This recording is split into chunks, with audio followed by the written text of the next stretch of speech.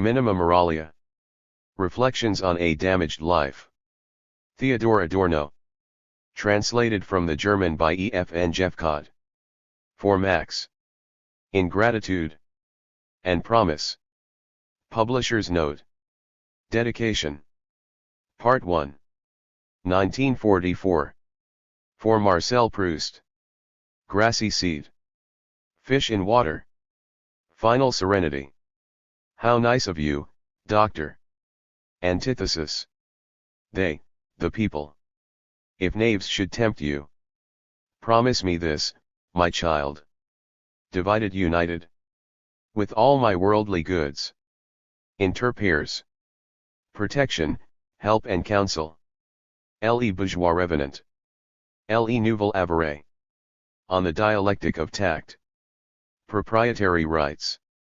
Refuge for the homeless. Do not knock. Struwwel Peter. Articles may not be exchanged. Baby with the bath water. Plural tandem. Tough baby. To them shall no thoughts be turned. English spoken. On parle français. Paysage. Dwarf fruit. Pro doma nostra. Cat out of the bag. Savages are not more noble. Out of the firing line. Johnny head in air. Back to culture. The health unto death. This side of the pleasure principle. Invitation to the dance.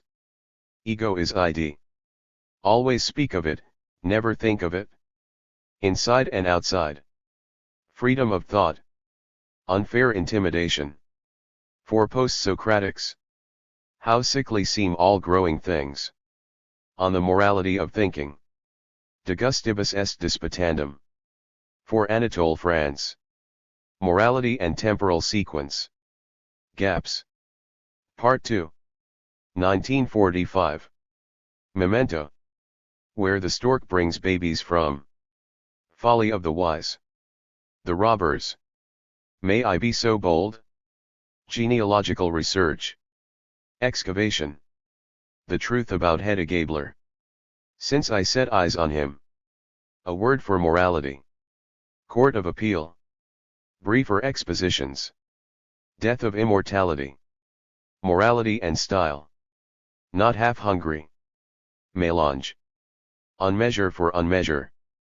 People are looking at you. Little folk. Uninformed opinion. Pseudominos. Second harvest. Deviation. Mammoth. Chilly hospitality. Gala dinner. Auction. Over the hills. Intellectus sacrificium intellectus. Diagnosis. Great and small. Keeping one's distance. Vice President. Timetable. Passing muster. Little Hans. Wrestling club. Simple Simon. Blackmail. Institution for deaf mutes. Vandals. Picture book without pictures. Intention and reproduction. All the world's not a stage. Damper and drum. Palace of Janus. Monad. Bequest. Gold essay. Surlo. Part 3. 1946 to 1947. Hothouse plant. More haste, less speed. Boy from the Heath. Golden Gate. Expiry. All the little flowers. Annie Cherche plus Mon Cœur.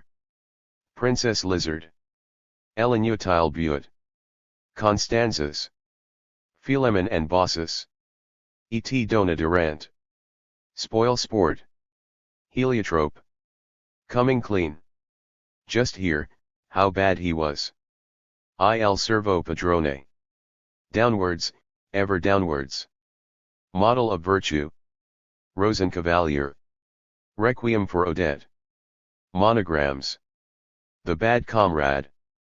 Puzzle picture. OLED. IQ. Wishful thinking. Regressions. Service to the customer. Gray and Gray. Wolf as grandmother. Expensive reproduction. Contribution to intellectual history. Juvenal's error. Sacrificial lamb. Exhibitionist. Small sorrows, great songs. Who is who? Addressee unknown. Consecutio temporum. La nuance / anchor. By this does German song abide. In news. Magic flute. Art object. Toy shop. Novissimum organum. Knackery. Don't exaggerate. Late extra. Theses against occultism. Warning, not to be misused. Finale. Notes. Index. Publisher's note. The German text of Minima Moralia has no footnotes. Adorno's extensive use of literary, musical, philosophical, and idiomatic allusions is, however, an integral device of the whole formal structure and style of the book. Explanations of these has seemed essential, where prior knowledge could not reasonably be assumed in English-speaking readers. This edition therefore includes brief decipherments of those implicit or explicit references or citations where a clarification appeared to be necessary. All such footnotes have been added by NLB. The decision when to insert them has often proved difficult. But in general, familiarity with works or figures in German literary history has been assumed to be less widespread among Anglo-Saxon audiences than French references, hence, at risk of superfluity for readers conversant with the former, more information has been provided where echoes of it are concerned. A special problem has arisen with the titles to the aphorisms. These comprise 6 languages in the original: German, English, French, Italian, Latin and Greek.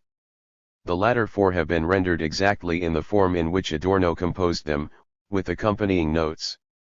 The titles in English, no longer directly visible in translation, are the following: They, The People, Tough Baby, English Spoken, Golden Gate, IQ, Wishful Thinking, and Who is Who, NOS 7, 24, 26, 104, 126, 127, 138. Whether in titles or text, the great majority of the allusions in Minima Moralia, as will be seen, involve irony or inversion. All actual quotations, for example, from Hegel or Nietzsche, Goethe or Proust, have been newly translated from the original, and footnoted to standard native editions, to help English-speaking readers locate the passages concerned. However, translated editions have been added in brackets in the notes. The only exceptions, where existing English-language translations have been used, are the quotations from Marx and Lukács towards the end of the book. Dedication. The melancholy science from which I make this offering to my friend relates to a region that from time immemorial was regarded as the true field of philosophy, but which, since the latter's conversion into method, has lapsed into intellectual neglect, sententious whimsy and finally oblivion, the teaching of the good life. What the philosophers once knew as life has become the sphere of private existence and now of mere consumption, dragged along as an appendage of the process of material production, without autonomy or substance of its own. He who wishes to know the truth about life in its immediacy must scrutinize its estranged form, the objective powers that determine individual existence even in its most hidden recesses. To speak immediately of the immediate is to behave much as those novelists who drape their marionettes in imitated bygone passions like cheap jewelry, and make people who are no more than component parts of machinery act as if they still had the capacity to act as subjects, and as if something depended on their actions. Our perspective of life has passed into an ideology which conceals the fact that there is life no longer. But the relation between life and production, which in reality debases the former to an ephemeral appearance of the latter, is totally absurd. Means and end are inverted. A dim awareness of this perverse quid pro quo has still not been quite eradicated from life. Reduced and degraded essence tenaciously resists the magic that transforms it into a facade. The change in the relations of production themselves depends largely on what takes place in the sphere of consumption, the mere reflection of production and the caricature of true life, in the consciousness and unconsciousness of individuals. Only by virtue of opposition to production, as still not wholly encompassed by this order, can men bring about another more worthy of human beings. Should the appearance of life, which the sphere of consumption itself defends for such bad reasons, be once entirely effaced, then the monstrosity of absolute production will triumph. Nevertheless, considerations which start from the subject remain false to the same extent that life has become appearance. For since the overwhelming objectivity of historical movement in its present phase consists so far only in the dissolution of the subject, without yet giving rise to a new one, individual experience necessarily bases itself on the old subject, now historically condemned, which is still for itself, but no longer in itself. The subject still feels sure of its autonomy, but the nullity demonstrated to subjects by the concentration camp is already overtaking the form of subjectivity itself. Subjective reflection, even if critically alerted to itself, has something sentimental and anachronistic about it, something of a lament over the course of the world, a lament to be rejected not for its good faith, but because the lamenting subject threatens to become arrested in its condition and so to fulfill in its turn the law of the world's course. Fidelity to one's own state of consciousness and experience is forever in temptation of lapsing into infidelity, by denying the insight that transcends the individual and calls his substance by its name. Thus Hegel, whose method schooled that of Minima Moralia, argued against the mere being for itself of subjectivity on all its levels. Dialectical theory, abhorring anything isolated, cannot admit aphorisms as such. In the most lenient instance they might, to use a term from the preface to the Phenomenology of Mind, be tolerated as conversation. But the time for that is past. Nevertheless, this book forgets neither the system's claim to totality, which would suffer nothing to remain outside it, nor that it remonstrates against this claim. In his relation to the subject, Hegel does not respect the demand that he otherwise passionately upholds, to be in the matter and not always beyond it, to penetrate into the immanent content of the matter. If today the subject is vanishing, aphorisms take upon themselves the duty to consider the evanescent itself as essential. They insist, in opposition to Hegel's practice and yet in accordance with his thought, on negativity. The life of the mind only attains its truth when discovering itself in absolute desolation. The mind is not this power as a positive which turns away from the negative, as when we say of something that it is null, or false, so much for that and now for something else. It is this power only when looking the negative in the face, dwelling upon it. 2. The dismissive gesture which Hegel, in contradiction to his own insight, constantly accords the individual, derives paradoxically enough from his necessary entanglement in liberalistic thinking. The conception of a totality harmonious through all its antagonisms compels him to assign to individuation, however much he may designate it a driving moment in the process, an inferior status in the construction of the whole. The knowledge that in prehistory the objective tendency asserts itself over the heads of human beings, indeed by virtue of annihilating individual qualities, without the reconciliation of general and particular, constructed in thought, ever yet being accomplished in history, is distorted in Hegel. With serene indifference he opts once again for liquidation of the particular. Nowhere in his work is the primacy of the whole doubted. The more questionable the transition from reflective isolation to glorified totality becomes in history as in Hegelian logic, the more eagerly philosophy, as the justification of what exists, attaches itself to the triumphal car of objective tendencies. The culmination of the social principle of individuation in the triumph of fatality gives philosophy occasion enough to do so. Hegel, in hypostasizing both bourgeois society and its fundamental category, the individual, did not truly carry through the dialectic between the two. Certainly he perceives, with classical economics, that the totality produces and reproduces itself precisely from the interconnection of the antagonistic interests of its members. But the individual as such he for the most part considers, naively, as an irreducible datum, just what in his theory of knowledge he decomposes. Nevertheless, in an individualistic society, the general not only realizes itself through the interplay of particulars, but society is essentially the substance of the individual. For this reason, social analysis can learn incomparably more from individual experience than Hegel conceded, while conversely the large historical categories, after all that has meanwhile been perpetrated with their help, are no longer above suspicion of fraud. In the 150 years since Hegel's conception was formed, some of the force of protest has reverted to the individual. Compared to the patriarchal meageriness that characterizes his treatment in Hegel, the individual has gained as much in richness, differentiation, and vigor as, on the other hand, the socialization of society has enfeebled and undermined him. In the period of his decay, the individual's experience of himself and what he encounters contributes once more to knowledge, which he had merely obscured as long as he continued unshaken to construe himself positively as the dominant category. In face of the totalitarian unison with which the eradication of difference is proclaimed as a purpose in itself, even part of the social force of liberation may have temporarily withdrawn to the individual sphere.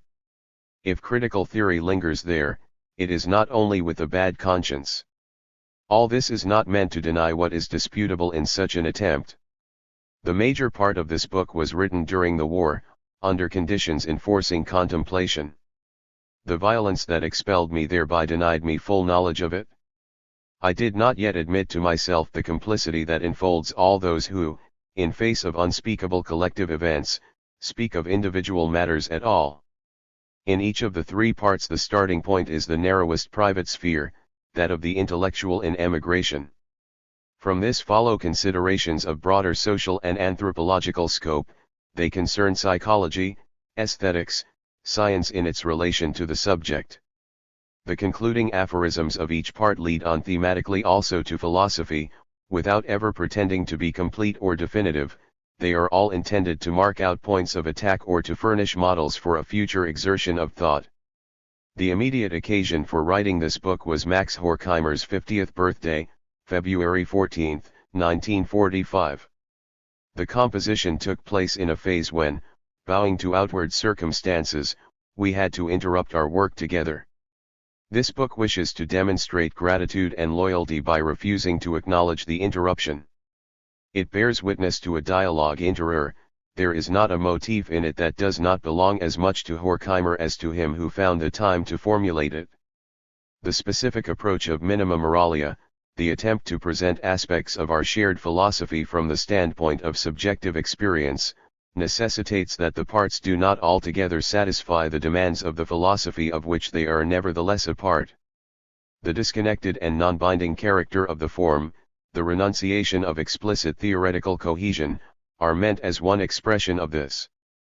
At the same time this ascesis should atone in some part for the injustice whereby one alone continued to perform the task that can only be accomplished by both, and that we do not forsake.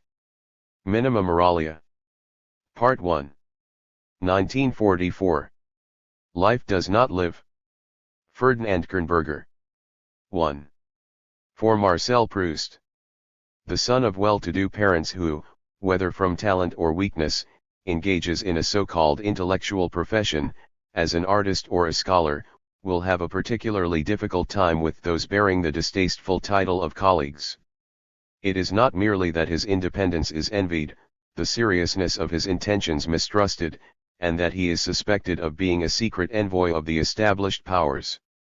Such suspicions, though betraying a deep-seated resentment, would usually prove well-founded. But the real resistances lie elsewhere. The occupation with things of the mind has by now itself become practical, a business with strict division of labor, departments, and restricted entry. The man of independent means who chooses it out of repugnance for the ignominy of earning money will not be disposed to acknowledge the fact. For this he is punished. He is not a professional, is ranked in the competitive hierarchy as a dilettante no matter how well he knows his subject, and must, if he wants to make a career, show himself even more resolutely blinkered than the most inveterate specialist. The urge to suspend the division of labor which, within certain limits, his economic situation enables him to satisfy, is thought particularly disreputable.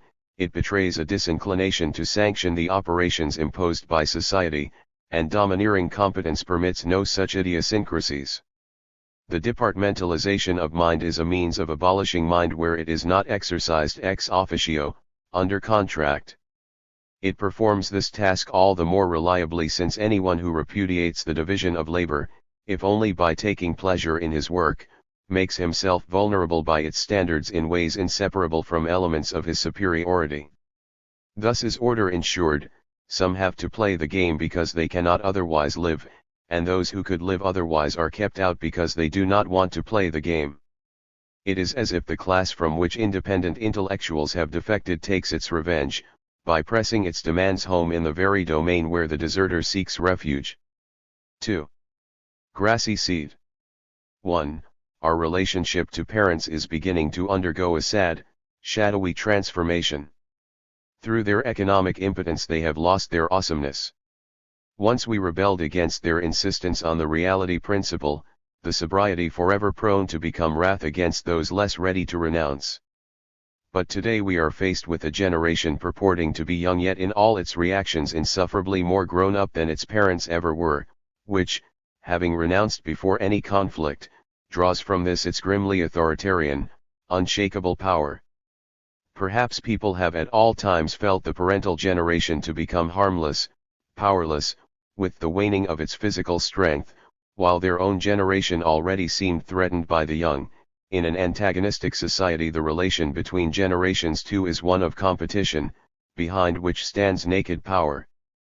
But today it is beginning to regress to a state versed, not in the Oedipus complex, but in parricide. One of the Nazis' symbolic outrages is the killing of the very old. Such a climate fosters a late, lucid understanding with our parents, as between the condemned, marred only by the fear that we, powerless ourselves, might now be unable to care for them as well as they cared for us when they possessed something. The violence done to them makes us forget the violence they did. Even their rationalizations, the once hated lies with which they sought to justify their particular interest as a general one, reveal in them an inkling of the truth, an urge to resolve a conflict whose existence their children, proof against all uncertainty, cheerfully deny. Even the outdated, inconsistent, self-doubting ideas of the older generation are more open to dialogue than the slick stupidity of junior. Even the neurotic oddities and deformities of our elders stand for character, for something humanly achieved, in comparison to pathic health, infantilism raised to the norm.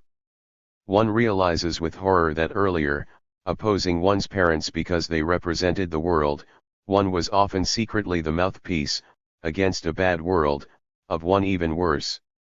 Unpolitical attempts to break out of the bourgeois family usually lead only to deeper entanglement in it, and it sometimes seems as if the fatal germ cell of society, the family, were at the same time the nurturing germ cell of uncompromising pursuit of another.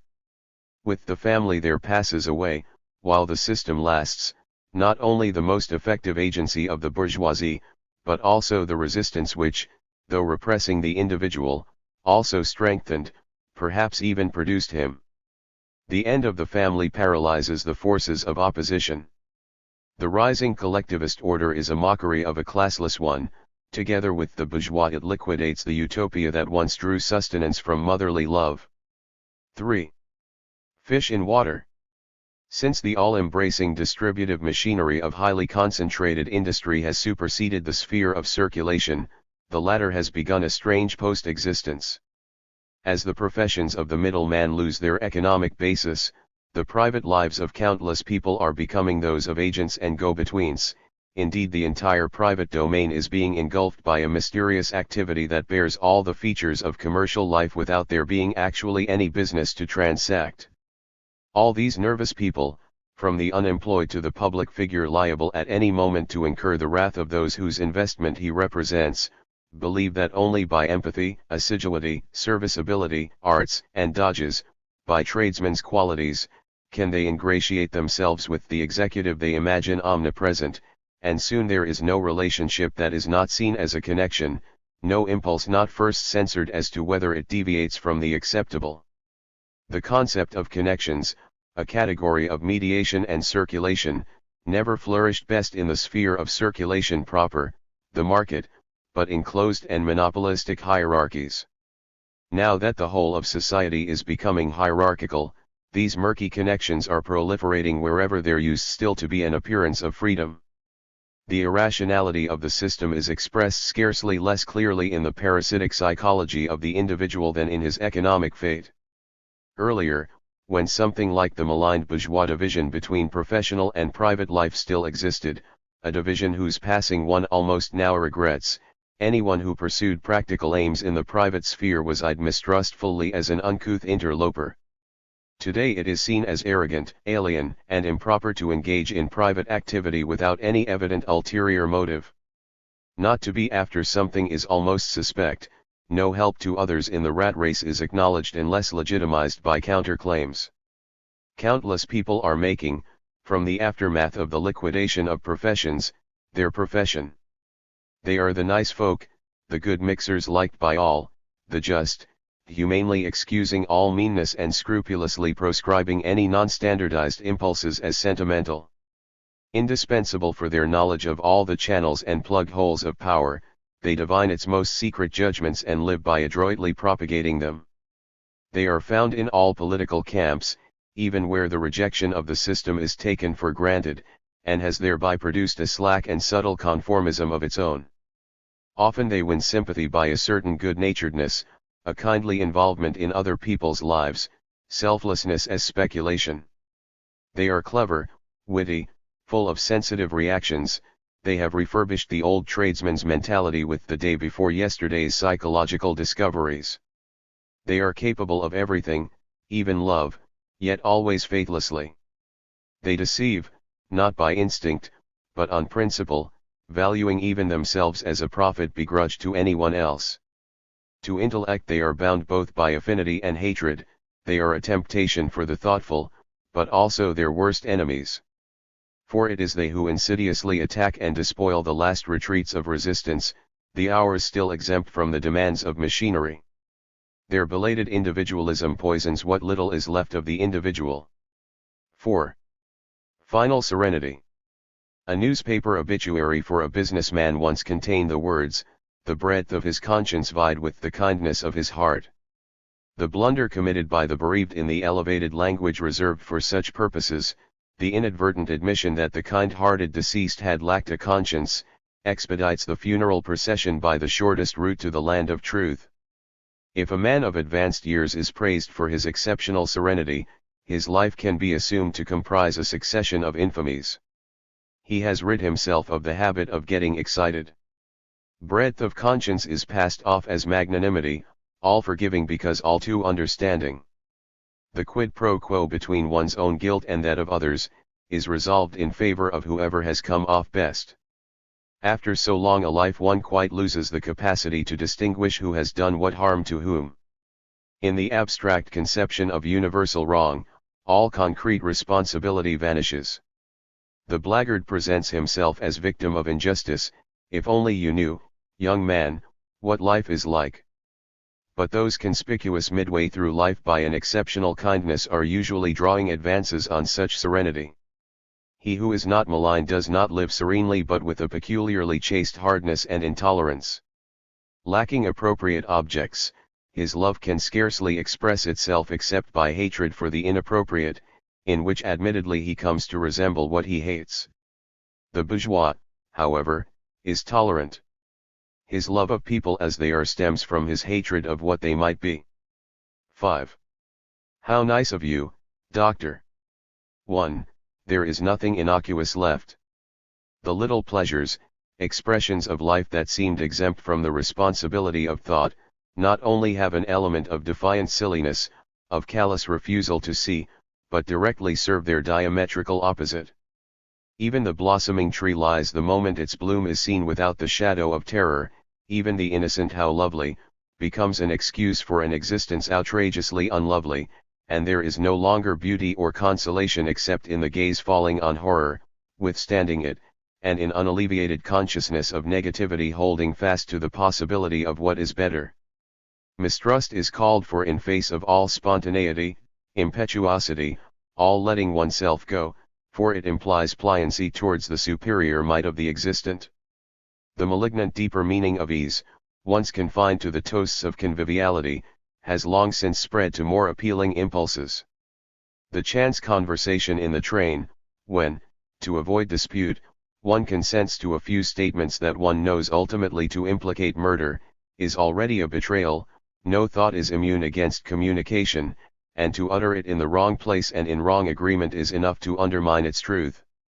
Every visit to the cinema leaves me, against all my vigilance, stupider and worse. Sociability itself connives at injustice by pretending that in this chill world we can still talk to each other, and the casual, amiable remark contributes to perpetuating silence, in that the concessions made to the interlocutor debase him once more in the person of speaker. The evil principle that was always latent in affability unfurls its full bestiality in the egalitarian spirit. Condescension, and thinking oneself no better, are the same. To adapt to the weakness of the oppressed is to affirm in it the precondition of power, and to develop in oneself the coarseness, insensibility, and violence needed to exert domination.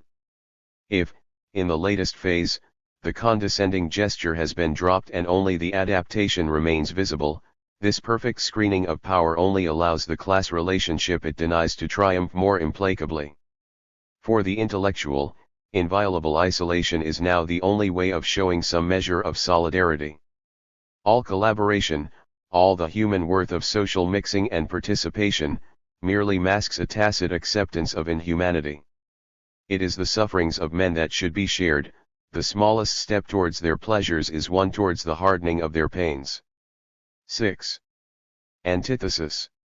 He who stands aloof runs the risk of believing himself better than others and misusing his critique of society as an ideology for his private interest. While he gropingly forms his own life in the frail image of a true existence, he should never forget its frailty, nor how little the image is a substitute for true life.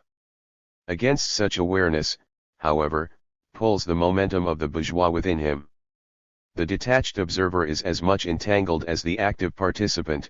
The only advantage of the former is insight into his entanglement, and the infinitesimal freedom that lies in knowledge as such. His own distance from business at large is a luxury which only that business confers. This is why the very movement of withdrawal bears features of what it negates. It is forced to develop a coldness indistinguishable from that of the bourgeois. Even where it protests, the monadological principle conceals the dominant universal. Proust's observation that in photographs, the grandfather of a duke or of a middle-class Jew are so alike that we forget their difference of social rank, has a much wider application. The unity of an epoch objectively abolishes all the distinctions that constitute the happiness, even the moral substance, of individual existence. We record the decline of education, and yet our prose, measured against that of Jacob Grimm or Bachofen, has in common with the culture industry cadences unsuspected by us. Nor do we any longer have the same command of Latin and Greek as Wolff or Kirchhoff. 2. We point at the decline of civilization into illiteracy, and ourselves forget the art of letter writing, or of reading a text from Jean Paul as it must have been read in his time. We shudder at the brutalization of life, but lacking any objectively binding morality we are forced at every step into actions and words, into calculations that are by humane standards barbaric, and even by the dubious values of good society, tactless. With the dissolution of liberalism, the truly bourgeois principle, that of competition, far from being overcome, has passed from the objectivity of the social process into the composition of its colliding and jostling atoms, and therewith as if into anthropology. The subjugation of life to the process of production imposes as a humiliation on everyone something of the isolation and solitude that we are tempted to regard as resulting from our own superior choice. It is as old a component of bourgeois ideology that each individual, in his particular interest, considers himself better than all others, as that he values the others, as the community of all customers, more highly than himself. Since the demise of the old bourgeois class, both ideas have led an afterlife in the minds of intellectuals, who are at once the last enemies of the bourgeois and the last bourgeois. In still permitting themselves to think at all in face of the naked reproduction of existence, they act as a privileged group. In letting matters rest there, they declare the nullity of their privilege. Private existence, in striving to resemble one worthy of man, betrays the latter, since any resemblance is withdrawn from general realization, which yet more than ever before has need of independent thought. There is no way out of entanglement. The only responsible course is to deny oneself the ideological misuse of one's own existence, and for the rest to conduct oneself in private as modestly, unobtrusively, and unpretentiously as is required, no longer by good upbringing, but by the shame of still having air to breathe, in hell. 7. They, the people. The circumstance that intellectuals mostly have to do with intellectuals, should not deceive them into believing their own kind still more base than the rest of mankind. For they get to know each other in the most shameful and degrading of all situations, that of competing supplicants, and are thus virtually compelled to show each other their most repulsive sides. Other people, particularly the simple folk whose qualities the intellectual is so fond of stressing, generally encounter him in the role of those with something to sell, yet who have no fear of the customer ever poaching on their preserves.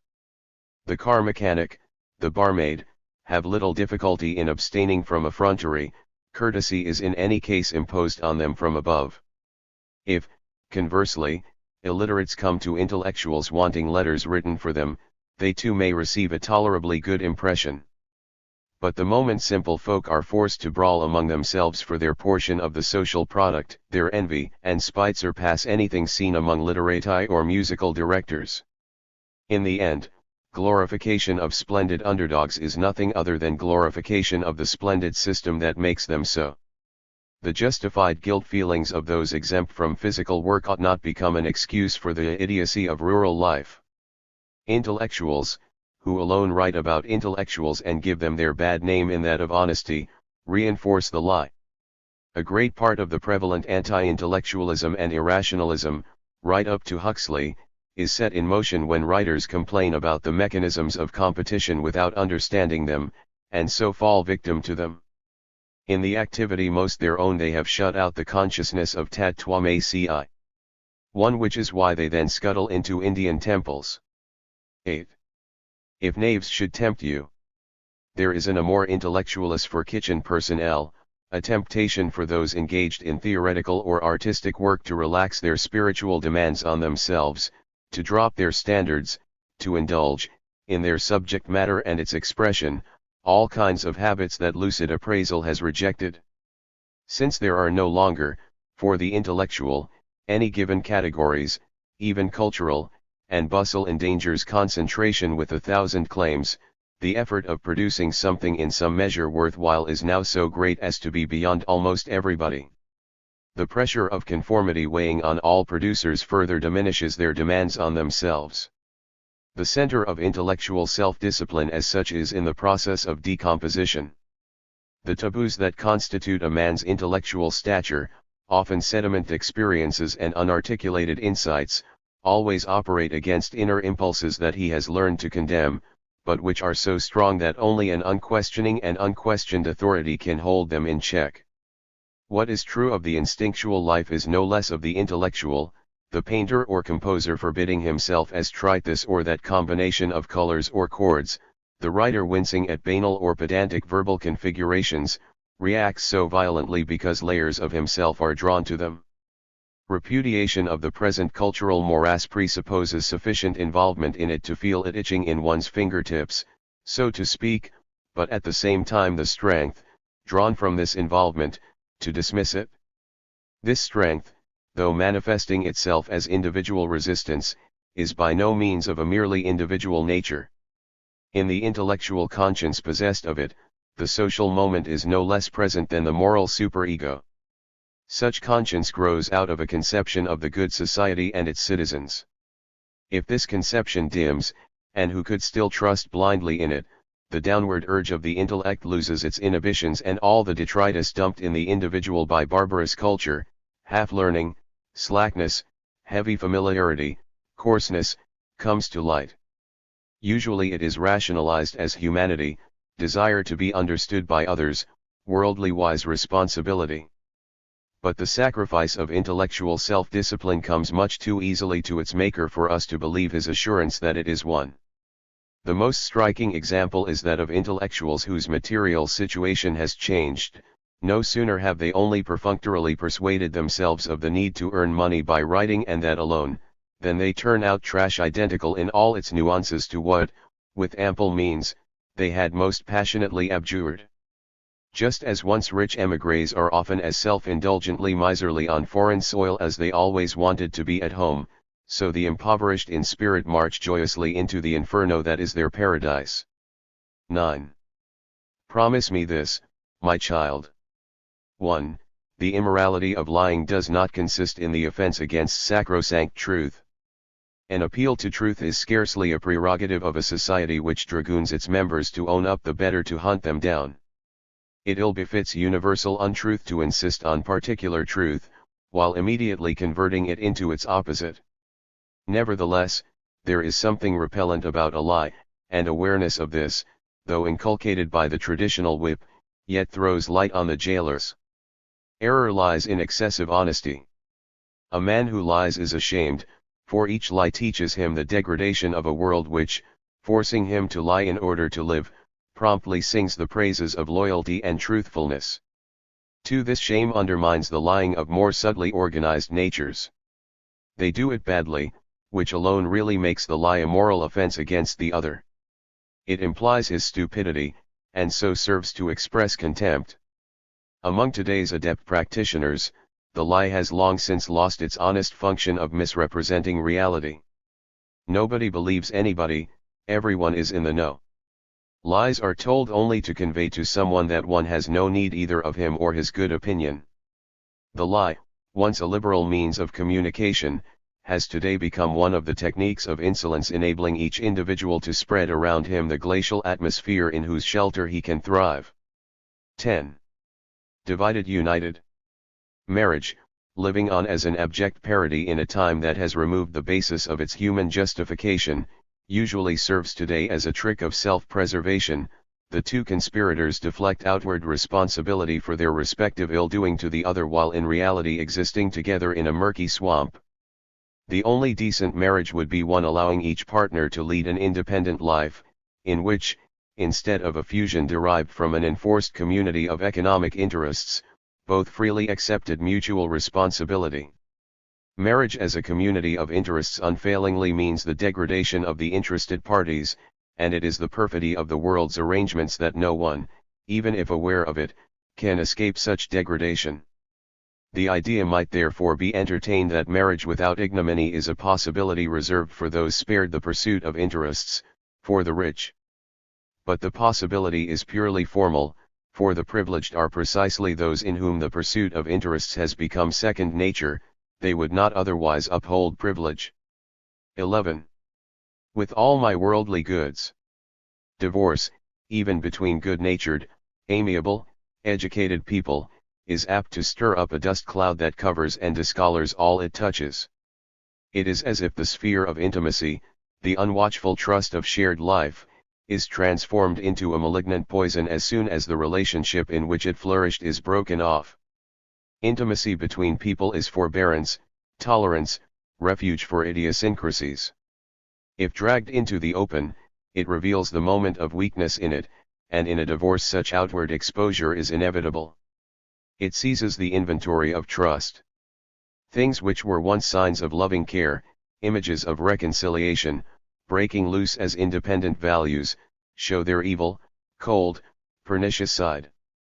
Professors, after separation, break into their wives' flats to pilfer objects from writing desks, and well-endowed ladies denounce their husbands for tax evasion. If marriage offers one of the last possibilities of forming human cells within universal inhumanity, the universal takes revenge in the breakdown of marriage, laying hands on what had seemed accepted from the rule, subjugating it to the alienated orders of rights and property and deriding those who had lived in delusive security. Just what was most protected is cruelly requisitioned and exposed. The more generous the couple had originally been, the less they thought of possessions and obligations, the more abominable becomes their humiliation. For it is precisely in the realm of the legally undefined that strife, defamation, and endless conflict of interests flourish. The whole somber base on which the institution of marriage rises, the husband's barbarous power over the property and work of his wife, the no less barbarous sexual oppression that can compel a man to take lifelong responsibility for a woman with whom it once gave him pleasure to sleep, all this crawls into the light from cellars and foundations when the house is demolished. Those who once experienced the good universal in restrictively belonging to each other, are now forced by society to consider themselves scoundrels, no different from the universal order of unrestricted meanness outside. The universal is revealed in divorce as the particular's mark of shame, because the particular, marriage, is in this society unable to realize the true universal. 12. Inter pares. In the realm of erotic qualities, a reversal of value seems near completion. Under liberalism, up to our own times, married men from good society, unsatisfied by their correct spouses of sheltered upbringing, were wont to indemnify themselves with chorus girls, bohemians, Viennese sous-matel sweet wenches and cocottes. With the rationalization of society, this possibility of irregular bliss has disappeared. The cocottes have died out.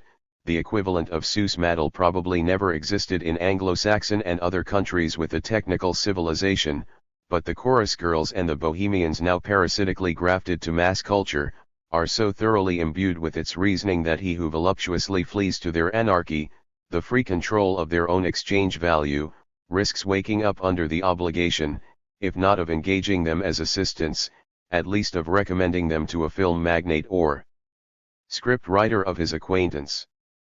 The only women still able to indulge in anything resembling uncalculating love are now these very ladies whose husbands once forsook them for the tiles. While they remain as tedious to their husbands, through the latter's fault, as their mothers were, they can at least bestow on others what they are otherwise denied by all. The long since frigid libertine represents business, while the correct, well-brought-up wife stands yearningly and unromantically for sexuality. So at last society ladies achieve the honor of their disianure, at the moment when there are no longer either society or ladies. 13. Protection, help and counsel. Every intellectual in emigration is, without exception, mutilated, and does well to acknowledge it to himself, if he wishes to avoid being cruelly apprised of it behind the tightly closed doors of his self-esteem. He lives in an environment that must remain incomprehensible to him, however flawless his knowledge of trade union organizations or the automobile industry may be. He is always astray. Between the reproduction of his own existence under the monopoly of mass culture, and impartial, responsible work, yawns an irreconcilable breach. His language has been expropriated, and the historical dimension that nourished his knowledge, sapped. The isolation is made worse by the formation of closed and politically controlled groups, mistrustful of their members, hostile to those branded different. The share of the social product that falls to aliens is insufficient, and forces them into a hopeless second struggle within the general competition. All this leaves no individual unmarked. Even the man spared the ignominy of direct coordination bears, as his special mark, this very exemption, an illusory, unreal existence in the life process of society. Relations between outcasts are even more poisoned than between long-standing residents. All emphases are wrong, perspectives disrupted.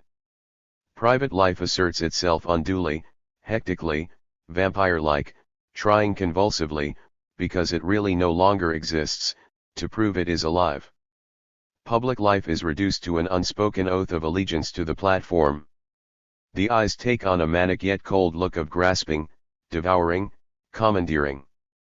There is no remedy but steadfast diagnosis of oneself and others, the attempt, through awareness, if not to escape doom, at least to rob it of its dreadful violence, that of blindness.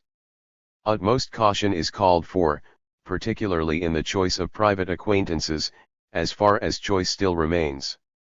Above all, one should beware of seeking out the mighty, and expecting something of them. The eye for possible advantages is the mortal enemy of all human relationships. From these solidarity and loyalty can ensue, but never from thoughts of practical ends. Hardly less dangerous are the mirror images of the mighty, lackeys, flatterers and cadgers, who ingratiate themselves with those better off than they in an archaistic manner that can flourish only in the economically extraterritorial circumstances of emigration. While they may bring their protector trivial advantages, they drag him down the moment he accepts them, as he is ceaselessly seduced to do by his own helplessness in a strange country. If in Europe the esoteric gesture was often only a pretext for the blindest self-interest, the concept of austerity, though hardly shipshape or watertight, still seems, in emigration, the most acceptable lifeboat. Only a few, admittedly, have a seaworthy example at their disposal. To most boarders, it threatens starvation or madness. 14. Le bourgeois revenant. Absurdly, the fascist regimes of the first half of the 20th century have stabilized an obsolete economic form, multiplying the terror needed to maintain it now that its senselessness is blatant. Thereby has private life also been marked. With the strengthening of external authority, the stuffy private order, particularism of interests, the long outdated form of the family, the right of property and its reflection in character, have also reconsolidated themselves. But with a bad conscience, a scarcely concealed awareness of untruth. Whatever was once good and decent in bourgeois values, independence, perseverance, forethought, circumspection, has been corrupted utterly. For while bourgeois forms of existence are truculently conserved, their economic precondition has fallen away. Privacy has given way entirely to the privation it always secretly was, and with the stubborn adherence to particular interests is now mingled fury at being no longer able to perceive that things might be different and better. In losing their innocence, the bourgeois have become impenitently malign. The caring hand that even now tends the little garden as if it had not long since become a lot, but fearfully wards off the unknown intruder, is already that which denies the political refugee asylum. Now objectively threatened, the subjectivity of the rulers and their hangers-on becomes totally inhuman. So the class realizes itself, taking upon itself the destructive will of the course of the world. The bourgeois live on like specters threatening doom. 15. Le nouvel avare. There are two kinds of avarice. 1. The archaic type, is the passion that spares oneself and others nothing. Its physiognomic traits have been immortalized by Molière, and explained as the anal character by Freud. It is consummated in the miser, the beggar with secret millions, who is like the puritanical mask of the unrecognized caliph in the fairy tale. He is related to the collector, the maniac, finally to the great lover, as Gobseck is to Esther. He is still occasionally to be found as a curiosity in local columns of newspapers. The miser of our time is the man who considers nothing too expensive for himself, and everything for others. He thinks in equivalence, subjecting his whole private life to the law that one gives less than one receives in return, yet enough to ensure that one receives something. Every good deed is accompanied by an evident "is it necessary, do I have to?" This type are most surely revealed by the haste with which they avenge kindness received, unwilling to tolerate, in the chain of exchange acts whereby expenses are recovered, a single missing link. Because with them everything is done in a rational above-board manner, they are, unlike Harpagon and Scrooge, neither to be convicted nor converted. They are as affable as they are implacable. If need be, they will place themselves irrefutably in the right and transform right into wrong, whereas the sordid mania of stinginess had the redeeming feature that the gold in the cash box necessarily attracted thieves, indeed, that its passion was stilled only in sacrifice and loss, as is the erotic desire for possession in self-abandonment. The new misers, however, indulge their asceticism no longer as a vice but with prudence. They are insured. 16. On the dialectic of tact. Goethe, actually aware of the threatening impossibility of all human relationships in emergent industrial society, tried in the Novellen of Wilhelm Meister's years of travel to present tact as the saving accommodation between alienated human beings. This accommodation seemed to him inseparable from renunciation, the relinquishment of total contact, passion, and unalloyed happiness. The human consisted for him in a self-limitation which affirmatively espoused as its own cause the ineluctable course of history, the inhumanity of progress, the withering of the subject. But what has happened since makes Goethean renunciation look like fulfillment? Tact and humanity, for him the same thing, have in the meantime gone exactly the way from which, as he believed, they were to save us. For tact, we now know, has its precise historical hour. It was the hour when the bourgeois individual rid himself of absolutist compulsion. Free and solitary, he answers for himself, while the forms of hierarchical respect and consideration developed by absolutism, divested of their economic basis and their menacing power, are still just sufficiently present to make living together within privileged groups bearable. This seemingly paradoxical interchange between absolutism and liberality is perceptible, not only in Wilhelm Meister, but in Beethoven's attitude towards traditional patterns of composition, and even in logic, in Kant's subjective reconstruction of objectively binding ideas. There is a sense in which Beethoven's regular recapitulations following dynamic expositions, Kant's deduction of scholastic categories from the unity of consciousness, are eminently tactful. The precondition of tact is convention no longer intact yet still present. Now fallen into irreparable ruin, it lives on only in the parity of forms, an arbitrarily devised or recollected etiquette for the ignorant, of the kind preached by unsolicited advisers in newspapers, while the basis of agreement that carried those conventions in their human hour has given way to the blind conformity of car owners and radio listeners. The demise of the ceremonial moment seems at first sight to benefit tact. Emancipated from all that was heteronymous and harmfully external, tactful behavior would seem one guided solely by the specific nature of each human situation. Such emancipated tact, however, meets with the difficulties that confront nominalism in all contexts.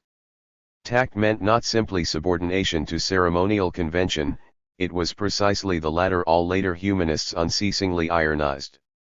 Rather, the exercise of tact was as paradoxical as its historical location. It demanded the reconciliation, actually impossible, between the unauthorized claims of convention and the unruly ones of the individual. Other than convention there was nothing by which tact could be measured. Convention represented, in however idealated a form, the universal which made up the very substance of the individual claim. Tact is the discrimination of differences. It consists in conscious deviations. Yet when, emancipated, it confronts the individual as an absolute, without anything universal from which to be differentiated, it fails to engage the individual and finally wrongs him. The question as to someone's health, no longer required and expected by upbringing, becomes inquisitive or injurious, silence on sensitive subjects empty indifference, as soon as there is no rule to indicate what is and what is not to be discussed. Thus individuals begin, not without reason, to react antagonistically to tact.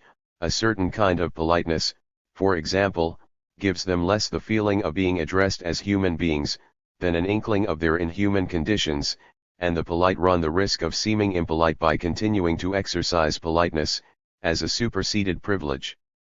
In the end emancipated, purely individual tact becomes mere lying. Its true principle in the individual today is what it earnestly keeps silent, the actual and still more the potential power embodied by each person. Beneath the demand that the individual be confronted as such, without preamble, absolutely as befits him, lies a covetous eagerness to place him and his chances, through the tacit admissions contained in each of his words, in the ever more rigid hierarchy that encompasses everyone. The nominalism of tact helps what is most universal, naked external power, to triumph even in the most intimate constellations. To write off convention as an outdated, useless, and extraneous ornament is only to confirm the most extraneous of all things, a life of direct domination. That the abolition of even this caricature of tact in the rib-digging camaraderie of our time, a mockery of freedom, nevertheless makes existence still more unbearable, is merely a further indication of how impossible it has become for people to coexist under present conditions. 17. Proprietary rights. It is the signature of our age that no one, without exception, can now determine his own life within even a moderately comprehensible framework, as was possible earlier in the assessment of market relationships. In principle everyone, however powerful, is an object. Even the profession of general no longer offers adequate protection. No agreements, in the fascist era, are binding enough to secure headquarters against air attacks, and commandants observing traditional caution are hanged by Hitler and beheaded by Chiang Kai-shek. It follows directly from this that anyone who attempts to come out alive, and survival itself has something nonsensical about it, like dreams in which, having experienced the end of the world, one afterwards crawls from a basement, ought also to be prepared at each moment to end his life. This is the mournful truth that has emerged from Zarathustra's exuberant doctrine of freely chosen death. Freedom has contracted to pure negativity, and what in the days of Art Nouveau was known as a beautiful death has shrunk to the wish to curtail the infinite abasement of living and the infinite torment of dying, in a world where there are far worse things to fear than death. The objective end of humanism is only another expression for the same thing. It signifies that the individual as individual, in representing the species of man, has lost the autonomy through which he might realize the species. 18. Refuge for the homeless. The predicament of private life today is shown by its arena. Dwelling, in the proper sense, is now impossible.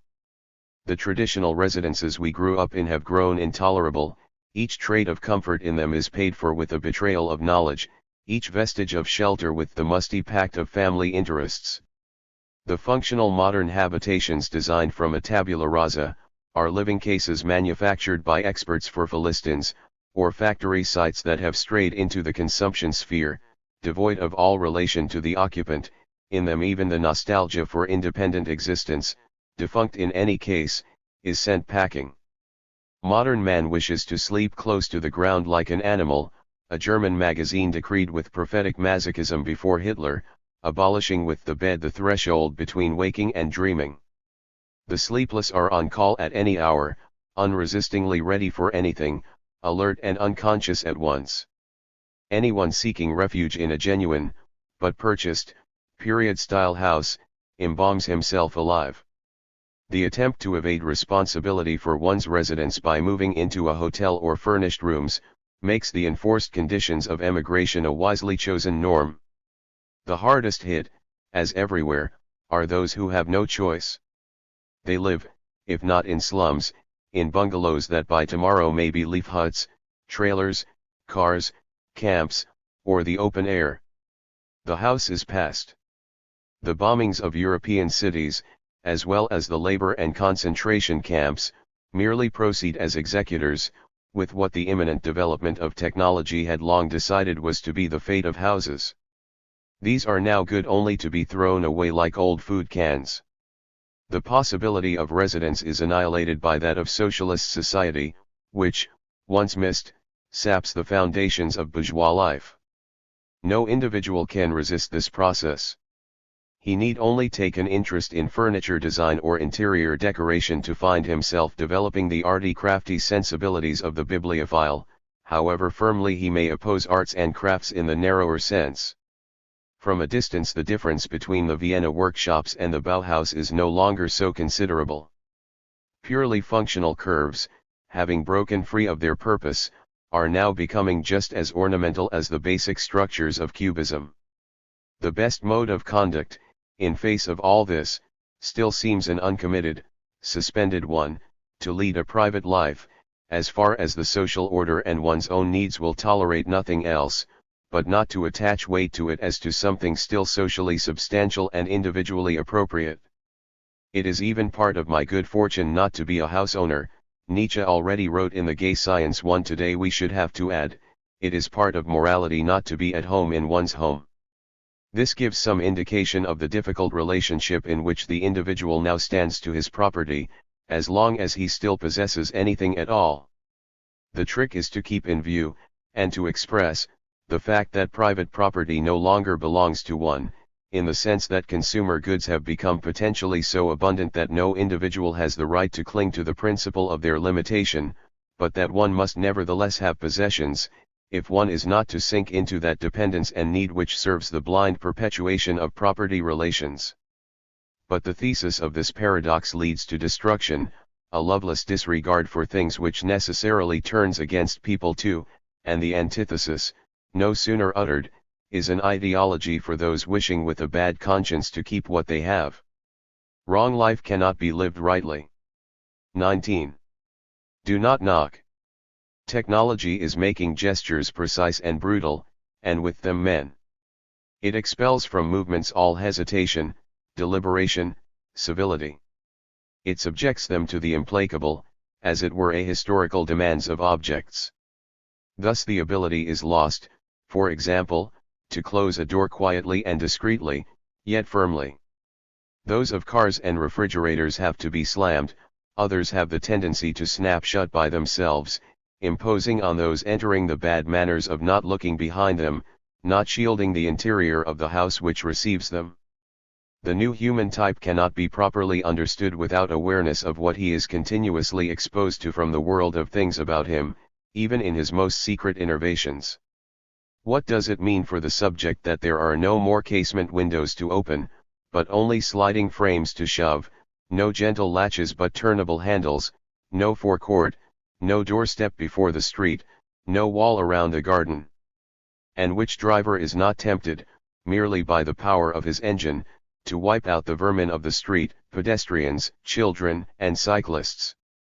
The movements machines demand of their users already have the violent, hard-hitting, unresting jerkiness of fascist maltreatment. Not least to blame for the withering of experience is the fact that things, under the law of pure functionality, assume a form that limits contact with them to mere operation, and tolerates no surplus, either in freedom of conduct or in autonomy of things, which would survive as the core of experience, because it is not consumed by the moment of action. 20. Struwwel Peter. When Hume, confronting his worldly compatriots, sought to defend epistemological contemplation, the pure philosophy forever in disrepute among gentlemen, he used the argument, accuracy is, in every case, advantageous to beauty, and just reasoning to delicate sentiment. One that was itself pragmatic, and yet it contains implicitly and negatively the whole truth about the spirit of practicality. The practical orders of life, while purporting to benefit man, serve in a profit economy to stunt human qualities, and the further they spread the more they sever everything tender. For tenderness between people is nothing other than awareness of the possibility of relations without purpose, a solace still glimpsed by those embroiled in purposes, a legacy of old privileges promising a privilege-free condition. The abolition of privilege by bourgeois reason finally abolishes this promise too. If time is money, it seems moral to save time, above all one's own, and such parsimony is excused by consideration for others. One is straightforward. Every sheath interposed between men in their transactions is felt as a disturbance to the functioning of the apparatus, in which they are not only objectively incorporated but with which they proudly identify themselves. That, instead of raising their hats, they greet each other with the hellos of familiar indifference, that, instead of letters, they send each other inter-office communications without address or signature, are random symptoms of a sickness of contact. Estrangement shows itself precisely in the elimination of distance between people. For only as long as they abstain from importuning one another with giving and taking, discussion and implementation, control and function, is there space enough between them for the delicate connecting filigree of external forms in which alone the internal can crystallize. Reactionaries like the followers of Jung have noticed something of this. It is, we read in one of G.R. Hires-Irano's essays, a distinguishing habit of people not yet fully formed by civilization, that a topic may not be directly approached, indeed, for some time not even mentioned, rather the conversation must move towards its real object as if by itself, in spirals. One instead of this, the straight line is now regarded as the shortest distance between two people, as if they were points. Just as nowadays house walls are cast in one piece, so the mortar between people is replaced by the pressure holding them together. Anything different is simply no longer understood, but appears, if not as a Viennese speciality with a headwaiterly tinge, then as childish trustfulness or an illicit advance. In the form of the few sentences about the health of one's wife that prelude the business discussion over lunch, the utilitarian order has taken over and assimilated even its opposite. The taboo on talking shop and the inability to talk to each other are in reality the same thing. Because everything is business, the latter is unmentionable like rope in a hanged man's home. Behind the pseudo-democratic dismantling of ceremony, of old-fashioned courtesy, of the useless conversation suspected, not even unjustly, of being idle gossip, behind the seeming clarification and transparency of human relations that no longer admit anything undefined, naked brutality is ushered in. The direct statement without divagations, hesitations, or reflections, that gives the other the facts full in the face, already has the form and timbre of the command issued under fascism by the dumb to the silent. Matter-of-factness between people, doing away with all ideological ornamentation between them, has already itself become an ideology for treating people as things. 21. Articles may not be exchanged. We are forgetting how to give presents. Violation of the exchange principle has something nonsensical and implausible about it. Here and there even children eye the giver suspiciously, as if the gift were merely a trick to sell them brushes or soap. Instead we have charity, administered beneficence, the planned plastering over of society's visible sores. In its organized operations there is no longer room for human impulses. Indeed, the gift is necessarily accompanied by humiliation through its distribution, its just allocation, in short through treatment of the recipient as an object. Even private giving of presents has degenerated to a social function exercised with rational bad grace, careful adherence to the prescribed budget, skeptical appraisal of the other and the least possible effort. Real giving had its joy in imagining the joy of the receiver. It means choosing, expending time, going out of one's way, thinking of the other as a subject, the opposite of distraction. Just this hardly anyone is now able to do. At the best they give what they would have liked themselves, only a few degrees worse. The decay of giving is mirrored in the distressing invention of gift articles, based on the assumption that one does not know what to give because one really does not want to. This merchandise is unrelated like its buyers. It was a drug in the market from the first day. Likewise, the right to exchange the article, which signifies to the recipient, take this, it's all yours, do what you like with it, if you don't want it, that's all the same to me, get something else instead. Moreover, by comparison with the embarrassment caused by ordinary presents, this pure fungibility represents the more human alternative, because it at least allows the receiver to give himself a present, which is admittedly in absolute contradiction to the gift. Beside the greater abundance of goods within reach even of the poor, the decline of present giving might seem immaterial, reflection on it sentimental. However, even if amidst superfluity the gift were superfluous, and this is a lie, privately as much as socially, for there is no one today for whom imagination could not discover what would delight him utterly, people who no longer gave would still be in need of giving. In them wither the irreplaceable faculties which cannot flourish in the isolated cell of pure inwardness, but only in live contact with the warmth of things. A chill descends on all they do, the kind word that remains unspoken, the consideration unexercised. This chill finally recoils on those from whom it emanates. Every undistorted relationship, perhaps indeed the conciliation that is part of organic life itself, is a gift. He who through consequential logic becomes incapable of it, makes himself a thing and freezes. 22. Baby with the bath water. Among the motifs of cultural criticism, one of the most long established and central is that of the lie, that culture creates the illusion of a society worthy of man which does not exist, that it conceals the material conditions upon which all human works rise, and that, comforting and lulling, it serves to keep alive the bad economic determination of existence. This is the notion of culture as ideology, which appears at first sight common to both the bourgeois doctrine of violence and its adversary, both to Nietzsche and to Marx. But precisely this notion, like all expostulation about lies, has a suspicious tendency to become itself ideology. This can be seen on the private level. Inexorably, the thought of money and all its attendant conflicts extends into the most tender erotic, the most sublime spiritual relationships. With the logic of coherence and the pathos of truth, cultural criticism could therefore demand that relationships be entirely reduced to their material origin, ruthlessly and openly formed according to the interests of the participants. For meaning, as we know, is not independent of Genesis, and it is easy to discern, in everything that cloaks or mediates the material, the trace of insincerity, sentimentality, indeed, precisely a concealed and doubly poisonous interest. But to act radically in accordance with this principle would be to extirpate, with the false, all that was true also, all that, however impotently, strives to escape the confines of universal practice, every chimerical anticipation of a nobler condition, and so to bring about directly the barbarism that culture is reproached with furthering indirectly. In the cultural critics after Nietzsche this reversal of position has always been obvious. Spengler endorsed it enthusiastically. But Marxists are not proof against it either. Cured of the social democratic belief in cultural progress and confronted with growing barbarism, they are under constant temptation to advocate the latter in the interests of the objective tendency, and, in an act of desperation, to await salvation from their mortal enemy who, as the antithesis, is supposed in blind and mysterious fashion to help prepare the good end.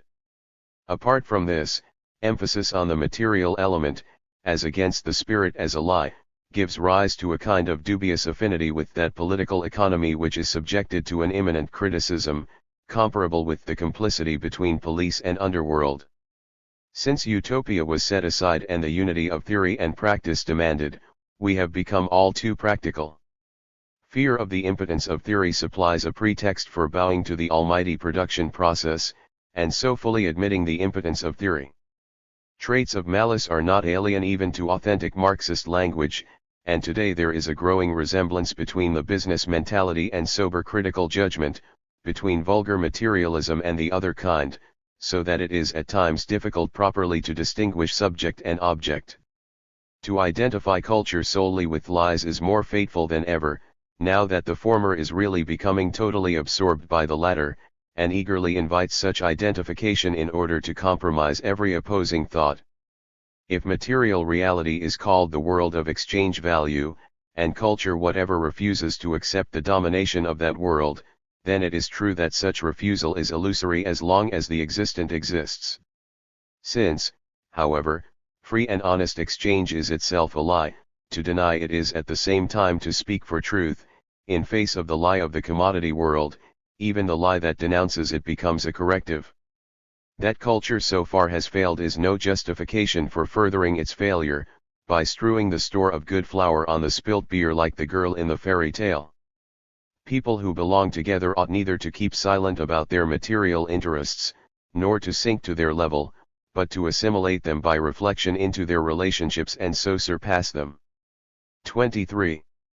Plural tantum. 1. If society, as a contemporary theory teaches, is really one of rackets, then its most faithful model is the precise opposite of the collective, namely the individual as monad. By tracing the absolutely particular interests of each individual, the nature of the collective in a false society can be most accurately studied, and it is by no means far-fetched to consider the organization of divergent drives under the primacy of an ego answering the reality principle as, from the first, an internalized robber band with leader, followers, ceremonies, oaths of allegiance, betrayals, conflicts of interests, intrigues and all its other appurtenances. One need only observe outbursts in which the individual asserts himself energetically against his environment, for instance rage. The enraged man always appears as the gang leader of his own self, giving his unconscious the order to pull no punches, his eyes shining with the satisfaction of speaking for the many that he himself is. The more someone has espoused the cause of his own aggression, the more perfectly he represents the repressive principle of society. In this sense more than in any other, perhaps, the proposition is true that the most individual is the most general. 24. Tough baby. There is a certain gesture of virility, be it one's own or someone else's, that calls for suspicion.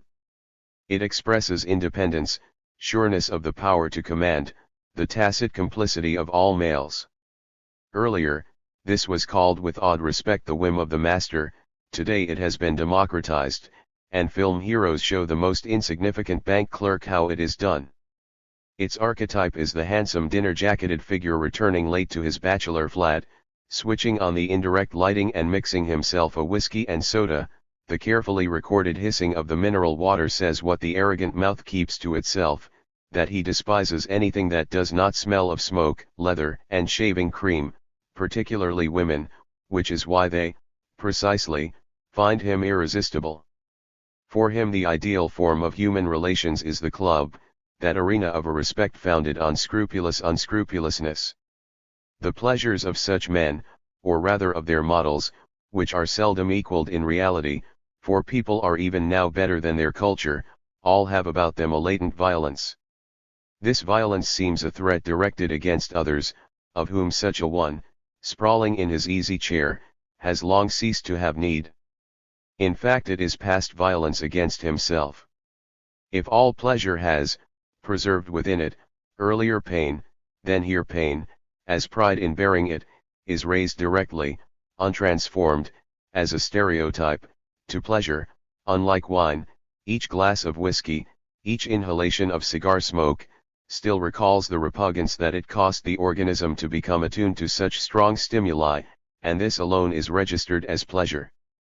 He-men are thus, in their own constitution, what film plots usually present them to be, masochists. At the root of their sadism is a lie, and only as liars do they truly become sadists, agents of repression. This lie, however, is nothing other than repressed homosexuality presenting itself as the only approved form of heterosexuality. In Oxford two sorts of student are distinguished, the tough guys and the intellectuals. The latter, through this contrast alone, are almost automatically equated with the effeminate. There is much reason to believe that the ruling stratum, on its way to dictatorship, becomes polarized towards these two extremes. Such disintegration is the secret of its integration, the joy of being united in the lack of joy. In the end, the tough guys are the truly effeminate ones, who need the weaklings as their victims in order not to admit that they are like them. Totalitarianism and homosexuality belong together. In its downfall, the subject negates everything which is not of its own kind. The opposites of the strong man and the compliant youth merge in an order which asserts unalloyed the male principle of domination. In making all without exception, even supposed subjects, its objects, this principle becomes totally passive, virtually feminine. 25. To them shall no thoughts be turned. The past life of émigrés is, as we know, annulled. Earlier it was the warrant of arrest, today it is intellectual experience, that is declared non-transferable and unnaturalizable. Anything that is not reified, cannot be counted and measured, ceases to exist. Not satisfied with this, however, reification spreads to its own opposite, the life that cannot be directly actualized, anything that lives on merely as thought and recollection. For this a special rubric has been invented. It is called background and appears on the questionnaire as an appendix, after sex, age, and profession.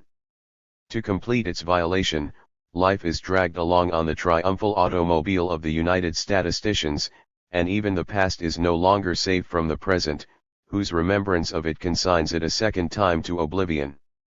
26. English spoken. In my childhood, some elderly English ladies with whom my parents kept up relations often gave me books as presents, richly illustrated works for the young, also a small green Bible bound in Morocco leather. All were in the language of the donors, whether I could read it none of them paused to reflect. The peculiar inaccessibility of the books, with their glaring pictures, titles, and vignettes, and their indecipherable text, filled me with the belief that in general objects of this kind were not books at all, but advertisements, perhaps for machines like those my uncle produced in his London factory. Since I came to live in Anglo-Saxon countries and to understand English, this awareness has not been dispelled but strengthened. There is a song by Brahms, to a poem by Heise, one with the lines, O Herslied, du Wickheit, /Selbender nur ist Seligkeit. In the most widely used American edition this is rendered as, O misery, eternity, / but two in one were ecstasy. The archaic, passionate nouns of the original have been turned into catchwords for a hit song, designed to boost it. Illuminated in the neon light switched on by these words, culture displays its character as advertising. 27. En parle français. How intimately sex and language are intertwined can be seen by reading pornography in a foreign language. When desada is read in the original, no dictionary is needed. The most recondite expressions for the indecent, knowledge of which no school, no parental home, no literary experience transmits, are understood instinctively, just as in childhood the most tangential utterances and observations concerning the sexual crystallize into a true representation. It is as if the imprisoned passions, called by their name in these expressions, burst through the ramparts of blind language as through those of their own repression, and force their way irresistibly into the innermost cell of meaning, which resembles them. 28. Paysage. The shortcoming of the American landscape is not so much, as romantic illusion would have it, the absence of historical memories, as that it bears no traces of the human hand. This applies not only to the lack of arable land, the uncultivated woods often no higher than scrub, but above all to the roads. These are always inserted directly in the landscape, and the more impressively smooth and broad they are, the more unrelated and violent their gleaming track appears against its wild, overgrown surroundings. They are expressionless. Just as they know no marks of foot or wheel, no soft paths along their edges as a transition to the vegetation, no trails leading off into the valley, so they are without the mild, soothing, unangular quality of things that have felt the touch of hands or their immediate implements. It is as if no one had ever passed their hand over the landscape's hair. It is uncomforted and comfortless. And it is perceived in a corresponding way. For what the hurrying eye has seen merely from the car it cannot retain, and the vanishing landscape leaves no more traces behind than it bears upon itself. 29. Dwarf fruit. It is Proust's courtesy to spare the reader the embarrassment of believing himself cleverer than the author. In the 19th century the Germans painted their dream and the outcome was invariably vegetable. The French needed only to paint a vegetable and it was already a dream. In Anglo-Saxon countries the prostitutes look as if they pervade, along with sin, the attendant pains of hell. Beauty of the American landscape, that even the smallest of its segments is inscribed, as its expression, with the immensity of the whole country. In the recollection of emigration each German venison roast tastes as if it had been felled with the charmed bullets of the Freskutes. 1. In psychoanalysis nothing is true except the exaggerations. We can tell whether we are happy by the sound of the wind. It warns the unhappy man of the fragility of his house, hounding him from shallow sleep and violent dreams. To the happy man it is the song of his protectedness, its furious howling concedes that it has power over him no longer. The noiseless din that we have long known in dreams, booms at us in waking hours from newspaper headlines. The mythical messenger of doom relives in radio. Important events announced peremptorily are always disasters. In English solemn means both ceremonious and menacing. The power of society behind the speaker turns of its own accord against the listeners. The recent past always presents itself as if destroyed by catastrophes. The expression of history in things is no other than that of past torment. In Hegel self-consciousness was the truth of the certainty of one's self, in the words of the phenomenology, the native realm of truth. When they had ceased to understand this, the bourgeois were self-conscious at least in their pride at owning wealth. Today self-consciousness no longer means anything but reflection on the ego as embarrassment, as realization of impotence, knowing that one is nothing. In many people it is already an impertinence to say I. The splinter in your eye is the best magnifying glass. The basest person is capable of perceiving the weaknesses of the greatest, the most stupid, the errors in the thought of the most intelligent. The first and only principle of sexual ethics, the accuser is always in the wrong. The whole is the false. 1. 30. Pro Domo Nostra. When during the last war, which like all others, seems peaceful in comparison to its successor, the symphony orchestras of many countries had their vociferous mouths stopped, Stravinsky wrote the Histoire du Soldat for a sparse, shock-maimed chamber ensemble. It turned out to be his best score, the only convincing surrealist manifesto, its convulsive, dreamlike compulsion imparting to music an inkling of negative truth. The precondition of the piece was poverty. It dismantled official culture so drastically because, denied access to the latter's material goods, it also escaped the ostentation that is inimical to culture. There is here a pointer for intellectual production after the present war, which has left behind in Europe a measure of destruction undreamed of by even the voids in that music. Progress and barbarism are today so matted together in mass culture that only barbaric asceticism towards the latter, and towards progress in technical means, could restore an unbarbaric condition.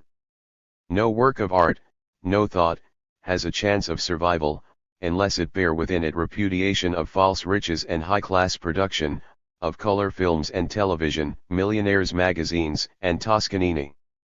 The older media, not designed for mass production, take on a new timeliness, that of exemption and of improvisation.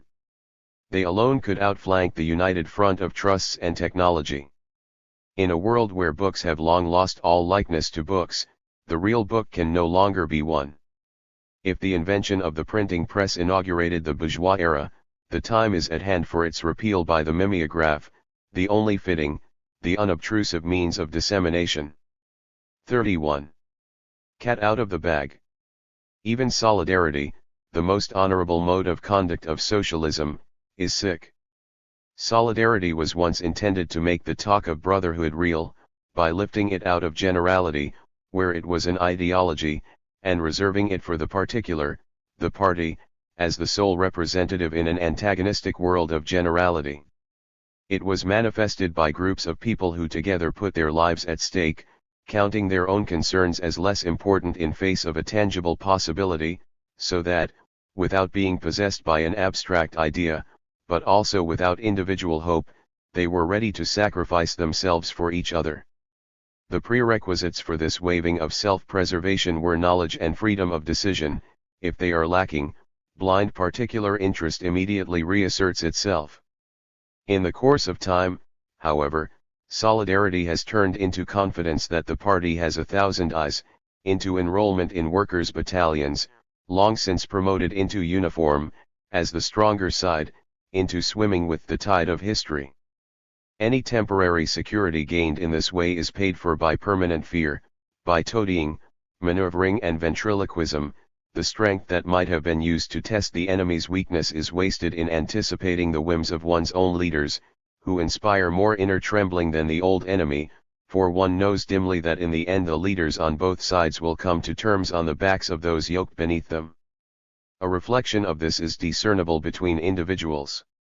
Anyone who, by the stereotypes operative today, is categorized in advance as progressive, without having signed the imaginary declaration that seems to unite the true believers, who recognize each other by something imponderable in gesture and language, a kind of bluffly obedient resignation, as by a password, will repeatedly have the same experience.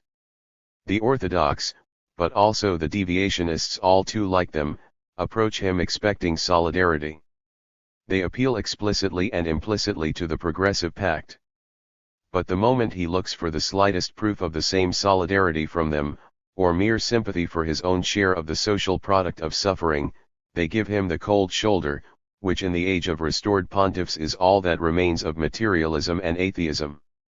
These organization men want the honest intellectual to expose himself for them, but as soon as they only remotely fear having to expose themselves, they see him as the capitalist, and the same honesty on which they were speculating, as ridiculous sentimentality and stupidity. Solidarity is polarized into the desperate loyalty of those who have no way back, and virtual blackmail practiced on those who want nothing to do with jailers, nor to fall foul of thieves. 32. Savages are not more noble.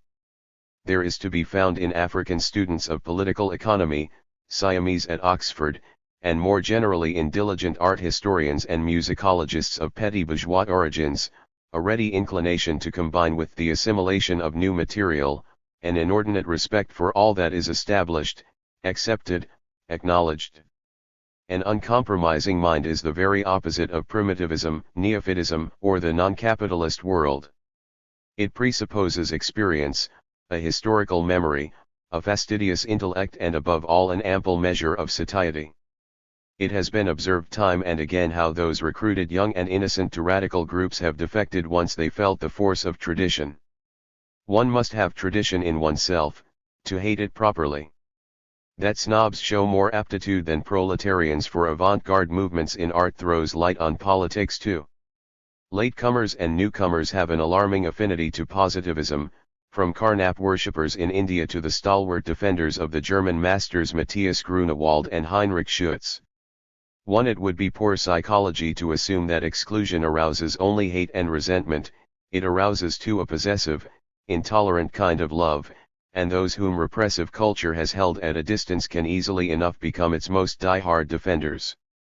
There is even an echo of this in the sententious language of the worker who wants, as a socialist, to learn something, to partake of the so-called heritage, and the Philistinism of the Babels one lies less in their incomprehension of culture than in the alacrity with which they accept it at face value, identify with it and in so doing, of course, reverse its meaning.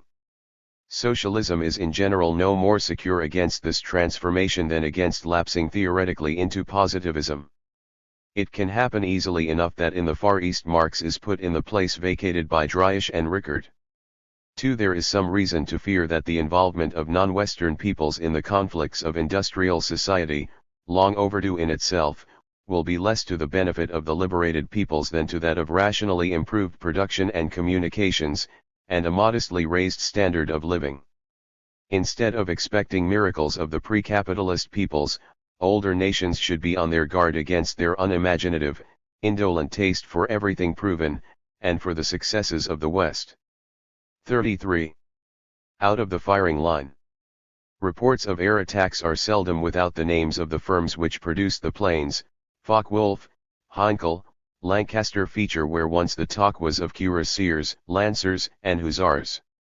The mechanism for reproducing life, for dominating and for destroying it, is exactly the same, and accordingly industry, state, and advertising are amalgamated.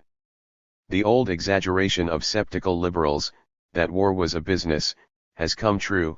State power has shed even the appearance of independence from particular interests in profit, always in their service really. It now also places itself there ideologically. Every laudatory mention of the chief contractor in the destruction of cities, helps to earn it the good name that will secure it the best commissions in their rebuilding. Like the 30 Years' War, this too, a war whose beginning no one will remember when it comes to an end, falls into discontinuous campaigns separated by empty pauses, the Polish campaign, the Norwegian, the Russian, the Tunisian, the invasion. Its rhythm, the alternation of jerky action and total standstill for lack of geographically attainable enemies, has the same mechanical quality which characterizes individual military instruments and which too is doubtless what has resurrected the pre-liberal form of the campaign.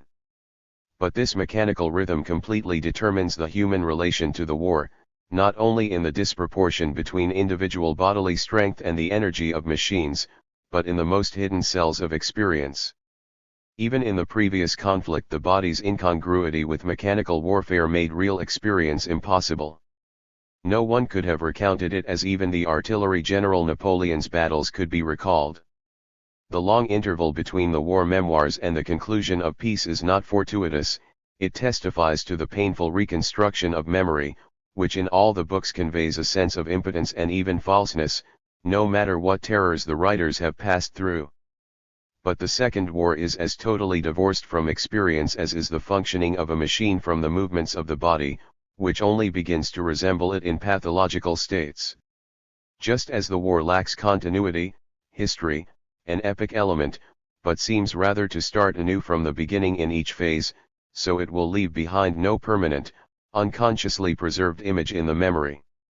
Everywhere, with each explosion, it has breached the barrier against stimuli beneath which experience, the lag between healing oblivion and healing recollection, forms. Life has changed into a timeless succession of shocks, interspaced with empty, paralysed intervals. But nothing, perhaps, is more ominous for the future than the fact that, quite literally, these things will soon be past thinking on, For each trauma of the returning combatants, each shock not inwardly absorbed, is a ferment of future destruction. Karl Kraus was right to call his play The Last Days of Mankind. What is being enacted now ought to bear the title, After Doomsday. The total obliteration of the war by information, propaganda, commentaries, with cameramen in the first tanks and war reporters dying heroic deaths, the mishmash of enlightened manipulation of public opinion and oblivious activity, all this is another expression for the withering of experience, the vacuum between men and their fate, in which their real fate lies. It is as if the reified, hardened plaster cast of events takes the place of events themselves. Men are reduced to walk-on parts in a monster documentary film which has no spectators, since the least of them has his bit to do on the screen. It is just this aspect that underlies the much maligned designation phony war. Certainly, the term has its origin in the fascist inclination to dismiss the reality of horror as mere propaganda in order to perpetrate it unopposed. But like all fascist tendencies, this too has its source in elements of reality, which assert themselves only by virtue of the fascist attitude malignantly insinuating them. The war is really phony, but with a phoniness more horrifying than all the horrors, and those who mock at it are principal contributors to disaster. Had Hegel's philosophy of history embraced this age, Hitler's robot bombs would have found their place beside the early death of Alexander and similar images, as one of the selected empirical facts by which the state of the world spirit manifests itself directly in symbols. Like fascism itself, the robot's career without a subject. Like it they combine utmost technical perfection with total blindness. And like it they arouse mortal terror and are wholly futile. I have seen the world spirit, not on horseback, but on wings and without a head, and that refutes, at the same stroke, Hegel's philosophy of history. The idea that after this war life will continue normally or even that culture might be rebuilt, as if the rebuilding of culture were not already its negation, is idiotic. Millions of Jews have been murdered, and this is to be seen as an interlude and not the catastrophe itself. What more is this culture waiting for? And even if countless people still have time to wait, is it conceivable that what happened in Europe will have no consequences, that the quantity of victims will not be transformed into a new quality of society at large, barbarism? As long as blow is followed by counter-blow, catastrophe is perpetuated. One need only think of revenge for the murdered. If as many of the others are killed, horror will be institutionalized and the pre-capitalist pattern of vendettas, confined from time immemorial to remote mountainous regions, will be reintroduced in extended form, with whole nations as the subjectless subjects. If, however, the dead are not avenged and mercy is exercised, fascism will despite everything get away with its victory scot-free, and, having once been shown so easy, will be continued elsewhere. The logic of history is as destructive as the people that it brings to prominence. Wherever its momentum carries it, it reproduces equivalents of past calamity. Normality is death. To the question what is to be done with defeated Germany, I could say only two things in reply. Firstly, at no price, on no conditions, would I wish to be an executioner or to supply legitimations for executioners. Secondly, I should not wish, least of all with legal machinery, to stay the hand of anyone who was avenging past misdeeds. This is a thoroughly unsatisfactory, contradictory answer, one that makes a mockery of both principle and practice. But perhaps the fault lies in the question and not only in me. Cinema Newsreel, the invasion of the Marianas, including Guam. The impression is not of battles, but of civil engineering and blasting operations undertaken with immeasurably intensified vehemence, also of fumigation, insect extermination on a terrestrial scale. Works are put in hand, until no grass grows. The enemy acts as patient and corpse. Like the Jews under fascism, he features now as merely the object of technical and administrative measures, and should he defend himself, his own action immediately takes on the same character.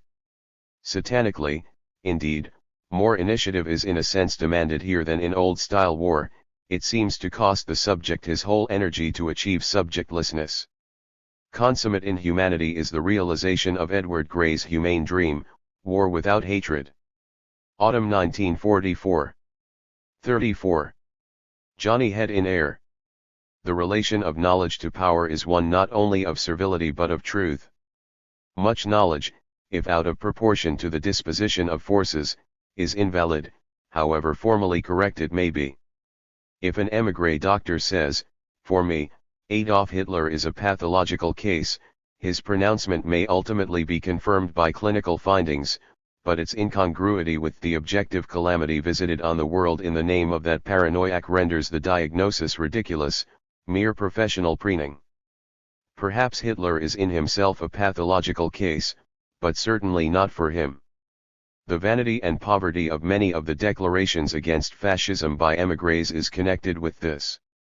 People thinking in the forms of free, detached, disinterested appraisal were unable to accommodate within those forms the experience of violence which in reality annuls such thinking.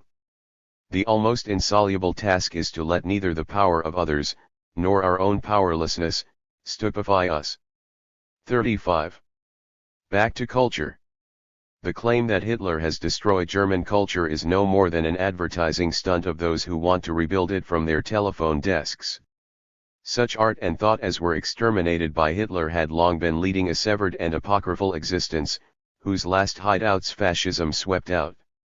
Anyone who did not play the game was forced into inner emigration years before the Third Reich broke out, at the latest with the stabilization of the German currency, coinciding with the end of Expressionism.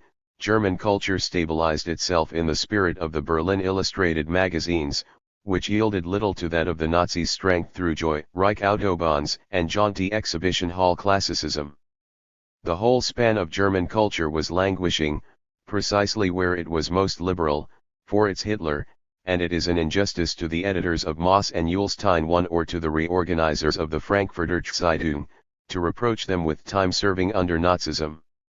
They were always like that, and their line of least resistance to the intellectual wares they produced was continued undeflected in the line of least resistance to a political regime among whose ideological methods, as the Führer himself declared, comprehensibility to the most stupid ranked highest. This has led to fatal confusion. Hitler eradicated culture, Hitler drove Mr. X into exile, therefore Mr. X is culture. He is indeed. A glance at the literary output of those émigrés who, by discipline and a sharp separation of spheres of influence, performed the feat of representing the German mind, shows what is to be expected of a happy reconstruction, the introduction of Broadway methods on the Kurfürstendamm, which differed from the former in the 20s only through its lesser means, not its better intentions. Those who oppose cultural fascism should start with Weimar, the bombs on Monte Carlo and the press ball, if they do not wish to finish by discovering that equivocal figures like Fallada once spoke more truth under Hitler than the unambiguous celebrities who successfully transplanted their prestige. 36. The health unto death. 2. If such a thing as a psychoanalysis of today's prototypical culture were possible, if the absolute predominance of the economy did not beggar all attempts at explaining conditions by the psychic life of their victims, and if the psychoanalysts had not long since sworn allegiance to those conditions, such an investigation would needs show the sickness proper to the time to consist precisely in normality. The libidinal achievements demanded of an individual behaving as healthy in body and mind, are such as can be performed only at the cost of the profoundest mutilation, of internalized castration in extroverts, beside which the old renunciation of identification with the father is the child's play as which it was first rehearsed. The regular guy, the popular girl, have to repress not only their desires and insights, but even the symptoms that in bourgeois times resulted from repression. Just as the old injustice is not changed by a lavish display of light, air, and hygiene, but is in fact concealed by the gleaming transparency of rationalized big business, the inner health of our time has been secured by blocking flight into illness without in the slightest altering its etiology. The dark closets have been abolished as a troublesome waste of space, and incorporated in the bathroom. What psychoanalysis suspected, before it became itself a part of hygiene, has been confirmed. The brightest rooms are the secret domain of faces. The verses, wretchedness remains. When all is said, it cannot be uprooted, live or dead. So it is made invisible instead, are still more true of the psychic economy than of the sphere where abundance of goods may temporarily obscure constantly increasing material inequalities. No science has yet explored the inferno in which were forged the deformations that later emerge to daylight as cheerfulness, openness, sociability, successful adaptation to the inevitable, an equable, practical frame of mind. There is reason to suppose that these characteristics are laid down at even earlier phases of childhood development than are neuroses, if the latter result from a conflict in which instinct is defeated. The former condition, as normal as the damaged society it resembles, stems from what might be called a prehistoric surgical intervention, which incapacitates the opposing forces before they have come to grips with each other, so that the subsequent absence of conflicts reflects a predetermined outcome, the a priori triumph of collective authority, not a cure effected by knowledge. Unruffled calm, already a prerequisite for applicants receiving highly paid posts, is an image of the stifled silence that the employers of the personnel manager only later impose politically. The only objective way of diagnosing the sickness of the healthy is by the incongruity between their rational existence and the possible course their lives might be given by reason. All the same, the traces of illness give them away, their skin seems covered by a rash printed in regular patterns, like a camouflage of the inorganic. The very people who burst with proofs of exuberant vitality could easily be taken for prepared corpses, from whom the news of their not quite successful decease has been withheld for reasons of population policy. Underlying the prevalent health is death. All the movements of health resemble the reflex movements of beings whose hearts have stopped beating. Scarcely ever does an unhappily furrowed brow, bearing witness to terrible and long-forgotten exertions, or a moment of pathic stupidity disrupting smooth logic, or an awkward gesture, embarrassingly preserve a trace of vanished life. For socially ordained sacrifice is indeed so universal as to be manifest only in society as a whole, and not in the individual. Society has, as it were, assumed the sickness of all individuals, and in the pent-up lunacy of fascist acts and all their innumerable precursors and mediators, the subjective fate buried deep in the individual is integrated with its visible objective counterpart. And how comfortless is the thought that the sickness of the normal does not necessarily imply as its opposite the health of the sick, but that the latter usually only present, in a different way, the same disastrous pattern. 37. This side of the pleasure principle. The repressive traits in Freud have nothing to do with the want of human warmth that business-like revisionists point to in the strict theory of sexuality. Professional warmth, for the sake of profit, fabricates closeness and immediacy where people are worlds apart. It deceives its victim by affirming in his weakness the way of the world which made him so, and it wrongs him in the degree that it deviates from truth. If Freud was deficient in such human sympathy, he would in this at least be in the company of the critics of political economy, which is better than that of Tagore or Werfel. The fatality was rather that, in the teeth of bourgeois ideology, he tracked down conscious actions materialistically to their unconscious instinctual basis, but at the same time concurred with the bourgeois contempt of instinct which is itself a product of precisely the rationalizations that he dismantled. He explicitly aligns himself, in the words of the introductory lectures, with the general evaluation, which places social goals higher than the fundamentally selfish sexual ones. As a specialist in psychology, he takes over the antithesis of social and egoistic, statically, without testing it. He no more discerns in it the work of repressive society than the trace of the disastrous mechanisms that he has himself described. Or rather, he vacillates, devoid of theory and swaying with prejudice, between negating the renunciation of instinct as repression contrary to reality, and applauding it as sublimation beneficial to culture. In this contradiction something of the Janus character of culture exists objectively, and no amount of praise for healthy sensuality can wish it away. In Freud, however, it leads to a devaluation of the critical standard that decides the goal of analysis. Freud's unenlightened enlightenment plays into the hands of bourgeois disillusion. As a late opponent of hypocrisy, he stands ambivalently between desire for the open emancipation of the oppressed, and apology for open oppression. Reason is for him a mere superstructure, not, as official philosophy maintains, on account of his psychologism, which has penetrated deeply enough into the historical moment of truth, but rather because he rejects the end, remote to meaning, impervious to reason, which alone could prove the means, reason, to be reasonable, pleasure.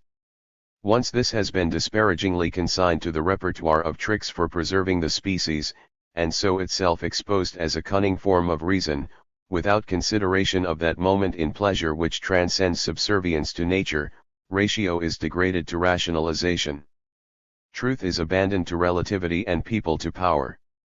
He alone who could situate utopia in blind somatic pleasure, which, satisfying the ultimate intention, is intentionless, has a stable and valid idea of truth. In Freud's work, however, the dual hostility towards mind and pleasure, whose common root psychoanalysis has given us the means for discovering, is unintentionally reproduced.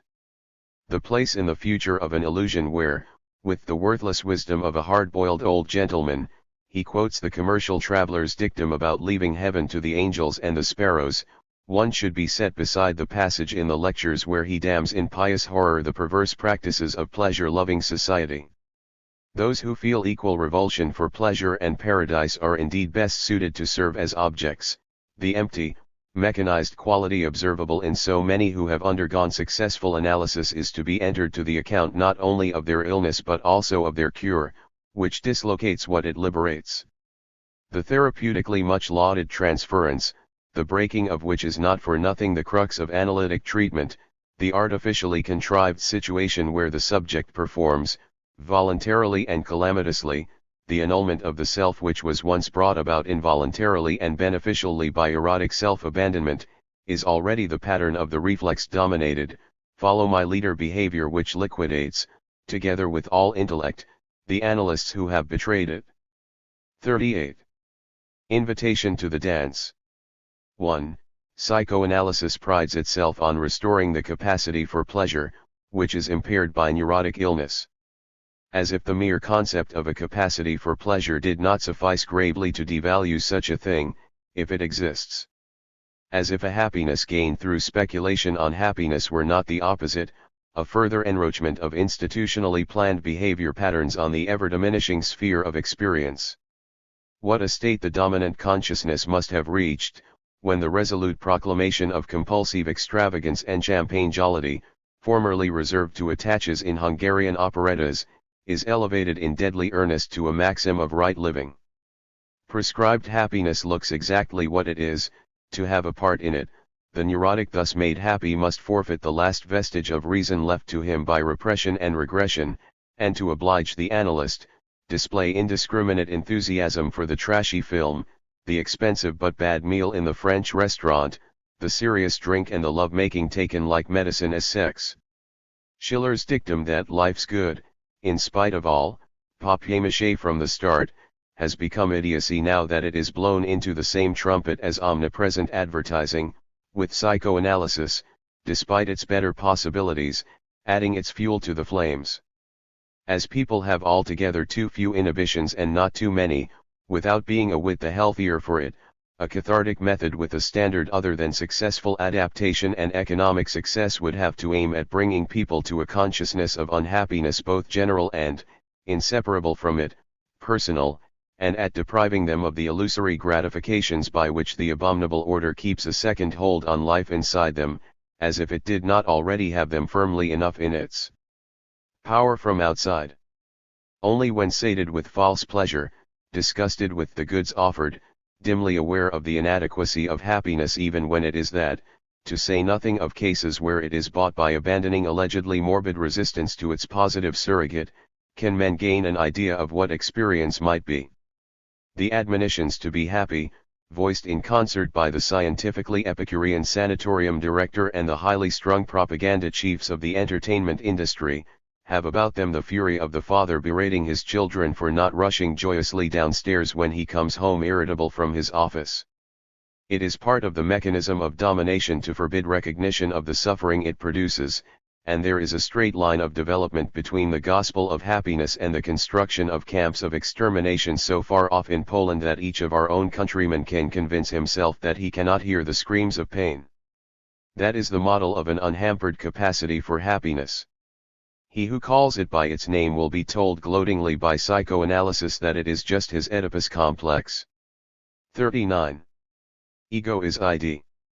A connection is commonly drawn between the development of psychology and the rise of the bourgeois individual, both in antiquity and since the Renaissance.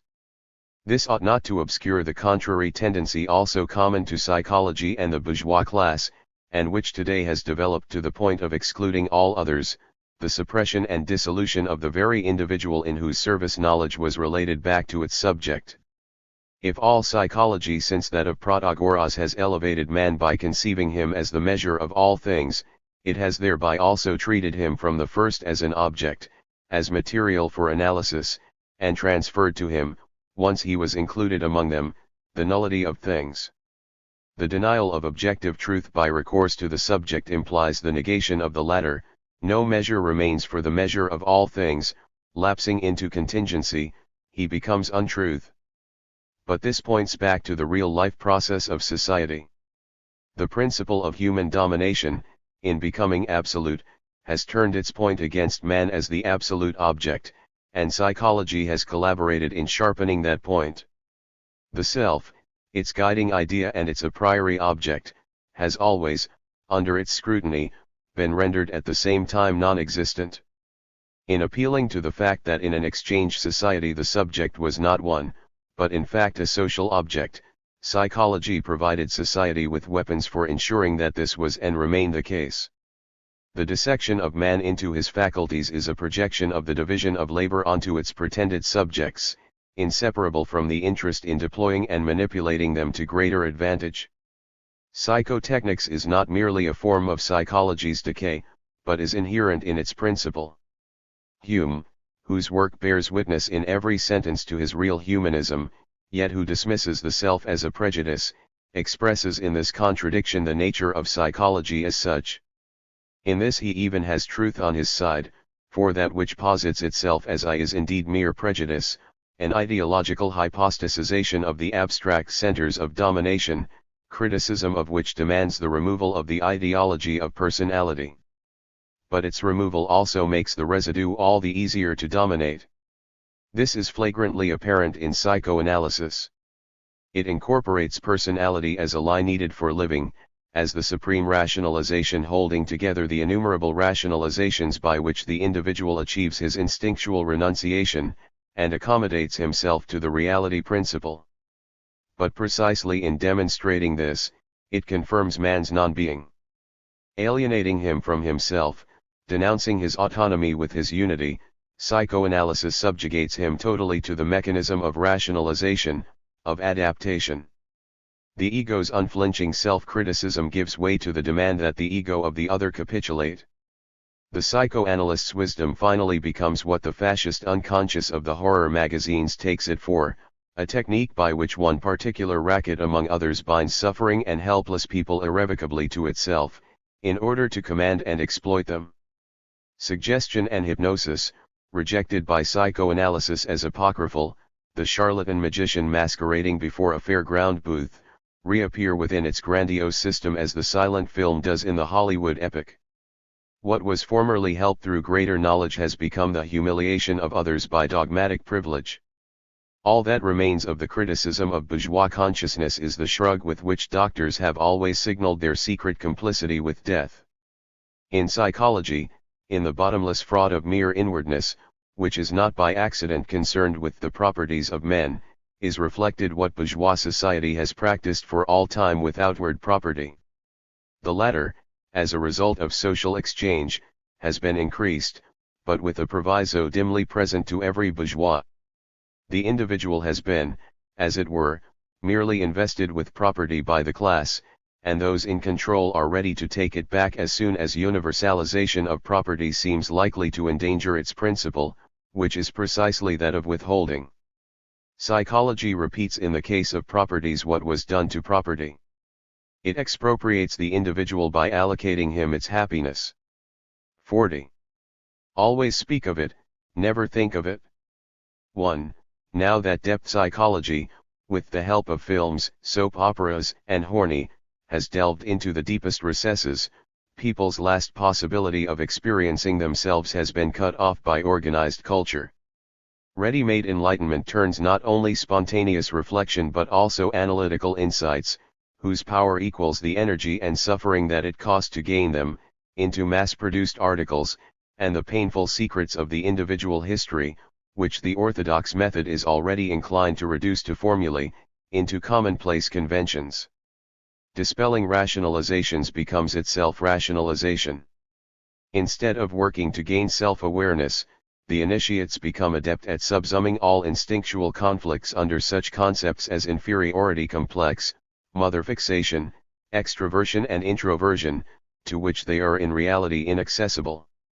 Terror before the abyss of the self is removed by the consciousness of being concerned with nothing so very different from arthritis or sinus trouble. Thus conflicts lose their menace. They are accepted, but by no means cured, being merely fitted as an unavoidable component into the surface of standardized life. At the same time they are absorbed, as a general evil, by the mechanism directly identifying the individual with social authority, which has long since encompassed all supposedly normal modes of behavior. Catharsis, unsure of success in any case, is supplanted by pleasure at being, in one's own weakness, a specimen of the majority, and rather than gaining, like inmates of a sanatorium in former days, the prestige of an interesting pathological case, one proves on the strength of one's very defects that one belongs, thereby transferring to oneself the power and vastness of the collective. Narcissism, deprived of its libidinal object by the decay of the self, is replaced by the masochistic satisfaction of no longer being a self, and the rising generation guards few of its goods so jealously as its selflessness, its communal and lasting possession. The realm of reification and standardization is thus extended to include its ultimate contradiction, the ostensibly abnormal and chaotic. The incommensurable is made, precisely as such, commensurable, and the individual is now scarcely capable of any impulse that he could not classify as an example of this or that publicly recognized constellation. However, this outwardly assumed identification, accomplished, as it were, beyond one's own dynamic, finally abolishes not only genuine consciousness of the impulse but the impulse itself. The latter becomes the reflex of stereotyped atoms to stereotyped stimuli, switched on or off at will. Moreover, psychoanalysis itself is castrated by its conventionalization. Sexual motives, partly disavowed and partly approved, are made totally harmless but also totally insignificant. With the fear they instill vanishes the joy they might procure. Thus psychoanalysis falls victim to the very replacement of the appropriate superego by a stubbornly adopted, unrelated, external one, that it taught us itself to understand. The last grandly conceived theorem of bourgeois self-criticism has become a means of making bourgeois self-alienation, in its final phase, absolute, and of rendering ineffectual the lingering awareness of the ancient wound, in which lies hope of a better future. 41. Inside and outside. Piety, indolence, and calculation allow philosophy to keep muddling along within an ever narrower academic groove, and even their steadily increasing efforts are made to replace it by organized tautology. Those who throw in their lot with salaried profundity are compelled, as 100 years ago, to be at each moment as naive as the colleagues on whom their careers depend.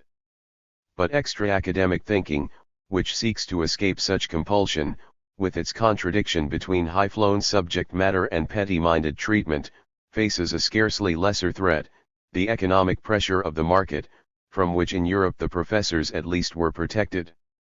The philosopher who wishes to earn his living as a writer is obliged at each moment to have something choice, ultra-select to offer, and to counter the monopoly of office with that of rarity. The repulsive notion of the intellectual tidbit, conceived by pedants, finally proves humiliatingly applicable to their opponents. The hack journalist groaning under his editor's demands for continuous brilliance, One openly gives voice to the law that lurks tacitly behind all the works on the cosmogonic eros and kindred mysteries, one the metamorphoses of the gods and the secret of the gospel according to St. John. The lifestyle of belated bohemianism forced on the non-academic philosopher is itself enough to give him a fatal affinity to the world of arts and crafts, crackpot religion, and half-educated sectarianism. Munich before the First World War was a hotbed of that spirituality whose protest against the rationalism of the schools led, by way of the cults of fancy dress festivities, more swiftly to fascism than possibly even the spiritless system of old Rickard. So great is the power of the advancing organization of thought, that those who want to keep outside it are driven to resentful vanity, babbling self-advertisement, and finally, in their defeat, to imposture. If the academics uphold the principle of sum ergo cogito and fall victim, in the open system, to agoraphobia, and in the existential exposure of being in the world, to the racial community, their opponents stray, unless exceptionally vigilant, into the region of graphology and rhythmic gymnastics. To the compulsive type there corresponds to the paranoiac here. Ardent opposition to factual investigations, and a legitimate consciousness that scientism overlooks what is most valuable, aggravates by its naivete the split from which it suffers. Instead of comprehending the facts behind which the others are entrenched, it snatches those it can reach in its haste and makes off to play so uncritically with apocryphal knowledge, with a few isolated and hypostasized categories, and with itself, that simple reference to unyielding facts is enough to defeat it. It is precisely the critical element that is wanting in ostensibly independent thought. Insistence on the cosmic secret hidden beneath the outer shell, irreverently omitting to establish the relation between the two, often enough confirms by just this omission that the shell has its good reasons that must be accepted without asking questions. Between delight in emptiness and the lie of fullness, the prevailing intellectual situation allows no third way. Yet a gaze averted from the beaten track, a hatred of brutality, a search for fresh concepts not yet encompassed by the general pattern, is the last hope for thought. In an intellectual hierarchy which constantly makes everyone answerable, unanswerability alone can call the hierarchy directly by its name. The circulation sphere, whose stigmata are borne by intellectual outsiders, opens a last refuge to the mind that it barters away, at the very moment when refuge really no longer exists. He who offers for sale something unique that no one wants to buy, represents, even against his will, freedom from exchange. 42. Freedom of thought. 1. The displacement of philosophy by science has led, as we know, to a separation of the two elements whose unity, according to Hegel, constitutes the life of philosophy, reflection and speculation. The land of truth is handed over in disillusion to reflection, and speculation is tolerated ungraciously within it merely for the purpose of formulating hypotheses, which must be conceived outside working hours and yield results as quickly as possible. To believe, however, that the speculative realm has been preserved unscathed in its extra-scientific form, left in peace by the bustle of universal statistics, would be to err grievously. First, severance from reflection costs speculation itself dear enough. It is either degraded to a docile echo of traditional philosophical schemes, or, in its aloofness from blinded facts, perverted to the non-committal chatter of a private Weltanschauung. Not satisfied with this, however, science assimilates speculation to its own operations. Among the public functions of psychoanalysis, this is not the least. Its medium is free association. The way into the patient's unconscious is laid open by persuading him to forego the responsibility of reflection, and the formation of analytic theory follows the same track, whether it allows its findings to be traced by the progress and the falterings of these associations, or whether the analysts, and I mean precisely the most gifted of them, like Grodek too, trust to their own associations. We are presented on the couch with a relaxed performance of what was once enacted, with the utmost exertion of thought, by Schelling and Hegel on the lecturer's podium, the deciphering of the phenomenon. But this drop in tension affects the quality of the thought. The difference is hardly less than that between the philosophy of Revelation 1 and the random gossip of a mother-in-law. The same movement of mind which was once to elevate its material to a concept, is itself reduced to mere material for conceptual ordering. The ideas one has are just good enough to allow experts to decide whether their originator is a compulsive character, an oral type, or a hysteric. Thanks to the diminished responsibility that lies in its severance from reflection, from rational control, speculation is itself handed over as an object to science, whose subjectivity is extinguished with it. Thought, in allowing itself to be reminded of its unconscious origins by the administrative structure of analysis, forgets to be thought. From true judgment it becomes neutral stuff. Instead of mastering itself by performing the task of conceptualization, it entrusts itself impotently to processing by the doctor, who in any case knows everything beforehand. Thus speculation is definitively crushed, becoming itself a fact to be included in one of the departments of classification as proof that nothing changes. 43. Unfair intimidation. What truth may objectively be is difficult enough to determine, but we should not, in our dealings with people, let this fact terrorize us.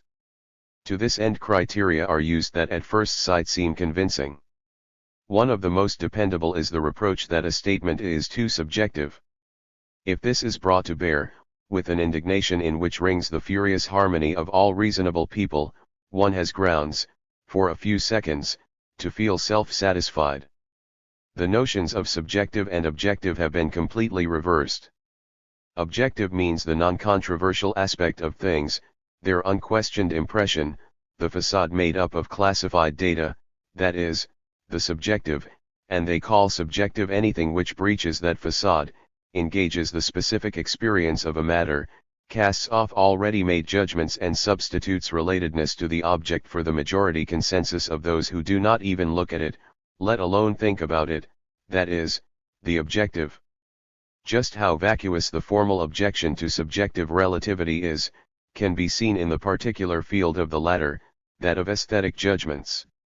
Anyone who, drawing on the strength of his precise reaction to a work of art, has ever subjected himself in earnest to its discipline, to its immanent formal law, the compulsion of its structure, will find that objections to the merely subjective quality of his experience vanish like a pitiful illusion, and every step that he takes, by virtue of his highly subjective innervation, towards the heart of the matter, has incomparably greater force than the comprehensive and fully backed-up analyses of such things as style, whose claims to scientific status are made at the expense of such experience. This is doubly true in the era of positivism and the culture industry, where objectivity is calculated by the subjects managing it. In face of this, reason has retreated entirely behind a windowless wall of idiosyncrasies, which the holders of power arbitrarily reproach with arbitrariness, since they want subjects impotent, for fear of the objectivity that is preserved in these subjects alone. 44. For post-Socratics, nothing is more unfitting for an intellectual resolved on practicing what was earlier called philosophy, than to wish, in discussion, and one might almost say in argumentation, to be right. The very wish to be right, down to its subtlest form of logical reflection, is an expression of that spirit of self-preservation which philosophy is precisely concerned to break down. I knew someone who invited all the celebrities in epistemology, science, and the humanities one after the other, discussed his own system with each of them from first to last, and when none of them dared raise any further arguments against its formalism, believed his position totally impregnable. Such naivete is at work wherever philosophy has even a distant resemblance to the gestures of persuasion. These are founded on the presupposition of a universitas literarum, and a priori agreement between minds able to communicate with each other, and thus on complete conformism. When philosophers, who are well known to have difficulty in keeping silent, engage in conversation, they should try always to lose the argument, but in such a way as to convict their opponent of untruth. The point should not be to have absolutely correct, irrefutable, watertight cognitions, for they inevitably boil down to tautologies, but insights which cause the question of their justness to judge itself. To say this is not, however, to advocate irrationalism, the postulation of arbitrary theses justified by an intuitive faith in revelation, but the abolition of the distinction between thesis and argument. Dialectical thinking, from this point of view, means that an argument should take on the pungency of a thesis and a thesis contain within itself the fullness of its reasoning. All bridging concepts, all links and logical auxiliary operations that are not a part of the matter itself, all secondary developments not saturated with the experience of the object, should be discarded. In a philosophical text all the propositions ought to be equally close to the center. Without Hegel's ever having said so explicitly, his whole procedure bears witness to such an intention. Because it acknowledges no first principle, it ought, strictly speaking, to know of nothing secondary or deduced, and it transfers the concept of mediation from formal connections to the substance of the object itself, thereby attempting to overcome the difference between the latter and an external thought that mediates it. The limits to the success of such an intention in Hegelian philosophy are also those of its truth, that is to say, the remnants of prima philosophia, the supposition of the subject as something which is, in spite of everything, primary. One of the tasks of dialectical logic is to eliminate the last traces of a deductive system, together with the last advocatory gestures of thought. 45. How sickly seem all growing things. 1. Dialectical thought opposes reification in the further sense that it refuses to affirm individual things in their isolation and separateness, it designates isolation as precisely a product of the universal. Thus it acts as a corrective both to manic fixity and to the unresisting and empty drift of the paranoid mind, which pays for its absolute judgments by loss of the experience of the matter judged. But the dialectic is not for this reason what it became in the English Hegelian school and, still more completely, in Dewey's strenuous pragmatism, a sense of proportion, a way of putting things in their correct perspective, plain but obdurate common sense. If Hegel seemed himself, in his conversation with Goethe, to come close to such a view, when he defended his philosophy against Goethe's Platonism on the grounds that it was basically no more than the spirit of opposition innate in each human being, regulated and methodically developed, a gift which proves its worth in distinguishing truth from falsehood, one the veiled meaning of his formulation mischievously includes in the praise of what is innate in each human being a denunciation of common sense, since man's innermost characteristic is defined as precisely a refusal to be guided by common sense, indeed, as opposition to it. Common sense, the correct assessment of situations, the worldly eye schooled by the market, shares with the dialectic a freedom from dogma, narrow-mindedness, and prejudice. Its sobriety undeniably constitutes a moment of critical thinking. But its lack of passionate commitment makes it, all the same, the sworn enemy of such thinking. For opinion in its generality, accepted directly as that of society as it is, necessarily has agreement as its concrete content. It is no coincidence that in the 19th century it was stale dogmatism, given a bad conscience by the Enlightenment, that appealed to common sense, so that an arch-positivist like Mill had to inveigh against the latter. The sense of proportion entails a total obligation to think in terms of the established measures and values. One need only have once heard a die-hard representative of a ruling clique say, that is of no consequence, or note at what times the bourgeois talk of exaggeration, hysteria, folly, to know that the appeal to reason invariably occurs most promptly in apologies for unreason. Hegel stressed the healthy spirit of contradiction with the obstinacy of the peasant who has learned over the centuries to endure the hunts and ground rent of mighty feudal lords. It is the concern of dialectics to cock a snook at the sound views held by later powers that be on the immutability of the course of the world, and to decipher in their proportions the faithful and reduced mirror image of inordinately enlarged disproportions. Dialectical reason is, when set against the dominant mode of reason, unreason. Only in encompassing and cancelling this mode does it become itself reasonable. Was it not bigoted and Talmudic to insist, in the midst of the exchange economy, on the difference between the labor time expended by the worker and that needed for the reproduction of his life? Did not Nietzsche put the cart before all the horses on which he rode his charges? Did not Karl Kraus, Kafka, even Proust prejudice and falsify the image of the world in order to shake off falsehood and prejudice. The dialectic cannot stop short before the concepts of health and sickness, nor indeed before their siblings reason and unreason.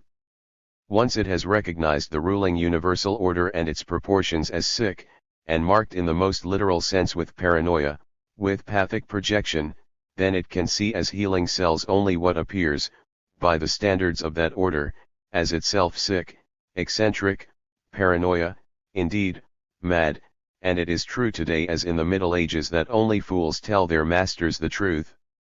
The dialectician's duty is thus to help this fool's truth to attain its own reasons, without which it will certainly succumb to the abyss of the sickness implacably dictated by the healthy common sense of the rest. 46. On the morality of thinking.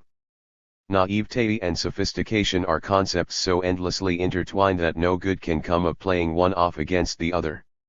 The defense of the ingenuous, as practiced by irrationalists and intellectual baiters of all kinds, is ignoble. Reflection that takes sides with naivete condemns itself. Cunning and obscurantism remain what they always were. Mediately to affirm immediacy, instead of comprehending it as mediated within itself, is to pervert thought into an apologia of its antithesis, into the immediate lie. This perversion serves all bad purposes, from the private pig-headedness of lives like that to the justification of social injustice as a law of nature. However, to wish on these grounds to erect the opposite as a principle, and to call philosophy, as I once did myself, the binding obligation to be sophisticated, is hardly better. It is not only that sophistication, in the sense of worldly wise, hard-boiled shrewdness, is a dubious medium of knowledge, forever liable, through its affinity to the practical orders of life and its general mental distrust of theory, itself to revert to a naivete engrossed with utilitarian goals. Even when sophistication is understood in the theoretically acceptable sense of that which widens horizons, passes beyond the isolated phenomenon, considers the whole, there is still a cloud in the sky. It is just this passing on and being unable to linger, this tacit assent to the primacy of the general over the particular, which constitutes not only the deception of idealism in hypostasizing concepts, but also its inhumanity, that has no sooner grasped the particular than it reduces it to a through station, and finally comes all too quickly to terms with suffering and death for the sake of a reconciliation occurring merely in reflection, in the last analysis, the bourgeois coldness that is only too willing to underwrite the inevitable. Knowledge can only widen horizons by abiding so insistently with the particular that its isolation is dispelled. This admittedly presupposes a relation to the general, though not one of subsumption, but rather almost the reverse. Dialectical mediation is not a recourse to the more abstract, but a process of resolution of the concrete in itself. Nietzsche, who too often thought in over-wide horizons himself, was nevertheless aware of this. He who seeks to mediate between two bold thinkers, he writes in The Gay Science, stamps himself as mediocre. He has not the eyes to see uniqueness, to perceive resemblances everywhere, making everything alike, is a sign of weak eyesight. 1. The morality of thought lies in a procedure that is neither entrenched nor detached, neither blind nor empty, neither atomistic nor consequential.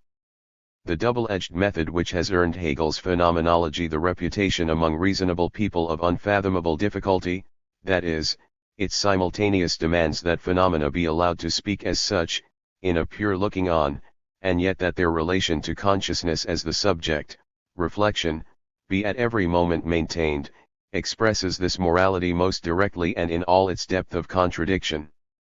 But how much more difficult has it become to conform to such morality now that it is no longer possible to convince oneself of the identity of subject and object, the ultimate assumption of which still enabled Hegel to conceal the antagonistic demands of observation and interpretation. Nothing less is asked of the thinker today than that he should be at every moment both within things and outside them. Munchausen pulling himself out of the bog by his pigtail becomes the pattern of knowledge which wishes to be more than either verification or speculation. And then the salaried philosophers come along and reproach us with having no definite point of view. 47. De gustibus est disputandum. Even someone believing himself convinced of the non-comparability of works of art will find himself repeatedly involved in debates where works of art, and precisely those of highest and therefore incommensurable rank, are compared and evaluated one against the other. The objection that such considerations, which come about in a peculiarly compulsive way, have their source in mercenary instincts that would measure everything by the ell, usually signifies no more than that solid citizens, for whom art can never be irrational enough, want to keep serious reflection and the claims of truth far from the works. This compulsion to evaluate is located, however, in the works of art themselves. So much is true, they refuse to be compared. They want to annihilate one another. Not without cause did the ancients reserve the pantheon of the compatible to gods or ideas, but obliged works of art to enter the agon, each the mortal enemy of each. The notion of a pantheon of classicity, as still entertained by Kierkegaard, is a fiction of neutralized culture. For if the idea of beauty appears only in dispersed form among many works, each one nevertheless aims uncompromisingly to express the whole of beauty, claims it in its singularity and can never admit its dispersal without annulling itself. Beauty, as single, true and liberated from appearance and individuation, manifests itself not in the synthesis of all works, in the unity of the arts and of art, but only as a physical reality, in the downfall of art itself. This downfall is the goal of every work of art, in that it seeks to bring death to all others. That all art aims to end art, is another way of saying the same thing. It is this impulse to self-destruction inherent in works of art, their innermost striving towards an image of beauty free of appearance, that is constantly stirring up the aesthetic disputes that are apparently so futile. While obstinately seeking to establish aesthetic truth, and trapping themselves thereby in an irresoluble dialectic, they stumble on the real truth, for by making the works of art their own and elevating them to concepts, they limit them all, and so contribute to the destruction of art which is its salvation. Aesthetic tolerance that simply acknowledges works of art in their limitation, without breaking it, leads them only to a false downfall, that of a juxtaposition which denies their claims to indivisible truth. 48. For Anatole France. Even virtues like openness to life, the capacity to find and enjoy beauty in the most trivial and insignificant places, begin to show a questionable aspect. Once, in the age of overflowing subjective abundance, aesthetic indifference to the choice of object, together with the power to derive meaning from all experience, expressed a relatedness to the objective world, which even in its fragments confronted the subject, antagonistically it is true, yet immediately and significantly. In a phase when the subject is capitulating before the alienated predominance of things, his readiness to discover value or beauty everywhere shows the resignation both of his critical faculties and of the interpreting imagination inseparable from them. Those who find everything beautiful are now in danger of finding nothing beautiful. The universality of beauty can communicate itself to the subject in no other way than in obsession with the particular. No gaze attains beauty that is not accompanied by indifference, indeed almost by contempt, for all that lies outside the object contemplated.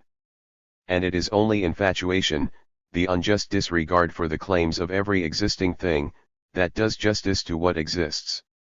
In so far as the existent is accepted, in its one-sidedness, for what it is, its one-sidedness is comprehended as its being, and reconciled. The eyes that lose themselves to the one and only beauty are Sabbath eyes. They save in their object something of the calm of its day of creation. But if one-sidedness is cancelled by the introduction from outside of awareness of universality, if the particular is startled from its rapture, interchanged and weighed up, the just overall view makes its own the universal injustice that lies in exchangeability and substitution. Such justice executes the sentence passed by myth on creation. Doubtless, no thought is dispensed from such associations, none may be permanently blinkered. But everything depends on the manner of transition. Perdition comes from thought as violence, as a shortcut that breaches the impenetrable to attain the universal, which has content in impenetrability alone, not in abstracted correspondences between different objects. One might almost say that truth itself depends on the tempo, the patience and perseverance of lingering with the particular, what passes beyond it without having first entirely lost itself, what proceeds to judge without having first been guilty of the injustice of contemplation, loses itself at last in emptiness. Liberality that accords men their rights indiscriminately, terminates in annihilation, as does the will of the majority that ill-uses a minority, and so makes a mockery of democracy while acting in accordance with its principles. Indiscriminate kindness towards all carries the constant threat of indifference and remoteness to each, attitudes communicated in their turn to the whole. Injustice is the medium of true justice. Unrestricted benevolence becomes affirmation of all the bad that exists, in that it minimizes its difference from the traces of good and levels it to that generality which prompts the hopeless conclusion of bourgeois Mephistophelian wisdom, that all that sees the light of day deserves to go the self-same way. The salving of beauty even in the insipid and indifferent appears all the more noble than obstinate persistence in criticizing and specifying, because it shows itself in fact more compliant to the orders of life. Such argument is countered by pointing to the holiness of life that shines forth precisely in what is ugliest and most distorted. However, this light does not come to us directly, but only refracted. Something that must be thought beautiful solely because it exists, is for that very reason ugly. The concept of life in its abstraction, that is resorted to here, is inseparable from what is repressive and ruthless, truly deadly and destructive. The cult of life for its own sake always boiled down to the cult of these powers. Things commonly called expressions of life, from burgeoning fertility and the boisterous activity of children to the industry of those who achieve something worthwhile, and the impulsiveness of woman, who is idolized because appetite shows in her so unalloyed, all this, understood absolutely, takes away the light from the other possibility in blind self-assertion.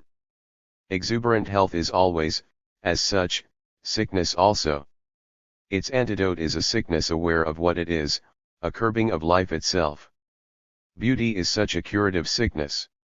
It arrests life, and therefore its decay. If, however, sickness is rejected for the sake of life, then hypostasized life, in its blind separation from its other moment, becomes the latter, destructiveness and evil, insolence and braggadocio. To hate destructiveness, one must hate life as well, only death is an image of Undi's toward life. Anatole France, in his enlightened way, was well aware of this contradiction. No, says none other than the mild Embergerod, I would rather think that organic life is an illness peculiar to our unlovely planet. It would be intolerable to believe that throughout the infinite universe there was nothing but eating and being eaten. The nihilistic revulsion in his words is not merely the psychological, but the objective condition of humanism as utopia. 49. Morality and temporal sequence. While literature has treated all the psychological species of erotic conflict, the simplest external source of conflict has remained unnoticed because of its obviousness. It is the phenomenon of prior engagement. A loved person refuses herself to us not through inner antagonisms and inhibitions, too much coldness or repressed warmth, but because a relationship already exists that excludes another. Abstract temporal sequence plays in reality the part one would like to ascribe to the hierarchy of feelings. In being previously engaged there is, apart from the freedom of choice and decision, also an accidental element that seems in flat contradiction to the claims of freedom.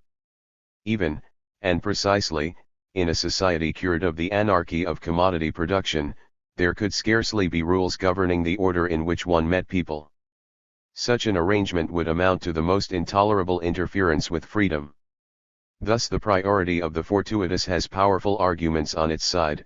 Someone ousted by a newcomer is always misused, a shared past life annulled, experience itself deleted. The irreversibility of time constitutes an objective moral criterion. But it is one intimately related to myth, like abstract time itself. The exclusiveness implicit in time gives rise, by its inherent law, to the exclusive domination of hermetically sealed groups, finally to that of big business. Nothing is more touching than a loving woman's anxiety lest love and tenderness, her best possession just because they cannot be possessed, be stolen away by a newcomer, simply because of her newness, itself conferred by the prerogative of the older. But from this touching feeling, without which all warmth and protection would pass away, an irresistible path leads, by way of the little boy's aversion for his younger brother and the fraternity student's contempt for his fag, to the immigration laws that exclude all non-Caucasians from social democratic Australia, and right up to the fascist eradication of the racial minority, in which, indeed, all warmth and shelter explode into nothingness. Not only were all good things, as Nietzsche knew, once bad things, the gentlest, left to follow their own momentum, have a tendency to culminate in unimaginable brutality. It would serve no purpose to try to point to a way out of this entanglement. Yet it is undoubtedly possible to name the fatal moment that brings the whole dialectic into play. It lies in the exclusive character of what comes first. The original relationship, in its mere immediacy, already presupposes abstract temporal sequence. Historically, the notion of time is itself formed on the basis of the order of ownership. But the desire to possess reflects time as a fear of losing, of the irrecoverable. Whatever is experienced in relation to its possible non-being. This alone makes it fully a possession and, thus petrified, something functional that can be exchanged for other, equivalent possessions. Once wholly a possession, the loved person is no longer really looked at. Abstraction in love is the complement of exclusiveness, which manifests itself deceptively as the opposite of abstract, a clinging to this one unique being. But such possessiveness loses its hold on its object precisely through turning it into an object, and forfeits the person whom it debases to mine. If people were no longer possessions, they could no longer be exchanged. True affection would be one that speaks specifically to the other, and becomes attached to beloved features and not to the idol of personality, the reflected image of possession. The specific is not exclusive, it lacks the aspiration to totality. But in another sense it is exclusive, nevertheless, the experience indissolubly bound up with it does not, indeed, forbid replacement, but by its very essence precludes it. The protection of anything quite definite is that it cannot be repeated, which is just why it tolerates what is different. Underlying the property relation to human beings, the exclusive right of priority, is the following piece of wisdom: after all, they are all only people, which one it is does not really matter. Affection which knows nothing of such wisdom need not fear infidelity, since it is proof against faithlessness. 50. Gaps. The injunction to practice intellectual honesty usually amounts to sabotage of thought. The writer is urged to show explicitly all the steps that have led him to his conclusion, so enabling every reader to follow the process through and, where possible, in the academic industry, to duplicate it. This demand not only invokes the liberal fiction of the universal communicability of each and every thought and so inhibits their objectively appropriate expression, but is also wrong in itself as a principle of representation. For the value of a thought is measured by its distance from the continuity of the familiar. It is objectively devalued as this distance is reduced, the more it approximates to the pre-existing standard, the further its antithetical function is diminished, and only in this, in its manifest relation to its opposite, not in its isolated existence, are the claims of thought founded. Texts which anxiously undertake to record every step without omission inevitably succumb to banality, and to a monotony related not only to the tension induced in the reader, but to their own substance. Simmel's writings, for example, are all vitiated by the incompatibility of their out-of-the-ordinary subject matter with its painfully lucid treatment. They show the recondite to be the true complement of mediocrity, which Simmel wrongly believed Goethe's secret. But quite apart from this, the demand for intellectual honesty is itself dishonest. Even if we were for once to comply with the questionable directive that the exposition should exactly reproduce the process of thought, this process would be no more a discursive progression from stage to stage than, conversely, knowledge falls from heaven. Rather, knowledge comes to us through a network of prejudices, opinions, innervations, self-corrections, presuppositions and exaggerations, in short through the dense, firmly founded but by no means uniformly transparent medium of experience. Of this the Cartesian rule that we must address ourselves only to objects, to gain clear and indubitable knowledge of which our minds seem sufficient, with all the order and disposition to which the rule refers, gives as false a picture as the opposed but deeply related doctrine of the intuition of essences one if the latter denies logic its rights, which in spite of everything assert themselves in every thought, the former takes logic in its immediacy, in relation to each single intellectual act, and not as mediated by the whole flow of conscious life in the knowing subject. But in this lies also an admission of profound inadequacy. For if honest ideas unfailingly boil down to mere repetition, whether of what was there beforehand or of categorical forms, then the thought which, for the sake of the relation to its object, foregoes the full transparency of its logical genesis, will always incur a certain guilt. It breaks the promise presupposed by the very form of judgment. This inadequacy resembles that of life, which describes a wavering, deviating line, disappointing by comparison with its premises, and yet which only in this actual course, always less than it should be, is able, under given conditions of existence, to represent an unregimented one. If a life fulfilled its vocation directly, it would miss it. Anyone who died old and in the consciousness of seemingly blameless success, would secretly be the model schoolboy who reels off all life stages without gaps or omissions, an invisible satchel on his back. Every thought which is not idle, however, bears branded on it the impossibility of its full legitimation, as we know in dreams that there are mathematics lessons, missed for the sake of a blissful morning in bed, which can never be made up. Thought waits to be woken one day by the memory of what has been missed, and to be transformed into teaching. Minima Moralia. Part 2. 1945. Where everything is bad, it must be good to know the worst. F. H. Bradley. 51. Memento. A first precaution for writers, in every text, every piece, every paragraph to check whether the central motif stands out clearly enough. Anyone wishing to express something is so carried away by it that he ceases to reflect on it. Too close to his intention, in his thoughts, he forgets to say what he wants to say. No improvement is too small or trivial to be worthwhile. Of 100 alterations each may seem trifling or pedantic by itself, together they can raise the text to a new level. One should never begrudge deletions. The length of a work is irrelevant, and the fear that not enough is on paper, childish. Nothing should be thought worthy to exist simply because it exists, has been written down. When several sentences seem like variations on the same idea, they often only represent different attempts to grasp something the author has not yet mastered. Then the best formulation should be chosen and developed further. It is part of the technique of writing to be able to discard ideas, even fertile ones, if the construction demands it. Their richness and vigor will benefit other ideas at present repressed. Just as, at table, one ought not eat the last crumbs, drink the lees. Otherwise, one is suspected of poverty. The desire to avoid clichés should not, on pain of falling into vulgar coquetry, be confined to single words. The great French prose of the 19th century was particularly sensitive to such vulgarity. A word is seldom banal on its own, in music too the single note is immune to triteness. The most abominable clichés are combinations of words, such as Karl Kraus skewered for inspection, utterly and completely, for better or for worse, implemented and effected.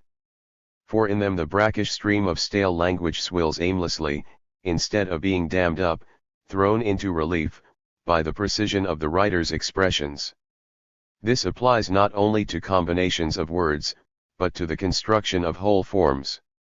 If a dialectician, for example, marked the turning point of his advancing ideas by starting with a but at each caesura, the literary scheme would give the lie to the unschematic intention of his thought. The thicket is no sacred grove. There is a duty to clarify all difficulties that result merely from esoteric complacency. Between the desire for a compact style adequate to the depth of its subject matter, and the temptation to recondite and pretentious slovenliness, there is no obvious distinction, suspicious probing is always salutary. Precisely the writer most unwilling to make concessions to drab common sense must guard against draping ideas, in themselves banal, in the appurtenances of style. Locke's platitudes are no justification for Hammond's obscurities. Should the finished text, no matter of what length, arouse even the slightest misgivings, these should be taken inordinately seriously, to a degree out of all proportion to their apparent importance. Effective involvement in the text, and vanity, tend to diminish all scruples. What is let pass as a minute doubt may indicate the objective worthlessness of the whole. The Echternach dancing procession is not the march of the world spirit. One limitation and reservation are no way to represent the dialectic. Rather, the dialectic advances by way of extremes, driving thoughts with the utmost consequentiality to the point where they turn back on themselves, instead of qualifying them. The prudence that restrains us from venturing too far ahead in a sentence, is usually only an agent of social control, and so of stupefaction. Scepticism is called for in face of the frequently raised objection that a text, a formulation, are too beautiful. Respect for the matter expressed, or even for suffering, can easily rationalize mere resentment against a writer unable to bear the traces, in the reified form of language, of the degradation inflicted on humanity. The dream of an existence without shame, which the passion for language clings to even though forbidden to depict it as content, is to be maliciously strangled. The writer ought not acknowledge any distinction between beautiful and adequate expression. He should neither suppose such a distinction in the solicitous mind of the critic, nor tolerate it in his own. If he succeeds in saying entirely what he means, it is beautiful. Beauty of expression for its own sake is not at all too beautiful, but ornamental, arty, crafty, ugly. But he who, on the pretext of unselfishly serving only the matter in hand, neglects purity of expression, always betrays the matter as well. Properly written texts are like spiders' webs, tight, concentric, transparent, well spun and firm. They draw into themselves all the creatures of the air. Metaphors flitting hastily through them become their nourishing prey. Subject matter comes winging towards them. The soundness of a conception can be judged by whether it causes one quotation to summon another. Where thought has opened up one cell of reality, it should, without violence by the subject, penetrate the next. It proves its relation to the object as soon as other objects crystallize around it.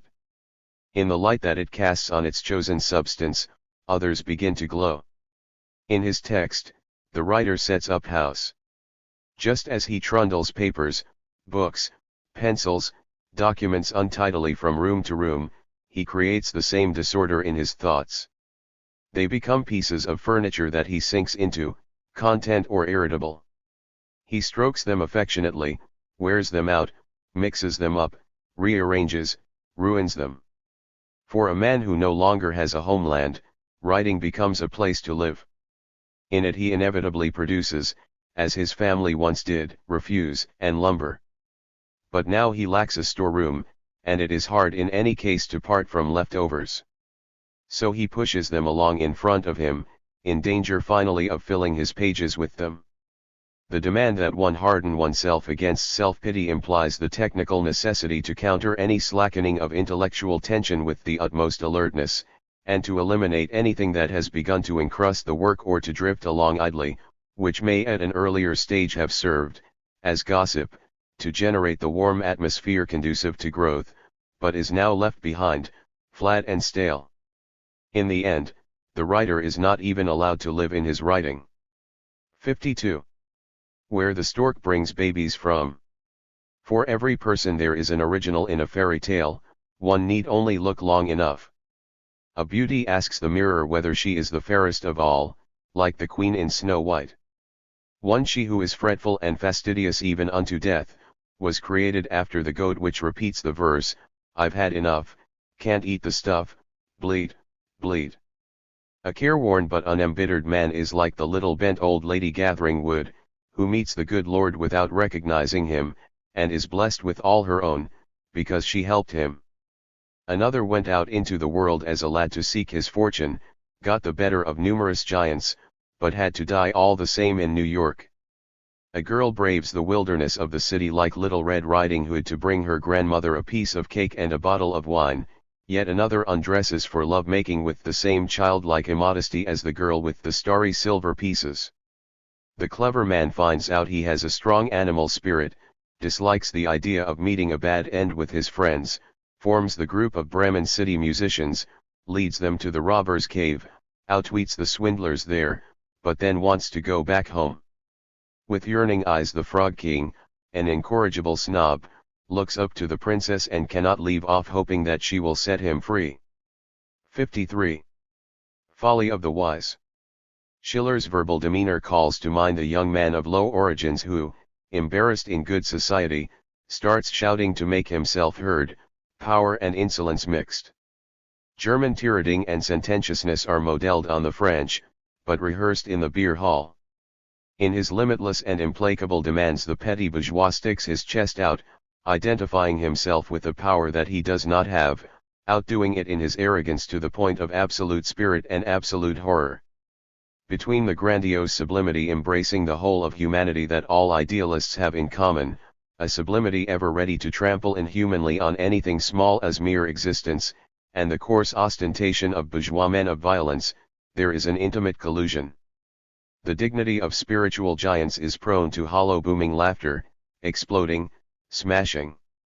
When they say creation, they mean the compulsive willpower with which they puff themselves up and intimidate all questions. From the primacy of practical reason it was always only a step to hatred of theory. Such a dynamic inheres in all idealistic movement of thought. Even Hegel's immeasurable effort to remedy the dynamic with itself, fell victim to it. The attempt to deduce the world in words from a principle, is the behavior of someone who would like to usurp power instead of resisting it. Schiller, accordingly, was primarily concerned with usurpers. In the classical apotheosis of the sovereignty over nature, the vulgar and inferior mirrors itself by assiduous negation. Close behind the ideal stands life.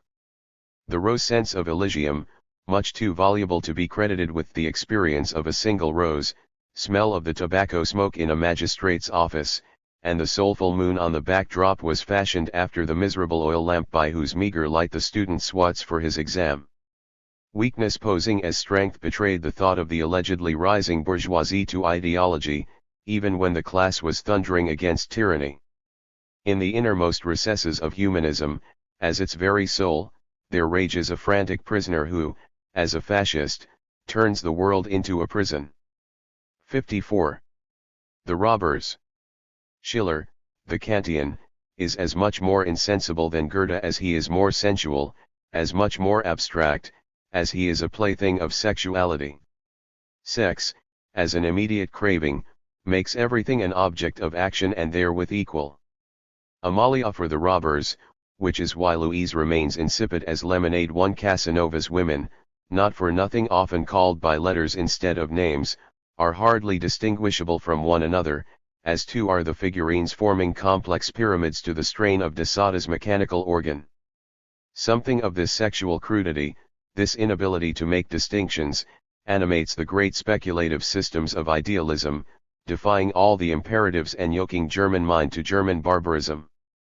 Peasant greed, only with difficulty held in check by the threats of priests, asserts in metaphysics its autonomous right to reduce everything in its path as unceremoniously to its basic essence as do soldiers the women of a captured town.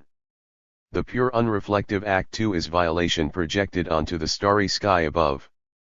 But in the long, contemplative look that fully discloses people and things, the urge towards the object is always deflected, reflected. Contemplation without violence, the source of all the joy of truth, presupposes that he who contemplates does not absorb the object into himself, a distanced nearness. Only because Tasso, whom psychoanalysts would call a destructive character, is afraid of the princess, and falls a civilized victim to the impossibility of immediate contact, can Adelheid, Clarchen, and Gretchen speak the limpid, unforced language that makes of them an image of a pristine world. 1. The sense of life radiated by Goethe's women was bought with withdrawal, evasion, and there is more in this than mere resignation before the victorious order. The absolute opposite, symbolizing the unity of sensuality and abstraction, is Don Juan. When Kierkegaard says that in him sensuality is comprehended as a principle, he touches on the secret of sensuality itself. In the fixity of its gaze, until self-reflection dawns, is the very anonymity, the unhappy generality, that is fatefully reproduced in its negative, the unfettered sovereignty of thought. 55. May I be so bold? When the poet in Schnitzler's merry-go-round too tenderly approaches the agreeably unpuritanical wench, she says, "Be off, why don't you play the piano?" She can neither be unaware of the purpose of the arrangement, nor does she actually resist.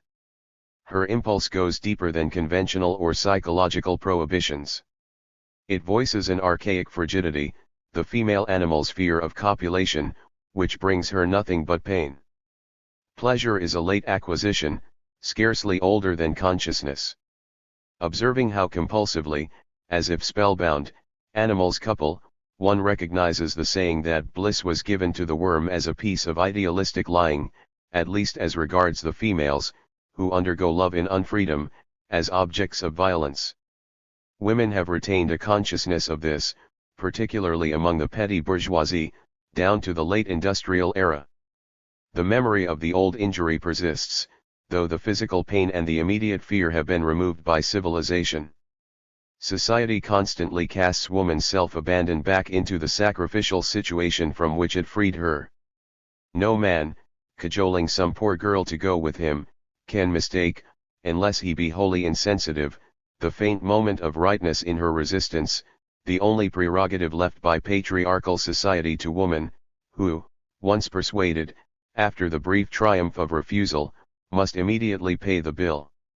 She knows that, as the giver, she has from time immemorial also been the dupe. But if she begrudges herself, she is only duped the more.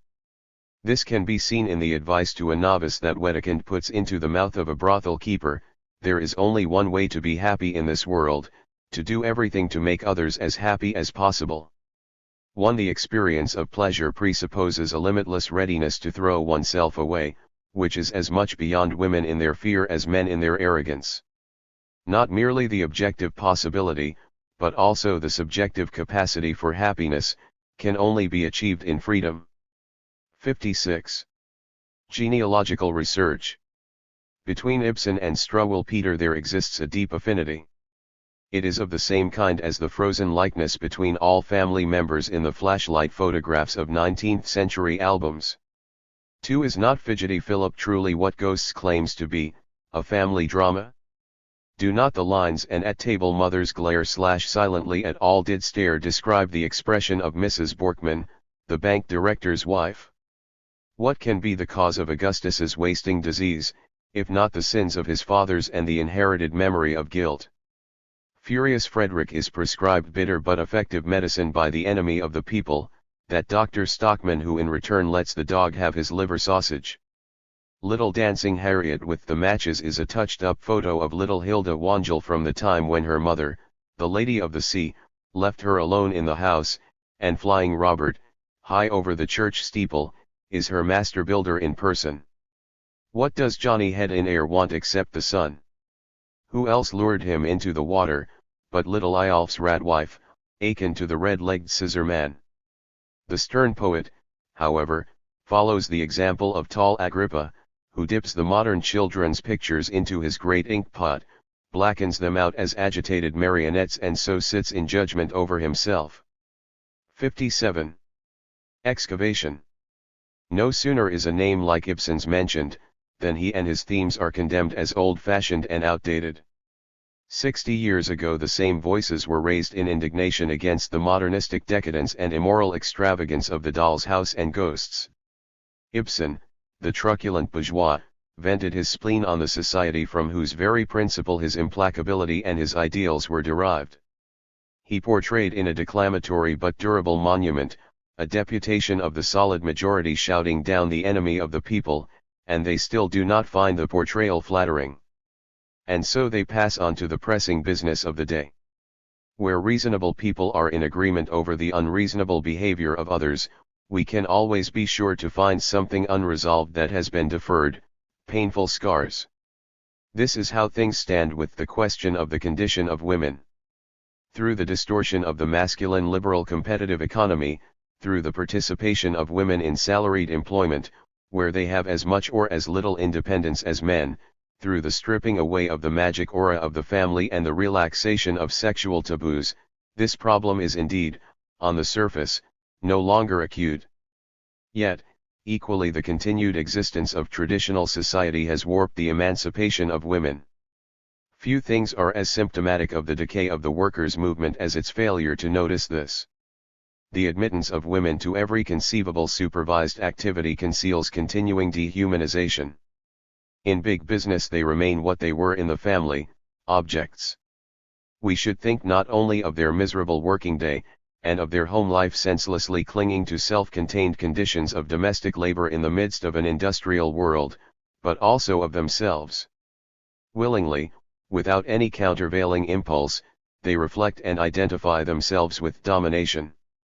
Instead of solving the question of women's oppression, male society has so extended its own principle that the victims are no longer able even to pose the question. Provided only a certain abundance of commodities are granted them, they enthusiastically assent to their fate, leave thinking to the men, defame all reflection as an offense against the feminine ideal propagated by the culture industry, and are altogether at their ease in the unfreedom they take as the fulfillment of their sex. The defects with which they pay for it, neurotic stupidity heading the list, help to perpetuate the state of affairs. Even in Ibsen's time most of the women who had gained some standing in bourgeois society were ready to turn and rend their hysterical sisters who undertook, in their stead, the hopeless attempt to break out of the social prison which so emphatically turned its four walls to them all. Their granddaughters, however, would smile indulgently over these hysterics, without even feeling implicated, and hand them over to the benevolent treatment of social welfare. The hysteric who wanted the miraculous has thus given way to the furiously efficient imbecile who cannot wait for the triumph of doom. But perhaps this is the way of all outdatedness. It is to be explained not only by mere temporal distance, but by the verdict of history. Its expression in things is the shame that overcomes the descendant in face of an earlier possibility that he has neglected to bring to fruition. What was accomplished can be forgotten, and preserved in the present.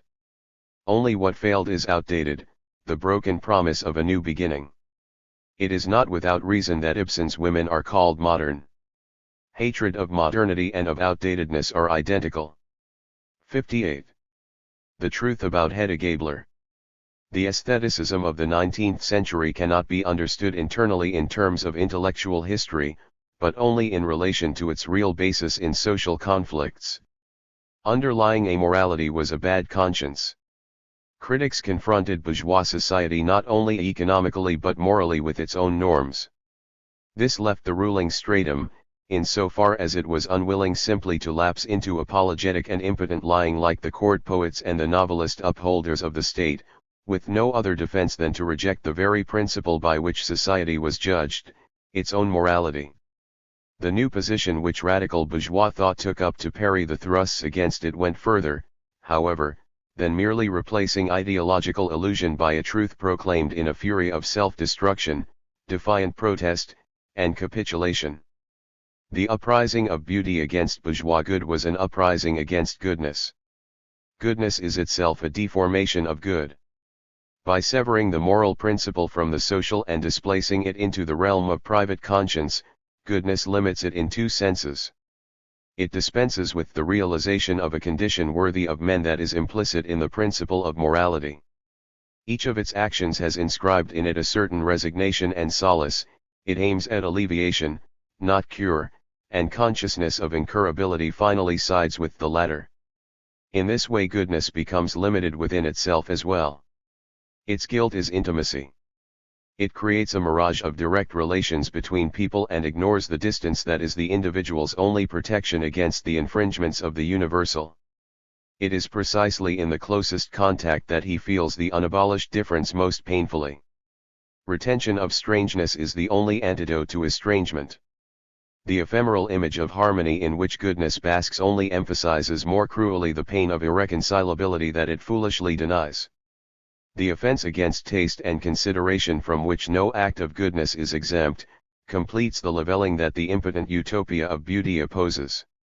In this way the creed of evil has been, since the beginnings of highly industrialized society, not only a precursor of barbarism but a mask of good. The worth of the latter was transferred to the evil that drew to itself all the hatred and resentment of an order which drummed good into its adherents so that it could with impunity be evil. When Hedda Gabler mortally offends the utterly well-meaning Aunt Jull, when she deliberately pretends the abominable hat which the aunt has got herself in honor of the general's daughter belongs to the maid, the frustrated woman not only sadistically vents her hatred of her obnoxious marriage on a defenseless victim. She sins against what is best in her own life, because she sees the best as a desecration of the good. Unconsciously and absurdly she represents, against the old woman who adores her bungling nephew, the absolute. Hedda is the victim and not Jull. Beauty, Hedda's idée fixe, opposes morality even before mocking it. For it balks at anything general, and posits as absolute the differences determined by mere existence, the accident that has favored one thing and not another. In beauty, opaque particularity asserts itself as the norm, as alone general, normal generality having become too transparent. So it challenges the latter, the equality of everything unfree. But in so doing it becomes guilty itself, by cutting off, with the general, all possibility of transcending that mere existence whose opacity only reflects the untruth of bad generality. So beauty finds itself in the wrong against right, while yet being right against it. In beauty the frail future offers its sacrifice to the Moloch of the present, because, in the latter's realm, there can be no good, it makes itself bad, in order in its defeat to convict the judge. Beauty's protestation against good is the bourgeois, secularized form of the delusion of the tragic hero. In the immanence of society, consciousness of its negative essence is blocked, and only abstract negation acts as a substitute for truth. Anti-morality, in rejecting what is immoral in morality, repression, inherits morality's deepest concern, that with all limitations all violence too should be abolished. This is why the motives of intransigent bourgeois self-criticism coincide in fact with those of materialism, through which the former attain self-awareness. 59. Since I set eyes on him. 1. The feminine character, and the ideal of femininity on which it is modeled, are products of masculine society. The image of undistort nature arises only in distortion, as its opposite. Where it claims to be humane, masculine society imperiously breeds in woman its own corrective, and shows itself through this limitation implacably the master. The feminine character is a negative imprint of domination, but therefore equally bad. Whatever is in the context of bourgeois delusion called nature, is merely the scar of social mutilation. If the psychoanalytical theory is correct that women experience their physical constitution as a consequence of castration, their neurosis gives them an inkling of the truth. The woman who feels herself a wound when she bleeds knows more about herself than the one who imagines herself a flower because that suits her husband. The lie consists not only in the claim that nature exists where it has been tolerated and adapted, but what passes for nature in civilization is by its very substance furthest from all nature, its own self-chosen object. The femininity which appeals to instinct, is always exactly what every woman has to force herself by violence, masculine violence, to be, a she-man. One need only have perceived, as a jealous male, how such feminine women have their femininity at their fingertips, deploying it just where needed, flashing their eyes, using their impulsiveness, to know how things stand with the sheltered unconscious, unmarred by intellect. Just this unscathed purity is the product of the ego, of censorship, of intellect, which is why it submits so unresistingly to the reality principle of the rational order. Without a single exception, feminine natures are conformist. The fact that Nietzsche's scrutiny stopped short of them, that he took over a second-hand and unverified image of feminine nature from the Christian civilization that he otherwise so thoroughly mistrusted, finally brought his thought under the sway, after all, of bourgeois society. He fell for the fraud of saying the feminine when talking of women. Hence the perfidious advice not to forget the whip. Femininity itself is already the effect of the whip. The liberation of nature would be to abolish its self-fabrication. Glorification of the feminine character implies the humiliation of all who bear it. 60. A word for morality. Amoralism, with which Nietzsche chastised the old untruth, is itself now subject to the verdict of history. With the decay of religion and its palpable philosophical secularizations, restrictive prohibitions lost their inherent authority, their substantiality. At first, however, material production was still so undeveloped that it could be proclaimed with some reason that there was not enough to go round. Anyone who did not criticize political economy as such, had to cling to the limiting principle which was then articulated as unrationalized appropriation at the expense of the weak. The objective preconditions of this have changed. It is not only the social nonconformist or even the narrow-minded bourgeois who must see restriction as superfluous in face of the immediate possibility of superfluity. The implied meaning of the master morality, that he who wants to live must fend for himself, has in the meantime become a still more miserable lie than it was when a 19th-century piece of pulpit wisdom. If in Germany the common citizen has proved himself a blond beast, this has nothing to do with national peculiarities, but with the fact that blond bestiality itself, social rapine, has become in face of manifest abundance the attitude of the backwoodsman, the deluded Philistine, that same hard-done-by mentality which the master morality was invented to combat. If Cesare Borgia were resurrected today, he would look like David Friedrich Strauss I and his name would be Adolf Hitler. The cause of amorality has been espoused by the same Darwinists whom Nietzsche despised, and who proclaim as their maxim the barbaric struggle for existence with such vehemence, just because it is no longer needed. True distinction has long ceased to consist in taking the best for oneself, and has become instead a satiety with taking, that practices in reality the virtue of giving, which in Nietzsche occurs only in the mind. Ascetic ideals constitute today a more solid bulwark against the madness of the profit economy than did the hedonistic life 60 years ago against liberal repression. The immoralist may now at last permit himself to be as kind, gentle, unegoistic and open-hearted as Nietzsche already was then. As a guarantee of his undiminished resistance, he is still as alone in this as in the days when he turned the mask of evil upon the normal world, to teach the norm to fear its own perversity. 61. Court of Appeal. Nietzsche in the Antichrist voiced the strongest argument not merely against theology but against metaphysics, that hope is mistaken for truth, that the impossibility of living happily, or even living at all, without the thought of an absolute, does not vouch for the legitimacy of that thought.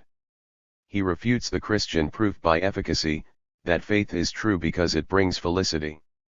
For could happiness, or, more technically speaking, pleasure, ever be a proof of truth? So far from this, it almost proves the converse.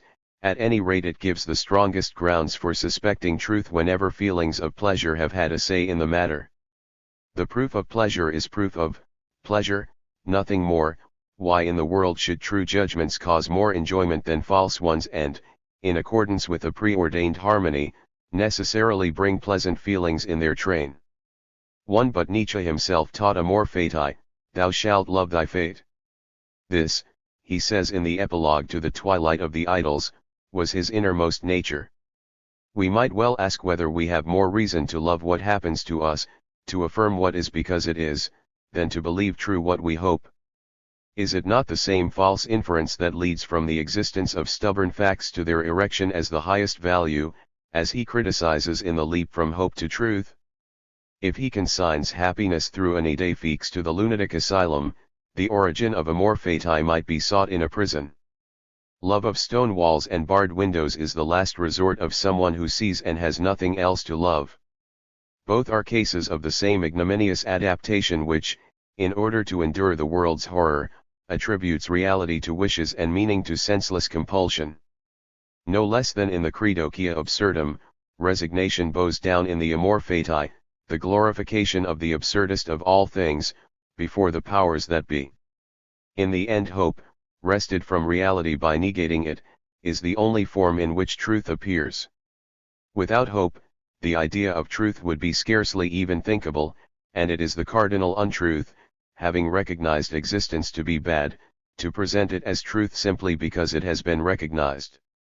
Here, rather than in the opposite, lies the crime of theology that Nietzsche arraigned without ever reaching the final chord. In one of the most powerful passages of his critique he charges Christianity with mythology, the guilt sacrifice, in its most repulsive and most barbaric form, the sacrifice of the innocent for the sins of the guilty. What appalling paganism! To nothing other, however, is love of fate, the absolute sanctioning of an infinity of such sacrifice. Myth debars Nietzsche's critique of myth from truth. 62.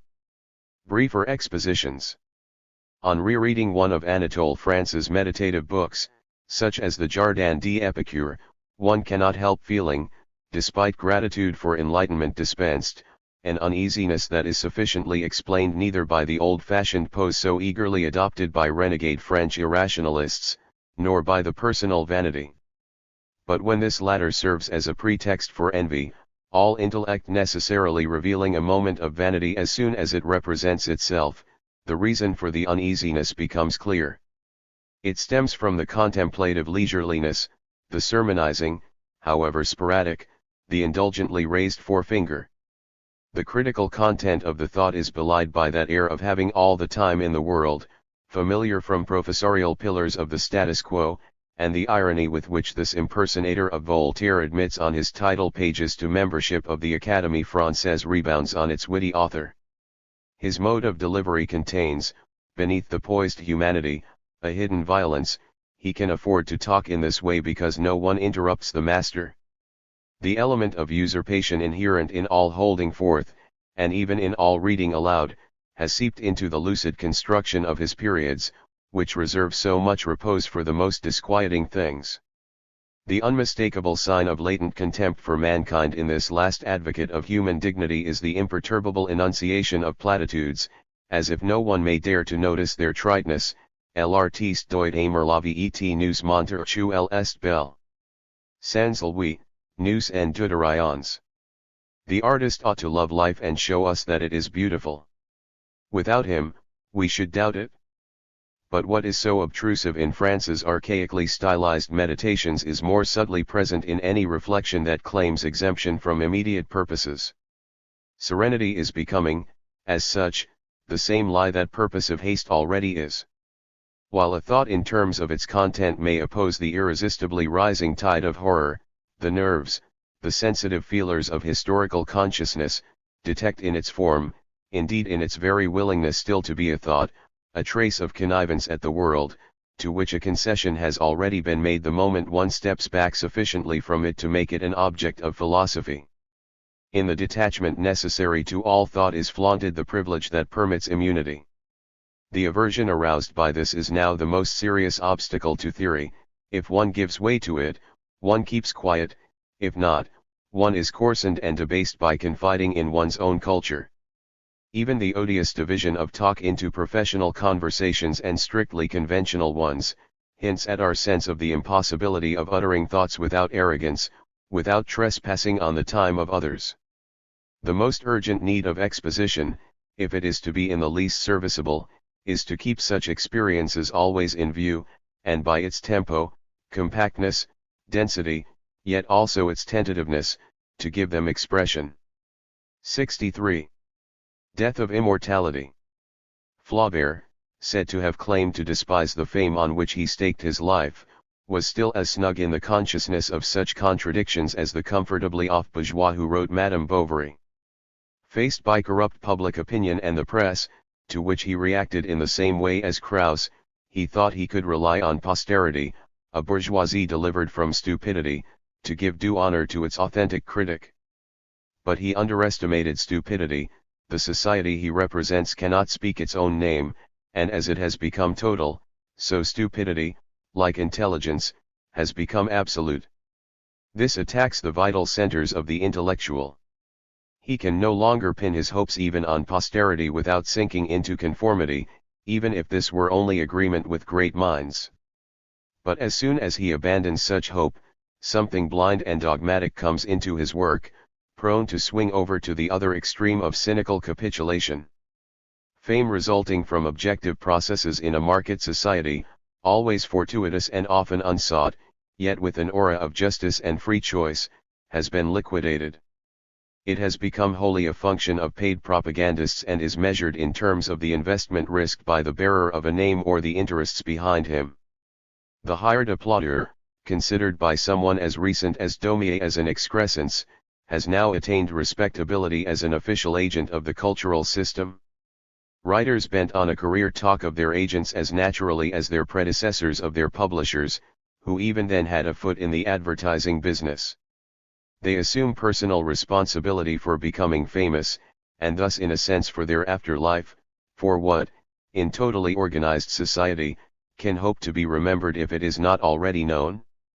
And purchase from the lackeys of the trusts, as in former times from the church, an expectation of immortality. But no blessing goes with it.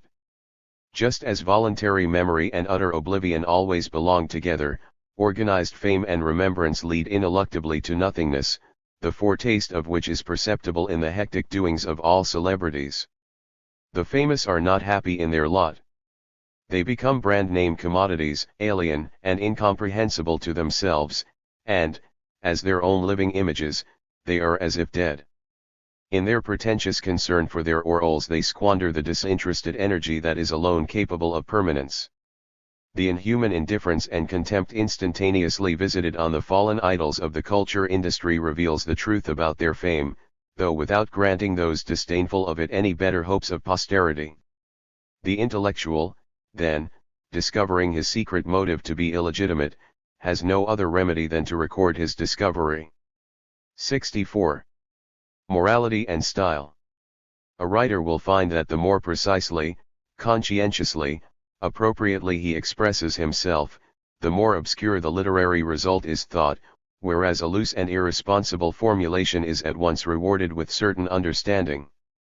It avails nothing ascetically to avoid all technical expressions, all allusions to spheres of culture that no longer exist.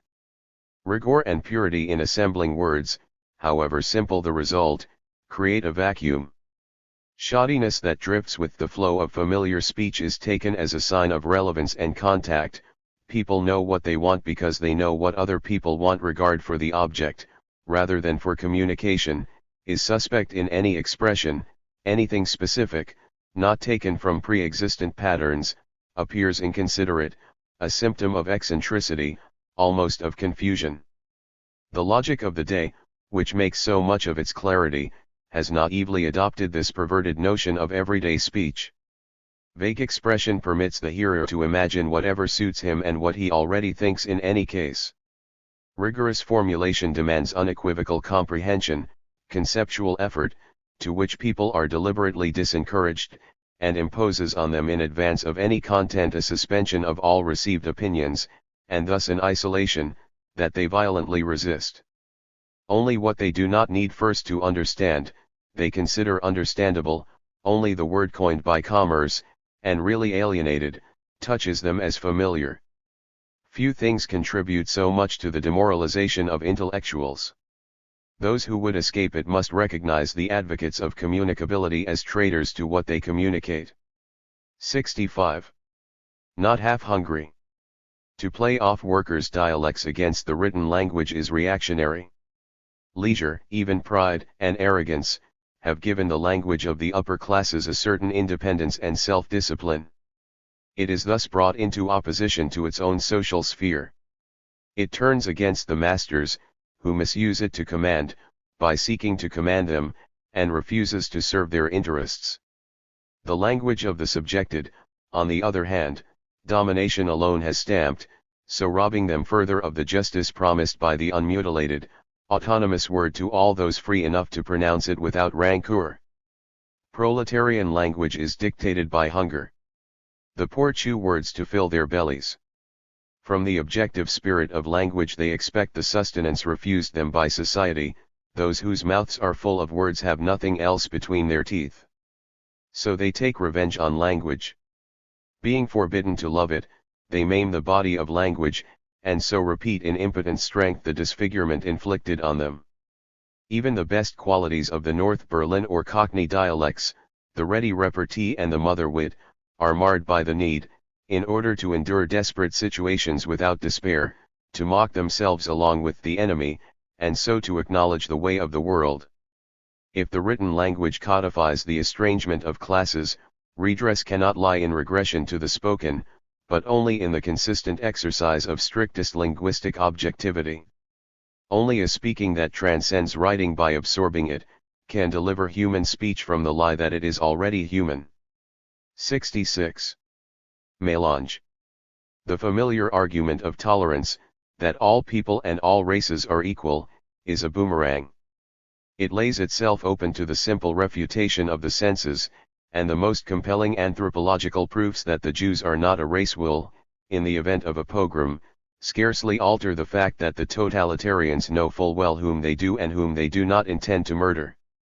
If the equality of all who have human shape were demanded as an ideal instead of being assumed as a fact, it would not greatly help. Abstract utopia is all too compatible with the most insidious tendencies of society. That all men are alike is exactly what society would like to hear. It considers actual or imagined differences as stigmas indicating that not enough has yet been done, that something has still been left outside its machinery, not quite determined by its totality. The technique of the concentration camp is to make the prisoners like their guards, the murdered, murderers. The racial difference is raised to an absolute so that it can be abolished absolutely, if only in the sense that nothing that is different survives. An emancipated society, on the other hand, would not be a unitary state, but the realization of universality in the reconciliation of differences. Politics that are still seriously concerned with such a society ought not, therefore, propound the abstract equality of men even as an idea. Instead, they should point to the bad equality today, the identity of those with interests in films and in weapons, and conceive the better state as one in which people could be different without fear. To assure the black that he is exactly like the white man, while he obviously is not, is secretly to wrong him still further.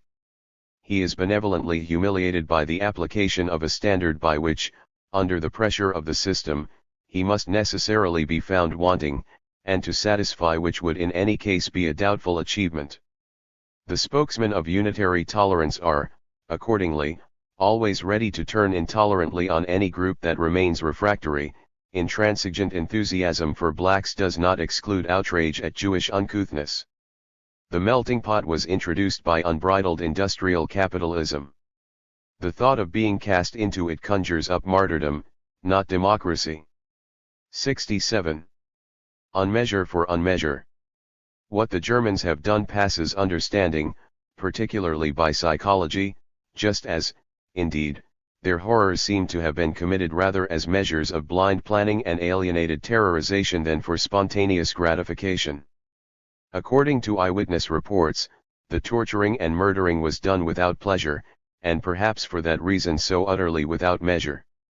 Nevertheless, a consciousness that wishes to withstand the unspeakable finds itself again and again thrown back on the attempt to understand, if it is not to succumb subjectively to the madness that prevails objectively. The thought obtrudes that the German horror is a kind of anticipated revenge. The credit system, in which everything, even world conquest, can be advanced, also determines the actions which will put an end to it and the whole market economy, including the suicide of dictatorship.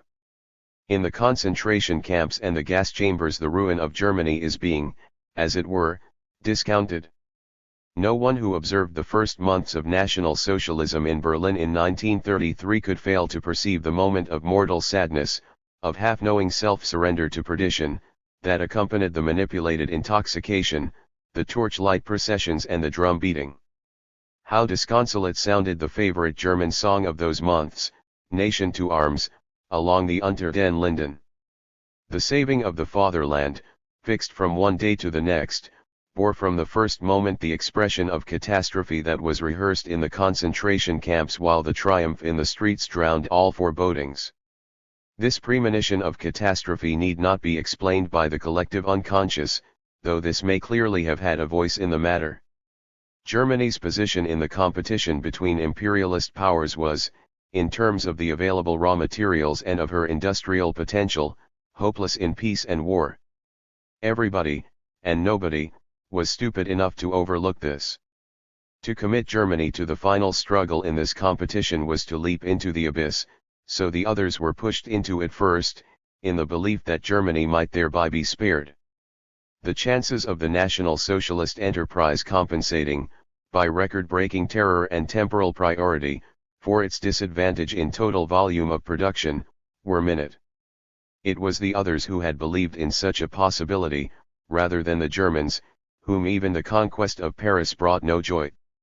While they were winning everything, they were already frenzied like those with nothing to lose. At the beginning of German imperialism stands Wagner's Twilight of the Gods, that inflamed prophecy of the nation's own doom, the composition of which was undertaken at the same time as the victorious campaign of 1870.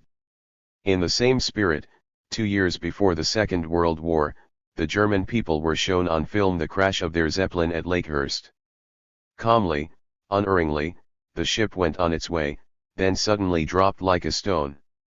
When no way out is left, the destructive drive becomes entirely indifferent to the question it never posed quite clearly, whether it is directed against others or against its own subject. 68. People are looking at you. 1. Indignation over cruelty diminishes in proportion as the victims are less like normal readers, the more they are swarthy, dirty, Dago-like. This throws as much light on the crimes as on the spectators. Perhaps the social schematization of perception in anti-Semites is such that they do not see Jews as human beings at all. The constantly encountered assertion that savages, blacks, Japanese are like animals, monkeys for example, is the key to the pogrom. The possibility of pogroms is decided in the moment when the gaze of a fatally wounded animal falls on a human being. The defiance with which he repels this gaze, after all, it's only an animal, reappears irresistibly in cruelties done to human beings, the perpetrators having again and again to reassure themselves that it is only an animal, because they could never fully believe this even of animals. In repressive society the concept of man is itself a parody of divine likeness. The mechanism of pathic projection determines that those in power perceive as human only their own reflected image, instead of reflecting back the human as precisely what is different. Murder is thus the repeated attempt, by yet greater madness, to distort the madness of such false perception into reason. What was not seen as human and yet is human, is made a thing, so that its stirrings can no longer refute the manic gaze. 69. Little folk. Those who deny objective historic forces find a ready-made argument in the outcome of the war. The Germans should really have won, that they did not was due to the stupidity of their leaders. Now Hitler's decisive moments of stupidity, his refusal, in the thick of war, to make war on England, his attacks on Russia and America, have a precise social meaning, which developed according to its own dialectic ineluctably from one reasonable step to the next and to catastrophe. But even if it had been stupidity, it would have been historically comprehensible. Stupidity is not a natural quality, but one socially produced and reinforced. The German ruling clique drove towards war because they were excluded from a position of imperial power. But in their exclusion lay the reason for the blind and clumsy provincialism that made Hitler's and Ribbentrop's policies uncompetitive and their war a gamble. That they were as badly informed about the Tory balance between general class interests and British special interests, and about the strength of the Red Army, as were their own masses behind the cordon of the Third Reich, is inseparable from the historical causes of National Socialism and almost from its strength. The sole chance of success for their reckless adventure lay in their knowing no better, and this was also the reason for its failure. Germany's industrial backwardness forced its politicians, anxious to regain lost ground and, as have-nots, specially qualified for the role, to fall back on their immediate, narrow experience, that of the political facade. They saw nothing before them except cheering assemblies and frightened negotiators. This blocked their view of the objective power of a greater mass of capital. It was imminent revenge on Hitler that he, the executioner of liberal society, was yet in his own state of consciousness too liberal to perceive how industrial potential outside Germany was establishing, under the veil of liberalism, its irresistible domination. He, who recognized the untruth in liberalism as did no other bourgeois, could yet not recognize the power behind him, the social tendency for which Hitler was really no more than drummer. His consciousness regressed to the standpoint of his weaker short-sighted opponents, that he had first adopted in order to make shorter work of them. Germany's hour necessarily accorded with such stupidity. For only leaders who resembled the people of the country in their ignorance of the world and global economics could harness them to war and their pig-headedness to an enterprise wholly unhampered by reflection. Hitler's stupidity was a ruse of reason. 70. Uninformed opinion. The Third Reich failed to produce a single work of art, a single mental structure capable of satisfying even the meager liberalistic requirement of quality. The demolition of humanity, and the conservation of works of the mind, were as incompatible as air raid shelter and stork's nest, and the regenerated, martial culture looked, on its first day, like the cities on their last, a heap of rubble. To this culture at least, the population practiced passive resistance. But the cultural energies allegedly released by National Socialism were in no way absorbed by the technical, political, or military spheres. The whole thing is truly barbarism, and triumphs as such even over its own barbaric spirit. This can be seen in the sphere of strategy. The fascist era has not brought about a flowering of strategy, but abolished it. The great military conceptions were inseparable from cunning, imagination, almost from private astuteness and initiative. They were part of a discipline relatively independent of the production process. The object was to derive decisive advantages from specialized innovations, such as diagonal battle lines or the accuracy of artillery. There was something of the bourgeois virtue of self-reliant enterprise in all this. Hannibal was a scion of merchants, not of heroes, and Napoleon of a democratic revolution. The element of bourgeois competition in the conduct of war has blown up in the face of fascism. The fascists raised to an absolute the basic idea of strategy, to exploit the temporary discrepancy between one nation with a leadership organized for murder, and the total potential of the rest. Yet by taking this idea to its logical conclusion in inventing total war, and by erasing the distinction between army and industry, they themselves liquidated strategy. Today it is as antiquated as the sound of military bands and paintings of battleships. Hitler sought world dominion through concentrated terror. The means he used, however, were unstrategic, the accumulation of overwhelming forces at particular points, the crude frontal breakthrough, the mechanical encirclement of the enemy stranded by armored spearheads. This principle, wholly quantitative, positivistic, without surprises, thus everywhere public and merging with publicity, no longer sufficed. The Allies, infinitely wealthier in economic resources, needed only to outdo the Germans in their own tactics to crush Hitler. The torpor and apathy of the war, the general defeatism which helped to protract its catastrophes, were conditioned by the decay of strategy. When all actions are mathematically calculated, they also take on a stupid quality. As if in mockery of the idea that anybody ought to be able to run the state, this war is conducted, despite the radar and the artificial harbors, as if by a schoolboy sticking flags into a chart. Spengler saw in the downfall of the West the promise of a golden age of engineers. The prospect coming into view, however, is the downfall of technology itself. 71. Pseudomenos. 1. The magnetic power exerted by patently threadbare ideologies is to be explained, beyond psychology, by the objectively determined decay of logical evidence as such. Things have come to a pass where lying sounds like truth, truth like lying.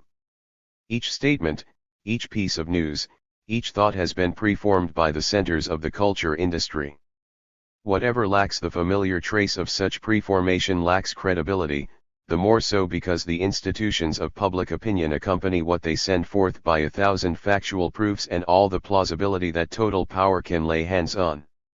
Truth that opposes these pressures not only appears improbable, but is in addition too feeble to make any headway in competition with their highly concentrated machinery of dissemination. The extreme case of Germany is instructive of the general mechanism. When the National Socialists began to torture, they not only terrorized the peoples inside and outside Germany, but were the more secure from exposure the more wildly the horror increased. The implausibility of their actions made it easy to disbelieve what nobody, for the sake of precious peace, wanted to believe, while at the same time capitulating to it. Trembling voices persuade themselves that, after all, there is much exaggeration. Even after the outbreak of the war, details about the concentration camps were unwanted in the English press. Every horror necessarily becomes, in the enlightened world, a horrific fairy tale. For the untruth of truth has a core which finds an avid response in the unconscious. It is not only that the unconscious wishes horrors to come about, fascism is itself less ideological, insofar as it openly proclaims the principle of domination that is elsewhere concealed. Whatever humane values the democracies can oppose it with, it can effortlessly refute by pointing out that they represent not the whole of humanity but a mere illusory image that fascism has had the courage to discard. So desperate have people become in civilization, however, that they are forever ready to abandon their frail better qualities as soon as the world does their worse ones the obligation of confessing how evil it is. The political forces of opposition, however, are compelled to make constant use of lies if they are not themselves to be completely wiped out as destructive. The deeper the divergence of an opposition from the established order, which at least affords it refuge from a blacker future, the more easily fascists can pin it down to untruths. Only the absolute lie now has any freedom to speak the truth. The confounding of truth and lies, making it almost impossible to maintain a distinction, and a labor of Sisyphus to hold on to the simplest piece of knowledge, marks the victory in the field of logical organization of the principle that lies crushed on that of battle. Lies have long legs, they are ahead of their time. The conversion of all questions of truth into questions of power, a process that truth itself cannot escape if it is not to be annihilated by power, not only suppresses truth as in earlier despotic orders, but has attacked the very heart of the distinction between true and false, which the hirelings of logic were in any case diligently working to abolish. So Hitler, of whom no one can say whether he died or escaped, survives. 72. Second harvest. Talent is perhaps nothing other than successfully sublimated rage, the capacity to convert energies once intensified beyond measure to destroy recalcitrant objects, into the concentration of patient observation, so keeping as tight a hold on the secret of things, as one had earlier when finding no peace until the quavering voice had been wrenched from the mutilated toy. Who has not seen on the face of a man sunk in thought, far removed from practical objects, traits of the same aggression which is otherwise exerted practically? Does not the artist feel himself, amid the transports of creation, brutalized, working furiously? Indeed, is not such fury necessary to free oneself from confinement and the fury of confinement? Might not the very conciliatoriness of art have been only bullied out of its destructiveness? Nowadays most people kick with the pricks. How some things have gestures, and so modes of behavior, inscribed in them. Slippers are designed to be slipped into without help from the hand.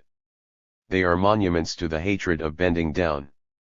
That in repressive society freedom comes to the same thing as insolence is demonstrated by the nonchalant gestures of teenagers, who don't care a cent for the world as long as they do not sell it their labor. To show that they are dependent on no one and so owe no one respect, they put their hands in their trouser pockets. But their elbows, stuck outwards, are ready to barge anyone who gets in their way. A German is someone who cannot tell a lie without believing it himself. The phrase kommt überhaupt gar nicht in Frage is completely and utterly out of the question, which probably came into use in Berlin in the 20s, is already potentially Hitler's seizure of power. For it pretends that private will, founded sometimes on real rights but usually on mere effrontery, directly represents an objective necessity that admits no disagreement. At bottom, it is the refusal of a bankrupt negotiator to pay the other a farthing, in the proud awareness that there is nothing more to be got out of him. The crooked lawyer's dodge is brazenly inflated to heroic steadfastness, the linguistic formula for usurpation. This bluff defines equally the success and the collapse of National Socialism. The existence of bread factories, turning the prayer that we be given our daily bread into a mere metaphor and an avowal of desperation, argues more strongly against the possibility of Christianity than all the enlightened critiques of the life of Jesus. Anti-Semitism is the rumor about the Jews. German words of foreign derivation are the Jews of language. One evening, in a mood of helpless sadness, I caught myself using a ridiculously wrong subjunctive form of a verb that was itself not entirely correct German, being part of the dialect of my native town. I had not heard, let alone used, the endearing misconstruction since my first years at school. Melancholy, drawing me irresistibly into the abyss of childhood, awakened this old, impotently yearning sound in its depths. Language sent back to me like an echo the humiliation which unhappiness had inflicted on me in forgetting what I am.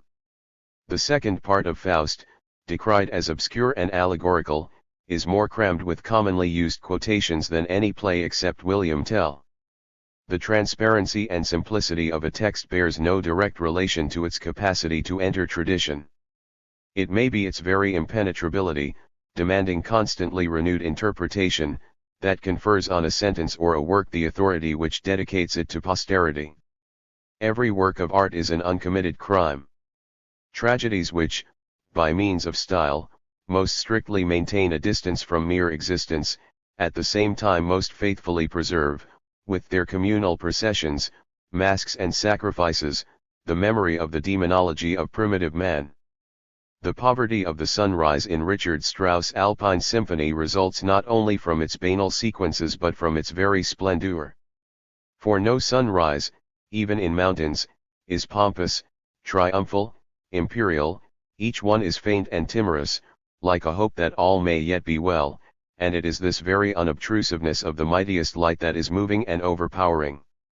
The sound of any woman's voice on the telephone tells us whether the speaker is attractive.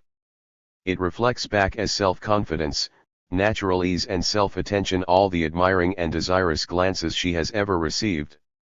It expresses the double meaning of graciousness, gratitude and grace. The ear perceives what is for the eye, because both live on the experience of a single beauty. It is recognized on first hearing, a familiar quotation from a book never read. Waking in the middle of a dream, even the worst, one feels disappointed, cheated of the best in life. But pleasant, fulfilled dreams are actually as rare, to use Schubert's words, as happy music. Even the loveliest dream bears like a blemish its difference from reality, the awareness that what it grants is mere illusion. This is why precisely the loveliest dreams are as if blighted. Such an impression is captured superlatively in the description of the nature theater of Oklahoma in Kafka's America. To happiness the same applies as to truth, one does not have it, but is in it. Indeed, happiness is nothing other than being encompassed, an afterimage of the original shelter within the mother. But for this reason no one who is happy can know that he is so. To see happiness, he would have to pass out of it, to be as if already born. He who says he is happy lies, and in invoking happiness, sins against it. He alone keeps faith who says, I was happy. The only relation of consciousness to happiness is gratitude, in which lies its incomparable dignity. To a child returning from a holiday, home seems new, fresh, festive. Yet nothing has changed there since he left. Only because duty has now been forgotten, of which each piece of furniture, window, lamp, was otherwise a reminder, is the house given back the Sabbath peace, and for minutes one is at home in a never-returning world of rooms, nooks, and corridors in a way that makes the rest of life there a lie. No differently will the world one day appear, almost unchanged, in its constant feast day light, when it stands no longer under the law of labor, and when for homecomers duty has the lightness of holiday play. Now that we can no longer pluck flowers to adorn our beloved, a sacrifice that adoration for the one atones by freely taking on itself the wrong it does all others, picking flowers has become something evil. It serves only to perpetuate the transient by fixing it. But nothing is more ruinous. The scentless bouquet, the institutionalized remembrance, kills what still lingers by the very act of preserving it. The fleeting moment can live in the murmur of forgetfulness, that the ray will one day touch to brightness. The moment we want to possess is lost already. The luxurious blooms that the child struggles home with at the mother's command, might be stuck behind the mirror as artificial ones were 60 years ago, and in the end they become the greedily seized holiday snapshot, in which the landscape is littered with those who saw nothing of it, and who grab as a souvenir something that sank unremembered into nothingness. But he who in rapture sends flowers, will reach instinctively for the ones that look mortal. We owe our life to the difference between the economic framework of late capitalism, and its political facade. To theoretical criticism the discrepancy is slight. Everywhere the sham character of supposed public opinion, the primacy of the economy in real decisions, can be demonstrated. For countless individuals, however, the thin, ephemeral veil is the basis of their entire existence. Precisely those on whose thought and action change, alone essential, depends, are indebted for their existence to the inessential, illusion, indeed to what, measured by the great laws of historical development, amounts to mere chance. But is not the whole construction of essence and appearance thereby affected? Measured by its concept, the individual has indeed become as null and void as Hegel's philosophy anticipated. Seen subspecie individuations, however, absolute contingency, permitted to persist as a seemingly abnormal state, is itself the essential. The world is systematized horror, but therefore it is to do the world too much honor to think of it entirely as a system, for its unifying principle is division, and it reconciles by asserting unimpaired the irreconcilability of the general and the particular. Its essence is abomination, but its appearance, the lie by virtue of which it persists, is a stand-in for truth. 73. Deviation. The decay of the workers' movement is corroborated by the official optimism of its adherents. This seems to grow with the immovable consolidation of the capitalist world. The founders of the movement never regarded success as guaranteed, and therefore throughout their lives said dire things to the workers' organizations. Today, when the enemy's power and control over the consciousness of the masses has been immeasurably strengthened, the attempt radically to alter this consciousness by withholding assent to it is considered reactionary. Suspicion falls on anyone who combines criticism of capitalism with that of the proletariat, which is more and more becoming a mere reflection of the tendencies of capitalist development. Once it crosses class boundaries, the negative element of thought is frowned upon. Kaiser Wilhelm's words of wisdom, "I tolerate no Jeremiahs," have penetrated the ranks of those he wanted to crush. Anyone who pointed, for example, to the lack of any spontaneous resistance by the German workers was told in reply that things were so much in a state of flux that such judgments were impossible. Anyone who was not on the spot, right among the poor German victims of aerial warfare, victims, however, who had few objections to air raids as long as they were directed at the other side, had no right to open his mouth, and in any case agrarian reforms were imminent in Romania and Yugoslavia. Yet the further the rational expectation diminishes that society's doom can really be averted, the more reverently they repeat the old prayers: masses, solidarity, party, class struggle. While not a single idea in the critique of political economy is firmly believed any longer by the adherents of the left-wing platform, while their newspapers daily and witlessly trumpet forth theses that outdo all revisionism yet signify nothing, and can be replaced at will tomorrow by the opposite, the ears of the faithful party liners show a musician's sensitivity to the faintest disrespect for the slogans that have jettisoned theory. Hurrah optimism has a fitting counterpart in international patriotism. The staunch supporter must swear allegiance to a people, no matter which.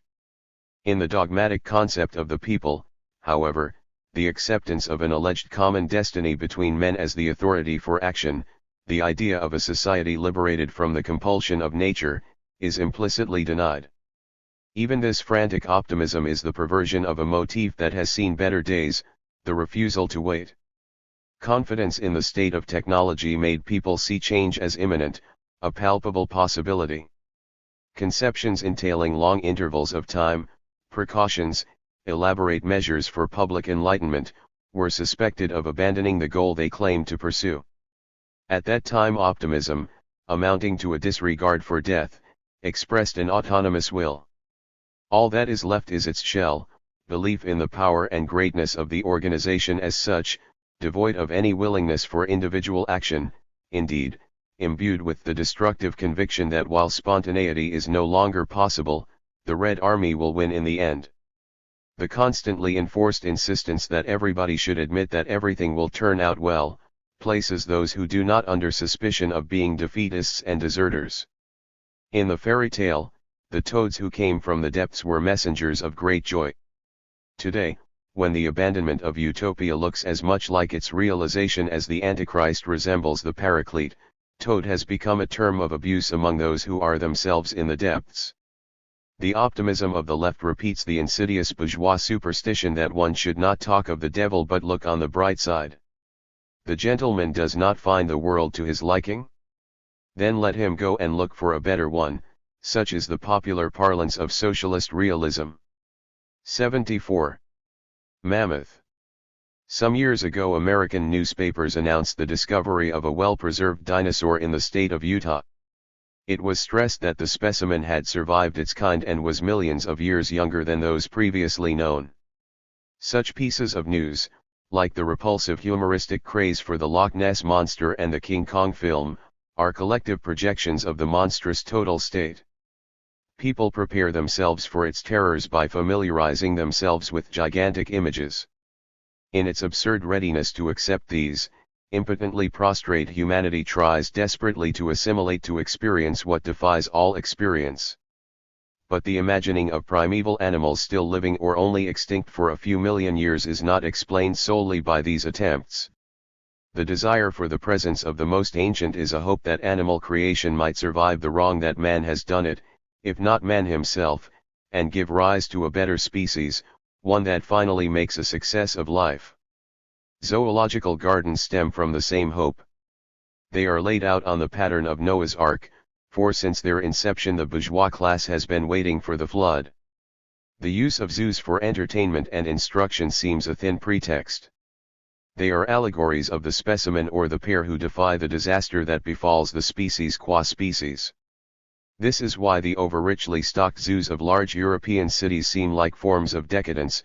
More than 2 elephants, 2 giraffes, 1 hippopotamus, are a bad sign. Nor can any good come of Hagenbeck's layout, one with trenches instead of cages, betraying the ark by simulating the rescue that only Ararat can promise. They deny the animals freedom only the more completely by keeping the boundaries invisible, the sight of which would inflame the longing for open spaces. They are to self-respecting zoos what botanical gardens are to palm courts. The more purely nature is preserved and transplanted by civilization, the more implacably it is dominated. We can now afford to encompass ever larger natural units, and leave them apparently intact within our grasp, whereas previously the selecting and taming of particular items bore witness to the difficulty we still had in coping with nature. The tiger endlessly pacing back and forth in his cage reflects back negatively, through his bewilderment, something of humanity, but not the one frolicking behind the pit too wide to leap. The anticipated beauty of Bram's animal life stems from its way of describing animals as they are seen through the bars of a zoological garden, even, and above all, when quoting reports by fanciful explorers on life in the wilds. The fact, however, that animals really suffer more in cages than in the open range, that Hagenbeck does in fact represent a step forward in humanity, reflects on the inescapability of imprisonment. It is a consequence of history. The zoological gardens in their authentic form are products of 19th-century colonial imperialism. They flourished since the opening up of wild regions of Africa and Central Asia, which paid symbolic tribute in the shape of animals. The value of the tributes was measured by their exoticism, their inaccessibility. The development of technology has put an end to this and abolished the exotic. The farm-bred lion is as fully tamed as the horse long since subjected to birth control. But the millennium has not dawned. Only in the irrationality of civilization itself, in the nooks and crannies of the cities, to which the walls, towers and bastions of the zoos wedged among them are merely an addition, can nature be conserved. The rationalization of culture, in opening its doors to nature, thereby completely absorbs it, and eliminates with difference the principle of culture, the possibility of reconciliation. 75. Chilly hospitality. With deep premonition, Schubert's romanticism of disillusion, in the cycle at whose center stand the words "I have done with all my dreams," reserves for the graveyard alone the name of hostel to the fata morgana of the life of idleness has been seized by rigor mortis. Guests and host are as if spellbound. The former are in a rush. They would prefer to keep their hats on. On uncomfortable seats they are induced by the outheld bills and the moral pressure of the waiting queues behind them to leave the place, still called with mockery a café, at all possible speed. The host, however, with all his colleagues, is not himself at all, but an employee. Probably the decline of the hotel dates back to the dissolution of the ancient unity of inn and brothel, nostalgia for which lives on in every glance directed at the displayed waitress and the telltale gestures of the chambermaids. But now that the innkeeper's trade, the most honorable of the professions in the sphere of circulation, has been purged of its last ambiguities, such as still cling to the word intercourse, things have become very bad. Step by step, and always for irrefutable reasons, the means are destroying the ends. The division of labor, the system of automatized facilities, has the result that no one is concerned for the client's comfort. No one can divine from his expression what might take his fancy, for the waiter no longer knows the menu, and if he makes suggestions of his own he must be prepared to face rebuke for having overstepped his limits.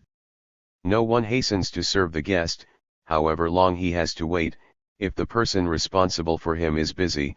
Concern for the institution, a concern that reaches its culmination in prisons, takes precedence, as in a clinic, over that for the subject, who is administered as an object. That the restaurant is divided by gulfs of antagonism from the hotel, an empty husk of rooms, is a matter of course, as are the time limits on eating and on insufferable room service, from which one flees to the drugstore, blatantly a shop, behind whose inhospitable counter a juggler with fried eggs, crispy bacon and ice cubes proves himself the last solicitous host. But in the hotel every unforeseen question is disposed of by the porter with an irate nod to another counter, usually closed. The objection that all this is no more than a caterwauling laudatio temporis acti does not hold water. Who would not prefer the Blauerstern in Prague or the Österreichischer Hof in Salzburg, even if he had to cross the landing to reach the bathroom, and was no longer woken in the small hours by unfailing central heating? The nearer the sphere of immediate, physical existence is approached, the more questionable progress becomes, a Pyrrhic victory of fetishized production. Sometimes such progress horrifies itself, and strives to reunite even if only symbolically the labor functions that calculation has disjoined. This gives rise to figures like the hostess, a synthetic landlady. Just as in reality she looks after nothing, has no real powers to hold together the severed, cold facilities, but confines herself to the vacuous gesture of welcome and, certainly, the supervision of the personnel, so also she appears, peevishly pretty, a slimly upright, strenuously youthful, faded woman. Her true function is to see to it that the incoming guest does not even choose for himself the table at which he is to be processed. Her graciousness is the reverse side of the dignity of the bouncer. 76. Gala dinner. How far progress and regression are intertwined today can be seen in the notion of technical possibilities. Mechanical processes of reproduction have developed independently of what they reproduce, and become autonomous. They are considered progressive, and anything that has no part in them, reactionary and quaint. Such beliefs are promoted all the more thoroughly because super machines, once they are to the slightest degree unused, threaten to become bad investments. Since, however, their development is essentially concerned with what, under liberalism, was known as getting up goods for sale, while at the same time crushing the goods themselves under its own weight, as an apparatus external to them, the adaptation of needs to this apparatus results in the death of objectively appropriate demands. The fascinated eagerness to consume the latest process of the day not only leads to indifference towards the matter transmitted by the process, but encourages stationary rubbish and calculated idiocy. It confirms the old kitsch in ever new paraphrases as Hotnavut. The concomitant of technical progress is the narrow-minded determination at all costs to buy nothing that is not in demand, not to fall behind the careering production process, never mind what the purpose of the product might be. Keeping up, crowding and queuing everywhere take the place of what were to some extent rational needs. Scarcely less than the hatred for a radical, overly modern composition is that for a film already 3 months old, to which the latest, though in no way differing from it, it relentlessly preferred. Just as the customers of mass society have to be on the scene at once, they cannot leave anything out. If the 19th century connoisseur only stayed for one act of an opera, partly for the barbaric reason that he would allow no spectacle to shorten his dinner, barbarism has now reached a point, the possibility of escape to a dinner being cut off, where it cannot stuff itself full enough of culture. Every program must be sat through to the end, every bestseller read, every film seen in its first flush in the top Odeon. The abundance of commodities indiscriminately consumed is becoming calamitous. It makes it impossible to find one's way, and just as in a gigantic department store one looks out for a guide, the population wedged between wares await their leader. 77. Auction. Rampant technology eliminates luxury, but not by declaring privilege a human right, rather, it does so by both raising the general standard of living and cutting off the possibility of fulfillment. The express train that in 3 nights and 2 days hurtles across the continent is a miracle, but traveling in it has nothing of the faded splendor of the train blue.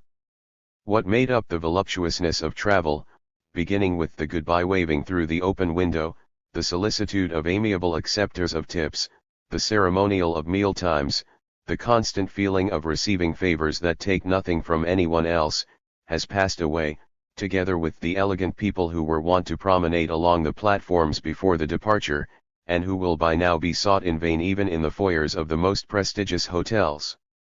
That the steps of railway carriages have to be retracted intimates to the passenger of even the most expensive express that he must obey the company's terse regulations like a prisoner.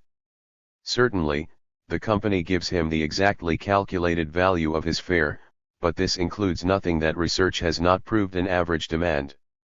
Who, aware of such conditions, could depart on impulse on a voyage with his mistress as once from Paris to Nice? But one cannot be rid of the suspicion that even luxury that deviates from the norm, announcing itself ostentatiously as such, is mingled with an increasing element of premeditation, artificial show. It is meant, in keeping with Veblen's theory, to permit the wealthy to demonstrate their status to themselves and others, rather than to satisfy their needs, which in any case are becoming increasingly undifferentiated. While a Cadillac undoubtedly excels a Chevrolet by the amount that it costs more, this superiority, unlike that of the old Rolls-Royce, nevertheless itself proceeds from an overall plan which artfully equips the former with better, the latter with worse cylinders, bolts, accessories, without anything being altered in the basic pattern of the mass-produced article. Only minor rearrangements in production would be needed to turn the Chevrolet into a Cadillac. So luxury is sapped. For amid universal fungibility happiness attaches without exception to the non-fungible. No humane exertions, no formal reasoning, can sever happiness from the fact that the ravishing dress is worn by only one, and not by 20,000. The utopia of the qualitative, the things which through their difference and uniqueness cannot be absorbed into the prevalent exchange relationships, takes refuge under capitalism in the traits of fetishism. But this promise of happiness in luxury in turn presupposes privilege, economic inequality, a society based on fungibility. Thus the qualitative itself becomes a special case of quantification, the non-fungible becomes fungible, luxury turns into comfort and finally into a senseless gadget. This vicious circle would put an end to luxury even without the leveling tendency of mass society, over which reactionaries wax sentimentally indignant. The inner constitution of luxury is not unaffected by what happens to the useless in its total incorporation into the realm of use. Its remnants, even objects of the highest quality, already look like junk. The valuables cramming the homes of the very rich cry out helplessly for the museum, yet there the meaning of sculpture and paintings, as Valerie perceived, is destroyed, only architecture, their mother, showing them their rightful place. But kept by force in the houses of people with whom they have no ties, they are an open affront to the mode of existence which private property has now adopted. If there was still some excuse for the antiques with which millionaires surrounded themselves up to the First War, in that they heightened the idea of the bourgeois home to a dream, a nightmare, without disintegrating it, the chinoiseries subsequently adopted merely tolerate sullenly the private owner who only feels at ease in light and air that are barricaded by luxury. Modern, practical luxury is a contradiction in terms that may just provide a living for false Russian princes hired by Hollywood people as interior decorators. The lines of advanced taste converge in asceticism. The child reading the Arabian Nights, intoxicated by the rubies and emeralds, wondered why possession of the stones should cause such ecstasy, when they are described, after all, not as means of exchange, but as a hoard. In this question is involved the whole dialectic of enlightenment. It is as reasonable as it is unreasonable, reasonable in recognizing idolization, unreasonable in turning against its own goal, which is present only where it need be justified to no authority, indeed to no intention, no happiness without fetishism. Gradually, however, the child's sceptical question has spread to every kind of luxury, and even naked sensual pleasure is not proof against it. To the aesthetic eye, which sides with the useless against utility, the aesthetic, when severed violently from purpose, becomes anti-aesthetic, because it expresses violence, luxury becomes brutality. Finally it is swallowed up in drudgery or conserved in caricature. What beauty still flourishes under terror is a mockery and ugliness to itself. Yet its fleeting shape attests to the avoidability of terror. Something of this paradox is fundamental to all art. Today it appears in the fact that art still exists at all. The captive idea of beauty strives at once to reject happiness and to assert it. 78. Over the Kills. More perfectly than any other fairy tale, Snow White expresses melancholy. The pure image of this mood is the queen looking out into the snow through her window and wishing for her daughter, after the lifelessly living beauty of the flakes, the black mourning of the window frame, the stab of bleeding, and then dying in childbirth. The happy end takes away nothing of this. As the granting of her wish is death, so the saving remains illusion. For deeper knowledge cannot believe that she was awakened who lies as if asleep in the glass coffin. Is not the poisoned bite of apple which the journey shakes from her throat, rather than a means of murder, the rest of her unlived, banished life, from which only now she truly recovers, since she is lured by no more false messengers? And how inadequate happiness sounds, Snow White felt kindly towards him and went with him. How it is revoked by the wicked triumph over wickedness. So, when we are hoping for rescue, a voice tells us that hope is in vain, yet it is powerless hope alone that allows us to draw a single breath. All contemplation can do no more than patiently trace the ambiguity of melancholy in ever new configurations. Truth is inseparable from the illusory belief that from the figures of the unreal one day, in spite of all, real deliverance will come. 79. Intellectus sacrificium intellectus. 1. The assumption that thought profits from the decay of the emotions, or even that it remains unaffected, is itself an expression of the process of stupefaction. The social division of labor recoils on man, however much it may expedite the task exacted from him. The faculties, having developed through interaction, atrophy once they are severed from each other. Nietzsche's aphorism, that the degree and kind of a man's sexuality extends to the highest pinnacle of his spirit, has a more than merely psychological application. Because even its remotest objectifications are nourished by impulses, thought destroys in the latter the condition of its own existence. Is not memory inseparable from love, which seeks to preserve what yet must pass away? Is not each stirring of fantasy engendered by desire which, in displacing the elements of what exists, transcends it without betrayal? Is not indeed the simplest perception shaped by fear of the thing perceived, or desire for it? It is true that the objective meaning of knowledge has, with the objectification of the world, become progressively detached from the underlying impulses. It is equally true that knowledge breaks down where its effort of objectification remains under the sway of desire. But if the impulses are not at once preserved and surpassed in the thought which has escaped their sway, then there will be no knowledge at all, and the thought that murders the wish that fathered it will be overtaken by the revenge of stupidity. Memory is tabooed as unpredictable, unreliable, irrational. The resulting intellectual asthma, which culminates in the dissolution of the historical dimension of consciousness, leads directly to a depreciation of the synthetic apperception which, according to Kant, cannot be divorced from reproduction in imagination, from recollection.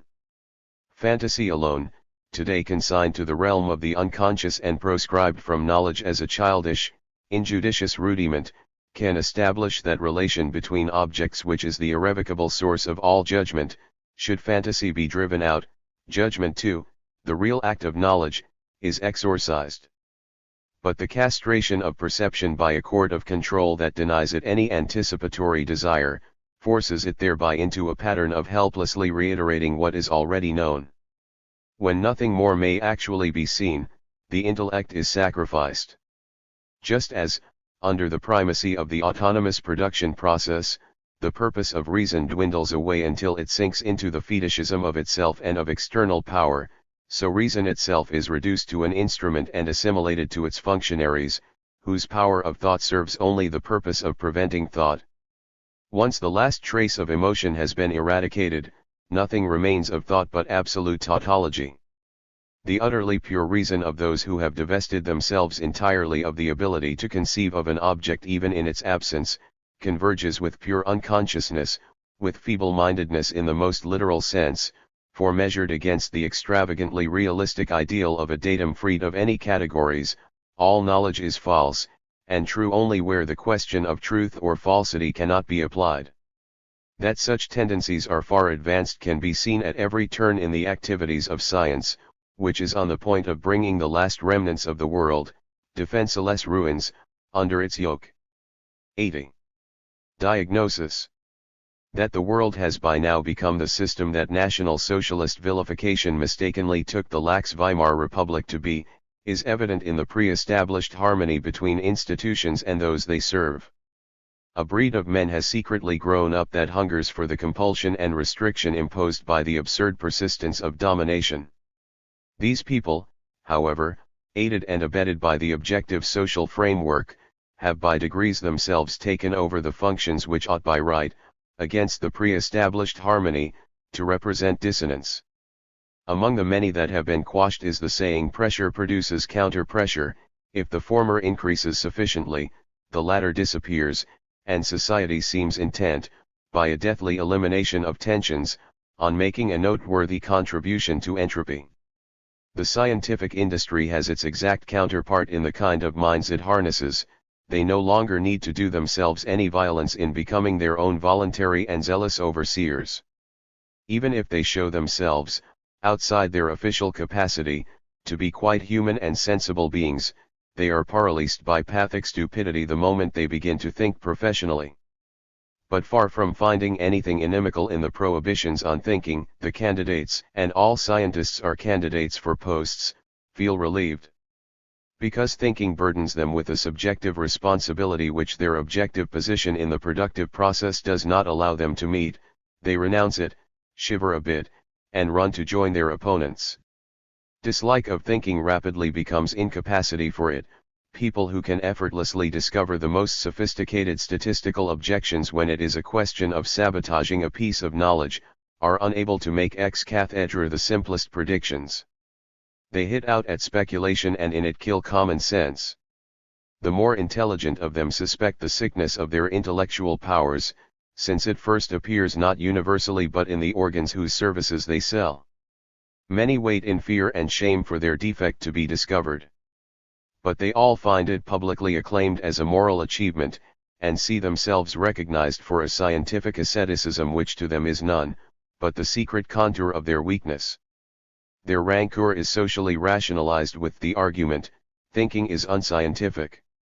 At the same time, their mental power has, in a number of dimensions, been prodigiously increased by control mechanisms.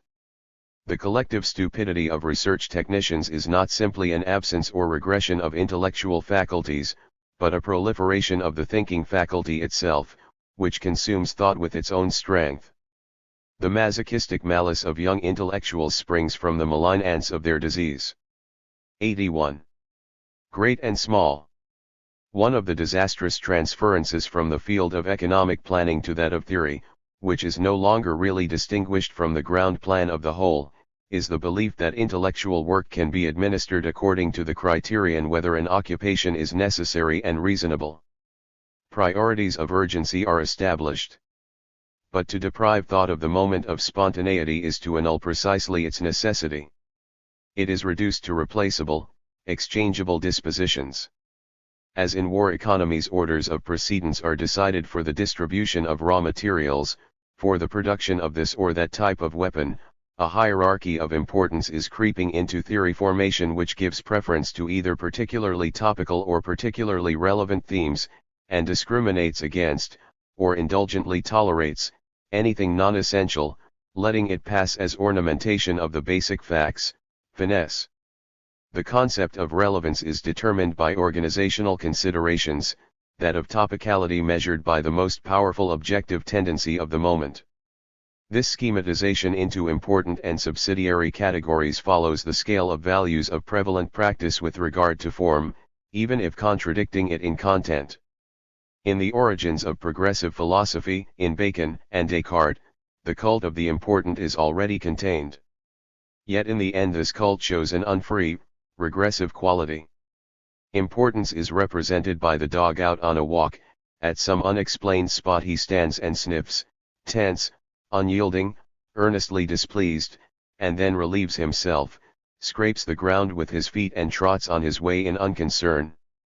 In primitive times life and death may have depended on such things, after thousands of years of domestication they have become an unreal ritual. Who can help being reminded of them when observing a serious committee weighing the urgency of problems before turning over the carefully defined and timetabled tasks to the attentions of their colleagues?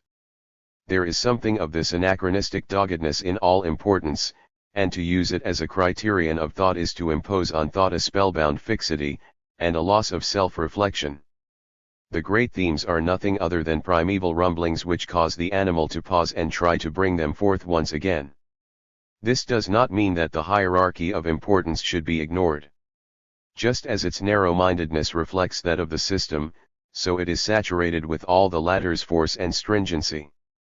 Thought ought not, however, to repeat this hierarchy, but by completing, and it, the division of the world into important and unimportant matters, which has always served to neutralize the key phenomena of social injustice as mere exceptions, should be followed up to the point where it is convicted of its own untruth. The division which makes everything objects must itself become an object of thought, instead of guiding it. The large themes will then also make their appearance, though hardly in the traditional thematic sense, but refractedly and eccentrically. Philosophy retained the barbarism of immediate quantity as a legacy from its earlier alliance with administrators and mathematicians. Whatever does not bear the stamp of the inflated, world historical bustle is handed over to the procedures of the positive sciences. In this, philosophy behaves like bad painting, which imagines that the dignity of a work and the fame it earns depends on the gravity of the subject matter. A picture of the Battle of Leipzig is worth more than a chair in a bleak perspective. The distinction between the conceptual and the artistic media makes no difference to this bad naivete. If the process of abstraction marks all its thinking with the illusion of greatness, it also harbors, in its distance from the object of action, in its reflection and transparency, the antidote. The self-criticism of reason is its truest morality. The opposite, in the most recent phase of self-governing thought, is nothing other than the abolition of the subject. The gesture of theoretical work, passing judgment on themes according to their importance, neglects the theoretical worker. The development of an ever-diminishing number of technical faculties is supposed to equip him adequately to deal with every specified task. Thinking subjectivity, however, is precisely what cannot be fitted into a set of tasks imposed heteronomously from above. It is adequate to them only in the sense that it is no part of them, so that its existence is a precondition of any objectively binding truth. The overbearing matter-of-factness which sacrifices the subject to the ascertainment of the truth, rejects at once truth and objectivity. 82. Keeping one's distance. Positivism reduces the detachment of thought to a reality that reality itself no longer tolerates. Cowed into wanting to be no more than a mere provisional abbreviation for the factual matter beneath it, thought loses not only its autonomy in face of reality, but with it the power to penetrate reality. Only at a remove from life can the mental life exist, and truly engage the empirical. While thought relates to facts and moves by criticizing them, its movement depends no less on the maintenance of distance. It expresses exactly what is, precisely because what is never quite as thought expresses it. Essential to it is an element of exaggeration, of overshooting the object, of self-detachment from the weight of the factual, so that instead of merely reproducing being it can, at once rigorous and free, determine it. Thus every thought resembles play, with which Hegel no less than Nietzsche compared the work of the mind. The unbarbaric side of philosophy is its tacit awareness of the element of irresponsibility, of blitheness springing from the volatility of thought, which forever escapes what it judges. Such license is resented by the positivistic spirit and put down to mental disorder. Divergence from the facts becomes mere wrongness, the moment of play a luxury in a world where the intellectual functions have to account for their every moment with a stopwatch. But as soon as thought repudiates its inviolable distance and tries with 1,000 subtle arguments to prove its literal correctness, it founders. If it leaves behind the medium of virtuality, of anticipation that cannot be wholly fulfilled by any single piece of actuality, in short, if instead of interpretation it seeks to become mere statement, everything it states becomes, in fact, untrue. Its apologetics, inspired by uncertainty and a bad conscience, can be refuted at every step by demonstrating the non-identity which it will not acknowledge, yet which alone makes it thought. If, on the other hand, it tried to claim its distance as a privilege, it would act no better, but would proclaim two kinds of truth, that of the facts and that of ideas. That would be to decompose truth itself, and truly to denigrate thought. Distance is not a safety zone but a field of tension. It is manifested not in relaxing the claim of ideas to truth, but in delicacy and fragility of thinking. Vis-a-vis positivism it is fitting neither to insist on being right nor to put on airs of distinction, but rather to prove, by criticism of knowledge, the impossibility of a coincidence between the idea and what fulfills it. The passion for equating the non-synonymous is not the ever-striving toil that at last attains redemption, one but naive and inexperienced. Thought has known and forgotten the reproaches of positivism 1,000 times, and only through such knowing and forgetting did it first become thought. The distance of thought from reality is itself nothing other than the precipitate of history in concepts. To use them without distance is, despite all the resignation it implies or perhaps because of it, a child's affair. For thought must aim beyond its target just because it never quite reaches it, and positivism is uncritical in its confidence of doing so, imagining its tergiversations to be due to mere conscientiousness. A transcending thought takes its own inadequacy more thoroughly into account than does one guided by the control mechanisms of science. It extrapolates in order, by the overexertion of the too much, to master, however hopelessly, the inevitable too little. The illegitimate absolutism, the allegedly definitive stamp of its formulations, with which philosophy is reproached, derives precisely from the abyss of relativity. The exaggerations of speculative metaphysics are scars of reflecting reason, and the unproven alone unmasks proof as tautology. In contrast, the immediate proviso of relativity, the modesty that remains within whatever conceptual area has been marked off for it, denies itself by its very caution the experience of its limit, to think which is, according to Hegel's superb insight, the same thing as to cross it. Thus the relativists are the real, the bad, absolutists and, moreover, the bourgeois, who need to make sure of their knowledge as of a possession, only to lose it all the more thoroughly. The claim to the absolute that overleaps its own shadow alone does justice to the relative. By taking untruth upon itself, it leads to the threshold of truth in its concrete awareness of the conditionality of human knowledge. 83. Vice President. Advice to intellectuals: let no one represent you. The fungibility of all services and people, and the resultant belief that everyone must be able to do everything, prove, in the existing order, fetters. The egalitarian ideal of interchangeability is a fraud when not backed by the principle of revocability and responsibility to the rank and file. The most powerful person is he who is able to do least himself and burden others most with the things for which he lends his name and pockets the credit. This seems like collectivism, yet amounts only to a feeling of superiority, of exemption from work by the power to control others. In material production, admittedly, interchangeability has an objective basis. The quantification of work processes tends to diminish the difference between the duties of managing director and petrol pump attendant.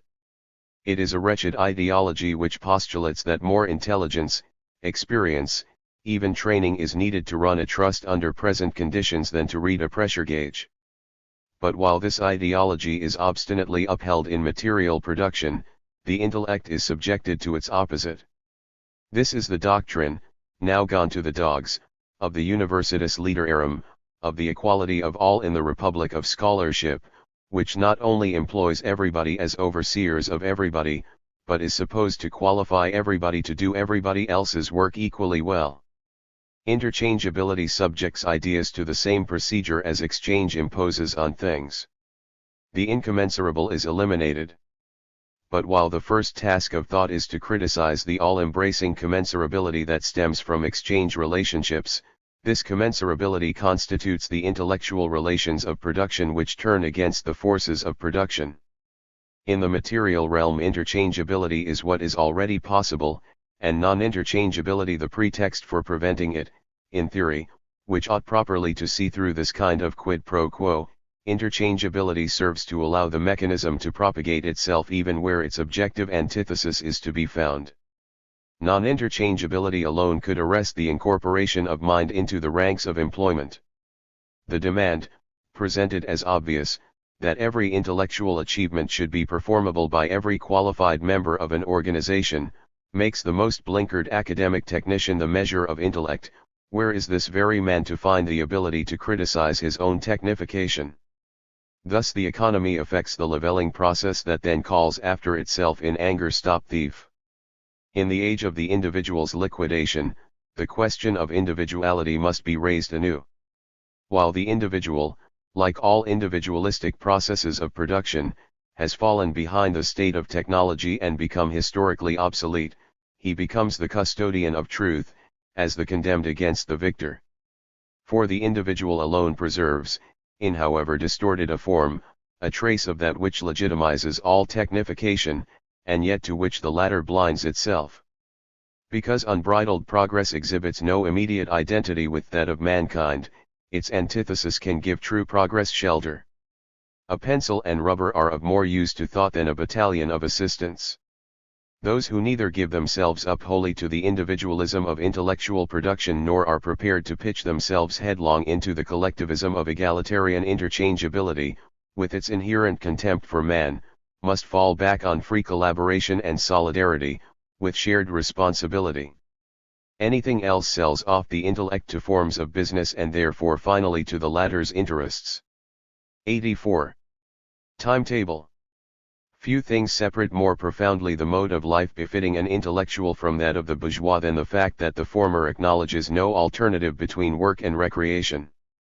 Work that need not, to satisfy reality, first inflict on the subject all the evil that it is afterwards to inflict on others, is pleasure even in its despairing effort. Its freedom is the same as that which bourgeois society reserves exclusively for relaxation and, by this regimentation, at once revokes.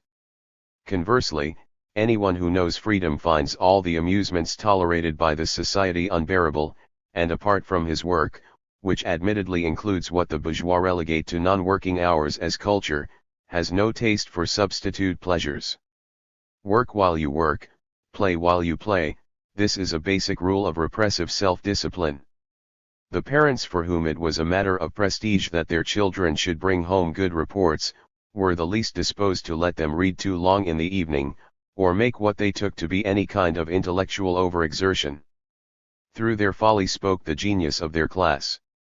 The doctrine inculcated since Aristotle that moderation is the virtue appropriate to reasonable people, is among other things an attempt to found so securely the socially necessary division of man into functions independent of each other, that it occurs to none of these functions to cross over to the others and remind each other of man. But one could no more imagine Nietzsche in an office, with a secretary minding the telephone in an anteroom, at his desk until 5 o'clock, than playing golf after the day's work was done. Only a cunning intertwining of pleasure and work leaves real experience still open, under the pressure of society. Such experience is less and less tolerated. Even the so-called intellectual professions are being deprived, through their growing resemblance to business, of all joy. Atomization is advancing not only between men, but within each individual, between the spheres of his life. No fulfillment may be attached to work, which would otherwise lose its functional modesty in the totality of purposes. No spark of reflection is allowed to fall into leisure time, since it might otherwise leap across to the workaday world and set it on fire. While in their structure work and amusement are becoming increasingly alike, they are at the same time being divided ever more rigorously by invisible demarcation lines. Joy and mind have been expelled equally from both. In each, blank-faced seriousness and pseudo-activity hold sway. 85. Passing muster. For the so-called man of affairs with interests to pursue, plans to realize, the people he comes into contact with are metamorphosed automatically into friends or enemies. In looking at them with a view to deciding how well they fit in with his intentions, he reduces them from the outset to objects. Some are usable, others an obstacle. Every differing opinion appears on the system of coordinates provided by the pre-decided purposes without which the practical man is lost, as tiresome resistance, sabotage, intrigue, all agreement, though it may stem from the basest interests, becomes support, something of use, a testimony of alliance. Thus impoverishment of the relation to others sets in, the capacity for seeing them as such and not as functions of one's own will withers, as does that, above all, of fruitful contrast, the possibility of going beyond oneself by assimilating the contradictory. These are replaced by an appraising knowledge of people for which the best are in the end the lesser evil, and the worst not the greatest. This way of reacting, however, the pattern of all administration and personnel policy, tends of its own accord, and in advance of any education of the political will or commitment to exclusive programs, towards fascism. Anyone who has once made it his concern to judge people's suitability sees those judged, by a kind of technological necessity, as insiders or outsiders, as belonging or alien to the race, as accomplices or victims. The fixed, inspecting, hypnotic and hypnotized stare that is common to all the leaders of horror, has its model in the appraising look of the manager asking an interview candidate to sit down, and illuminating his face in such a way as to divide it pitilessly into bright, utilizable parts, and dark, disreputable areas of incompetence. The last stage is the medical examination to decide between capacity for work and liquidation. The New Testament words, "He who is not for me is against me," lay bare the heart of anti-Semitism down the centuries. It is a basic feature of domination that everyone who does not identify with it is consigned for mere difference to the enemy camp. It is no accident that Catholicism is the Greek word for the Latin totality, which the National Socialists have realized.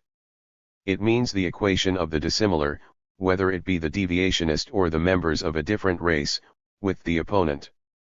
In this respect National Socialism has attained to historical consciousness of itself. Carl Schmitt defined the very essence of politics by the categories of friend and enemy. One progress to such consciousness makes its own regression to the behavior patterns of the child, which either likes things or fears them. The a priori reduction to the friend-enemy relationship is one of the primal phenomena of the new anthropology. Freedom would be not to choose between black and white but to abjure such prescribed choices. 86. Little Hans. 2. The intellectual, particularly when philosophically inclined, is cut off from practical life. Revulsion from it has driven him to concern himself with so-called things of the mind. But material practice is not only the precondition of his existence, it is basic to the world which he criticizes in his work.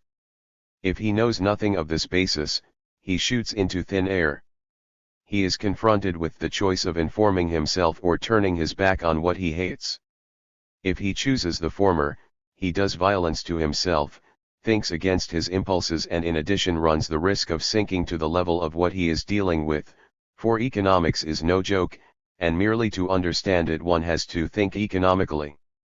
If, however, he has no truck with it, he hypostasizes as an absolute his intellect, which was only formed through contact with economic reality and abstract exchange relations, and which can become intellect solely by reflecting on its own conditions. The intellectual is thereby seduced into the vain and unrelated substitution of the reflection for the thing. The naive but dishonest importance accorded to intellectual products in the public culture industry, adds new stones to the wall barring knowledge from economic brutality. Intellectual business is helped, by the isolation of intellect from business, to become a comfortable ideology. This dilemma is communicated to intellectual behavior even in its subtlest reactions. Only someone who keeps himself in some measure pure has hatred, nerves, freedom, and mobility enough to oppose the world, but just because of the illusion of purity, for he lives as a third person, he allows the world to triumph not merely externally, but in his innermost thoughts. Anyone, however, who knows the business too well forgets to know it for what it is, his capacity for differentiation deserts him, and as the others are threatened by a fetishism of culture, so is he by a lapse into barbarism. That intellectuals are at once beneficiaries of a bad society, and yet those on whose socially useless work it largely depends whether a society emancipated from utility is achieved, this is not a contradiction acceptable once and for all and therefore irrelevant. It gnaws incessantly at the objective quality of their work. Whatever the intellectual does, is wrong. He experiences drastically and vitally the ignominious choice that late capitalism secretly presents to all its dependents, to become one more grown up, or to remain a child. 87. Wrestling Club. 1. There is a type of intellectual who is to be the more deeply distrusted the more appealing his honest endeavor, his intellectual seriousness and often his modest objectivity may seem. These are the wrestlers with difficulties, permanently locked in a struggle with themselves, living amid decisions demanding the commitment of their whole person. But things are not so terrible as that.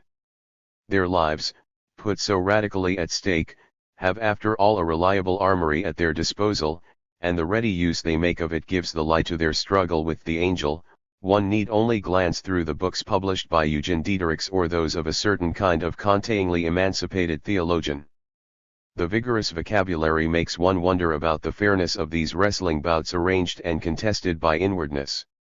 The expressions are all taken from war, physical danger, real destruction, but they describe mere processes of reflection, which may indeed have been connected with a fatal outcome in the cases of Kierkegaard and Nietzsche, whom the wrestlers are fond of quoting, but certainly not in that of their unsolicited followers, who claim to be at risk. While they take the credit twice over for sublimating the struggle of existence, for their intellect, and for their courage, they neutralize the element of danger by internalization, reducing it to an ingredient in a complacently rooted, hale and hearty Weltanschauung. Their attitude to the outside world is one of superior indifference, beside the gravity of their decisions it shrinks to insignificance, and so they leave it as it is, finally acknowledging it after all. The wild expressions are arty crafty adornment like the cowrie shells of the gymnastics girls, with whom the wrestlers are so fond of consorting. The sword dance is rigged. No matter whether it is the categorical imperative which triumphs or the rights of the individual, whether the candidate succeeds in freeing himself from faith in a personal God or in reconquering it, whether he confront the abyss of being or the harrowing experience of the senses, he falls on his feet. For the power which steers the conflicts, the ethos of responsibility and integrity, is always authoritarian, a mask of the state. If they choose acknowledged blessings, all's well in any case. If they come to rebellious conclusions, they go one better as the fine, independent men who are in demand. In either case they approve like good sons the authority which might call them to account, and in whose name the whole trial has really been fought out. The gaze under which they have been seemingly scrapping like two rowdy schoolboys is from the outset a frown. No wrestling match is without a referee, the whole brawl has been staged by society internalized in the individual, which both supervises the struggle and takes part in it. The triumph of society is all the more fatal the more oppositional the outcome. Priests, senior schoolmasters whose conscience has exacted from them fundamental declarations of belief that brought them trouble with their authorities, have always sympathized with persecution and counter-revolution. Just as there is an element of delusion in any conflict that affirms itself, repression is at the bottom of the whole fake dynamic of self-torment. They only unroll the whole spiritual paraphernalia because they were not allowed to vent their frenzy and fury anywhere else, and they are ready to reconvert the struggle against the enemy within into a deed, believing as they do that the latter was there in the beginning. In any case their prototype is Luther, the inventor of inwardness, throwing his inkpot at the devil, who does not exist, and already meaning it for the peasants and the Jews. Only a crippled mind needs self-hatred in order to demonstrate its intellectual essence, untruth, by the size of its biceps. 88. Simple Simon. To think that the individual is being liquidated without trace is over-optimistic. For his cursory negation, the abolition of the monad through solidarity, would at the same time prepare the ground for saving the single being, who only in relation to the general becomes particular. The present situation is very different. The disaster does not take the form of a radical elimination of what existed previously, rather the things that history has condemned are dragged along dead, neutralized and impotent as ignominious ballast. In the midst of standardized, organized human units the individual persists. He is even protected and gaining monopoly value. But he is in reality no more than the mere function of his own uniqueness, an exhibition piece, like the foetuses that once drew the wonderment and laughter of children. Since he no longer has an independent economic existence, his character begins to contradict his objective social role. Just because of this contradiction he is tended in nature reserves, enjoyed in idle contemplation. The individualities imported into America, and divested of individuality in the process, are called colorful personalities. Their eager, uninhibited impulsiveness, their sudden fancies, their originality, even if it be only a peculiar odiousness, even their garbled language, turn human qualities to account as a clown's costume. Succumbing to the universal mechanisms of competition and having no other means of adaptation to the market and making good than their petrified otherness, they plunge passionately into the privilege of their self and so exaggerate themselves that they completely eradicate what they are taken for. They shrewdly flaunt their naivete, a quality, as they soon find out, much prized by those in power. They sell themselves as heart-warmers in the commercial cold, ingratiate themselves with aggressive jibes masochistically enjoyed by their protectors, and confirm by their undignified ebullience the serious worth of the host nation. The Graeculi may have behaved similarly in the Roman Empire. Those who put their individuality on sale adopt voluntarily, as their own judges, the verdict pronounced on them by society. Thereby they justify objectively the injustice done to them. They undercut the general regression as private regressors, and even their noisy opposition is usually only a subtler means of adaptation from weakness. 89. Blackmail. Those who won't take advice can't be helped, the bourgeois used to say, hoping, with advice that costs nothing, to buy themselves out of the obligation to help, and at the same time to gain power over the helpless person who had turned to them. But there was in this at least an appeal to reason, conceived in the same way by the suppliant and by the turner of the deaf ear, and remotely reminiscent of justice. By following shrewd advice one might even occasionally chance on a way out. That is past. Those who cannot help ought also not advise, in an order where every mouse hole has been plugged. Mere advice exactly equals condemnation. It invariably means telling the suppliant to do precisely what the last remaining vestige of his self most violently refuses. Taught wisdom by 1,000 situations, he already knows all the advice he can be given, and only comes when wisdom has failed and action is needed. He is not improved in the process. He who once sought advice and finds no help, that is, the weaker party, appears from the outset as a blackmailer, a figure multiplying irresistibly with the growth of trusts. This tendency is seen most clearly in a certain kind of helper, who defends the interests of needy and impotent friends yet assumes in his zeal a somber, threatening air. Even his ultimate virtue, selflessness, is ambiguous. While he rightly intercedes for those who must not perish, there is, behind the insistent "you have to help," a tacit allusion to the superior power of collectives and groups, which no one can afford to offend. By not excluding the hard-hearted from their ranks, the compassionate become harbingers of hard-heartedness. 90. Institution for deaf mutes.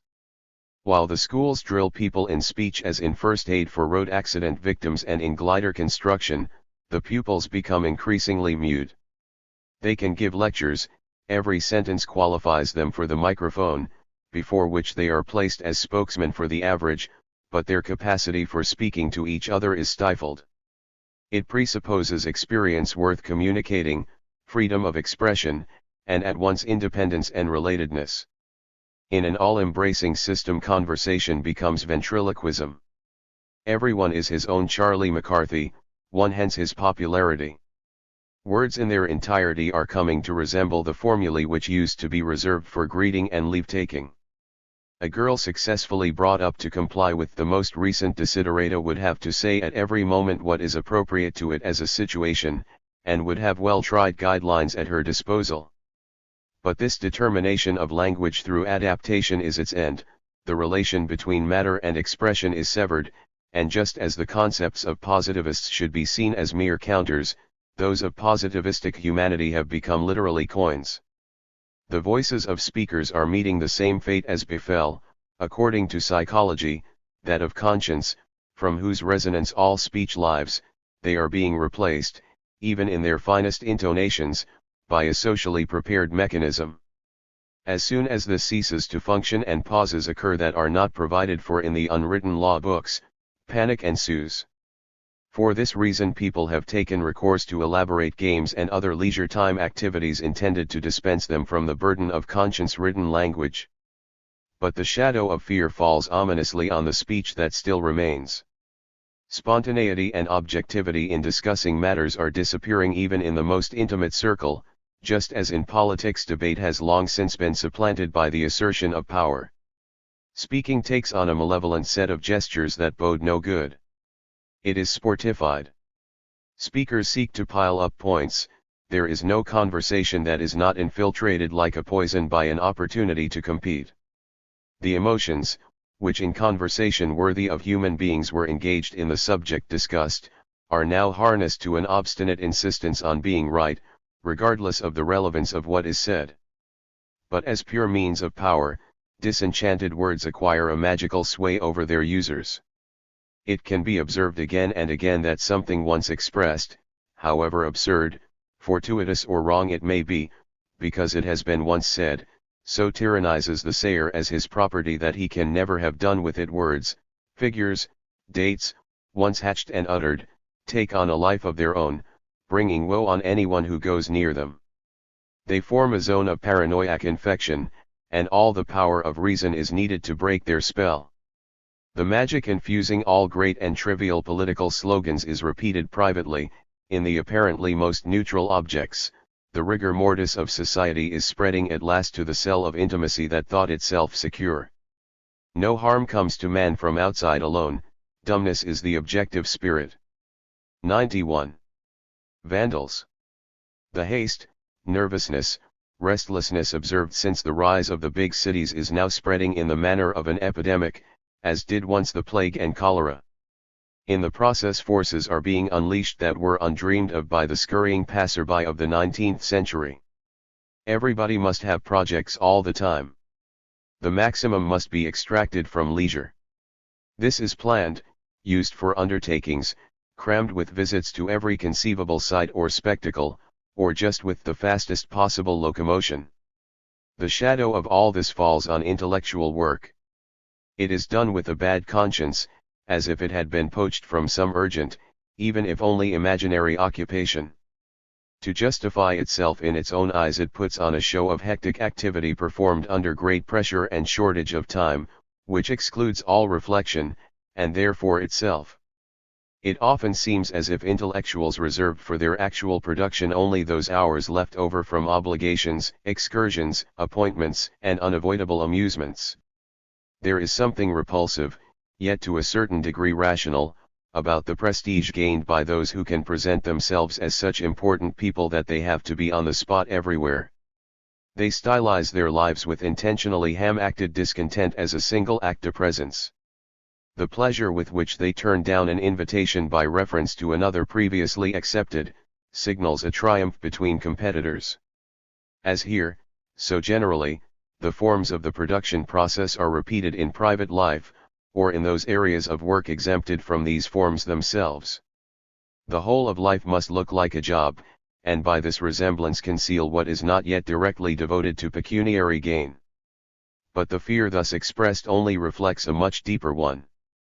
The unconscious innervations which, beyond thought processes, attune individual existence to historical rhythms, sense the approaching collectivization of the world. Yet since integral society does not so much take up individuals positively within itself as crush them to an amorphous and malleable mass, each individual dreads the process of absorption, which is felt as inevitable. Doing things and going places is an attempt by the sensorium to set up a kind of counter-irritant against a threatening collectivization, to get in training for it by using the hours apparently left to freedom to coach oneself as a member of the mass. The technique is to try to outdo the danger. One lives in a sense even worse, that is, with even less self, than one expects to have to live. At the same time one learns through this playful excess of self-loss that to live in earnest without a self could be easier, not more difficult. All this is done in great haste, for no warning bells will announce the earthquake. If one does not take part, and that means, if one does not swim bodily in the human stream, one fears, as when delaying too long to join a totalitarian party, missing the bus and bringing on oneself the vengeance of the collective. Pseudo-activity is an insurance, the expression of a readiness for self-surrender, in which one senses the only guarantee of self-preservation. Security is glimpsed in adaptation to the utmost insecurity. It is seen as a license for flight that will take one somewhere else with the utmost speed. In the fanatical love of cars the feeling of physical homelessness plays a part. It is at the bottom of what the bourgeois were wont to call, mistakenly, the flight from oneself, from the inner void. Anyone who wants to move with the times is not allowed to be different. Psychological emptiness is itself only the result of the wrong kind of social absorption. The boredom that people are running away from merely mirrors the process of running away, that started long before. For this reason alone the monstrous machinery of amusement keeps alive and constantly grows bigger without a single person being amused by it. It channels the urge to be in on the act, which otherwise, indiscriminately, anarchically, as promiscuity or wild aggression, would throw itself on the collective, itself consisting of none other than those on the move.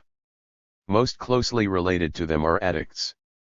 Their impulse reacts exactly to the dislocation of mankind that has led from the murky blurring of the difference between town and country, the abolition of the house, via the processions of millions of unemployed, to the deportations and uprooting of peoples on the devastated European continent. The nullity and lack of content of all collective rituals since the youth movement emerges retrospectively as a groping anticipation of stunning historical blows. The countless people who suddenly succumb to their own quantity and mobility, to the swarming getaway as to a drug, are recruits to the migration of nations, in whose desolate territories bourgeois history is preparing to meet its end. 92. Picture book without pictures. 1. The objective tendency of the Enlightenment, to wipe out the power of images over man, is not matched by any subjective progress on the part of enlightened thinking towards freedom from images. While the assault on images irresistibly demolishes, after metaphysical ideas, those concepts once understood as rational and genuinely attained by thought, the thinking unleashed by the Enlightenment and immunized against thinking is now becoming a second figurativeness, though without images or spontaneity. Amid the network of now wholly abstract relations of people to each other and to things, the power of abstraction is vanishing.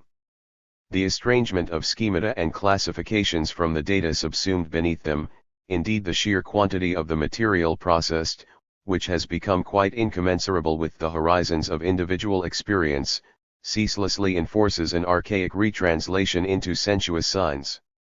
The little silhouettes of men or houses that pervade statistics like hieroglyphics may appear in each particular case accidental, mere auxiliary means. But it is not by chance that they have such a resemblance to countless advertisements, newspaper stereotypes, toys. In them representation triumphs over what is represented. Their outsize, simplistic and therefore false comprehensibility corroborates the incomprehensibility of the intellectual processes themselves, from which their falseness, their blind, unthinking subsumption, is inseparable. The omnipresent images are none, because they present the wholly general, the average, the standard model, as something unique or special, and so deride it. The abolition of the particular is turned insidiously into something particular. The desire for particularity has silted up while still at the stage of a need, and is reproduced on all sides by mass culture, on the pattern of the comic strip. What was once called intellect is superseded by illustrations. It is not only that people are no longer able to imagine what is not shown and drilled into them in abbreviated form. Even the joke, in which once the freedom of the mind collided with the facts and exploded them, has gone over to illustration. The pictorial jokes filling magazines are for the most part pointless, devoid of meaning. They consist of nothing beyond a challenge to the eye to compete with the situation. One is supposed, schooled by countless precedents, to see what is going on more quickly than the moments of significance in the situation can unfold. What is acted out by such pictures and then reenacted by the well-versed onlooker, in the instantaneous sizing up of the situation, the unresisting submission to the empty predominance of things, is the jettisoning of all meaning like ballast. The joke of our time is the suicide of intention. He who cracks it is rewarded by admission to the collective of laughers, who have cruel things on their side. If one strove to understand such jokes by thinking, one would fall helplessly behind the runaway tempo of things, which tear along even in the simplest caricature as in the mad race at the end of a film cartoon. Cleverness turns straight into stupidity in face of regressive progress. The only comprehension left to thought is horror at the incomprehensible. Just as the reflective onlooker, meeting the laughing placard of a toothpaste beauty, discerns in her flashlight grin the grimace of torture, so from every joke, even from every pictorial representation, he is assailed by the death sentence on the subject, which is implicit in the universal triumph of subjective reason. 93. Intention and reproduction. The pseudo-realism of the culture industry, its style, is in no need of fraudulent fabrication by film magnates and their lackeys, but is dictated, under the prevailing conditions of production, by the stylistic principles of naturalism itself. If the film were to give itself up to the blind representation of everyday life, following the precepts of, say, Zola, as would indeed be practicable with moving photography and sound recording, the result would be a construction alien to the visual habits of the audience, diffuse, unarticulated outwards. Radical naturalism, to which the technique of film lends itself, would dissolve all surface coherence of meaning and finish up as the antithesis of familiar realism. The film would turn into an associative stream of images, deriving its form from their pure, immanent construction. Yet if, for commercial reasons, or even with some disinterested intention, it strives to choose words and gestures in a way that relates them to an idea conferring meaning, this perhaps inevitable attempt finds itself in equally inevitable contradiction with the presupposition of naturalism. The less dense reproduction of reality in naturalist literature left room for intentions. In the unbroken duplication achieved by the technical apparatus of film, every intention, even that of truth, becomes a lie. The word that is intended to impress on the audience the character of the speaker or even the meaning of the whole, sounds, compared to the literal fidelity of its reproduction, unnatural. It justifies the world as having been itself similarly meaningful, before the first deliberate fraud, the first real distortion was committed. No one talks, no one moves like this, whereas the film unceasingly urges that everyone does. One is trapped. Conformism is produced a priori by meaning in itself, no matter what the concrete meaning may be, while it is only by meaning something that conformism, the respectful reiteration of the factual, could be shaken. True intentions would only be possible by renouncing intention. That this and realism are incompatible, that synthesis becomes a lie, stems from the concept of significance. It is ambiguous. It refers without distinction to the organization of the subject matter as such and to its communication to the audience. This ambiguity is, however, no accident. Significance designates the point of equilibrium between reason and communication. It is both right, in that the objective figure, the realized expression, turns outward from itself and speaks, and wrong, in that the figure is corrupted by counting in the interlocutor.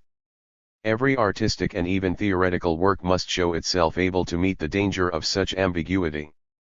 Significant form, however esoteric, makes concessions to consumption. Lack of significance is dilettantism by its immanent criteria.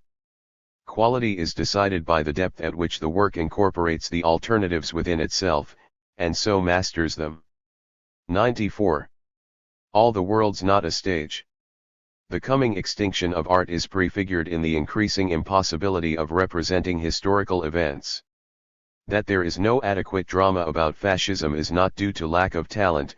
Talent is withering through the insolubility of the writer's most urgent task. He has to choose between two principles, both equally inappropriate to the subject, psychology and infantilism.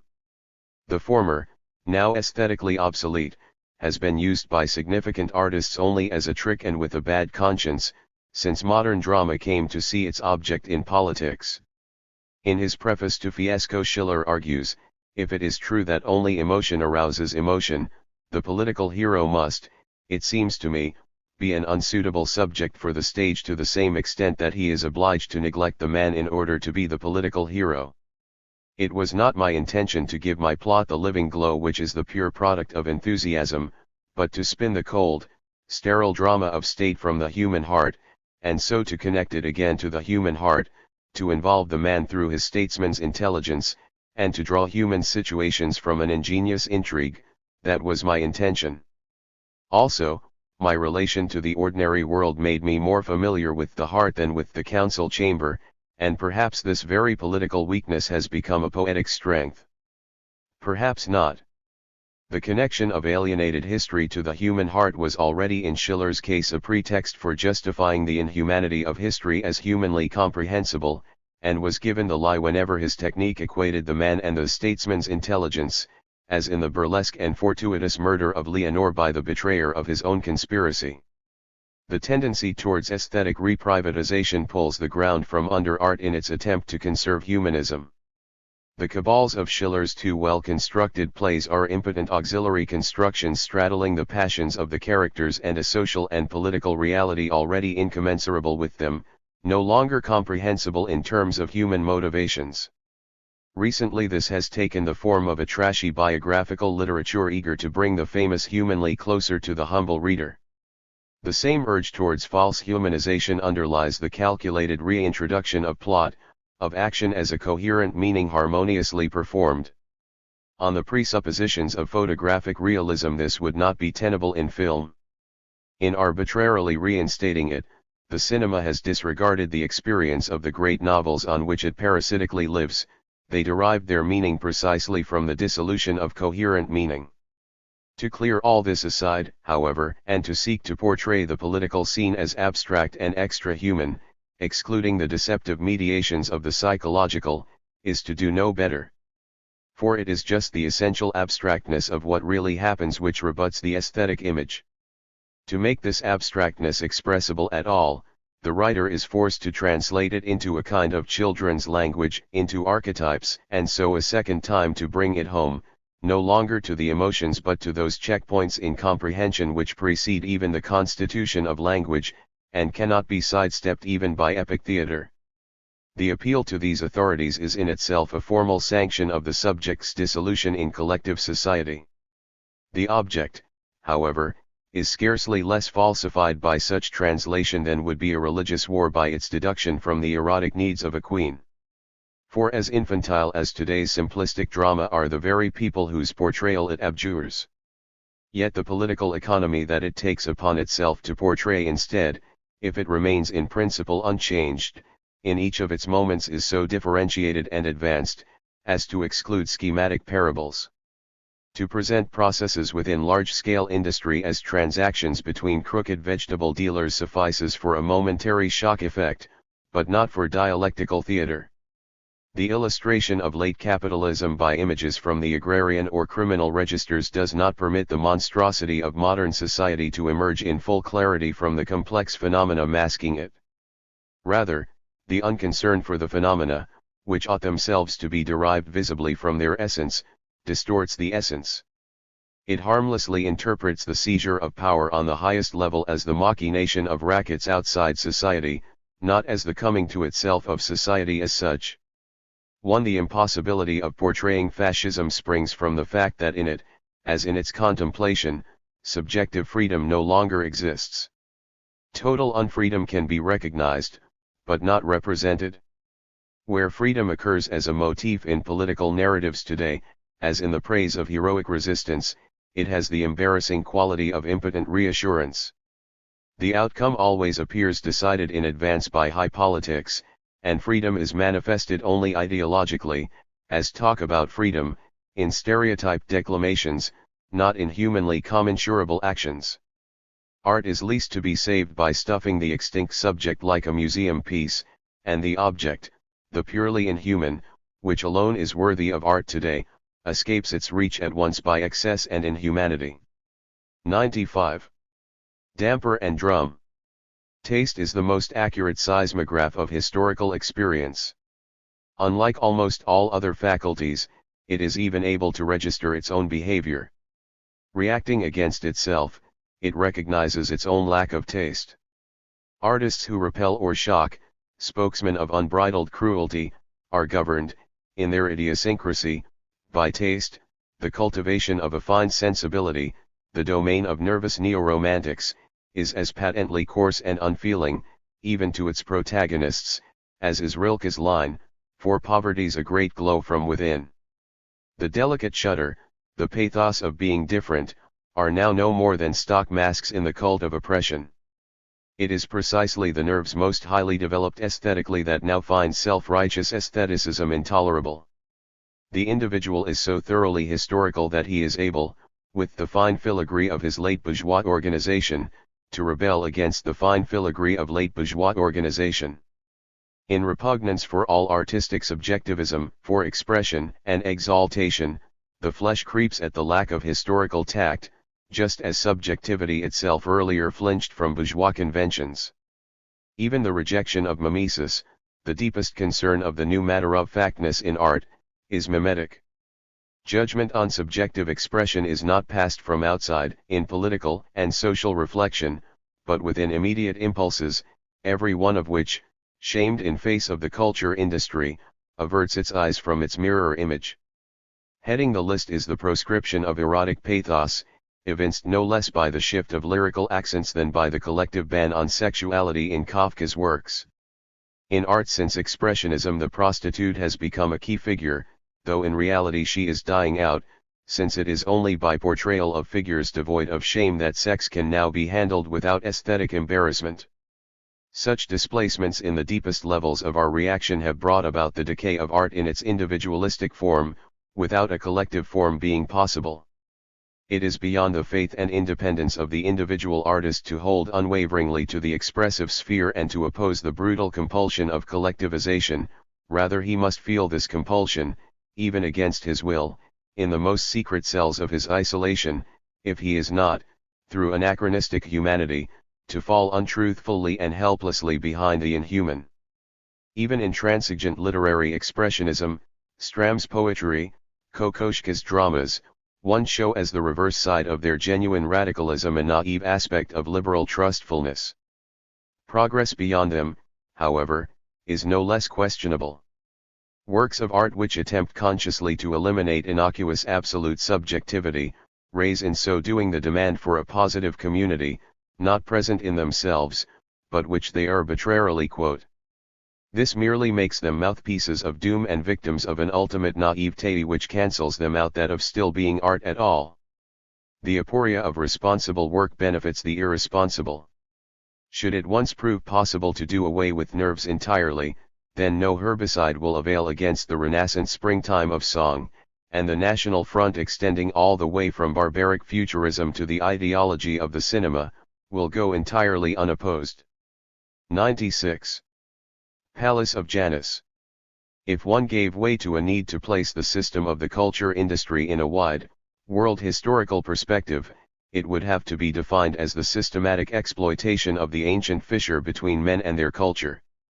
The dual nature of progress, which always developed the potential of freedom simultaneously with the reality of oppression, gave rise to a situation where peoples were more and more inducted into the control of nature and social organization, but grew at the same time, owing to the compulsion under which culture placed them, incapable of understanding in what way culture went beyond such integration. What has become alien to men is the human component of culture, its closest part, which upholds them against the world. They make common cause with the world against themselves, and the most alienated condition of all, the omnipresence of commodities, their own conversion into appendages of machinery, is for them a mirage of closeness. The great works of art and philosophical constructions have remained uncomprehended not through their too great distance from the heart of human experience, but the opposite, and this incomprehension could itself be accounted for easily enough by too great comprehension, shame at involvement in universal injustice that would become overwhelming as soon as one allowed oneself to understand. Instead, people cling to what mocks them in confirming the mutilation of their essence by the smoothness of its own appearance. On such inevitable delusions lackeys of the existing order have in all phases of urban civilization parasitically dwelt. Later Attic comedy, Hellenistic arts and crafts, are already kitsch, even though they have not yet at their disposal the technique of mechanical reproduction and that industrial apparatus whose archetype the ruins of Pompeii readily conjure up.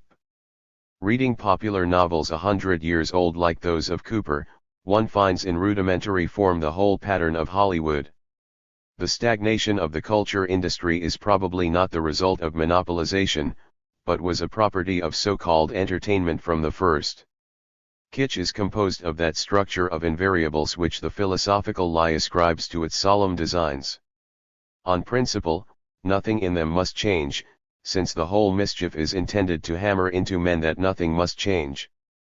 But as long as civilization followed its course randomly and anonymously, the objective spirit was not aware of this barbaric element as a necessary part of itself. Under the illusion of directly helping freedom, when it was mediating domination, it at least disdained to assist in directly reproducing the latter. It proscribed kitsch, that followed it like a shadow, with a fervour certainly itself expressive of the bad conscience of high culture, half aware that under domination it ceases to be culture, and reminded by kitsch of its own degradation. Today, when the consciousness of rulers is beginning to coincide with the overall tendency of society, the tension between culture and kitsch is breaking down. Culture no longer impotently drags its despised opponent behind it, but is taking it under its direction. In administering the whole of mankind, it administers also the breach between man and culture. Even the coarseness, insensitivity, and narrowness objectively imposed on the oppressed, are manipulated with subjective mastery in humor. Nothing more exactly characterizes the condition of being at once integral and antagonistic than this incorporation of barbarity. Here, however, the will of the controllers can invoke that of the world. Their mass society did not first produce the trash for the customers, but the customers themselves.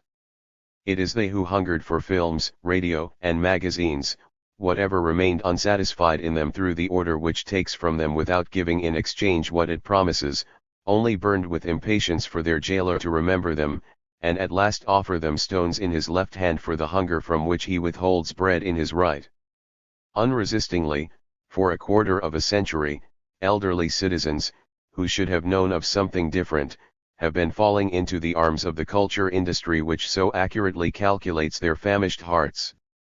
They have no cause to take umbrage at a youth corrupted to the marrow by fascism. This subjectless, culturally disinherited generation are the true heirs of culture. 97. Monad. The individual owes his crystallization to the forms of political economy, particularly to those of the urban market. Even as the opponent of the pressure of socialization, he remains the latter's most particular product and its likeness. What enables him to resist, that streak of independence in him, springs from monadological individual interest and its precipitate character. The individual mirrors in his individuation the preordained social laws of exploitation, however mediated. This means too, however, that his decay in the present phase must itself not be deduced individualistically, but from the social tendency which asserts itself by means of individuation and not merely as its enemy. On this point reactionary cultural criticism diverges from the other kind. Reactionary criticism often enough attains insight into the decay of individuality and the crisis of society, but places the ontological responsibility for this on the individual as such, as something discrete and internal. For this reason the accusation of shallowness, lack of faith and substance, is the last word it has to say, and return to the past its solace. Individualists like Huxley and Jaspers damn the individual for his mechanical emptiness and neurotic weakness, but the trend of their condemnation is rather to sacrifice the individual himself than to criticize the social principium individuationis. As half-truths their polemics are already the whole untruth.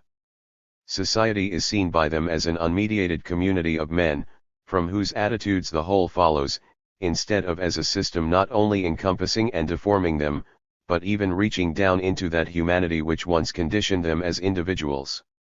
By this exclusively human interpretation of the situation as it is, the crude material reality that binds human beings to inhumanity is accepted even while being accused.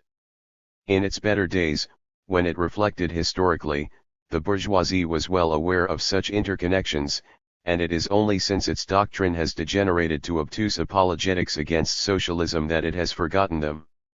It is not the least merit of Jacob Burckhardt's History of Greek Civilization to have connected the drying up of Hellenistic individuality not only with the objective decline of the polis, but precisely with the cult of the individual, but following the deaths of Demosthenes and Phocion, the city is surprisingly depleted of political personalities, and not only of them. Epicurus, born as early as 342 of an Attic cleric family on Samos, is the last Athenian of any kind to have world historical importance. The situation in which the individual was vanishing was at the same time one of unbridled individualism, where all was possible. Above all, individuals are now worshipped instead of gods.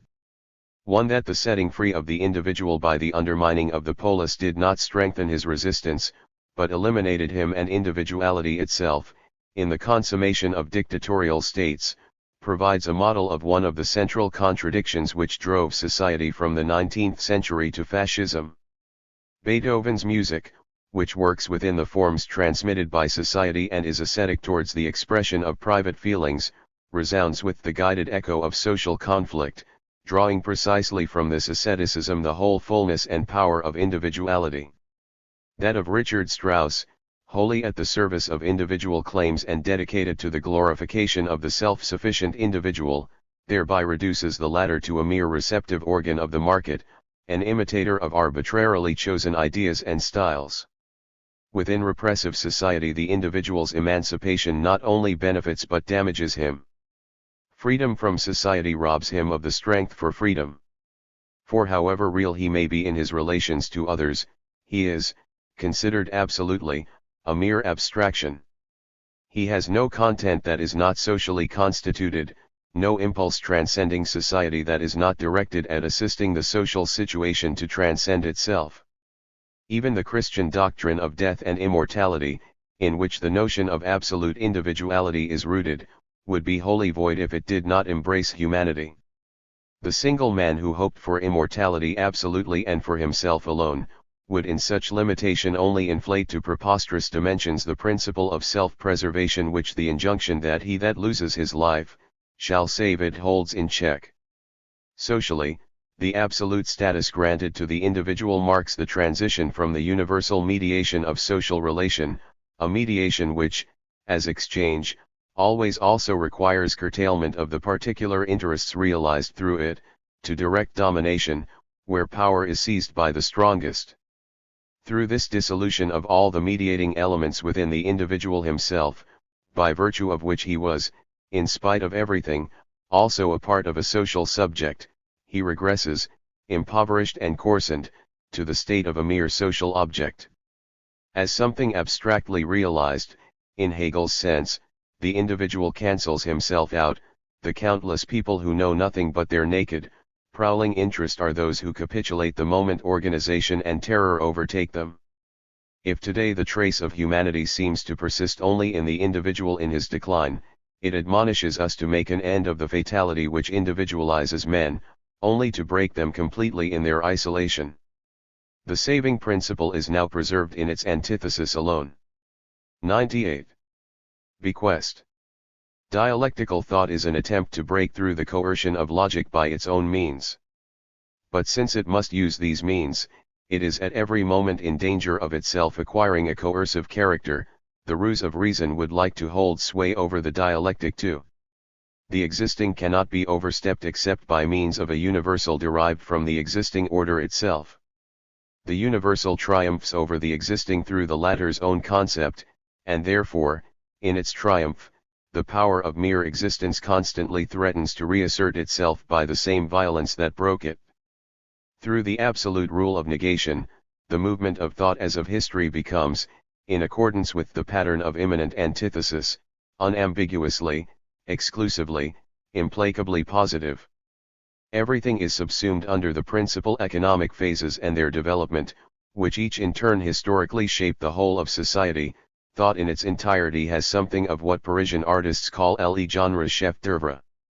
That calamity is brought about precisely by the stringency of such development, that this stringency is itself linked to domination, is, at the least, not made explicit in critical theory, which, like traditional theory, awaits salvation from stage-by-stage progression.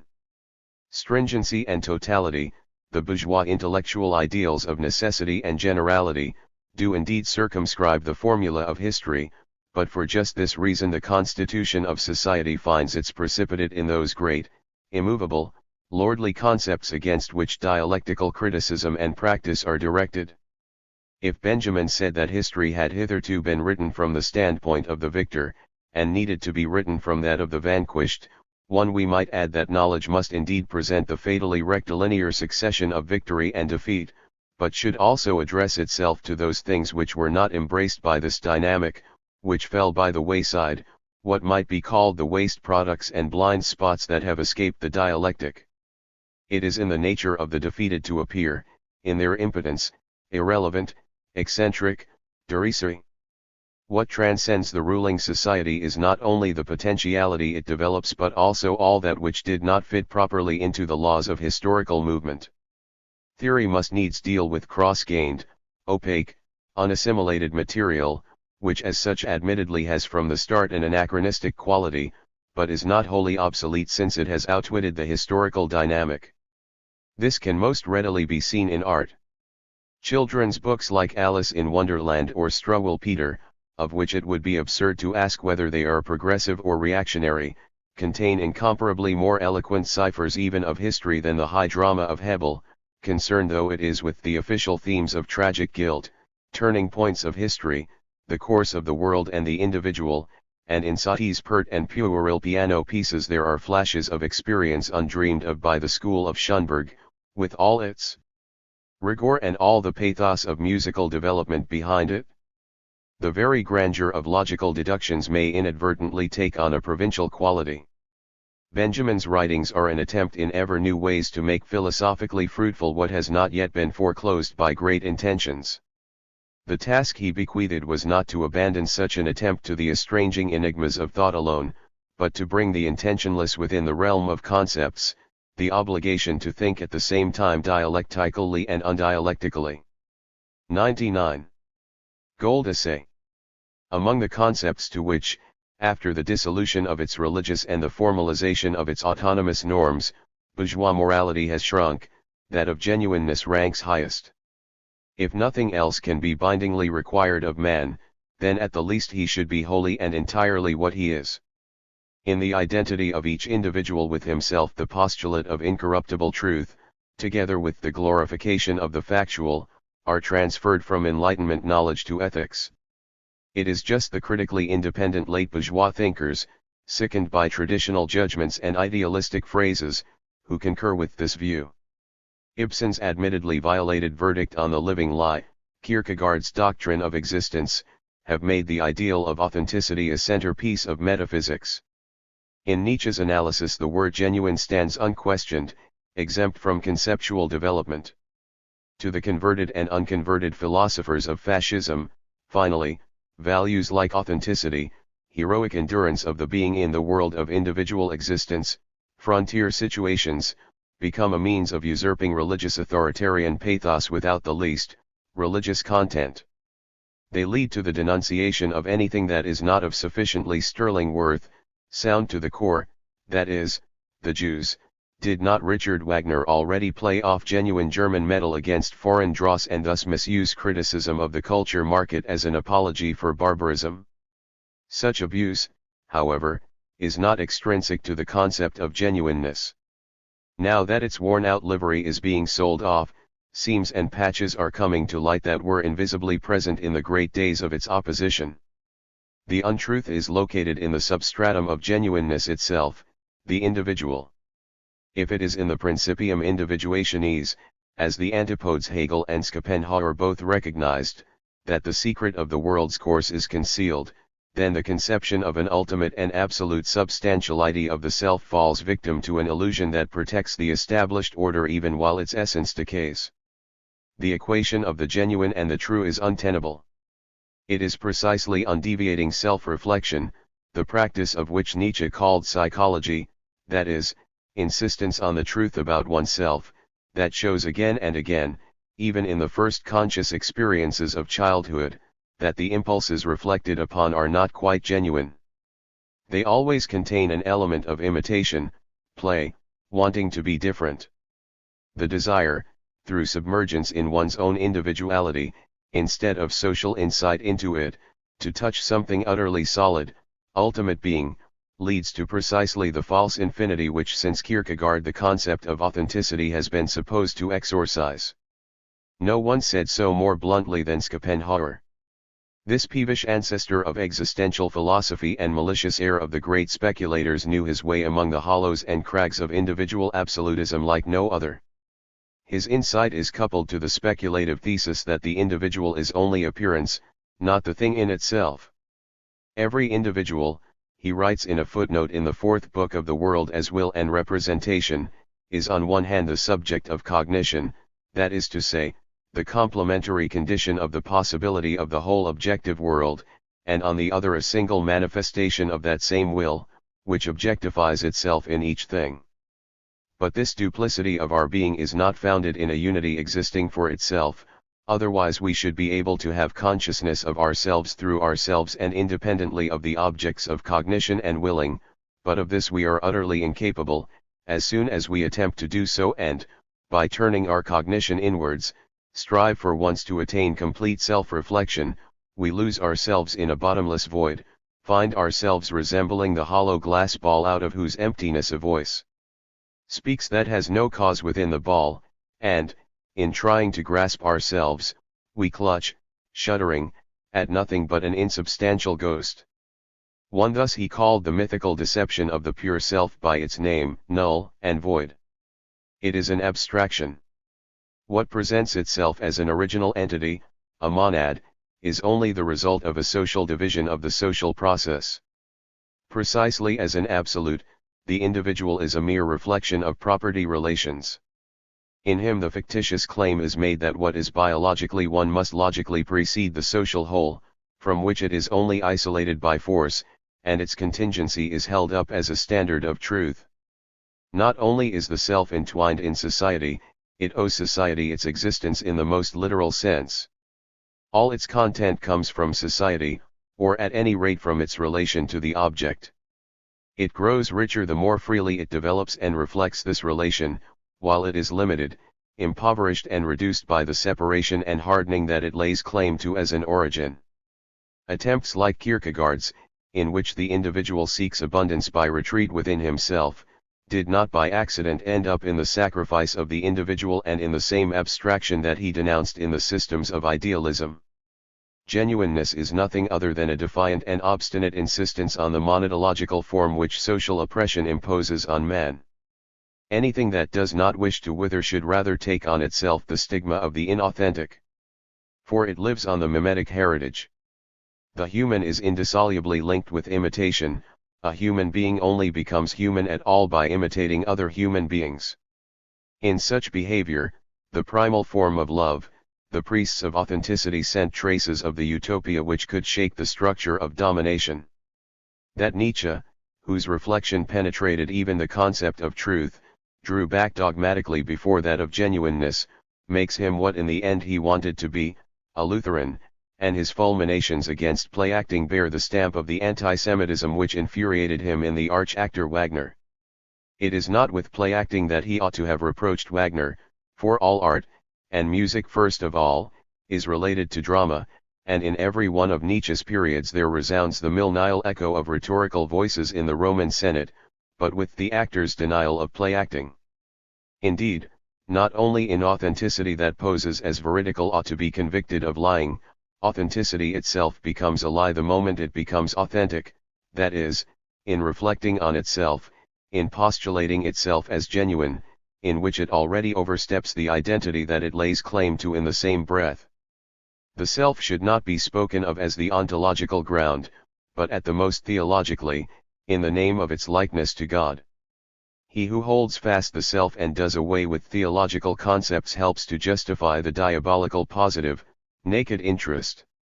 He borrows from the latter an aura of significance and makes the power of command of self-preserving reason into a lofty superstructure, while the real self has already become in the world what Schopenhauer recognized it to be in introspection, a phantom. Its illusory character can be understood from the historical implications of the concept of genuineness as such. In it dwells the notion of the supremacy of the original over the derived. This notion, however, is always linked with social legitimism. All ruling strata claim to be the oldest settlers, autochthonous. The whole philosophy of inwardness, with its professed contempt for the world, is the last sublimation of the brutal, barbaric lore whereby he who was there first has the greatest rights, and the priority of the self is as untrue as that of all who feel at home where they live. None of this is changed if authenticity falls back on the oppositions of physe and these, the idea that what exists without human interference is better than the artificial. The more tightly the world is enclosed by the net of man-made things, the more stridently those who are responsible for this condition proclaim their natural primitiveness. The discovery of genuineness as a last bulwark of individualistic ethics is a reflection of industrial mass production. Only when countless standardized commodities project, for the sake of profit, the illusion of being unique, does the idea take shape, as their antithesis yet in keeping with the same criteria, that the non-reproducible is the truly genuine. Previously, the question of authenticity was doubtless as little asked of intellectual products as that of originality, a concept unknown in Bach's era. The fraud of genuineness goes back to bourgeois blindness to the exchange process. Genuine things are those to which commodities and other means of exchange can be reduced, particularly gold. But like gold, genuineness, abstracted as the proportion of fine metal, becomes a fetish. Both are treated as if they were the foundation, which in reality is a social relation, while gold and genuineness precisely express only the fungibility, the comparability of things. It is they that are not in themselves, but for others. The ungenuineness of the genuine stems from its need to claim, in a society dominated by exchange, to be what it stands for yet is never able to be. The apostles of genuineness, in the service of the power that now masters circulation, dignify the demise of the latter with the dance of the money veils. 100. Surlo. 1. He who asks what is the goal of an emancipated society is given answers such as the fulfillment of human possibilities or the richness of life. Just as the inevitable question is illegitimate, so the repellent assurance of the answer is inevitable, calling to mind the social democratic ideal of the personality expounded by heavily bearded naturalists of the 90s, who were out to have a good time. There is tenderness only in the coarsest demand, that no one shall go hungry any more. Every other seeks to apply to a condition that ought to be determined by human needs, a mode of human conduct adapted to production as an end in itself. Into the wishful image of an uninhibited, vital, creative man has seeped the very fetishism of commodities which in bourgeois society brings with it inhibition, impotence, the sterility of the never-changing. The concept of dynamism, which is the necessary complement of bourgeois historicity, is raised to an absolute, whereas it ought, as an anthropological reflex of the laws of production, to be itself critically confronted, in an emancipated society, with need. The conception of unfettered activity, of uninterrupted procreation, of chubby insatiability, of freedom as frantic bustle, feeds on the bourgeois concept of nature that has always served solely to proclaim social violence as unchangeable, as a piece of healthy eternity. It was in this, and not in their alleged leveling down, that the positive blueprints of socialism, resisted by Marx, were rooted in barbarism. It is not man's lapse into luxurious indolence that is to be feared, but the savage spread of the social under the mask of universal nature, the collective as a blind fury of activity. The naive supposition of an unambiguous development towards increased production is itself a piece of that bourgeois outlook which permits development in only one direction because, integrated into a totality, dominated by quantification, it is hostile to qualitative difference. If we imagine emancipated society as emancipation from precisely such totality, then vanishing lines come into view that have little in common with increased production and its human reflections. If uninhibited people are by no means the most agreeable or even the freest, a society rid of its fetters might take thought that even the forces of production are not the deepest substratum of man, but represent his historical form adapted to the production of commodities. Perhaps the true society will grow tired of development and, out of freedom, leave possibilities unused, instead of storming under a confused compulsion to the conquest of strange stars.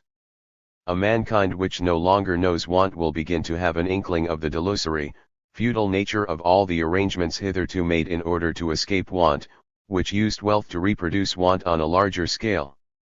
Enjoyment itself would be affected, just as its present framework is inseparable from operating, planning, having one's way, subjugating. Reinfair come on bed, lying on water and looking peacefully at the sky, being, nothing else, without any further definition and fulfillment, might take the place of process, act, satisfaction, and so truly keep the promise of dialectical logic that it would culminate in its origin. None of the abstract concepts comes closer to fulfilled utopia than that of eternal peace. Spectators on the sidelines of progress like Maupassant and Sternheim one have helped this intention to find expression, timidly, in the only way that its fragility permits. Minima Moralia. Part 3. 1946 to 1947. Avalanche, Vertu M. Porter dans ta chute. Baudelaire. 101. Hothouse plant. The talk about early and late maturers, seldom free of the death wish for the former, is specious. He who matures early lives in anticipation.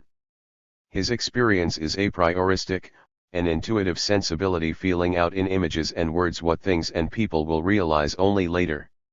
Such anticipation, saturated, as it were, with itself, withdraws from the outer world and infuses its relation to it with the color of neurotic playfulness. If the early maturer is more than a possessor of dexterities, he is obliged to catch himself up, a compulsion which normal people are fond of dressing up as a moral imperative.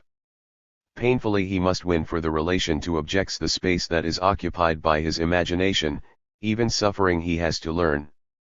Contact with the non-self, which in the alleged late maturer is scarcely ever disturbed from within, becomes for the early maturer an urgent need.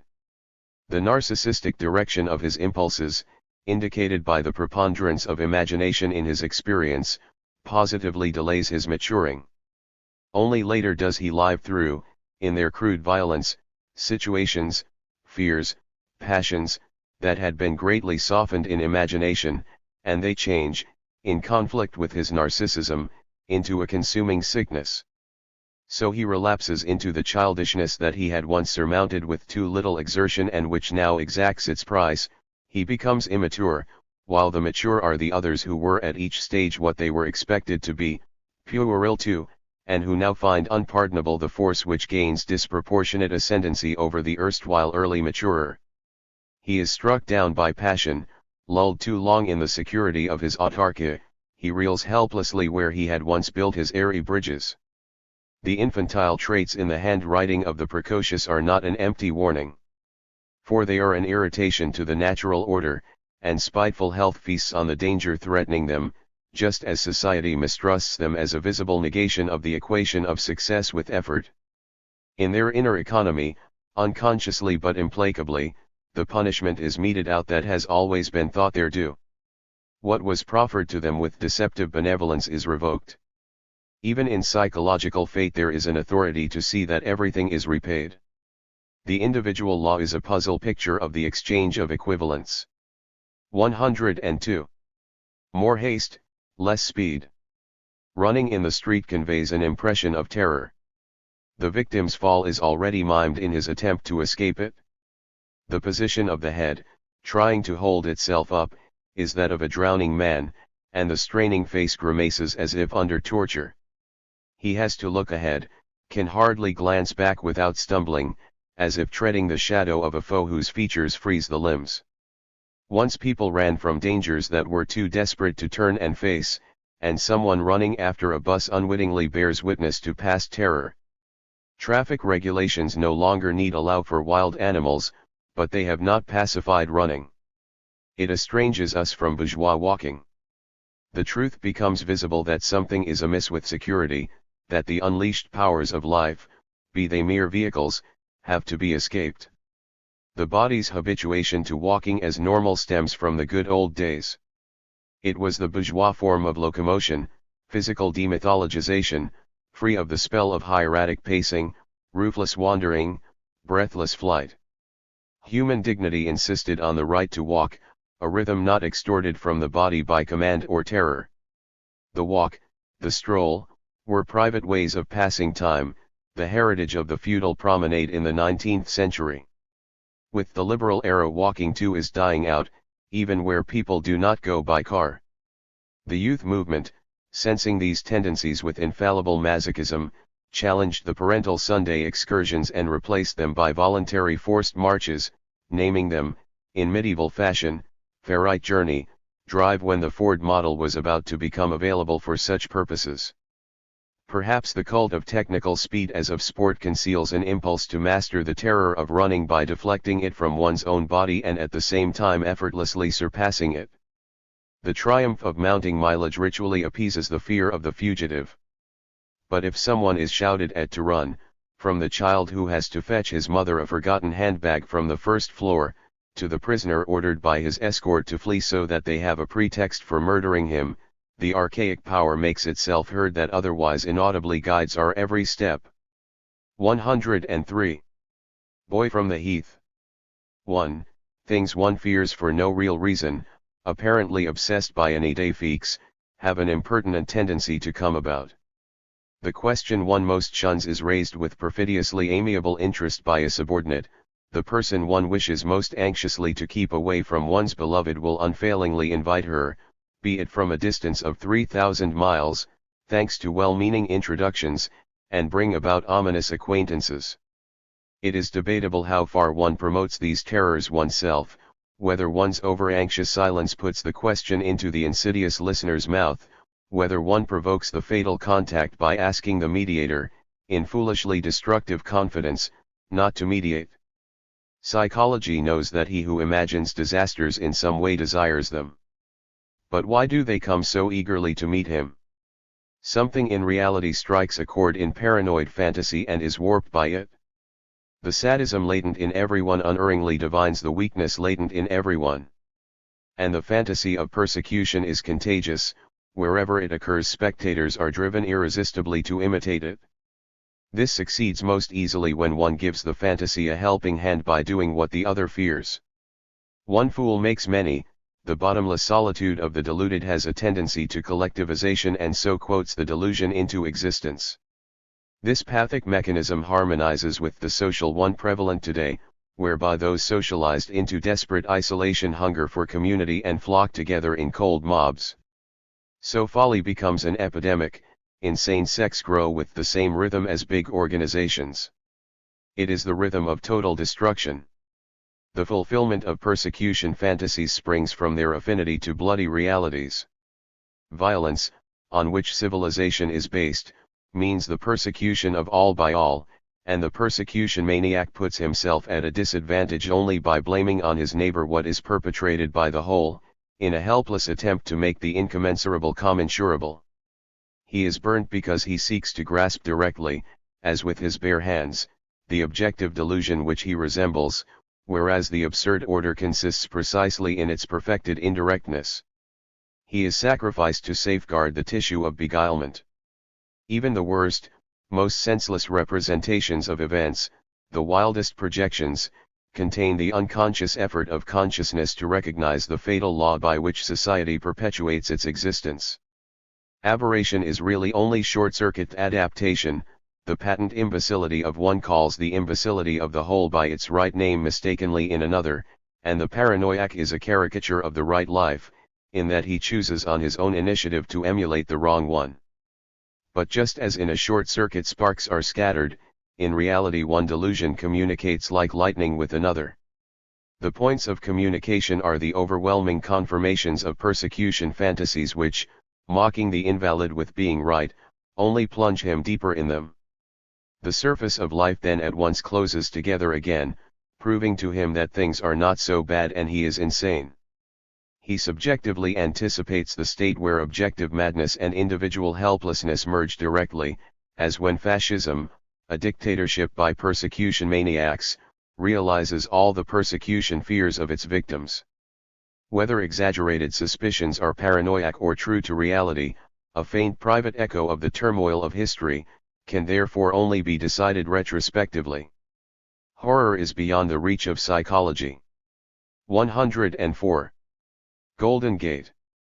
Someone who has been offended, slighted, has an illumination as vivid as when agonizing pain lights up one's own body. He becomes aware that in the innermost blindness of love, that must remain oblivious, lives a demand not to be blinded. He was wronged.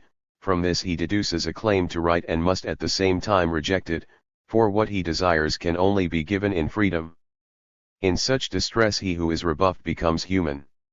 Just as love uncompromisingly betrays the general to the particular in which alone justice is done to the former, so now the general, as the autonomy of others, turns fatally against it. The very rebuttal through which the general has exerted its influence appears to the individual as exclusion from the general.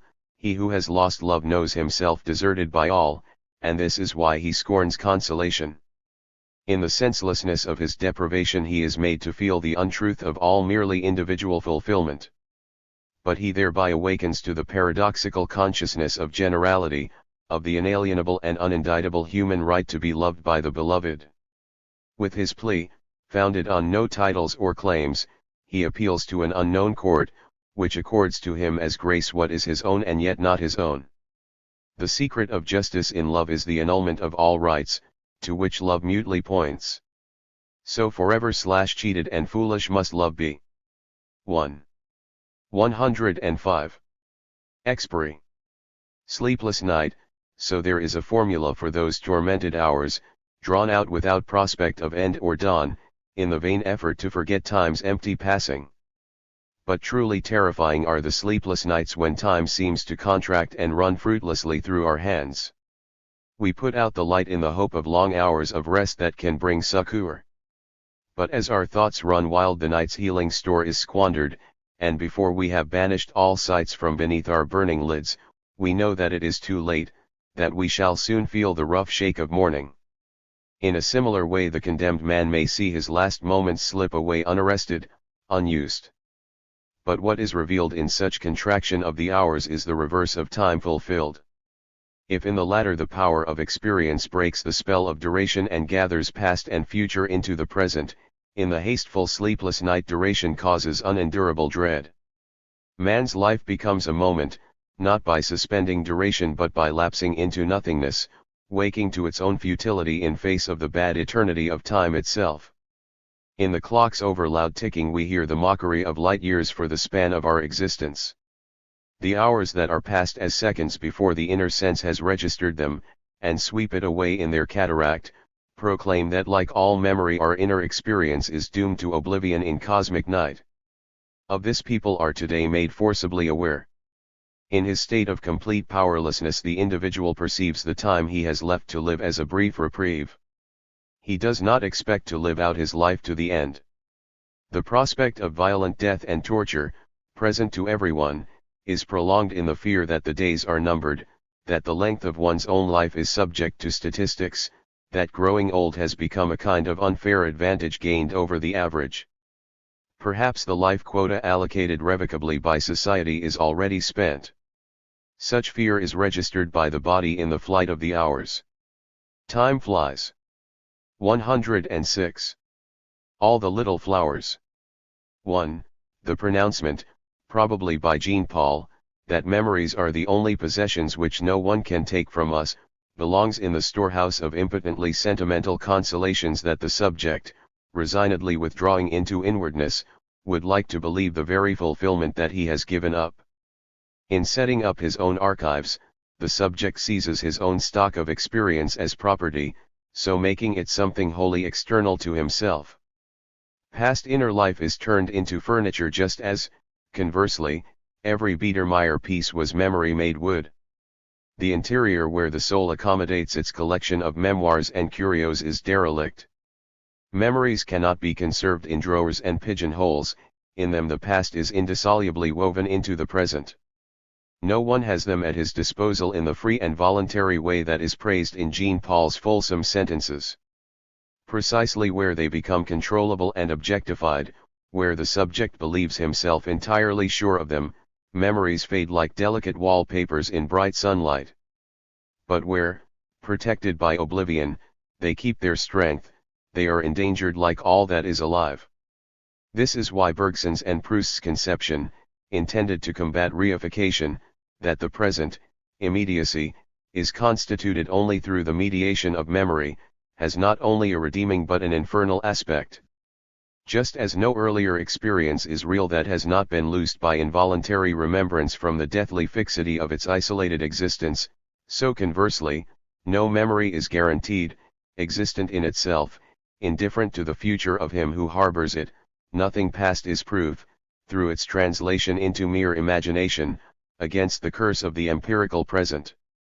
The most blissful memory of a person can be revoked in its very substance by later experience. He who has loved and who betrays love does harm not only to the image of the past, but to the past itself.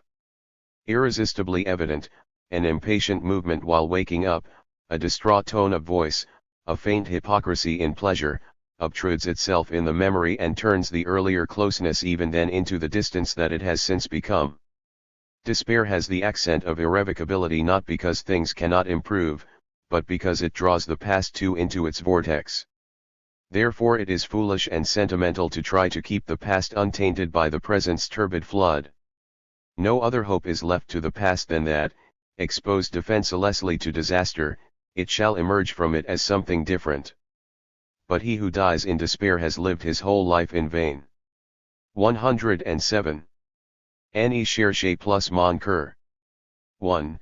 The heir to Balzacian obsession, Proust, for whom every social invitation seems an open sesame to restored life, escorts us into labyrinths where primeval gossip conveys to him the dark secrets of all splendor, until this becomes, under his too close and yearning gaze, dull and cracked. Yet the placid feudal, to the preoccupation with a historically condemned luxury class whose superfluity any bourgeois could show by calculations, the absurd energy squandered on the squanderers, is more thoroughly rewarded than the unclouded eye for the relevant. The framework of decline within which Proust quotes the portrait of his society, turns out to be that of a major social tendency.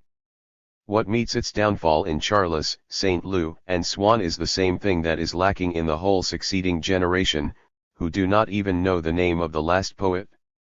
The eccentric psychology of decadence traces the negative anthropology of mass society. Proust gave an allergic account of what was about to befall all love. The exchange relationship that love partially withstood throughout the bourgeois age has completely absorbed it. The last immediacy falls victim to the distance of all the contracting parties from all others. Love is chilled by the value that the ego places on itself. Loving at all seems to it like loving more, and he who loves more puts himself in the wrong. This arouses his mistress's suspicion, and his emotion, thrown back on itself, grows sick with possessive cruelty and self-destructive imagining. The relationship to the beloved, Proust writes in Le Temps Retrouvé, can remain platonic for reasons quite other than the woman's purity or the sensual character of the love she arouses. Perhaps the lover is unable, in the excess of his love, to await the moment of fulfillment with sufficient dissemblance or indifference. He approaches her incessantly, never stops writing to her, tries to see her, she refuses herself, and he despairs. From this moment on she realizes that if she accords him only her company or her friendship, this favor will seem so great to one who has already given up hope that she can spare herself the trouble of granting him anything more, so that she can wait confidently until he, incapable of not seeing her any longer, is ready to end the war at any price. Then she can dictate a peace with the platonic character of their relationship as its first condition. All this the woman divines instinctively, knowing that she can permit herself the luxury of never giving herself to the man whose insatiable desire she feels, if he is too exalted to conceal it from her from the first. The callow Morel is stronger than his high and mighty lover. He always kept the upper hand by merely refusing himself, and in order to refuse himself it was probably enough to know himself loved. 1. The private motif of Balzac's Duchesse de Langeais has become universal. 2. The quality of every one of the countless automobiles which return to New York on Sunday evenings corresponds exactly to the attractiveness of the girl sitting in it. The objective dissolution of society is subjectively manifested in the weakening of the erotic urge, no longer able to bind together self-preserving monads, just as if mankind were imitating the physicist's theory of the exploding universe. The frigid aloofness of the loved one, by now an acknowledged institution of mass culture, is answered by the insatiable desire of the lover. When Casanova called a woman unprejudiced, he meant that no religious convention prevented her from giving herself. Today the unprejudiced woman is the one who no longer believes in love, who will not be hoodwinked into investing more than she can expect in return. Sexuality, the supposed instigator of all the bustle, has become the delusion that was earlier comprised by abnegation. As the arrangements of life no longer allow time for pleasure conscious of itself, replacing it by the performance of physiological functions, the inhibited sex is itself desexualized. Really, they no longer want ecstasy at all, but merely compensation for an outlay that, best of all, they would like to save as superfluous. 108. Princess Lizard. 1. imagination is inflamed by women who lack, precisely, imagination. They have the brightest aureoles who, turned unwaveringly outward, are wholly matter of fact. Their attraction stems from their lack of awareness of themselves, indeed of a self at all. Oscar Wilde coined the name unenigmatic sphinxes for them. They resemble the image designated for them, the more they are pure appearance, undisturbed by any impulse of their own, the greater their likeness to archetypes, Preziosa, Peregrina, Albertine, two who convey a sense of the illusoriness of all individuation, and yet must again and again disappoint by what they are. Their lives are construed as illustrations, or a perpetual children's festival, and such perception does no justice to their needy empirical existence. Storm touched on this in the deeper meaning of his children's story Pol Popenspaler 3. The Frisian boy falls in love with the little girl of the traveling players from Bavaria. When at length I turned round, I saw a little red dress coming towards me, and truly, it was the little puppet player. In spite of her faded clothes she seemed surrounded by a fairy tale radiance. I plucked up courage and spoke to her, "Will you come for a walk, Lizzie?" She looked at me mistrustfully with her black eyes. "A walk," she repeated slowly, "ah, you're a fine one. Where would you like to go then?" "To the draper's shop, that's where." "Do you want to buy yourself a new dress?" I asked, awkwardly enough. She laughed out loud. "Go on with you." "No, just rags and tatters." "Rags and tatters, Lizzie?" "Of course. Just a few rags to make clothes for the puppets, they never cost much. Poverty compels Lizzie to make shabbiness, rags and tatters, her guideline, although she would herself like something else. Uncomprehending, she must mistrust as eccentric anything that has no practical justification. Imagination gives offense to poverty. For shabbiness has charm only for the onlooker. And yet imagination needs poverty, to which it does violence. The happiness it pursues is inscribed in the features of suffering. So Sada's Justine, who falls from one torture trap into the next, is called Notre Interessante Heroine, and likewise Mignonne, at the moment of being beaten, the interesting child one dream princess and whipping girl are the same, and she suspects nothing of it. There are traces of this in the relation of northern peoples to the southern.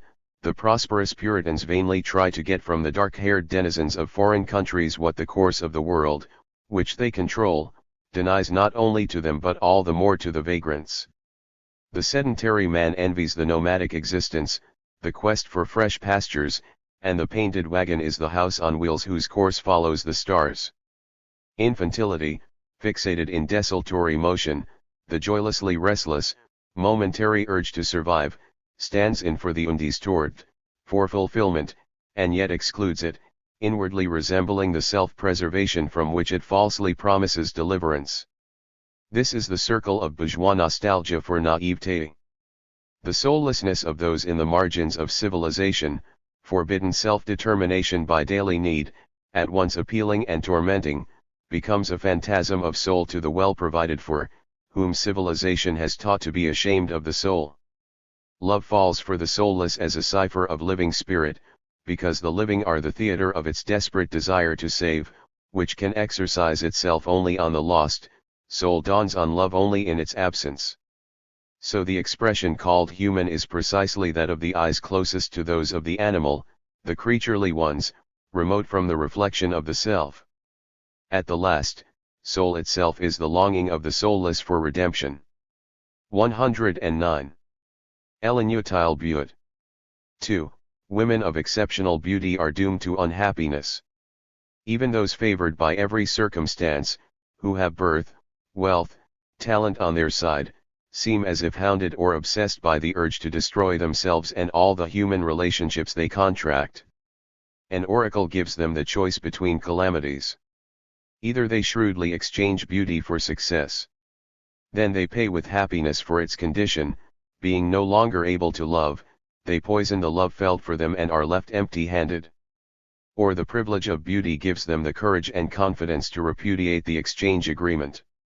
They take seriously the happiness that their person promises, and are unstinting with themselves, assured by the admiration of all that they do not need first to prove their worth. In their youth they are free to choose.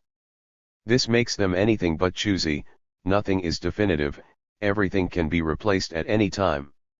Quite early on, without much forethought, they marry and thereby commit themselves to pedestrian conditions, forfeit the privilege of infinite possibility, abase themselves to human beings. At the same time, however, they cling to the childish dream of omnipotence with which their lives have beguiled them, and, unbourgeois in this, continue to throw away what tomorrow may be replaced by something better. Thus they are the type of the destructive character. Just because they were once hors de concours they are unsuccessful in competition, for which they now develop a mania. The gesture of irresistibility remains when the reality has passed away, magic perishes the moment it ceases merely to stand for hope and settles in domesticity. But her resistibility makes her also a victim, she becomes subject to the order she once soared above. Her generosity is punished. The fallen woman like the obsessive one are martyrs of happiness. Incorporated beauty has in time become a calculable element of existence, a mere substitute for non-existent life, without having ever been anything more. To herself and others she has broken her promise of happiness. Yet she who keeps it takes on an aura of doom and is herself overtaken by disaster. In this way the enlightened world has entirely absorbed myth. Their jealousy has outlived the gods. 110. Constans. 1. Everywhere bourgeois society insists on the exertion of will, only love is supposed to be involuntary, pure immediacy of feeling. In its longing for this, which means a dispensation from work, the bourgeois idea of love transcends bourgeois society. But in erecting truth directly amid the general untruth, it perverts the former into the latter. It is not merely that pure feeling, so far as it is still possible within the determinate system of the economy, becomes precisely thereby society's alibi for the domination of interests and bears witness to a humanity that does not exist. The very involuntariness of love, even where it has not found itself a practical accommodation beforehand, contributes to the whole as soon as it is established as a principle. If love in society is to represent a better one, it cannot do so as a peaceful enclave, but only by conscious opposition. This, however, demands precisely the element of voluntariness that the bourgeois, for whom love can never be natural enough, forbid it. Loving means not letting immediacy wither under the omnipresent weight of mediation and economics, and in such fidelity it becomes itself mediated, as a stubborn counter-pressure. He alone loves who has the strength to hold fast to love. Even though social advantage, sublimated, preforms the sexual impulse, using 1,000 nuances sanctioned by the order to make now this, now that person seem spontaneously attractive, an attachment once formed opposes this by persisting where the force of social pressure, in advance of all the intrigues that the latter then invariably takes into its service, does not want it. It is the test of feeling whether it goes beyond feeling through permanence, even though it be as obsession. The love, however, which in the guise of unreflecting spontaneity and proud of its alleged integrity, relies exclusively on what it takes to be the voice of the heart, and runs away as soon as it no longer thinks it can hear that voice, is in this supreme independence precisely the tool of society. Passive without knowing it, it registers whatever numbers come out in the roulette of interests. In betraying the loved one it betrays itself. The fidelity exacted by society is a means to unfreedom, but only through fidelity can freedom achieve insubordination to society's command. 111. Philemon and Baucis. The domestic tyrant has his wife help him on with his coat. She eagerly performs this service of love, following him with a look that says, "What else should I do? Let him have his little pleasure, that's how he is, only a man." The patriarchal marriage takes its revenge on the master in the wife's indulgent considerateness, which in its ironic laments over masculine self-pity and inadequacy has become a formula. Beneath the lying ideology which sets up the man as superior, there is a secret one, no less untrue, that sees him as inferior, the victim of manipulation, maneuvering, fraud. The henpecked husband is the shadow of him who has to go out to face the hostile world. With the same narrow-minded percipience that the wife shows for her husband, grown ups are judged by children. In the incongruity between his authoritarian pretensions and his helplessness, that emerges of necessity in the private sphere, there is something ridiculous. Every married couple appearing together is comic, and this the wife's patient understanding tries to offset. There is hardly a woman who has been for some time in the married state who does not, by whispering about his little weaknesses, disavow her husband. False nearness incites malice, and in the sphere of consumption the stronger party is the one who controls the commodities. Hegel's dialectic of master and servant applies as much as ever to the archaic order of the household, and is reinforced by the wife's dogged clinging to its anachronism. As the repressed matriarch, she becomes the master precisely where she has to serve, and the patriarch needs only to appear as such in order to be a caricature. This simultaneous dialectic of epochs has presented itself to individualistic eyes as the battle of the sexes. Both opponents are in the wrong. In demystifying the husband, whose power rests on his money earning trumped up as human worth, the wife too expresses the falsehood of marriage, in which she seeks her whole truth. No emancipation without that of society. 112. Et dona ferent. Philistine German freedommongers have always prided themselves particularly on the poem about the god and the bayadere, with its closing fanfare to the effect that immortals bear aloft wanton children in arms of fire. 1. The approved broad-mindedness is not to be trusted.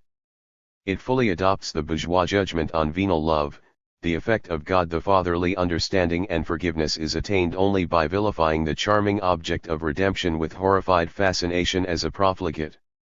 The act of grace is tied to reservations that make it illusory. In order to deserve redemption, as if a deserved redemption were one at all, the girl herself is allowed to partake of the couch's pleasing celebrations not for pleasure or for gain. Well, for what else?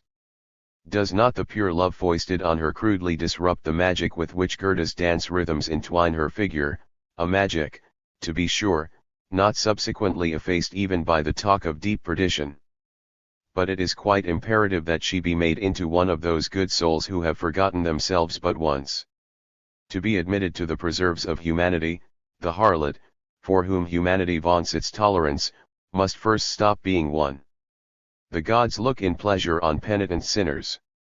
The whole expedition to the place where the last houses are is a kind of metaphysical slumming party, a show put on by patriarchal meanness to puff itself up twice over, first by widening beyond all measure the gap between masculine spirit and feminine nature, and then by decking out the total power that enables it to revoke this self-made difference as supreme goodness.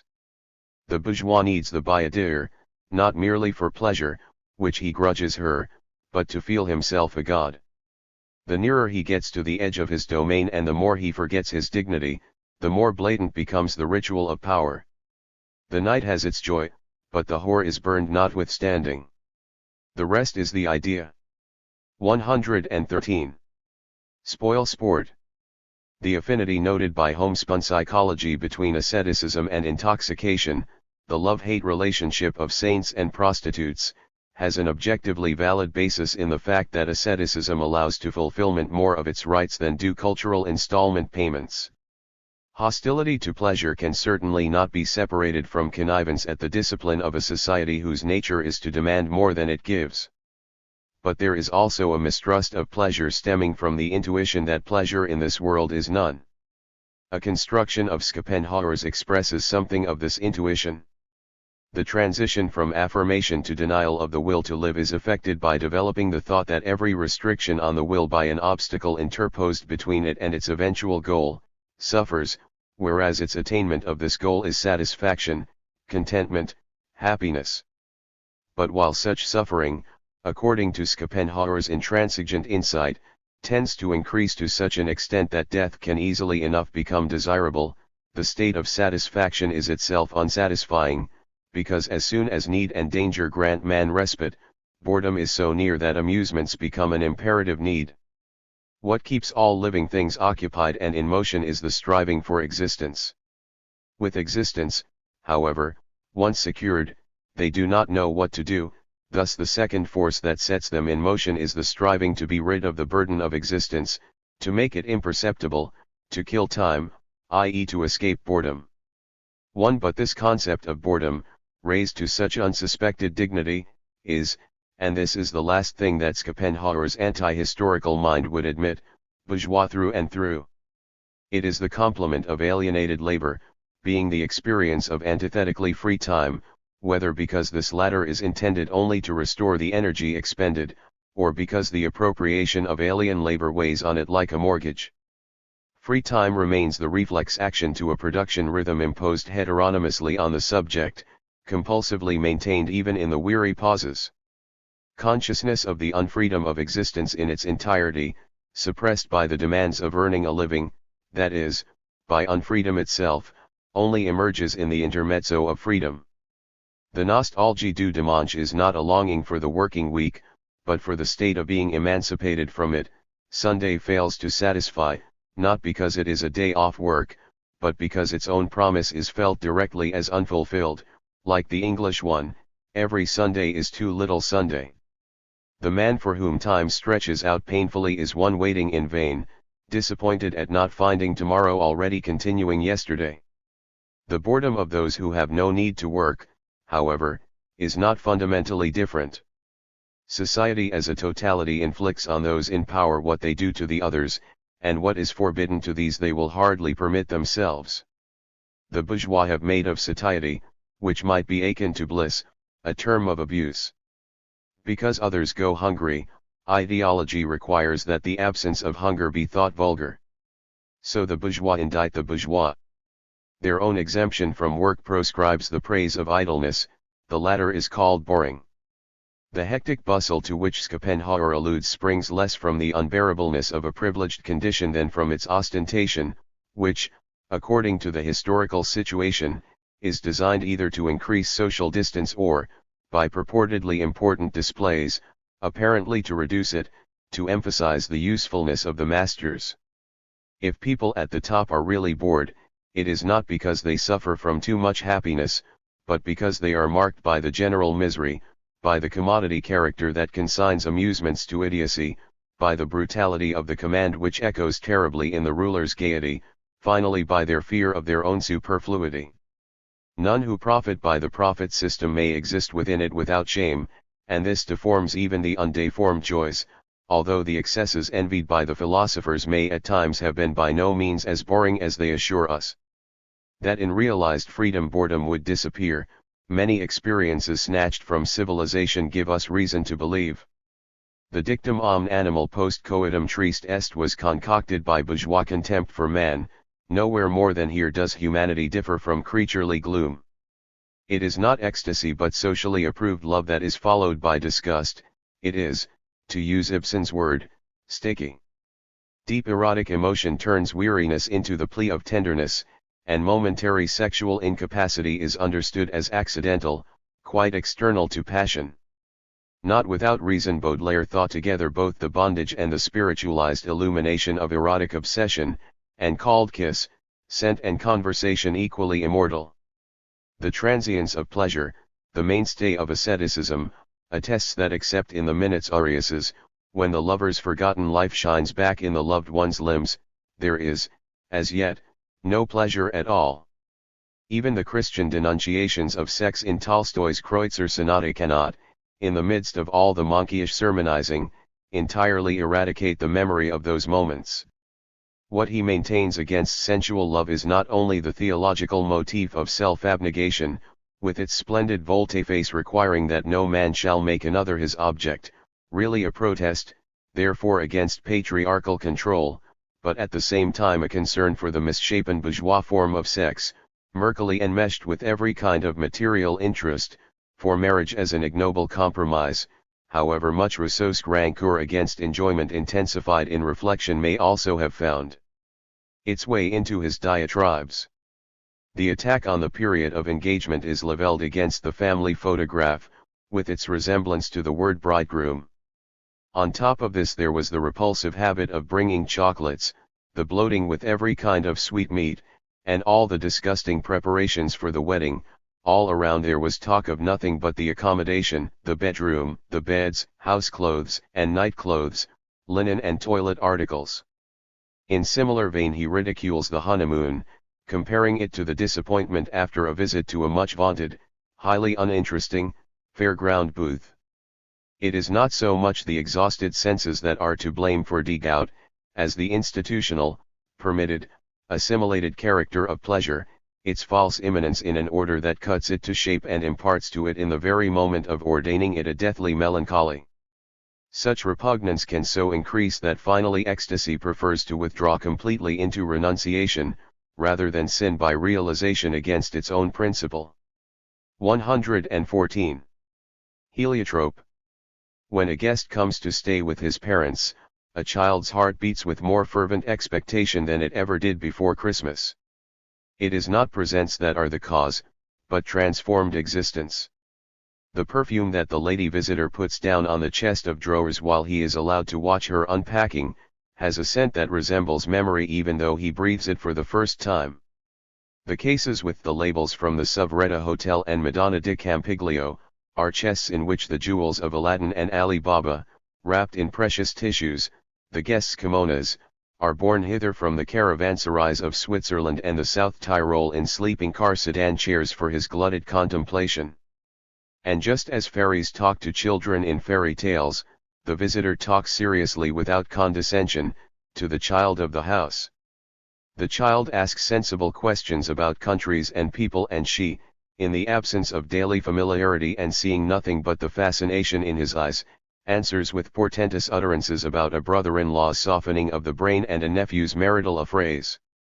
So, the child feels himself admitted all at once to the mighty and mysterious league of the grown-ups, the magic circle of the people of sense. With the order of the day, perhaps tomorrow he will be allowed to miss school, the boundaries between the generations too are suspended, and he who at 11 o'clock has still not been sent to bed has an inkling of true promiscuity. The single visit makes Thursday a feast day, and in the hubbub one seems to be sitting at table with all mankind. For the guest comes from afar. Her appearing promises the child a world beyond the family, reminding him that it is not the ultimate. The yearning to plunge into unformed joy, into the pool of salamanders and storks that the child has learned painfully to subdue and block with the frightful image of the black man, the demon who wants to take him away, here he finds it again, without fear. Among those nearest him, as their friend, appears the figure of all that is different. The soothsaying gypsy, let in by the front door, is absolved in the lady visitor and transfigured into a rescuing angel. From the joy of greatest proximity she removes the curse by wedding it to utmost distance. For this the child's whole being is waiting, and so too, later, must he be able to wait who does not forget what is best in childhood. Love counts the hours until the one when the guest steps over the threshold and imperceptibly restores life's washed-out colors. Here I am again / returned from the endless world. 115. Coming clean. To find out whether a person means us well there is one almost infallible criterion, how he passes on unkind or hostile remarks about us.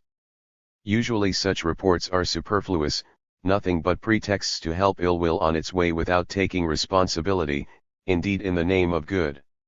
Just as all acquaintances feel an inclination to say something disparaging about everyone from time to time, probably in part because they balk at the grayness of acquaintanceship, so at the same time each is sensitive to the views of all others, and secretly wishes to be loved even where he does not himself love.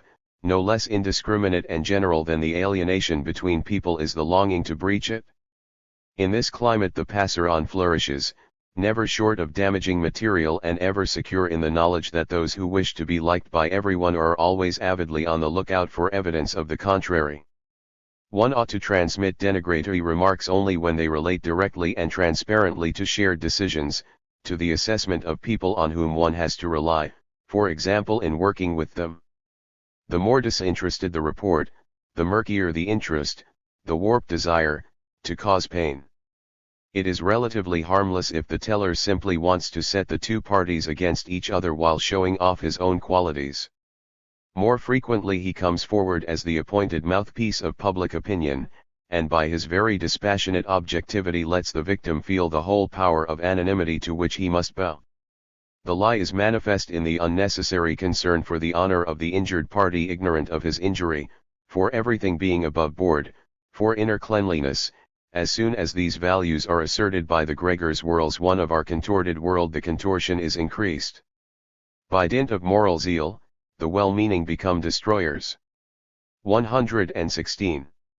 Just hear, how bad he was. 2. Those who have found themselves unexpectedly in danger of their lives, in violent catastrophes, often report that they were surprisingly free of fear. The general terror does not impinge specifically on them, but affects them as mere residents of a town, members of a large association. They are reconciled to a fate which is fortuitous and, as it were, inanimate, as if it did not really concern them. Psychologically, absence of fear is explained by lack of preparedness for fear in face of the crushing blow. The freedom of eyewitnesses has about it something impaired, akin to apathy.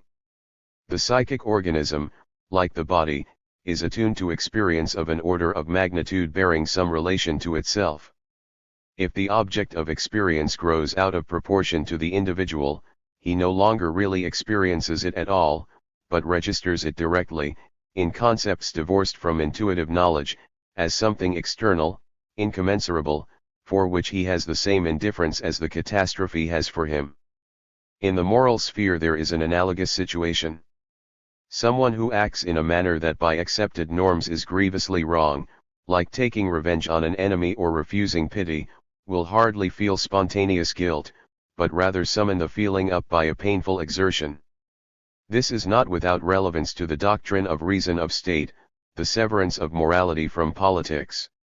It conceives the extreme contrast between public affairs and private existence in the same way. A major crime appears to the individual very largely as a mere infringement of conventions, not only because the norms it offends are themselves conventional, ossified, unbinding on the living subject, but because their objectification as such, even when they have underlying substance, holds them at a distance from the moral innervations, the sphere of conscience. The thought of particular indelicacies, however, microorganisms of wrongdoing, unnoticed perhaps by anyone else, that at a social gathering one sat down too early at table, or at a tea reception put cards with the guests' names at their places, though this is done only at dinners, such trifles can fill the delinquent with unconquerable remorse and a passionately bad conscience, and on occasion with such burning shame that he shrinks from confessing them even to himself. There is nothing particularly noble in this, for he knows that society, having no objections to inhumanity, has all the more to impropriety, and that a man who turns his mistress out of doors, so proving himself a fine fellow, can be sure of social approbation, while he who respectfully kisses the hand of a well-connected girl who is somewhat too young, exposes himself to ridicule. These luxuriously narcissistic worries have, however, a second aspect, that of a refuge for experience rebounding from the objectified order. The subject can measure up to these minute traits of the mistaken or the correct and pass muster as capable of right or wrong actions, but his indifference to moral guilt is tinged with the awareness that the incapacity for personal decision grows with the dimensions of its object. If one afterwards finds out that when one parted from one's girlfriend on bad terms without telephoning her again, one did indeed cast her out, there is in the idea of this something faintly comic. It sounds like the dumb girl of Portishead.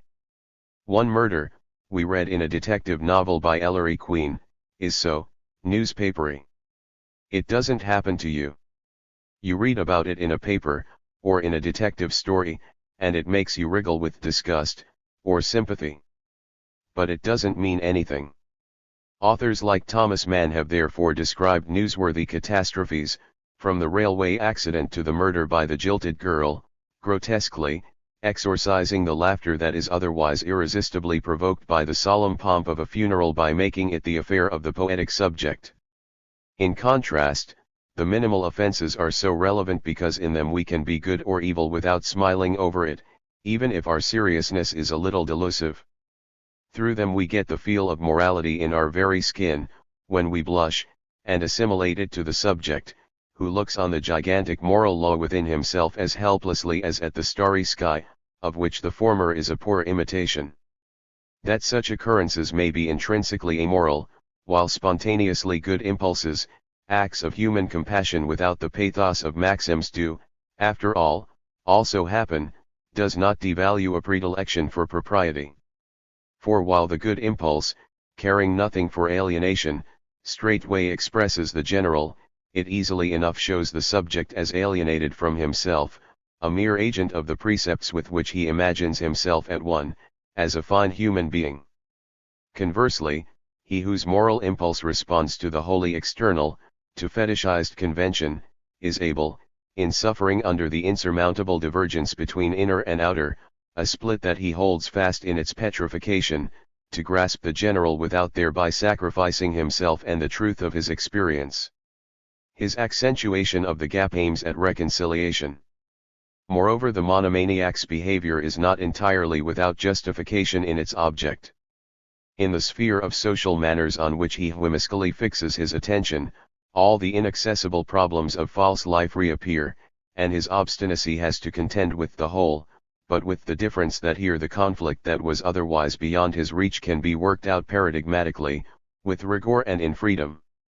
The man, on the other hand, who conforms in his reactions to social reality, has a private life that is formless in exact proportion as his form is stamped on him by the assessment of power relationships.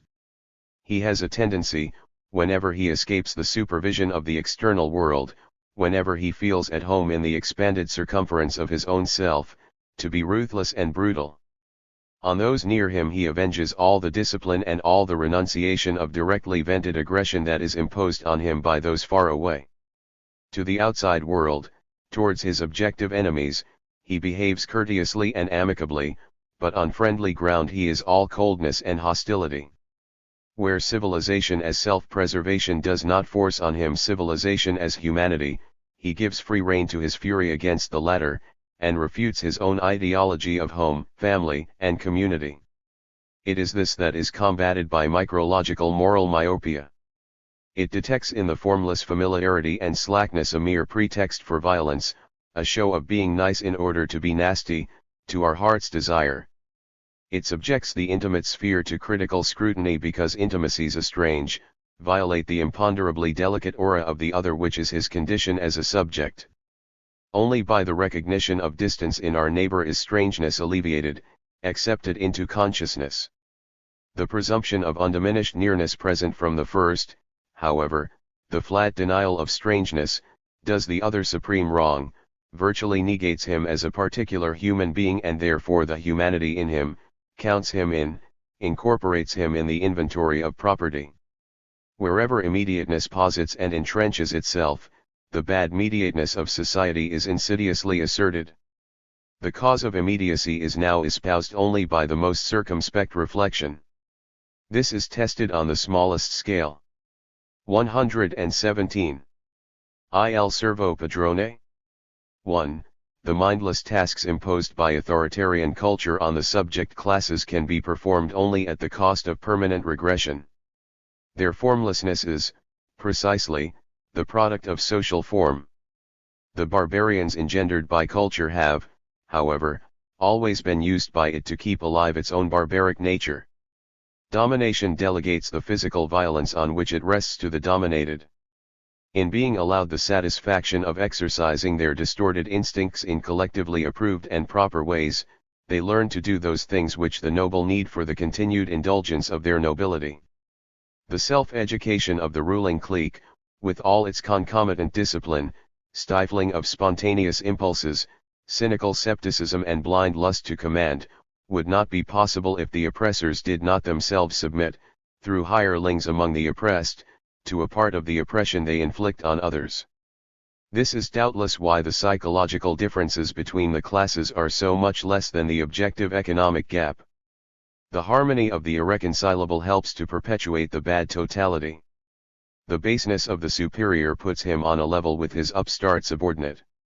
From the domestic servants and governesses tormenting upper-class children to show them what life is like, by way of the teachers from Westerwald extirpating in them, along with the use of foreign words, all joy in language, and then the officials and employees leaving them to stand in queues, the non-commissioned officers treading on them. There is a straight line to Gestapo torturers and the bureaucrats of the gas chambers. The delegation of power to the lower orders finds a prompt and sympathetic response in the upper orders themselves. Someone appalled by the good breeding of his parents will seek refuge in the kitchen, basking in the cook's vitality that secretly reflects the principle of the parental good breeding. The refined are drawn to the unrefined, whose coarseness deceptively promises what their own culture denies. They do not know that the indelicacy that appears to them as anarchic nature, is nothing but a reflex action produced by the compulsion they struggle to resist. Mediating between the class solidarity of the higher orders and their blandishments to delegates of the lower classes, is a justified feeling of guilt towards the poor. But the rebel who has been put in his place, who has been made to feel to the core of his being how things are done here, has ended up one of them himself. Bettelheim's observation on the identification of the victims of the Nazi camps with their executioners implies a verdict on the higher nurseries of social horticulture, the English public school, the German military academy. Topsy-turviness perpetuates itself, domination is propagated by the dominated. 118. Downwards, ever downwards. 1. Private relations between people seem modeled on the industrial bottleneck. In even the smallest community the level is determined by the most subaltern of its members. Anyone who, in conversation, talks over the head of even one person, is tactless. For the sake of humanity talk is restricted to the most obvious, dullest, and tritest matters, if just one inhuman face is present. Now that the world has made men speechless, not to be on speaking terms is to be in the right. The wordless need only stick immovably to their interests and their natures to get their way. It is enough that the other, vainly seeking contact, falls into a pleading or soliciting tone, for him to be at a disadvantage. Since the bottleneck knows of no court of appeal higher than that of fact, while thought and speech necessarily point to one, intelligence becomes naivete, and blockhead sees on this as irrefutable fact. The common consent to the positive is a gravitational force that pulls all downwards. It shows itself superior to the opposing impulse by declining to engage it. The more complex personality, unwilling to be pulled down, has to observe the strictest consideration for the inconsiderate. The latter need no longer be plagued by the disquiet of consciousness. Intellectual debility, affirmed as a universal principle, appears as vital force. A formalistic, administrative way of settling problems, a compartmentalized separation of everything that is, by its meaning, inseparable, hidebound insistence on arbitrary opinion in the absence of any proof, in short the practice of refeeing every feature of an aborted, unformed self, withdrawing it from the process of experience and asserting it as the ultimate "that's the way I am," suffices to overrun impregnable positions. Such people can be as sure of the assent of others, similarly deformed, as of their own advantage. The cynical trumpeting of their own defect betrays an awareness that at the present stage the objective spirit liquidates the subjective. They are down to earth like their zoological forebears, before they got up on their hind legs. 119. Model of virtue. Everyone has heard of the connection between repression and morality as instinctual renunciation. But moral ideas not only suppress the rest, they are directly derived from the existence of the suppressors. Since Homer, Greek linguistic usage has intertwined the concepts of goodness and wealth. Kalakagathia, held up by the humanists to modern society as a model of aesthetico-moral harmony, always laid heavy stress on possessions, and Aristotle's Politics openly admits the fusion of inner worth with status in its definition of nobility as inherited wealth, combined with excellence. The conception of the polis in the classical age, embracing both inward and outward existence, the individual's position in the city-state and his self as a unity, made it possible to attribute moral rank to riches without arousing the crude suspicions even at that time befitting the doctrine. If visible influence in the existing state is the measure of a man, then it is only consistent to accredit the material wealth which tangibly underwrites his influence to his character, since moral substance itself is seen, no differently than in Hegel's philosophy of later years, as constituted by his participation in objective social reality. It was the advent of Christianity that first negated this identification, with its proposition that a camel could pass more easily through a needle's eye than a rich man enter heaven. But the special theological premium on poverty indicates how deeply the general consciousness was stamped by the morality of possessions. Fixed property was a means of differentiation from nomadic disorder, against which all norms were directed. To be good and to have goods coincided from the beginning. The good man is he who rules himself as he does his own property, his autonomous being is modeled on material power. The rich should therefore not be accused of immorality. The reproach has ever been part of the armature of political repression, but rather made aware that, to the others, they represent morality. In it goods are reflected. Wealth as goodness is an element in the world's mortar. The tenacious illusion of their identity prevents the confrontation of moral ideas with the order in which the rich are right, while at the same time it has been impossible to conceive concrete definitions of morality other than those derived from wealth. The further the individual and society diverge in later periods through the competition of interests, and the more the individual is thrown back on himself, the more doggedly he clings to the notion of the moral nature of wealth. Wealth shall vouch for the possibility of reuniting what is sundered, the inward and the outward. Such is the secret of intramundane asceticism, the businessman's boundless exertion, falsely hypostasized by Max Weber, Admirum Dei Gloriam. Material success joins individual and society not merely in the comfortable and by now questionable sense that the rich man can escape solitude, but far more radically, if blind, isolated self-interest is pursued far enough it turns, as economic power, into social predominance and manifests itself as an incarnation of the all-uniting principle. He who is rich or attains riches, feels that he has accomplished on his own initiative, as a self, what the objective spirit, the truly irrational predestination of a society held together by brutal economic inequality, intends. So the rich man can claim as goodness what really only Beto kens its absence. He himself and others perceive him as the realization of the general principle. Because this is one of injustice, the unjust man regularly becomes just, and not merely in illusion, but supported by the supreme might of the law by which society reproduces itself. The wealth of individuals is inseparable from the progress of society in prehistory. The rich control the means of production. Technical advances in which society as a whole participates are therefore put down primarily to their, today industries, progress, and the Fords necessarily seem benefactors to the extent that they actually are so within the framework of the existing relations of production. Their pre-established privilege makes it appear as if they are relinquishing something belonging to them, that is, the increase of use values, while they are really, in the blessings they administer, only letting a part of the profit flow back where it came from. Hence the delusive character of the moral hierarchy. Certainly, poverty has always been glorified as asceticism, the social condition for gaining the very riches in which morality becomes manifest.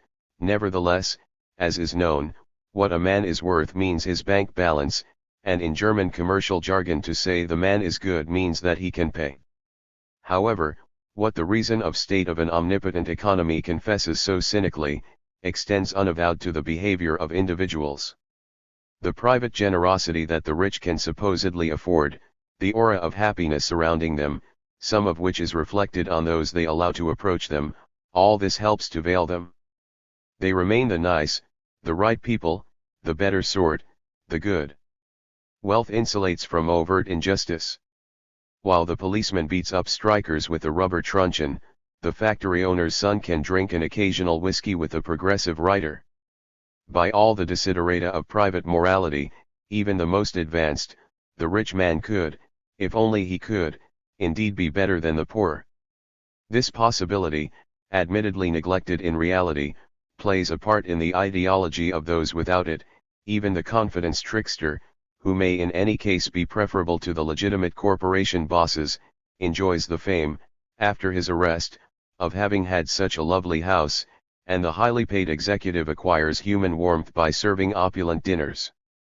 The barbaric success religion of today is consequently not simply contrary to morality, it is the homecoming of the West to the venerable morals of our ancestors.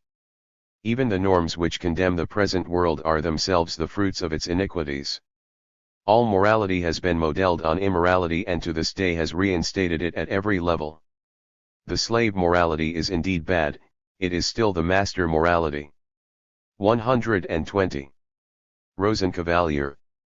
The elegant attract by the expectation that they will be free in private from greed for advantages already theirs, and from the blinkered myopia that results from constricting circumstances.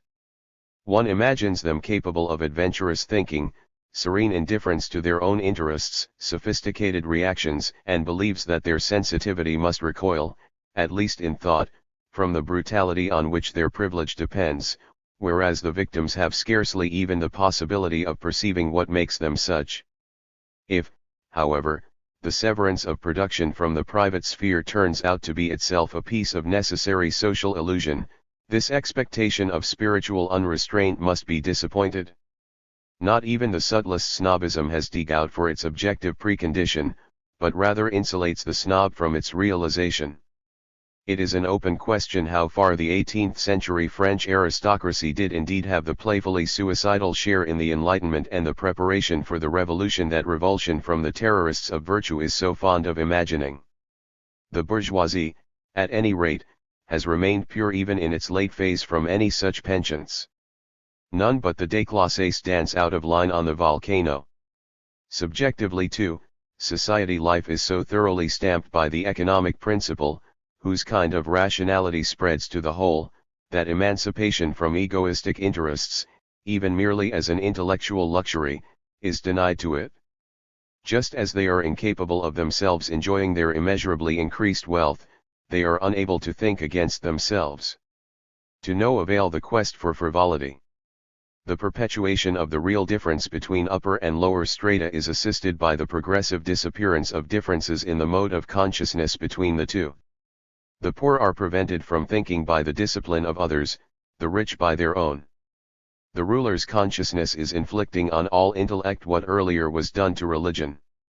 Culture is being turned by the haute bourgeoisie into an element of ostentation. A person's intelligence or education is ranked among the qualities that make him suitable for inviting or marrying, like good horsemanship, love of nature, charm, or a faultlessly fitting dinner jacket. About knowledge they are incurious. Usually these blithe spirits are as totally absorbed by everyday practicalities as the petty bourgeoisie. They furnish houses, prepare parties, show virtuosity in booking hotel and airline reservations. For the rest, they sustain themselves on the offal of European irrationalism. They bluntly justify their own hostility to mind, sensing subversion, not even wrongly, in thought itself, in its independence of anything given, existent.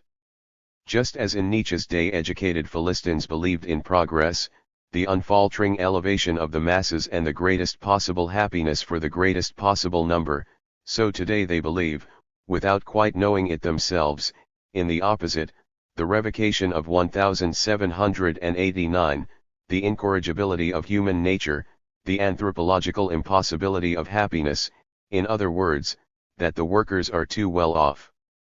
The profound insights of the day before yesterday have been reduced to the ultimate in banality. Of Nietzsche and Bergson, the last socially accepted philosophies, nothing is left but the murkiest anti-intellectualism in the name of the nature its apologists despoil. What most vexes me about the Third Reich, a general director's Jewish wife, later murdered in Poland, said in 1933, is that we can no longer use the word earthy, because it has been commandeered by the Nazis, and even after the defeat of the fascists, a fine-featured Austrian lady of the manor, meeting at a cocktail party a workers' leader mistakenly thought radical, could do nothing in her enthusiasm for his personality but repeat bestially, and moreover he's so utterly unintellectual. So utterly unintellectual. I remember my fright when an aristocratic girl of vague origins, scarcely able to speak German without an affectedly foreign accent, confessed to me her sympathy for Hitler, with whose image hers seemed incompatible. At the time I thought a winsome feeble-mindedness must be concealing from her who she was. but she was shrewder than I, for what she represented no longer existed, and her class consciousness, in deleting her individual destiny, helped her being in itself, her social character, to emerge. People at the top are closing ranks so tightly that all possibility of subjective deviation has gone, and difference can be sought only in the more distinguished cut of an evening dress. 121. Requiem for Odette. The Anglomania of the upper classes in continental Europe arises from the ritualization on the island of feudal practices intended to be sufficient unto themselves. Culture is not maintained there as a separate sphere of the objective mind, as dabbling in art or philosophy, but as a form of empirical existence. The high life aspires to be the beautiful life. It affords those engaging in it ideological pleasure gains. Because the formalization of life becomes a task requiring the adherence to rules, the artificial preservation of a style, the maintenance of a delicate balance between correctness and independence, existence itself appears endowed with meaning, so appeasing the bad conscience of the socially superfluous. The constant injunction to do and say what exactly befits one's status and situation demands a kind of moral effort. By making it difficult to be the person one is, one gains the feeling of living up to a patriarchal noblesse oblige. At the same time, the displacement of culture from its objective manifestations to immediate life dispels the risk of one's immediacy being shaken by intellect. The latter is spurned as a disruption of aplomb, a want of taste, but this is done, not with the embarrassing coarseness of an East Prussian junker, but by a seemingly intellectual criterion, that of aestheticizing everyday life. The flattering illusion is produced that one has been spared any cleavage into superstructure and infrastructure, culture and corporeal reality. But for all its aristocratic trappings, ritual falls into the late bourgeois habit of hypostasizing a performance in itself meaningless as meaning, of degrading mind to the duplication of what is there in any case. The norm followed is fictitious, its social preconditions, like its model, court ceremony, have ceased to exist, and it is acknowledged not because it is felt as binding, but in order to legitimize an order advantageously illegitimate. So Proust, with the infallibility of one himself susceptible, observed that Anglomania and the cult of formally stylized living are found less among aristocrats than among those aspiring to rise. From the snob to the parvenu it is only a step. Hence the relation between snobbery and Art Nouveau, the attempt of a class defined by exchange to project itself into an image of vegetable beauty pure of exchange.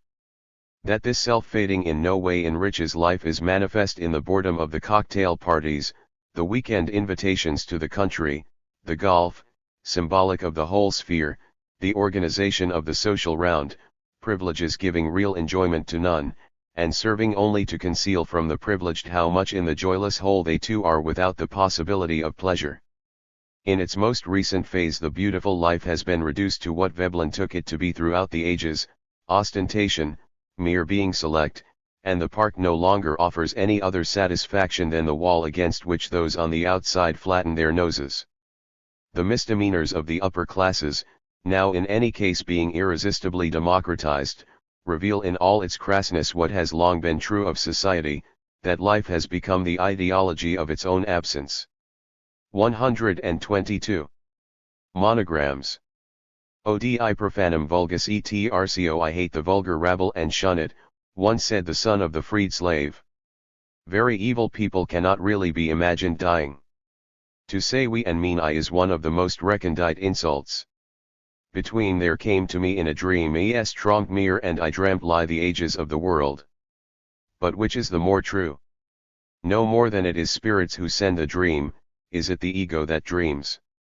Before the 85th birthday of a man well provided for in every respect, I asked myself in a dream what I could give him to cause him real pleasure, and at once answered my own question, a guide to the realm of the dead. That Leporello has to complain of meager diet and shortage of money casts doubt on the existence of Don Juan.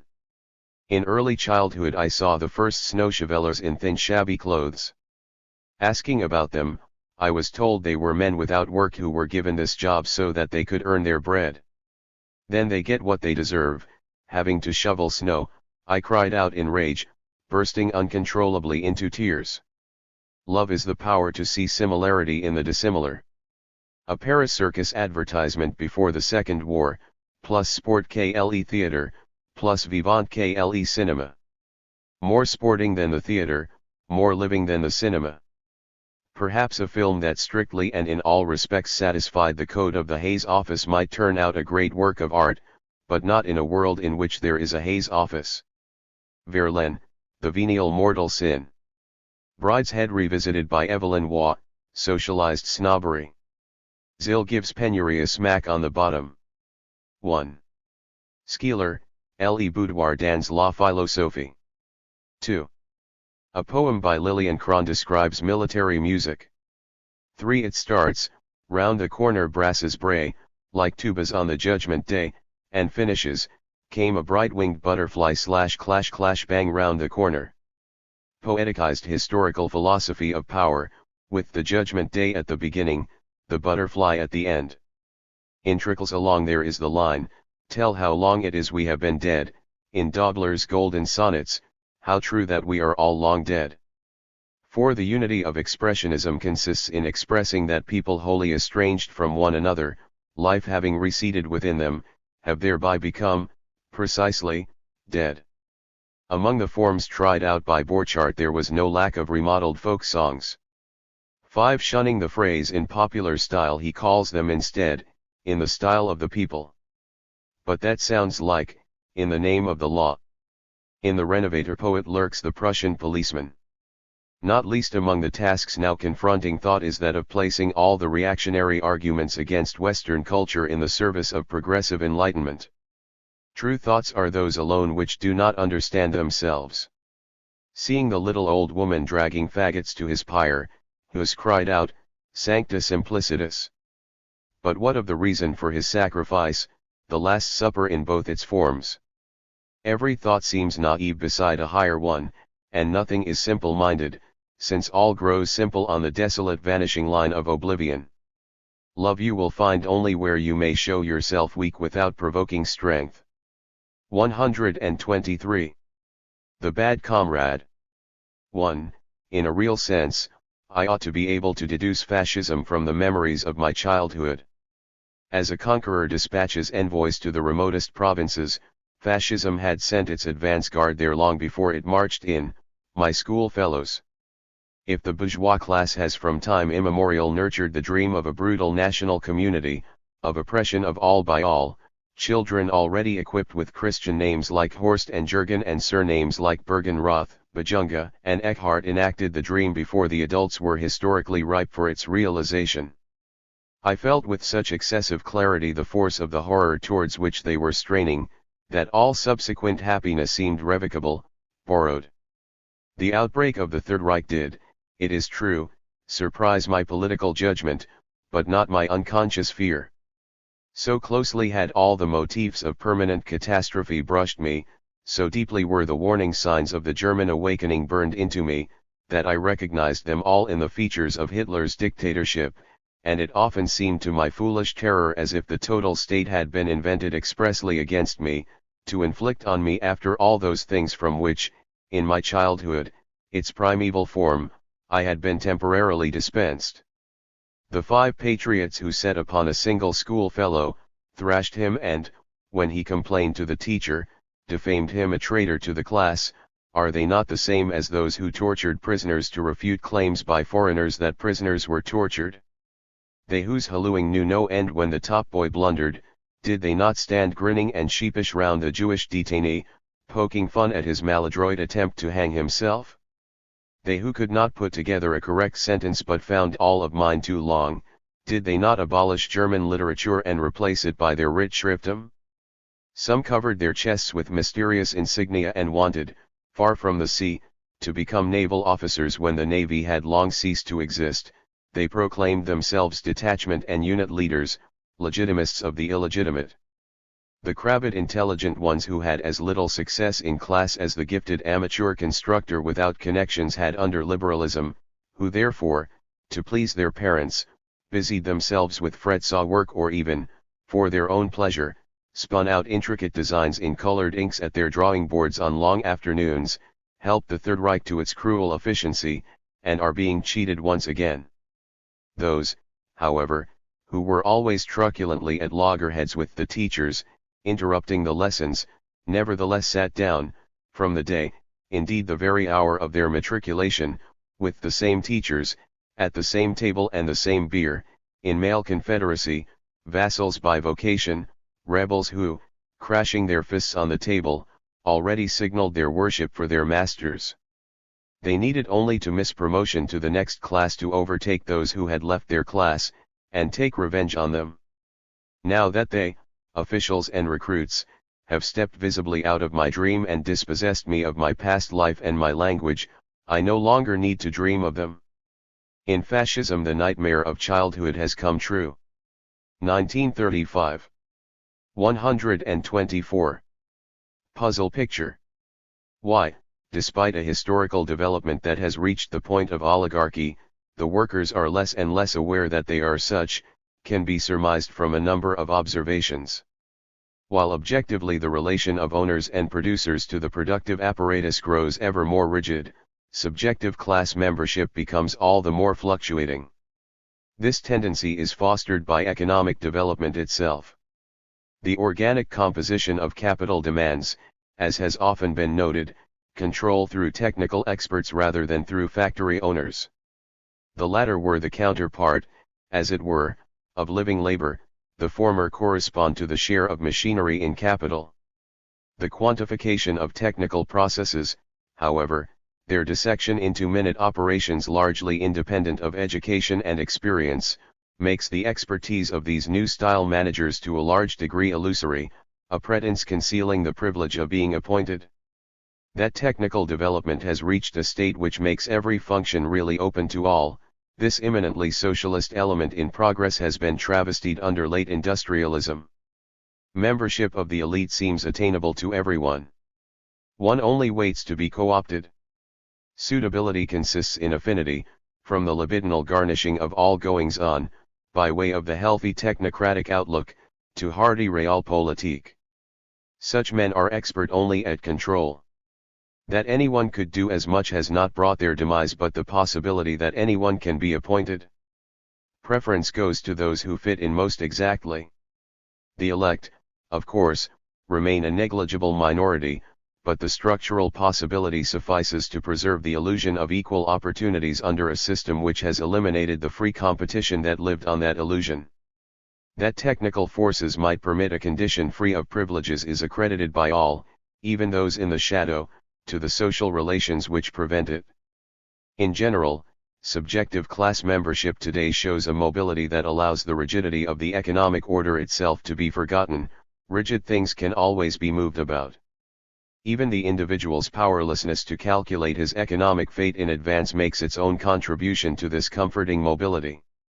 Downfall is decided not by incompetence but by an opaque hierarchical structure in which no one, scarcely even those at the very top, can feel secure, an egalitarian threat.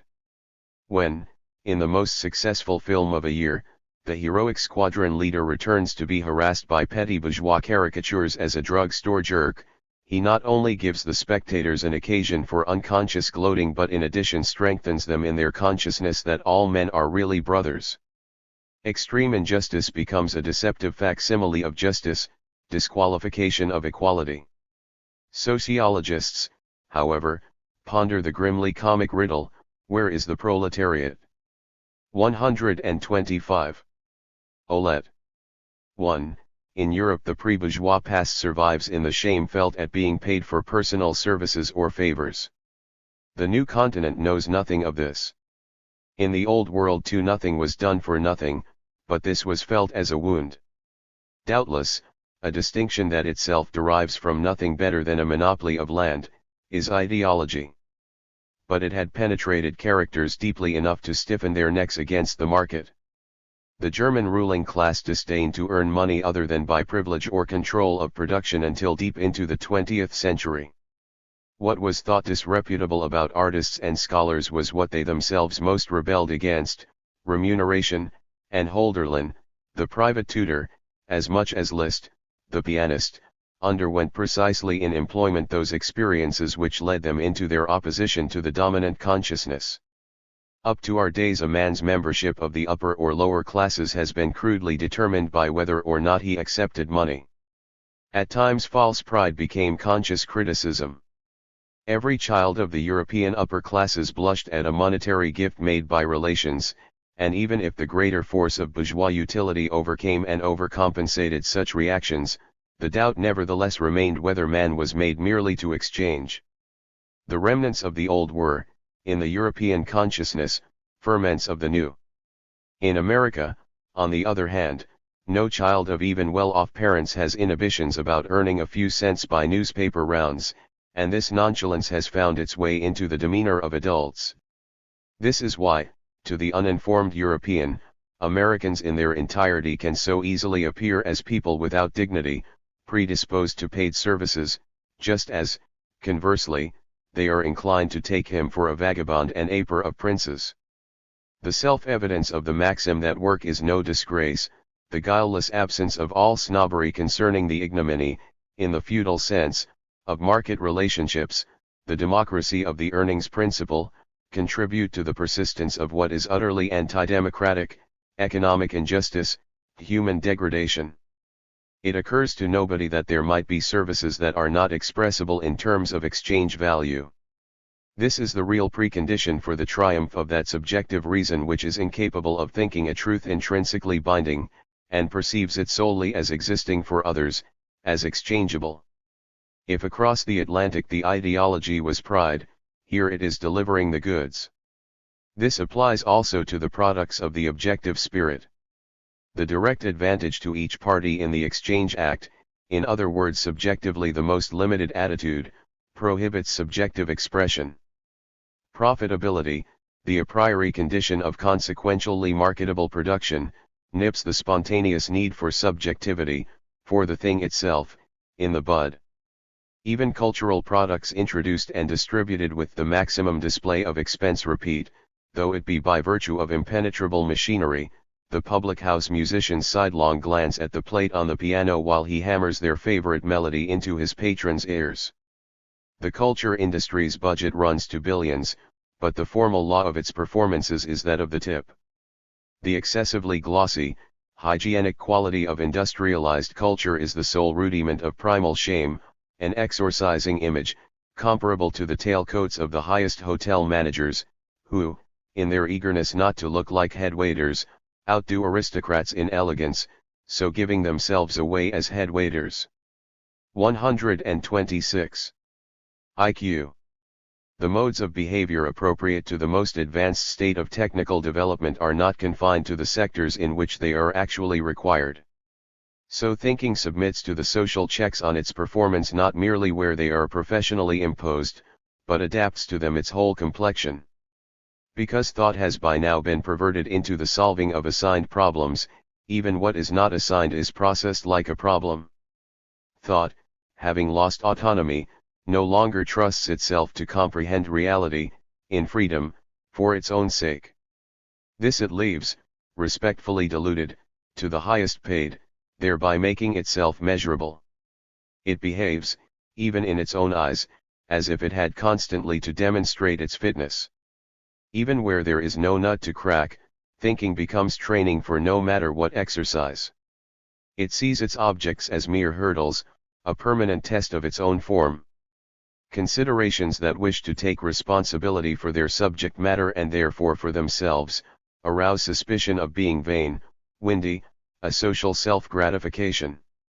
Just as for neo-positivists knowledge is split into accumulated sense experience and logical formalism, the mental activity of the type for whom unitary knowledge is made to measure, is polarized into the inventory of what he knows and the spot check on his thinking power. Every thought becomes for him a quiz either of his knowledgeability or his aptitude. Somewhere the right answers must be already recorded. Instrumentalism, the latest version of pragmatism, has long been concerned not merely with the application of thought but the a priori condition of its form. When oppositional intellectuals endeavor, within the confines of these influences, to imagine a new content for society, they are paralyzed by the form of their own consciousness, which is modeled in advance to suit the needs of this society. While thought has forgotten how to think itself, it has at the same time become its own watchdog. Thinking no longer means anything more than checking at each moment whether one can indeed think. Hence the impression of suffocation conveyed even by all apparently independent intellectual productions, theoretical no less than artistic. The socialization of mind keeps it boxed in, isolated in a glass case, as long as society is itself imprisoned. As thought earlier internalized the duties exacted from without, today it has assimilated to itself its integration into the surrounding apparatus, and is thus condemned even before the economic and political verdicts on it come fully into force. 127. Wishful thinking. Intelligence is a moral category. The separation of feeling and understanding, that makes it possible to absolve and beatify the blockhead, hypostasizes the dismemberment of man into functions. Praise of the simpleton has an undertone of anxiety lest the severed parts reunite and put an end to the derangement. If you have understanding and a heart, a verse of Holderlin's runs, show only one. Both they will damn, if both you show together. 1. The defamation of limited understanding in comparison to infinite, but because infinite, to the finite subject forever unfathomable, reason, which resounds throughout philosophy, chimes in, despite its critical claims, with the catch tune, be honest evermore and true. 1. When Hegel demonstrates the stupidity of understanding, 2. He not only accords isolated reflection, positivism of every designation, its full measure of untruth, but he also connives at the prohibition on thought, cuts back the negative labor of the concept which his method itself claims to perform, and endorses on the highest peak of speculation the Protestant pastor urging his flock to remain one instead of relying on their own feeble light. It is rather for philosophy to seek, in the opposition of feeling and understanding, their, precisely moral, unity. Intelligence, in asserting its power of judgment, opposes anything given in advance, by at the same time expressing it. The very judgment that excludes instinctual impulses compensates them by a moment of counter-pressure against the force exerted by society. The power of judgment is measured by the cohesion of the self, but therefore also by that dynamic of instincts which is entrusted by the psychic division of labor to feeling. Instinct, the will to withstand, is implicit in the meaning of logic. It is because, in logic, the judging subject forgets itself, shows itself incorruptible, that it wins its victories. Just as, on the other hand, people within the narrowest horizons grow stupid at the point where their interest begins, and then vent their rancor on what they do not want to understand because they could understand it only too well, so the planetary stupidity which prevents the present world from perceiving the absurdity of its own order is a further product of the unsublimated, unsuperseded interest of the rulers. Short run yet irresistible, this hardens into the anonymous schema of the course of history. To it corresponds the stupidity and obstinacy of the individual, inability consciously to link the power of prejudice and business. Such stupidity regularly consorts with moral deficiency, lack of autonomy and responsibility, whereas so much is true in Socratic rationalism that one can scarcely imagine a seriously intelligent man, whose thoughts are directed at objects and do not circle formalistically within themselves, as wicked. For the motivation of evil, blind absorption by contingent self-interest, tends to dissolve in the medium of thought. Skeeler's dictum that all knowledge is founded in love was a lie, because he demanded immediate love of the contemplated. But it would become truth if love urged the dissolution of all sham immediacy and thus, of course, became incompatible with the object of knowledge. The severance of thought is not remedied by the synthesis of mutually estranged psychic departments, nor by therapeutically imbuing reason with irrational ferments, but by self-conscious reflection on the element of wish that antithetically constitutes thinking as thinking. Only when that element is dissolved purely, without heteronymous residues, in the objectivity of thought, will it become an impulse towards utopia. 128. Regressions. My earliest memory of Brahms, and certainly not only mine, is Cradle Song. Complete misunderstanding of the text. I did not know that the word used there for carnations, nagaline, referred to flowers, but took it to mean the little nails, drawing pins, with which the curtain round the cot, my own, was thickly studded, so that the child, shielded from every chink of light, could sleep in an unending peace without fear.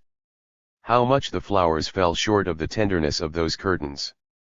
Nothing, for us, can fill the place of undiminished brightness except the unconscious dark, nothing that of what once we might have been, except the dream that we had never been born. Sleep in gentle ease / little eyes shut please, / hear the raindrops in the dark, / hear the neighbor's doggy bark. / doggy bit the beggar man, / tore his coat, away he ran, / to the gate the beggar flees, / sleep in gentle ease. The first strophe of Taubert's lullaby is frightening. And yet its two last lines bless sleep with the promise of peace. But this is not entirely due to bourgeois callousness, the comforting knowledge that the intruder has been warded off. The sleepy child has already half forgotten the expulsion of the stranger, who in Schott's songbook looks like a Jew, and in the line to the gate the beggar flees he glimpses peace without the wretchedness of others. So long as there is still a single beggar, Benjamin writes in a fragment, there is still myth, only with the last beggar's disappearance would myth be appeased. But would not violence then be forgotten as in the child's drowsiness? Would not, in the end, the disappearance of the beggar make good everything that was ever done to him and can never be made good? Is there not concealed in all persecution by human beings, who, with the little dog, set the whole of nature on the weak, the hope to see efface the last trace of persecution, which is itself the portion of nature? Would not the beggar, driven out of the gate of civilization, find refuge in his homeland, freed from exile on earth? Have now peaceful mind, beggar home shall find. As long as I have been able to think, I have derived happiness from the song, between the mountain and the deep, deep vale, about the two rabbits who, regaling themselves on the grass, were shot down by the hunter, and, on realizing they were still alive, made off in haste. But only later did I understand the moral of this: sense can only endure in despair and extremity, it needs absurdity, in order not to fall victim to objective madness. One ought to follow the example of the two rabbits, when the shot comes, fall down giddily, half dead with fright, collect one's wits and then, if one still has breath, show a clean pair of heels. The capacity for fear and for happiness are the same, the unrestricted openness to experience amounting to self-abandonment in which the vanquished rediscovers himself. What would happiness be that was not measured by the immeasurable grief at what is? For the world is deeply ailing. He who cautiously adapts to it by this very act shares in its madness, while the eccentric alone would stand his ground and bid it rave no more. He alone could pause to think on the illusoriness of disaster, the unreality of despair, and realize not merely that he is still alive but that there is still life. The ruse of the dazed rabbits redeems, with them, even the hunter, whose guilt they purloin. 129. Service to the customer. The culture industry piously claims to be guided by its customers and to supply them with what they ask for. But while assiduously dismissing any thought of its own autonomy and proclaiming its victims its judges, it outdoes, in its veiled autocracy, all the excesses of autonomous art. The culture industry not so much adapts to the reactions of its customers as it counterfeits them. It drills them in their attitudes by behaving as if it were itself a customer. One might suspect that the whole ideal of adjustment which it also professes to obey, is ideology, that people aspire more to adapt to others and to the whole, the more they are intent, by exaggerated equality, the public oath of social impotence, on having a stake in power and so subverting equality.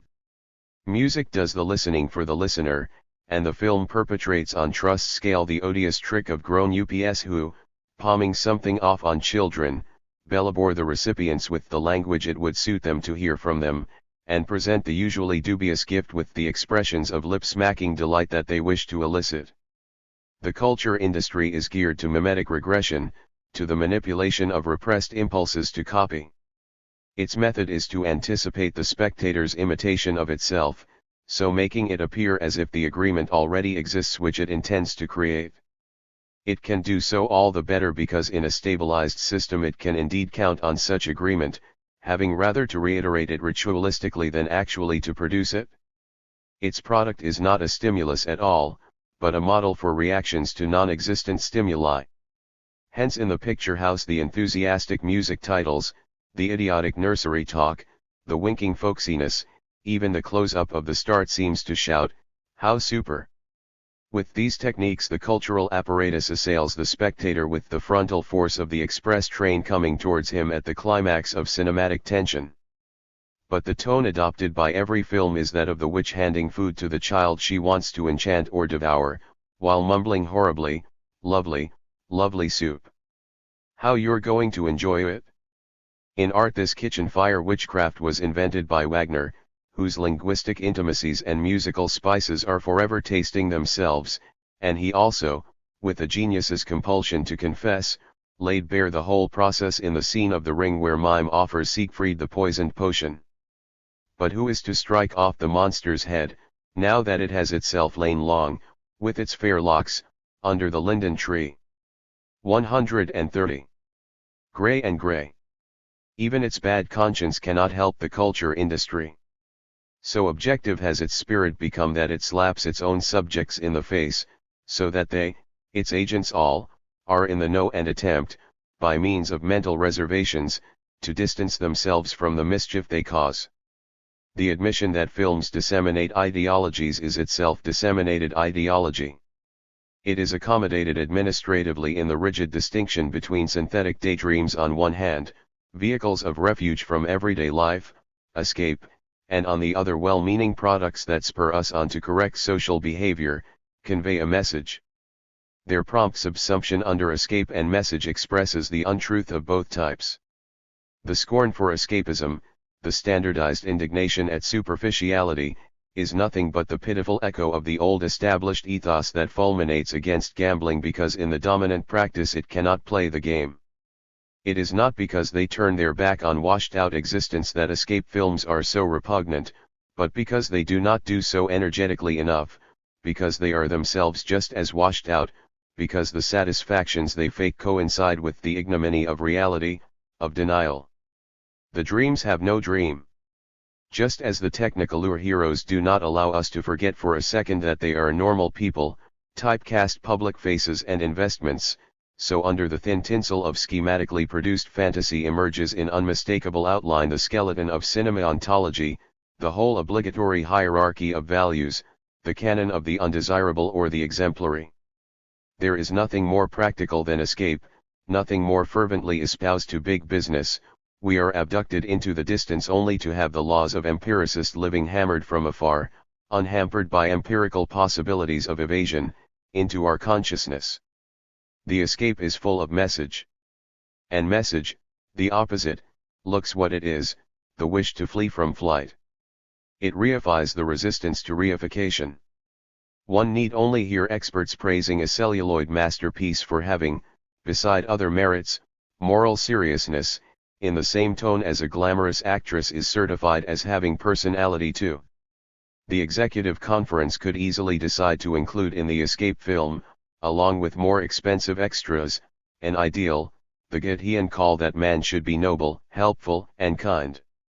Severed from the immanent logic of the work, its subject matter, this ideal becomes itself a piece of matter, to be provided from stock, therefore at once palpable and null, amounting to no more than reform of remediable abuses, glorified social work. The favorite theme of such films is the rehabilitation of drunkards, whose miserable intoxication they envy. When society, now putrefying according to anonymous laws, is presented as if goodwill were enough to remove its faults, it is defended even where it is honestly attacked.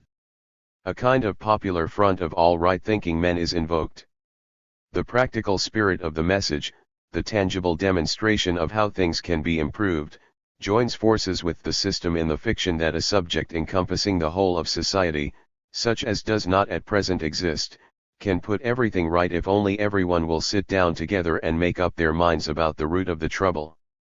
It is very agreeable to be able thus to prove one's capacities. Message becomes escape, he who sets about cleaning up the house he lives in energetically enough, forgets the foundation it is built on. Escape in earnest, an image of revulsion from the whole, down to its formal constituents, could become a message without expressing one, indeed just because of its unbending asceticism towards practical proposals. 131. Wolf as grandmother. The strongest argument in the arsenal of apologists for the cinema is the crudest, its mass consumption. They declare it, this drastic medium of the culture industry, popular art. Their independence of the norms of the autonomous work is supposed to relieve films of aesthetic responsibility, such standards proving in their case reactionary, just as all intentions to ennoble films artistically do indeed look awry, falsely elevated, out of keeping with the form, imports for the connoisseur. The more pretensions a film has to art, the more bogus it becomes.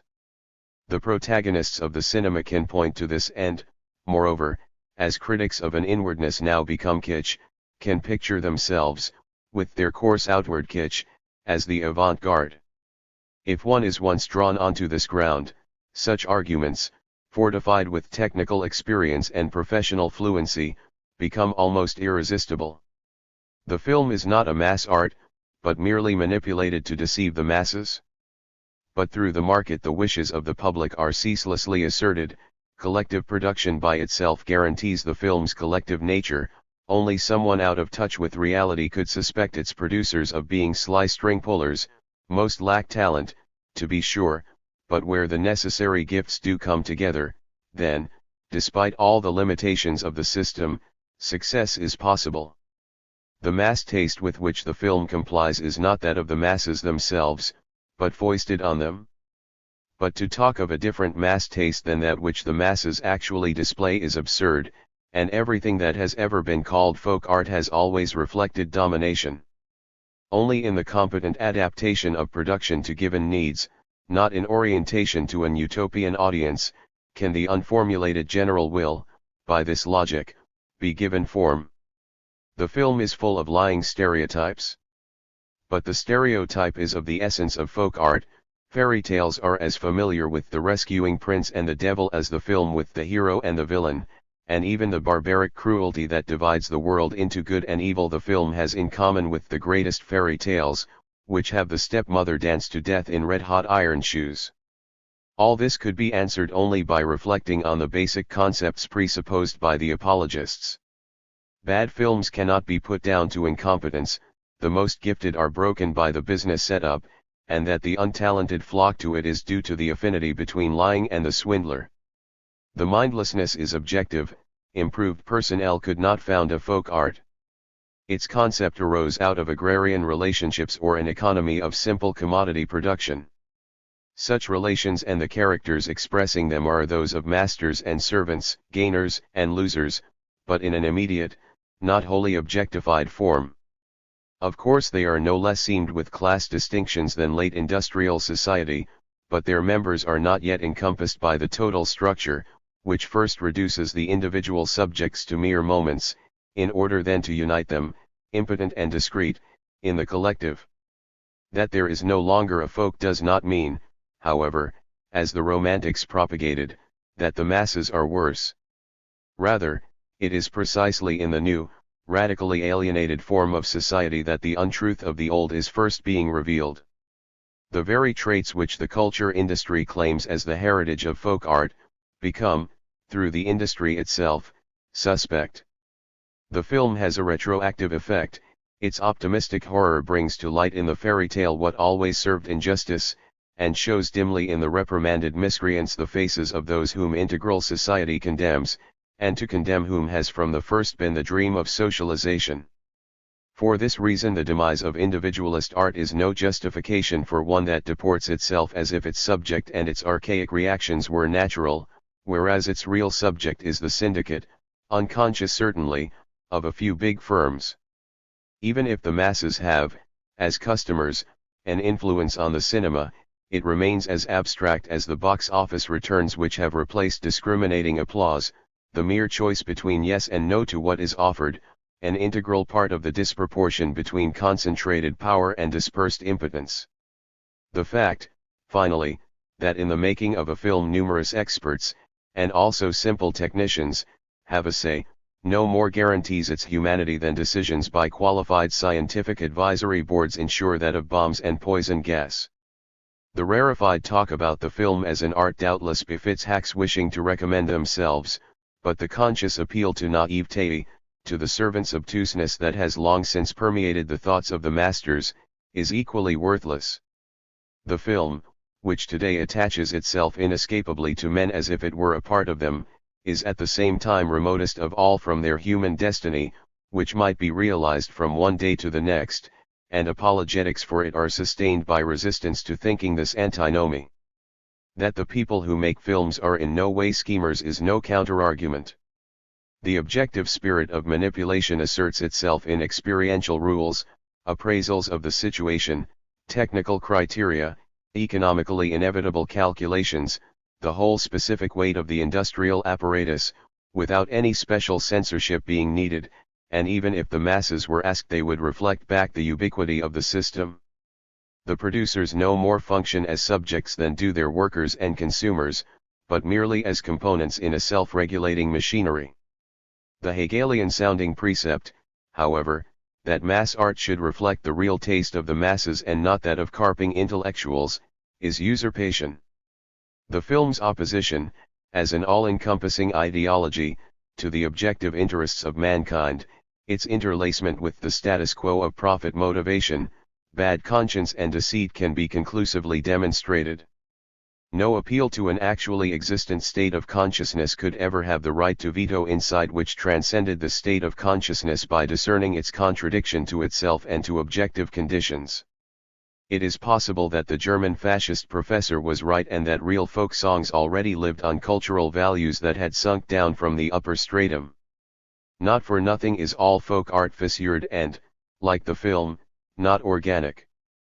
But between the old injustice, in whose voice a lament is audible even where it glorifies itself, and alienation proclaiming itself togetherness, insidiously creating an appearance of human closeness with loudspeakers and advertising psychology, is a difference equal to that between the mother telling her child, to allay its terror of demons, the fairy tale in which the good are rewarded and the bad punished, and the cinema product which forces the justice of each and every world order, in every country, stridently and threateningly into the audience's eyes and ears, in order to teach them anew, and more thoroughly, the old fear.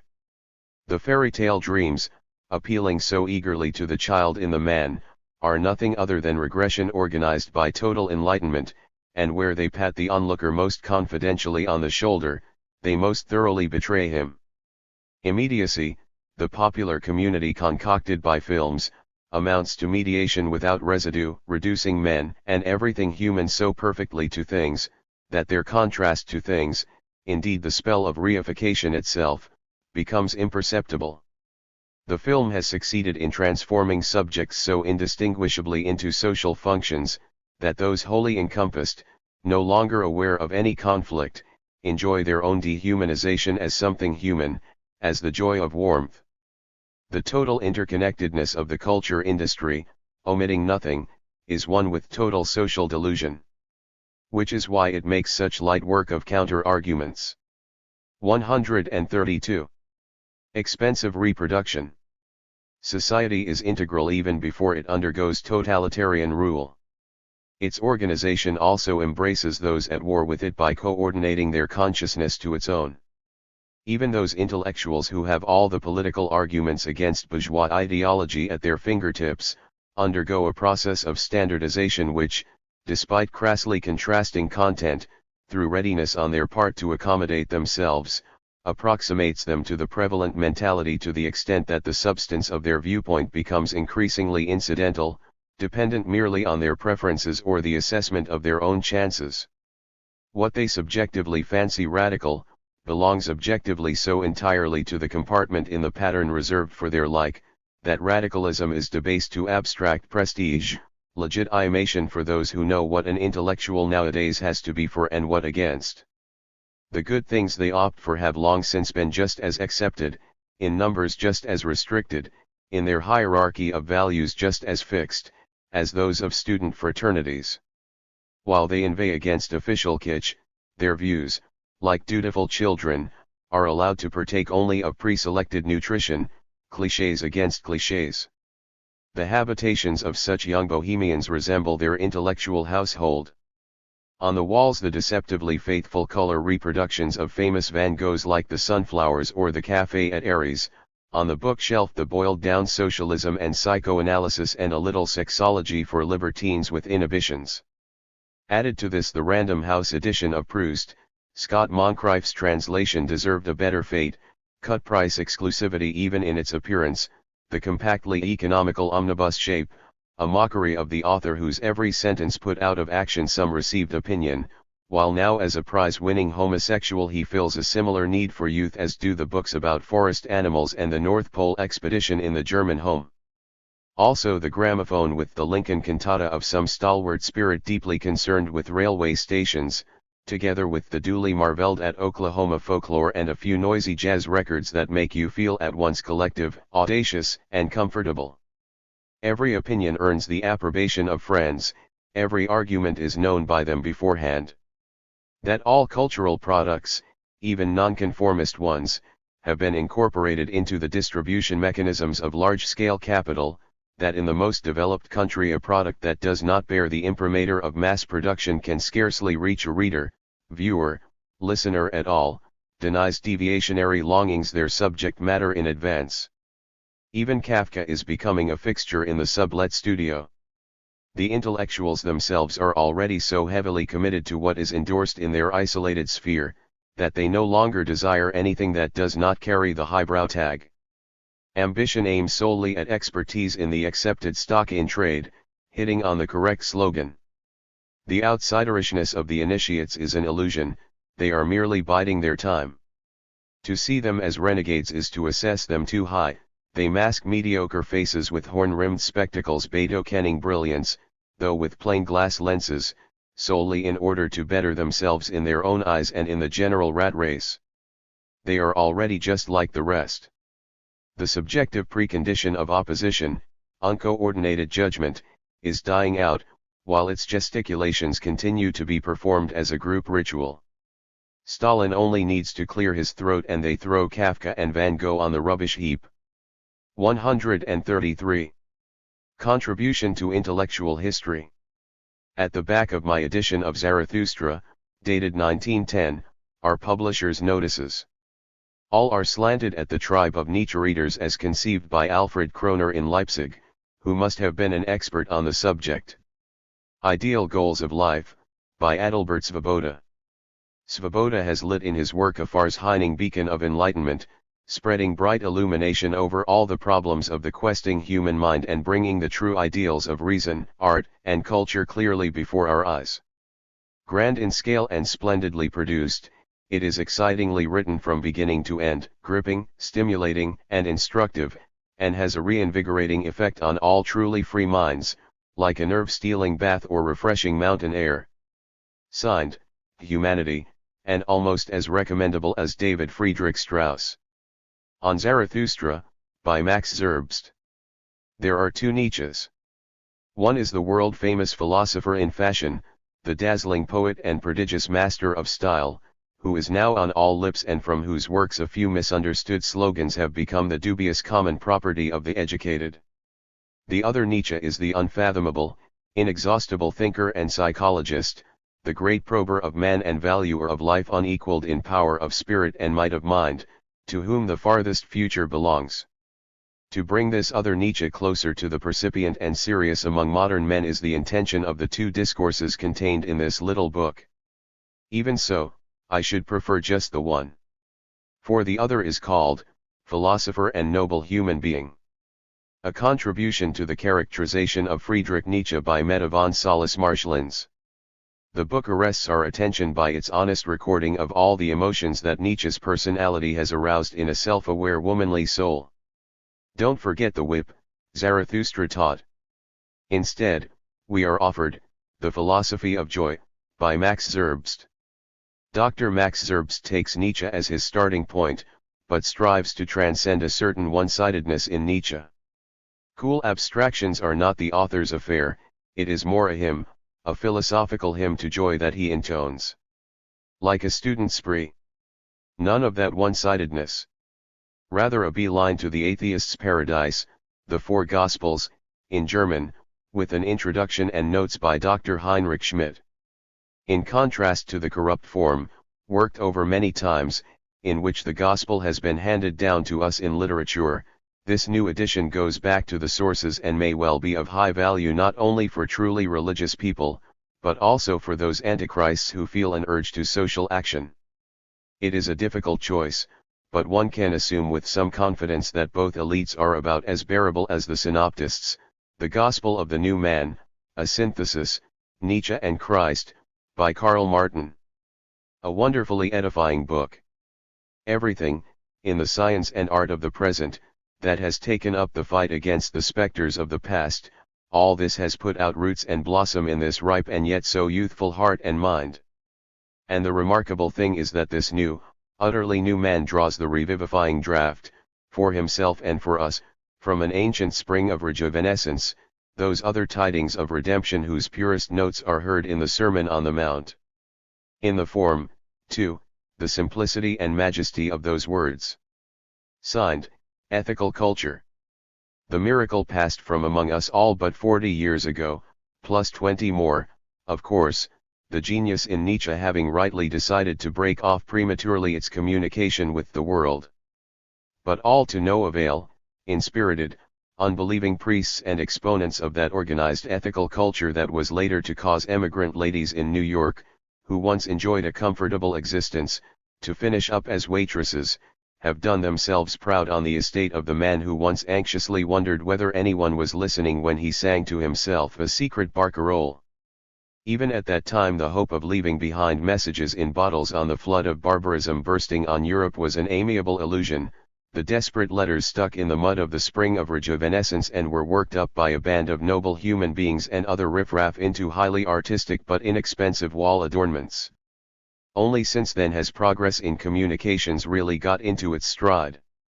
Who, in the end, is to take it amiss if even the freest of free spirits no longer write for an imaginary posterity, more trusting, if possible, than even their contemporaries, but only for the dead God?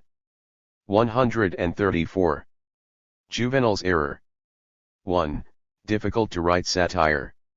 Not only because our situation, which needs it more than any ever did, makes a mockery of mockery. The medium of irony has itself come into contradiction with truth. Irony convicts its object by presenting it as what it purports to be, and without passing judgment, as if leaving a blank for the observing subject, measures it against its being in itself. It shows up the negative by confronting the positive with its own claim to positivity. It cancels itself out the moment it adds a word of interpretation. In this it presupposes the idea of the self-evident, originally of social resonance. Only when a compelling consensus of subjects is assumed, is subjective reflection, the performance of the conceptual act, superfluous. He who has laughter on his side has no need of proof. Historically, therefore, satire has for thousands of years, up to Voltaire's age, preferred to side with the stronger party which could be relied on, with authority. Usually it acted on behalf of older strata threatened by more recent stages of enlightenment, which sought to support their traditionalism with enlightened means. Its inexhaustible theme was the decay of morals. For this reason what was once a deft rapier appears to later generations as a decidedly cumbersome cudgel. This double-tongued spiritualization of appearances is always intended to show the satirist as amusing. On the crest of progress, the yardstick applied, however, is that of whatever is endangered by progress, while the latter is nevertheless so far presupposed as the prevalent ideology that the phenomenon pronounced degenerate is condemned without being done the justice of rational debate. Aristophanian comedy, in which obscenity is supposed to expose loose living, counted, as a modernistic laudatio temporis acti, on the mob it slandered. With the triumph of the bourgeois class in the Christian era the function of irony then slackened. It early defected to the oppressed, especially those who in reality were no longer so. Certainly, as prisoner of its own form, it never entirely divested itself of its authoritarian inheritance, its unrebellious malice. Only with the bourgeois decline was it sublimated into an appeal to ideas of humanity which no longer tolerated any reconciliation with the established order and its consciousness. But even these ideas included their own self-evidence, no doubt concerning objective, immediate obviousness was entertained, no witticism of Karl Kraus wavers over the decision who is decent and who is scoundrel, what is intelligence and what stupidity, what is language and what journalism. To this presence of mind his formulations owe their force. Just as, in their instantaneous grasp of the matter in hand, no question holds them up, so they admit no question. The more emphatically, however, Kraus's prose posits its humanity as invariant, the more backward-looking it becomes. It condemns corruption and decadence, the literati and the futurists, without having any other advantage over the zealots of an intellectual state of nature than a perception of its worthlessness. That in the end his intransigence towards Hitler showed itself pliable towards Schuschnigg, attests not to want of courage but to the antinomy of satire. It needs something to hold on to, and the self-styled malcontent had to bow to its positivity. Even the denunciation of the hack journalist contains, besides its truth, its critical element, something of the common sense which cannot bear the inflated windbag. The hatred for those who would seem more than they are, nailed them down to their real nature as an undisputed fact. The infallible eye for anything trumped up, for unsubstantiated but commercially angled intellectual pretensions, unmasks those who failed to measure up to their own higher standard.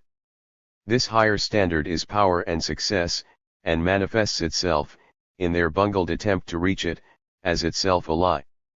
But equally these impostors have always incarnated utopia, even false jewelry gleams with a helpless childhood dream, and this too is damned, called before the forum of success, because it failed. All satire is blind to the forces liberated by decay. Which is why total decay has absorbed the forces of satire. The scorn of the leaders of the Third Reich for emigrants and liberal statesmen, a scorn whose power was now no more than that of mere biceps, was the last. The impossibility of satire today should not be blamed, as sentimentality is apt to do, on the relativism of values, the absence of binding norms. Rather, agreement itself, the formal a priori of irony, has given way to universal agreement of content. As such it presents the only fitting target for irony and at the same time pulls the ground from under its feet. Irony's medium, the difference between ideology and reality, has disappeared. The former resigns itself to confirmation of reality by its mere duplication. Irony used to say, such it claims to be, but such it is. Today, however, the world, even in its most radical lie, falls back on the argument that things are like this, a simple finding which coincides, for it, with the good. There is not a crevice in the cliff of the established order into which the ironist might hook a fingernail. Crashing down, he is pursued by the mocking laughter of the insidious object that disempowered him. The gesture of the unthinking "that's how it is" the exact means by which the world dispatches each of its victims, and the transcendental agreement inherent in irony becomes ridiculous in face of the real unanimity of those it ought to attack. Pitted against the deadly seriousness of total society, which has absorbed the opposing voice, the impotent objection earlier quashed by irony, there is now only the deadly seriousness of comprehended truth. 135. Sacrificial lamb. Dictating is not only more comfortable, more conducive to concentration, it has an additional substantive benefit. Dictation makes it possible for the writer, in the earliest phases of production, to maneuver himself into the position of critic. What he sets down is tentative, provisional, mere material for revision, yet appears to him, once transcribed, as something estranged and in some measure objective.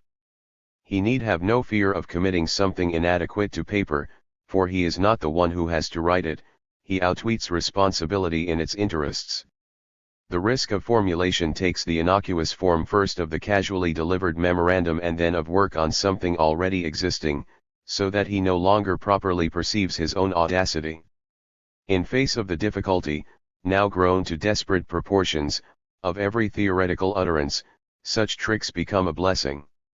They are technical aids to the dialectical procedure which makes statements in order to withdraw them and yet to hold them fast.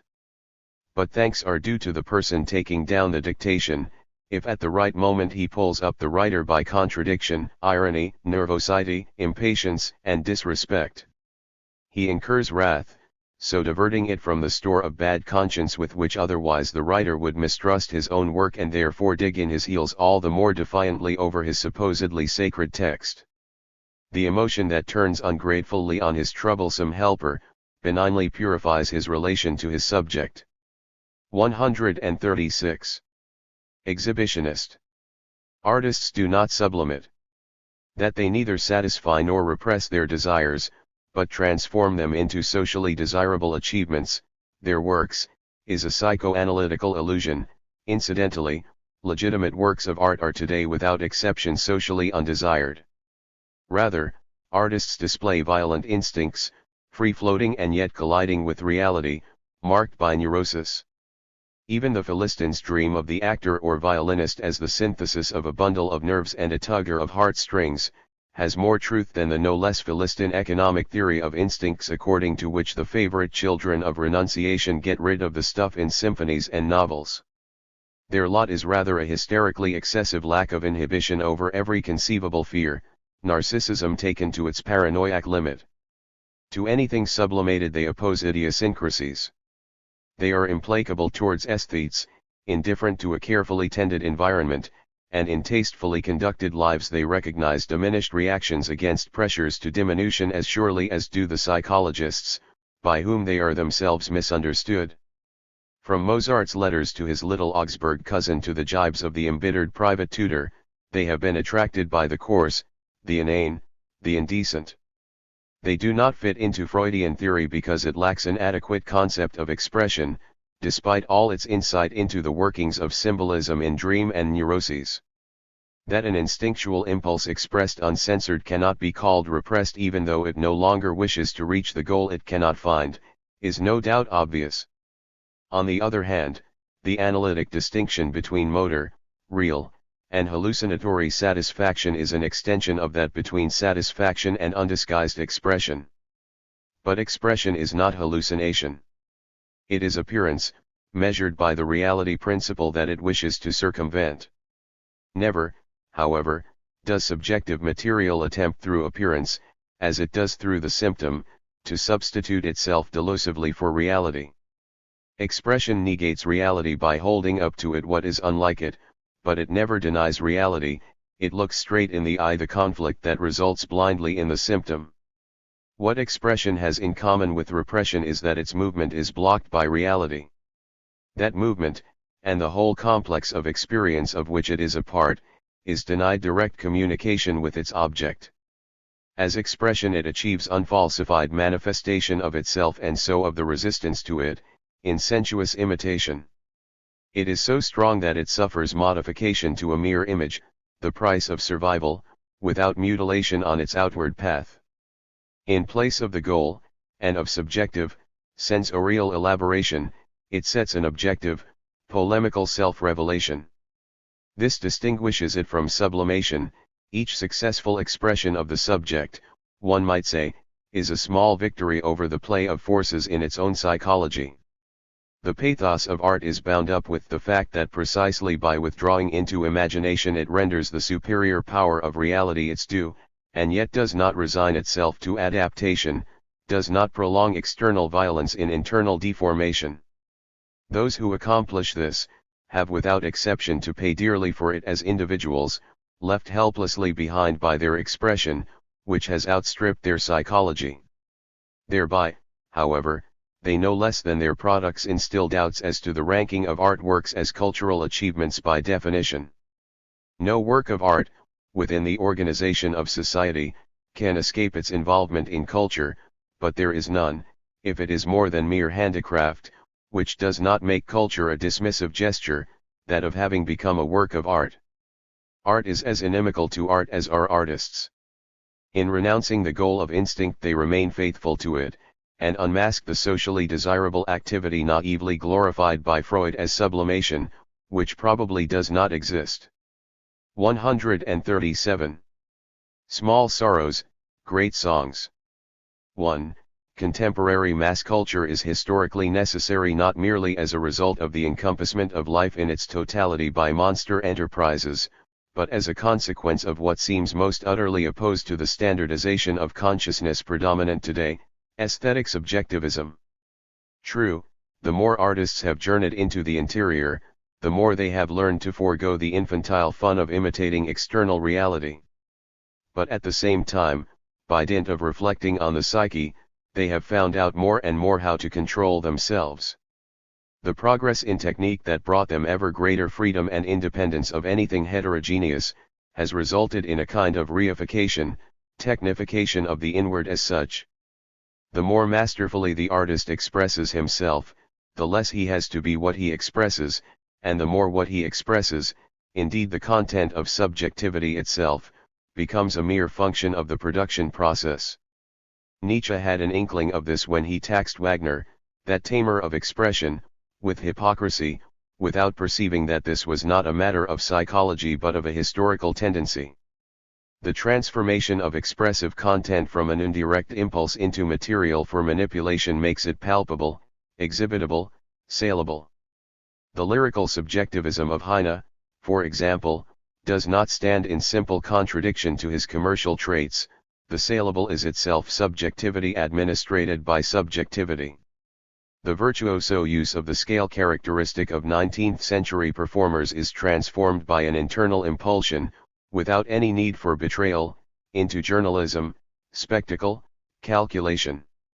The law of motion of art, which amounts to the control and therefore the objectification of the subject by itself, means its downfall, the hostility to art of film, which passes in administrative review all materials and emotions in order to sell them most effectively to the public.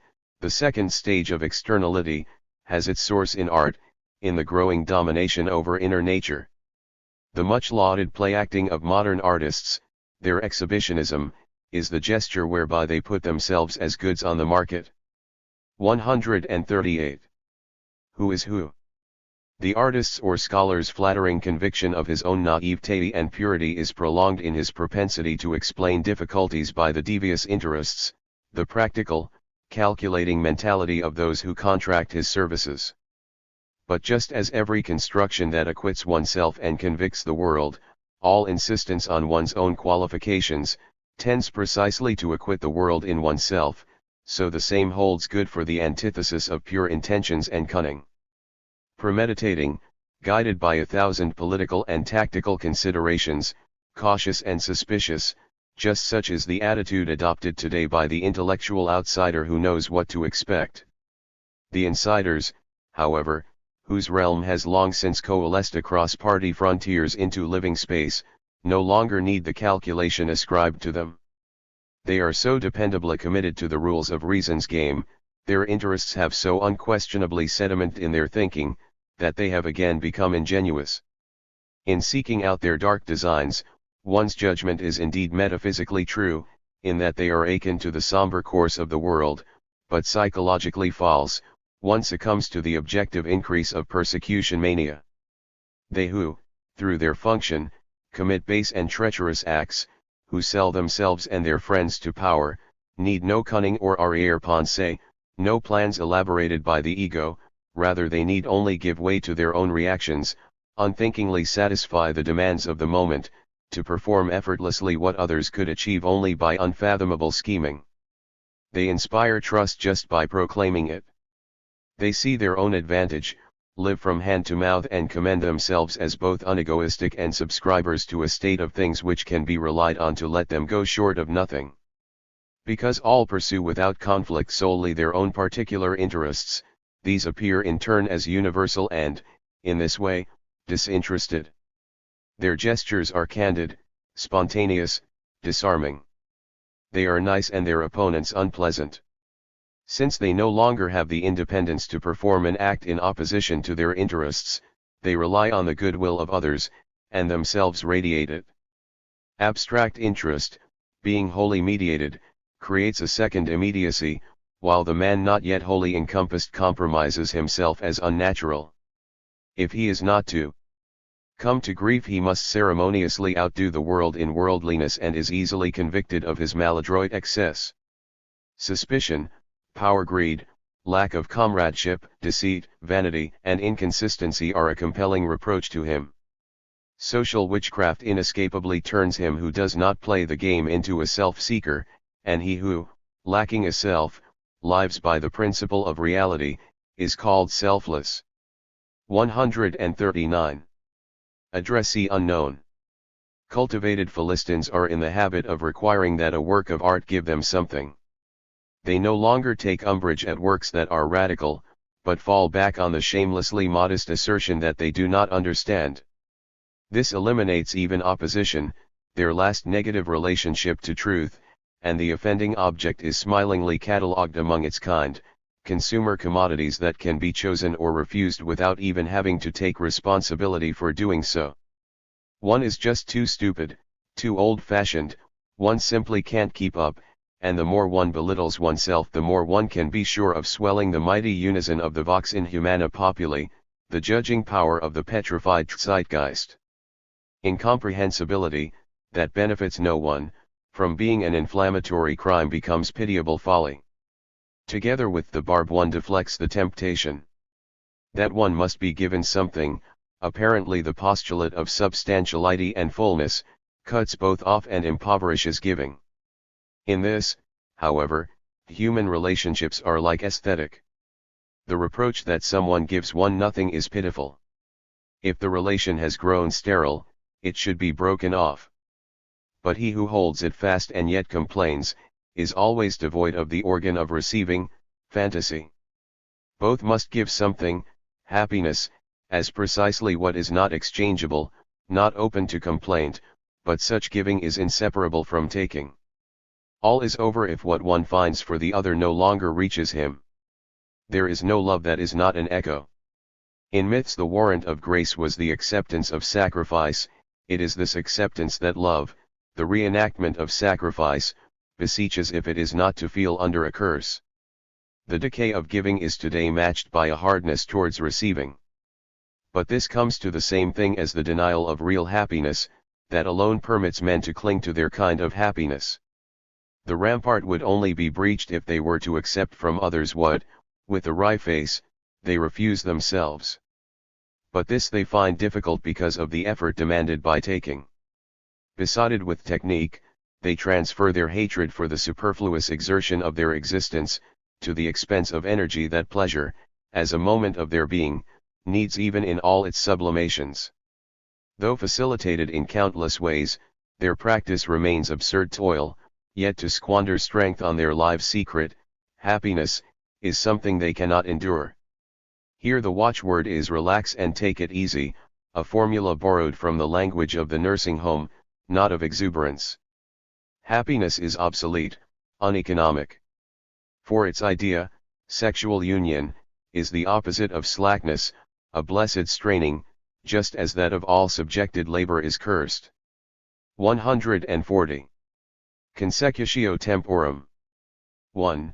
When my first composition teacher, trying to knock the atonal nonsense out of me, found his tales of erotic scandals about the new composers proving ineffective, he switched his attack to what he suspected as my weak spot, by showing himself up to date. The ultra-modern, his argument ran, was no longer modern, the stimulations I sought were already numb, the expressive figures that excited me belonged to an outdated sentimentality, and the new youth had, as he liked to put it, more red blood corpuscles. His own pieces, in which oriental themes were regularly extended by the chromatic scale, betrayed the same ultra-subtle deliberations as the maneuvers of a conservatory director with a bad conscience. But I was soon to discover that the fashion he opposed to my modernity did actually resemble, in the primeval habitat of the great salons, what he had hatched up in the provinces.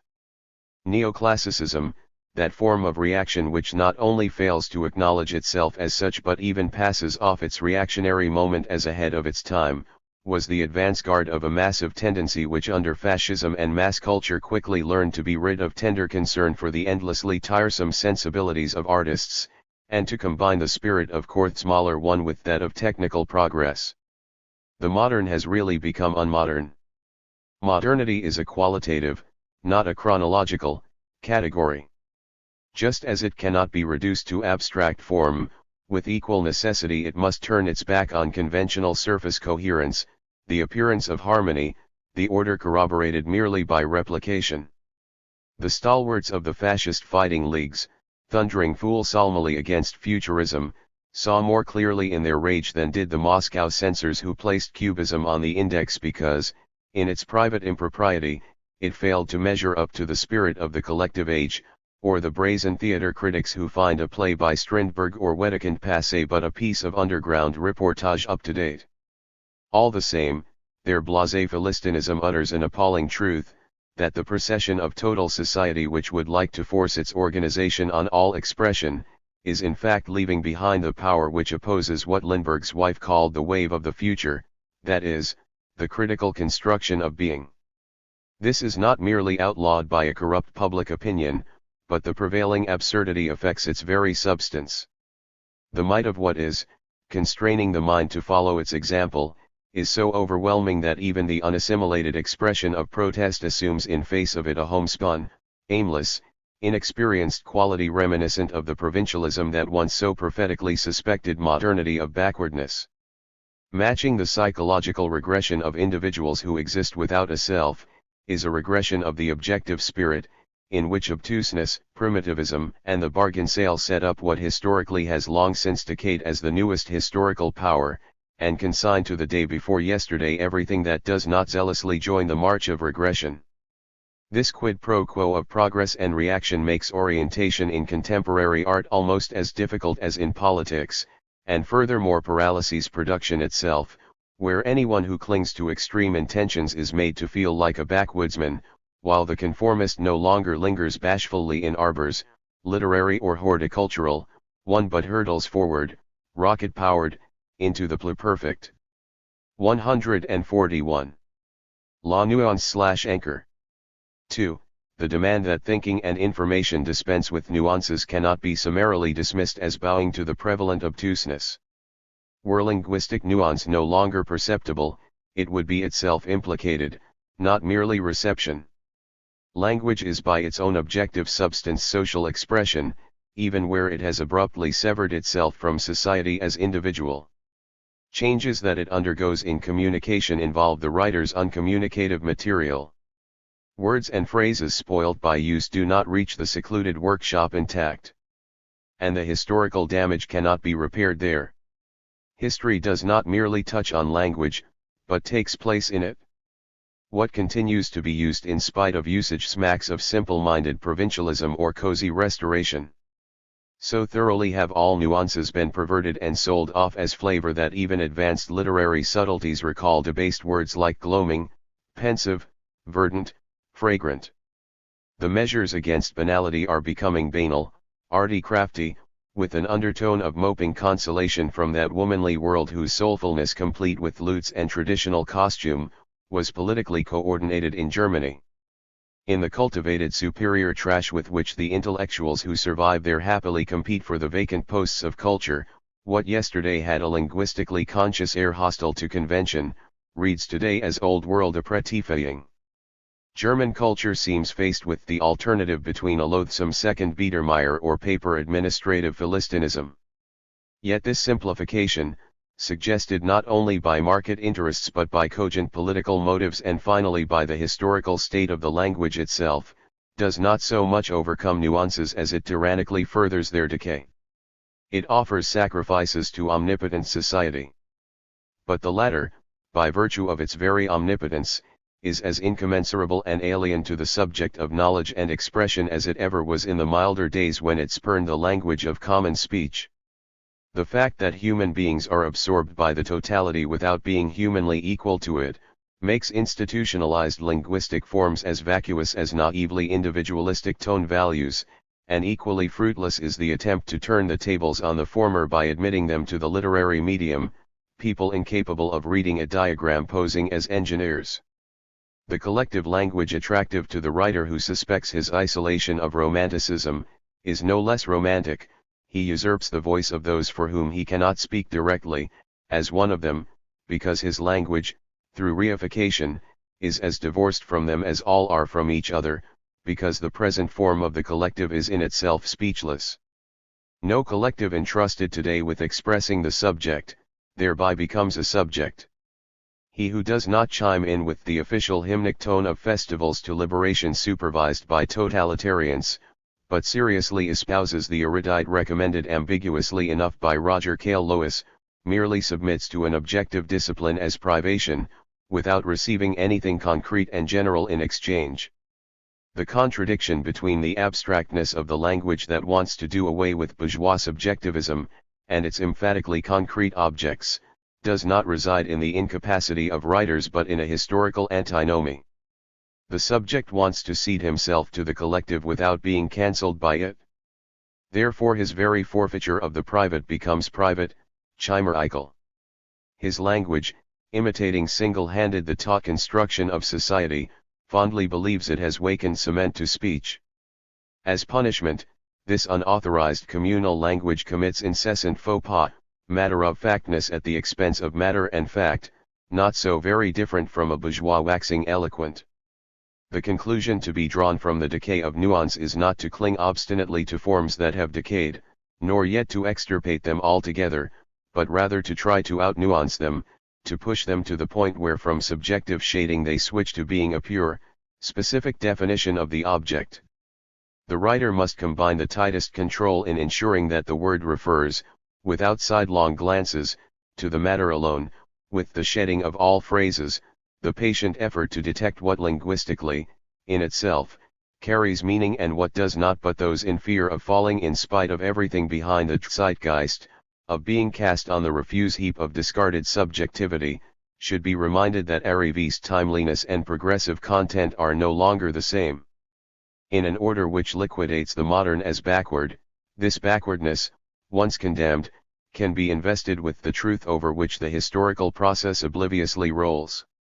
Because no other truth can be expressed than that which is able to fill the subject, anachronism becomes the refuge of modernity. 142. By this does German song abide. 1. Free verse was rejected by artists like George as a miscarried form, a hybrid between meter and prose. They are refuted by Goethe and by Hölderlin's late hymns. Their technical eye takes free verse at face value. They stop their ears to history by which free verse is stamped. Only in the period of their decay are free rhythms no more than prose periods printed one below the other, in elevated tone. Where free verse proves a form in its own right, it has emerged from the metrical strophe, transcending subjectivity. It turns the pathos of meter against its own claims, a strict negation of ultimate strictness, just as musical prose, emancipated from the symmetry of the 8-beat rhythm, owes its existence to the implacable principles of construction which matured in the articulation of tonal regularity. In free rhythms the ruins of the artistically rhymeless classical strophe grow eloquent. Jutting their alien contours into the newer languages, they are suited by their strangeness to express what is not exhausted by communication. But they yield, unrescuable, to the flood of the languages in which they once stood erect.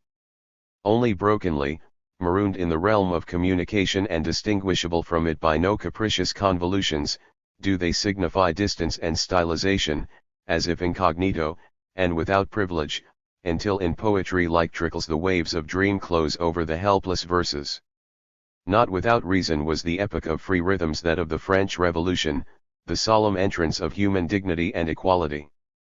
But does not the conscious practice of such verses resemble the law followed by language as a whole in its unconscious history? Is not all carefully fashioned prose really a system of free rhythms, an attempt to make the magic charm of the absolute coincide with the negation of its appearance, an effort of the mind to save the metaphysical power of expression by means of its own secularization? Were this so, a ray of light would fall on the Sisyphean burden that every prose writer has shouldered, now that demythologization has led to the destruction of language itself. Linguistic quixotry has become obligatory, since the putting together of each sentence contributes to the decision whether language as such, ambiguous since primeval times, will succumb to commercialism and the consecrated lie that is a part of it, or whether it will make itself a sacred text by diffidence towards the sacral element on which it lives. Prose isolates itself so ascetically from poetry for the sake of invoking song. 143. In news. The task of art today is to bring chaos into order. Artistic productivity is the capacity for being voluntarily involuntary. Art is magic delivered from the lie of being truth. Since works of art are sprung, for better or worse, from fetishes, are artists to be blamed if their attitude to their products is slightly fetishistic? The art form which has from earliest times laid the highest claims to spirituality, as representation of ideas, drama, depends equally, by its innermost presuppositions, on an audience. Just as, according to Benjamin, painting and sculpture translate the mute language of things into a higher but similar one, so it might be supposed that music rescues name as pure sound, but at the cost of severing it from things. Perhaps the strict and pure concept of art is applicable only to music, while great poetry or great painting, precisely the greatest, necessarily brings with it an element of subject matter transcending aesthetic confines, undissolved in the autonomy of form.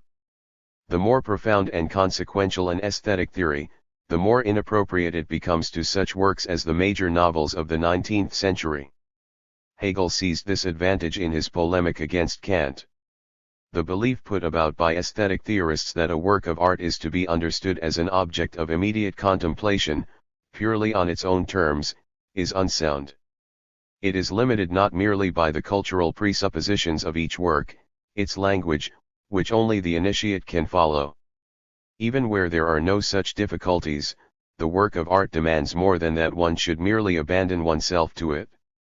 Anyone wishing to find the Fledermaus beautiful must know that it is the Fledermaus.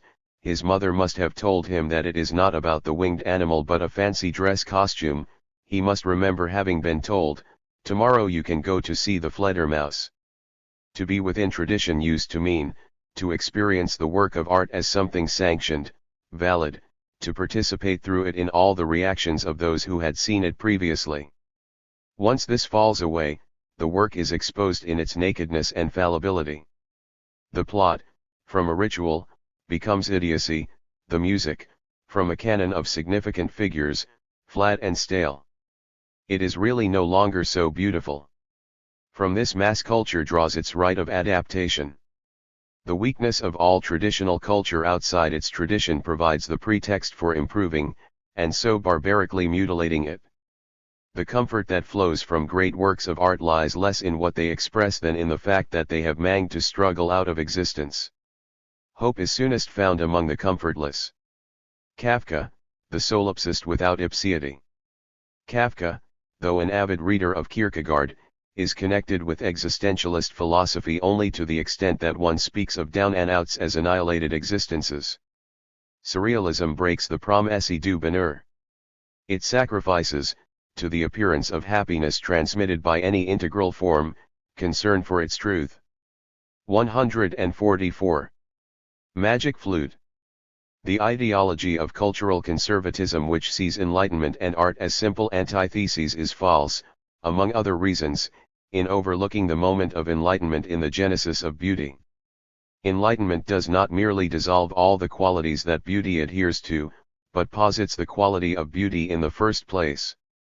The disinterested pleasure that according to Kant is aroused by works of art, can only be understood by virtue of historical antitheses still at work in each aesthetic object.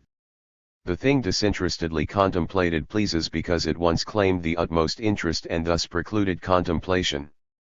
The latter is a triumph of enlightened self-discipline. Gold and precious stones, in the perception of which beauty and luxury still coexist undistinguished, were honored as magical. The radiance they reflect was thought their own essence. Under their power falls whatever is touched by their light. This was early used in the mastering of nature. Jewels were seen as instruments for subjugating the course of the world by its own cunningly usurped power. The magic adhered to the illusion of omnipotence. This illusion was dispelled by mind's self-enlightenment, but the magic has survived as the power of radiant things over men, in whom they once instilled a dread that continues to hold their eyes spellbound, even after they have seen through its claim to domination. Contemplation, as a residue of fetishist worship, is at the same time a stage in overcoming it. As radiant things give up their magic claims, renounce the power with which the subject invested them and hoped with their help himself to wield, they become transformed into images of gentleness, promises of a happiness cured of domination over nature. This is the primeval history of luxury, that has migrated into the meaning of all art. In the magic of what reveals itself in absolute powerlessness, of beauty, at once perfection and nothingness, the illusion of omnipotence is mirrored negatively as hope. It has escaped every trial of strength. Total purposelessness gives the light to the totality of purposefulness in the world of domination, and only by virtue of this negation, which consummates the established order by drawing the conclusion from its own principle of reason, has existing society up to now become aware of another that is possible. The bliss of contemplation consists in disenchanted charm. Radiance is the appeasement of myth. 145. Art object. Accumulated domestic monstrosities can shock the unwary by their relation to works of art. Even the hemispherical paperweight with a fir tree landscape submerged under glass and below it a greeting from Bad Wildungen has some resemblance to Stifter's green Fichtau. 1. Even the polychrome garden dwarf to a little white from Balzac or Dickens. This is the fault neither simply of the subjects nor of the abstract similarity of all aesthetic appearance. Rather, the existence of trash expresses inanely and undisguisedly the fact that men have succeeded in reproducing from within themselves a piece of what otherwise imprisons them in toil, and in symbolically breaking the compulsion of adaptation by themselves creating what they feared, and an echo of the same triumph resounds in the mightiest works, though they seek to forego it, imagining themselves pure self unrelated to any model. In both cases freedom from nature is celebrated, yet remains mythically entrapped. What men trembled before, they have placed at their own disposal. Great paintings and picture postcards have in common that they have put primeval images at our fingertips. The illustration of El Automne in the schoolbook is a déjà vu. The Eroica, like great philosophy, represents the idea as a total process, yet as if it were directly, sensuously present. In the end, indignation over kitsch is anger at its shameless reveling in the joy of imitation, now placed under taboo, while the power of works of art still continues to be secretly nourished by imitation. What escapes the jurisdiction of existence and its purposes is not only a protesting better world but also a more stupid one incapable of self-assertion. This stupidity grows, the more autonomous art idolizes its isolated, allegedly innocent self-assertion instead of its real one, guilty and imperious. The subjective act, by presenting itself as the successful rescue of objective meaning, becomes untrue. Of this it is convicted by kitsch, the latter's lie does not even feign truth. It incurs hostility because it blurts out the secret of art and the affinity of culture to savagery.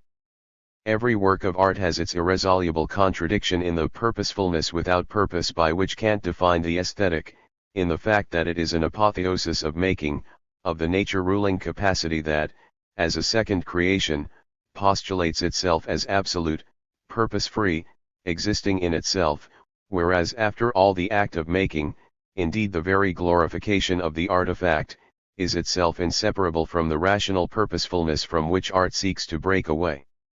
The contradiction between what is and what is made, is the vital element of art and circumscribes its law of development, but it is also art's shame, by following, however indirectly, the existing pattern of material production and making its objects. Art as akin to production cannot escape the question what for, which it aims to negate.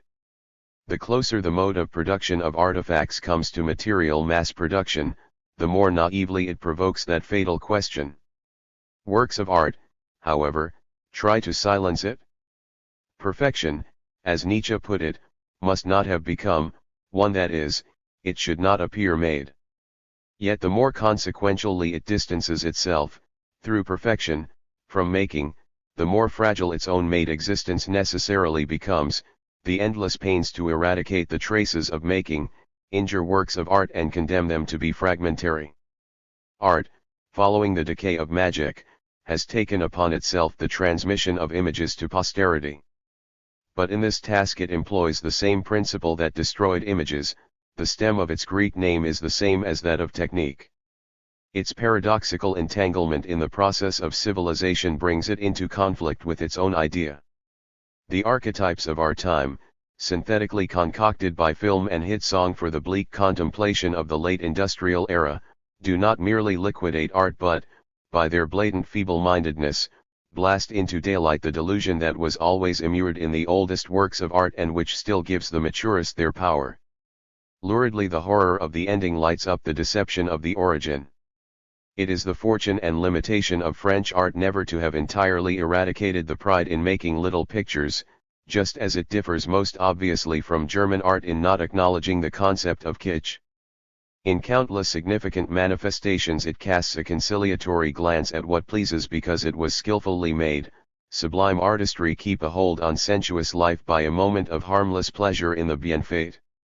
While the absolute claim of perfection without becoming, the dialectic of truth and appearance, is thus renounced, the untruth of those dubbed by Haydn the Grand Moguls is also avoided. They, determined to have no truck with the winsome vignette or figurine, succumb to fetishism by driving out all fetishes. Taste is the ability to keep in balance the contradiction in art between the made and the apparent not having become. True works of art, however, never at one with taste, are those which push this contradiction to the extreme, and realize themselves in their resultant downfall.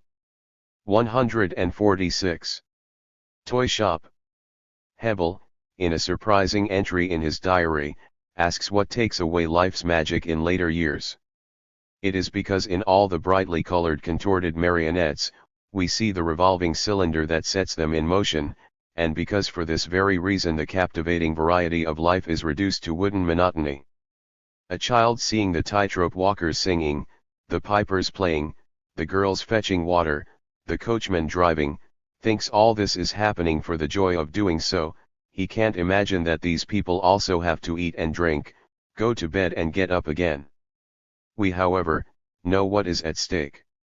Namely, earning a living, which commandeers all those activities as mere means, reduces them to interchangeable, abstract labor time. The quality of things ceases to be their essence and becomes the accidental appearance of their value. The equivalent form one mars all perceptions. What is no longer irradiated by the light of its own self-determination as joy in doing, pales to the eye. Our organs grasp nothing sensuous in isolation, but notice whether a color, a sound, a movement is there for its own sake or for something else. Wearied by a false variety, they steep all in gray, disappointed by the deceptive claim of qualities still to be there at all, while they conform to the purposes of appropriation, indeed largely owe their existence to it alone. Disenchantment with the contemplated world is the sensorium's reaction to its objective role as a commodity world. Only when purified of appropriation would things be colorful and useful at once. Under universal compulsion the two cannot be reconciled. Children, however, are not so much, as Hebel thought, subject to illusions of captivating variety, as still aware, in their spontaneous perception, of the contradiction between phenomenon and fungibility that the resigned adult no longer sees, and they shun it. Play is their defense. The unerring child is struck by the peculiarity of the equivalent form. Use value becomes the form of manifestation, the phenomenal form of its opposite, value. 1. In his purposeless activity the child, by a subterfuge, sides with use value against exchange value. Just because he deprives the things with which he plays of their mediated usefulness, he seeks to rescue in them what is benign towards men and not what subserves the exchange relation that equally deforms men and things. The little trucks travel nowhere and the tiny barrels on them are empty, yet they remain true to their destiny by not performing, not participating in the process of abstraction that levels down that destiny, but instead abide as allegories of what they are specifically for. Scattered, it is true, but not ensnared, they wait to see whether society will finally remove the social stigma on them, whether the vital process between men and things, praxis, will cease to be practical. The unreality of games gives notice that reality is not yet real. Unconsciously they rehearse the right life. The relation of children to animals depends entirely on the fact that utopia goes disguised in the creatures whom Marx even begrudged the surplus value they contribute as workers. In existing without any purpose recognizable to men, animals hold out, as if for expression, their own names, utterly impossible to exchange. This make them so beloved of children, their contemplation so blissful. I am a rhinoceros, signifies the shape of the rhinoceros.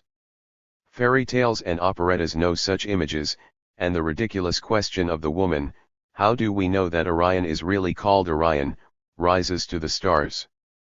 147. Novissimum organum. 2. It has long been demonstrated that wage labor formed the masses of the modern epoch, indeed created the worker himself. As a general principle, the individual is not merely the biological basis, but the reflection of the social process. His consciousness of himself as something in itself is the illusion needed to raise his level of performance, whereas in fact the individuated function in the modern economy as mere agents of the law of value. The inner constitution of the individual, not merely his social role, could be deduced from this. Decisive here, in the present phase, is the category of the organic composition of capital. By this the theory of accumulation meant the growth in the mass of the means of production, as compared with the mass of the labor power that vivifies them. One, if the integration of society, particularly in totalitarian states, designates subjects more and more exclusively as partial moments in the network of material production, then the alteration of the technical composition of capital is prolonged within those encompassed, and indeed constituted, by the technological demands of the production process. The organic composition of man is growing. That which determines subjects as means of production and not as living purposes, increases with the proportion of machines to variable capital. The pat phrase about the mechanization of man is deceptive because it thinks of him as something static which, through an influence from outside, an adaptation to conditions of production external to him, suffers certain deformations. But there is no substratum beneath such deformations, no ontic interior on which social mechanisms merely act externally. The deformation is not a sickness in men but in the society which begets its children with the hereditary taint that biologism projects onto nature. Only when the process that begins with the metamorphosis of labor power into a commodity has permeated men through and objectified each of their impulses as formally commensurable variations of the exchange relationship, is it possible for life to reproduce itself under the prevailing relations of production. Its consummate organization demands the coordination of people that are dead. The will to live finds itself dependent on the denial of the will to live. Self-preservation annuls all life in subjectivity. Compared to this, all the achievements of adaptation, all the acts of conformity described by social psychology and cultural anthropology, are mere epiphenomena. The organic composition of man refers by no means only to his specialized technical faculties, but, and this the usual cultural criticism will not at any price admit, equally to their opposite, the moments of naturalness which once themselves sprung from the social dialectic and are now succumbing to it. Even what differs from technology in man is now being incorporated into it as a kind of lubrication. Psychological differentiation, originally the outcome both of the division of labor that dissects man according to sectors of the production process and of freedom, is finally itself entering the service of production. The specialized virtuoso, one dialectician wrote 30 years ago, the vendor of his objectified and reified faculties, lapses into a contemplative attitude towards the workings of his own objectified and reified faculties. This phenomenon can be seen at its most grotesque in journalism. Here it is subjectivity itself, knowledge, temperament and powers of expression that are reduced to an abstract mechanism, functioning autonomously and divorced both from the personality of their owner and from the material and concrete nature of the subject matter in hand. The journalist's lack of convictions, the prostitution of his experiences and beliefs is comprehensible only as the apogee of capitalist reification. What was here noted among the degenerate manifestations of the bourgeoisie, which it still itself denounced, has since emerged as the social norm, as the character of irreproachable existence under late industrialism. It has long ceased to be a matter of the mere sale of the living. Under a priori saleability, the living has made itself, as something living, a thing, equipment. The ego consciously takes the whole man into its service as a piece of apparatus. In this reorganization, the ego as business manager delegates so much of itself to the ego as business mechanism, that it becomes quite abstract, a mere reference point. Self-preservation forfeits itself. Character traits, from genuine kindness to the hysterical fit of rage, become capable of manipulation, until they coincide exactly with the demands of a given situation. With their mobilization they change. All that is left are the light, rigid, empty husks of emotions, matter transportable at will, devoid of anything personal. They are no longer the subject, rather, the subject responds to them as to his internal object. In their unbounded docility towards the ego they are at the same time estranged from it, being wholly passive they nourish it no longer. This is the social pathogenesis of schizophrenia. The severance of character traits both from their instinctual basis and from the self, which commands them where it formerly merely held them together, causes man to pay for his increasing inner organization with increasing disintegration. The consummation of the division of labor within the individual, his radical objectification, leads to his morbid Zion. Hence the psychotic character, the anthropological precondition of all totalitarian mass movements. Precisely this transition from firm characteristics to push-button behavior patterns, though apparently enlivening, is an expression of the rising organic composition of man. Quick reactions, unballasted by a mediating constitution, do not restore spontaneity, but establish the person as a measuring instrument deployed and calibrated by a central authority. The more immediate its response, the more deeply in reality mediation has advanced. In the prompt, unresistant reflexes the subject is entirely extinguished. So too, biological reflexes, the models of the present social ones, are, when measured against subjectivity, objectified, alien. Not without reason are they often called mechanical.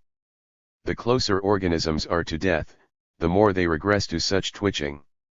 Accordingly, the destructive tendencies of the masses that explode in both varieties of totalitarian state are not so much death wishes as manifestations of what they have already become. They murder so that whatever to them seems living, shall resemble themselves. 148. Knackery. Metaphysical categories are not merely an ideology concealing the social system, at the same time they express its nature, the truth about it, and in their changes are precipitated those in its most central experiences. Thus death comes within the scope of history, and the latter in turn can only be understood through it. Its dignity used to resemble that of the individual. His autonomy, economic in origin, culminated in the conception of his absoluteness once the theological hope of immortality, that had empirically relativized it, began to pale. To this corresponded the emphatic image of death in which the individual, the basis of all bourgeois behavior and thinking, was entirely wiped out. Death was the absolute price of absolute value. Now it shares the ruin of the socially defunct individual. Where it is draped in the old dignity, it exudes the lie that was always latent in it, that of naming the impenetrable, predicating the subjectless, incorporating the unassimilable. In contemporary consciousness, however, the truth and untruth of its dignity are done with, not because of otherworldly hopes, but in face of the hopeless debility of the here and now. The modern world, the radical Catholic Charles P. Guy noted as early as 1907, has succeeded in debasing what is perhaps the most difficult thing in the world to debase, because this thing has in it, as if in its very texture, a particular kind of dignity, a singular incapacity to be debased. It debases death. If the individual whom death annihilates is himself nothing, bereft of self-command and of his own being, then the annihilating power becomes also nothing, as if in a facetious application of Heidegger's formula of the nothing that annihilates. The radical replaceability of the individual makes his death practically, and in utter contempt, revocable, as it was once conceived to be with paradoxical pathos by Christianity. But as a negligible quantity, death is entirely assimilated.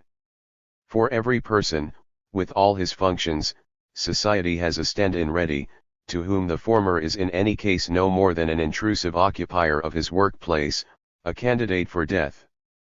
So the experience of death is turned into that of the exchange of functionaries, and anything in the natural relationship to death that is not wholly absorbed into the social one is turned over to hygiene. In being seen as no more than the exit of a living creature from the social combine, death has been finally domesticated. Dying merely confirms the absolute irrelevance of the natural organism in face of the social absolute. If the culture industry anywhere bears witness to the changes in the organic composition of society, it is in the scarcely veiled admission of this state of affairs. Under its lens, death begins to be comic. Certainly, the laughter that greets it in a certain genre of production is ambiguous. It still announces fear of the amorphous thing under the net that society has woven over the whole of nature. But the webbing is so thick and dense that remembrance of nature's uncovered state seems childish, sentimental. After the breakdown of the detective story in the books of Edgar Wallace, which seemed by their less rational construction, their unsolved riddles and their crude exaggeration to ridicule their readers, and yet in so doing magnificently anticipated the collective imago of total terror, the type of the murder comedy has come into being. While continuing to claim to make fun of a bogus awe, it demolishes the images of death. It presents the corpse as what it has become, a stage prop. It still looks human and is yet a thing, as in the film A Slight Case of Murder, where corpses are continuously transported to and fro, allegories of what they already are. Comedy savors to the full the false abolition of death that Kafka had long before described in Panic in the story of Gracchus the Hunter. For the same reason, no doubt, music too is starting to become comic. What the National Socialists perpetrated against millions of people, the parading and patterning of the living like dead matter, then the mass production and cost-cutting of death, threw its prefiguring shadow on those who felt moved to chortle over corpses. What is decisive is the absorption of biological destruction by conscious social will. Only a humanity to whom death has become as indifferent as its members, that has itself died, can inflict it administratively on innumerable people. Rilke's prayer for one's own death is a piteous attempt to conceal the fact that nowadays people merely snuff out. 149. Don't exaggerate. Criticism of tendencies in modern society is automatically countered, before it is fully uttered, by the argument that things have always been like this. Excitement, so promptly resisted, merely shows want of insight into the invariability of history, an unreasonableness proudly diagnosed by all as hysteria. The accuser is further informed that the motive of his attack is self-aggrandizement, a desire for special privileges, whereas the grounds for his indignation are common knowledge, trivial, so that no one can be expected to waste his interest on them. The obviousness of disaster becomes an asset to its apologists. What everyone knows no one need say, and under cover of silence is allowed to proceed unopposed. Assent is given to what has been drummed into people's heads by philosophy of every hue, that whatever has the persistent momentum of existence on its side is thereby proved right. One need only be discontented to be at once suspect as a world reformer. Connivance makes use of the trick of attributing to its opponent a reactionary and untenable theory of decline, for is not horror indeed perennial? In order by the alleged error in his thinking to discredit his concrete insight into the negative, and to blacken him who remonstrates against darkness as an obfuscator. But even if things have always been so, although neither Timur nor Genghis Khan nor the English colonial administration in India systematically burst the lungs of millions of people with gas, the eternity of horror nevertheless manifests itself in the fact that each of its new forms outdoes the old. What is constant is not an invariable quantity of suffering, but its progress towards hell. That is the meaning of the thesis of the intensification of antagonisms. Any other would be innocuous and would give way to conciliatory phrases, abandoning the qualitative leap. He who registers the death camps as a technical mishap in civilization's triumphal procession, the martyrdom of the Jews as world historically irrelevant, not only falls short of the dialectical vision but reverses the meaning of his own politics, to hold ultimate calamity in check. Not only in the development of forces of production but also in the increasing pressure of domination does quantity change into quality. If the Jews as a group are eradicated while society continues to reproduce the life of the workers, then the argument that the former were bourgeois and their fate unimportant for the great dynamic of history, becomes economic sophistry, even in so far as mass murder is indeed explicable by the falling rate of profit. Horror consists in its always remaining the same, the persistence of prehistory, but is realized as constantly different, unforeseen, exceeding all expectation, the faithful shadow of developing productive forces. The same duality defines violence as Marx demonstrated in material production. There are characteristics which all stages of production have in common, and which are established as general ones by the mind, but the so-called general preconditions of all production are nothing more than abstract moments with which no real historical stage of production can be grasped. In other words, to abstract out historically unchanged elements is not to observe neutral scientific objectivity, but to spread, even when correct, a smoke screen behind which whatever is tangible and therefore assailable is lost to sight. Precisely this the apologists will not admit. On one hand they rave about the dernier nouveau and on the other they deny the infernal machine that is history. Auschwitz cannot be brought into analogy with the destruction of the Greek city-states as a mere gradual increase in horror, before which one can preserve tranquility of mind. Certainly, the unprecedented torture and humiliation of those abducted in cattle trucks does shed a deathly livid light on the most distant past, in whose mindless, planless violence the scientifically confected was already teleologically latent. The identity lies in the non-identity, in what, not having yet come to pass, denounces what has. The statement that things are always the same is false in its immediateness, and true only when introduced into the dynamics of totality. He who relinquishes awareness of the growth of horror not merely succumbs to cold-hearted contemplation, but fails to perceive, together with the specific difference between the newest and that preceding it, the true identity of the whole, of terror without end. 150. Late extra. In central passages of Poe and Baudelaire the concept of newness emerges. In the former, in the description of the maelstrom and the shudder it inspires, equated with the novel, of which none of the traditional reports is said to give an adequate idea, in the latter, in the last line of the cycle La Mort, which chooses the plunge into the abyss, no matter whether hell or heaven, au fond de l'inconnu pour trouver du nouveau in the depths of the unknown to find the new. In both cases it is an unknown threat that the subject embraces and which, in a dizzy reversal, promises joy.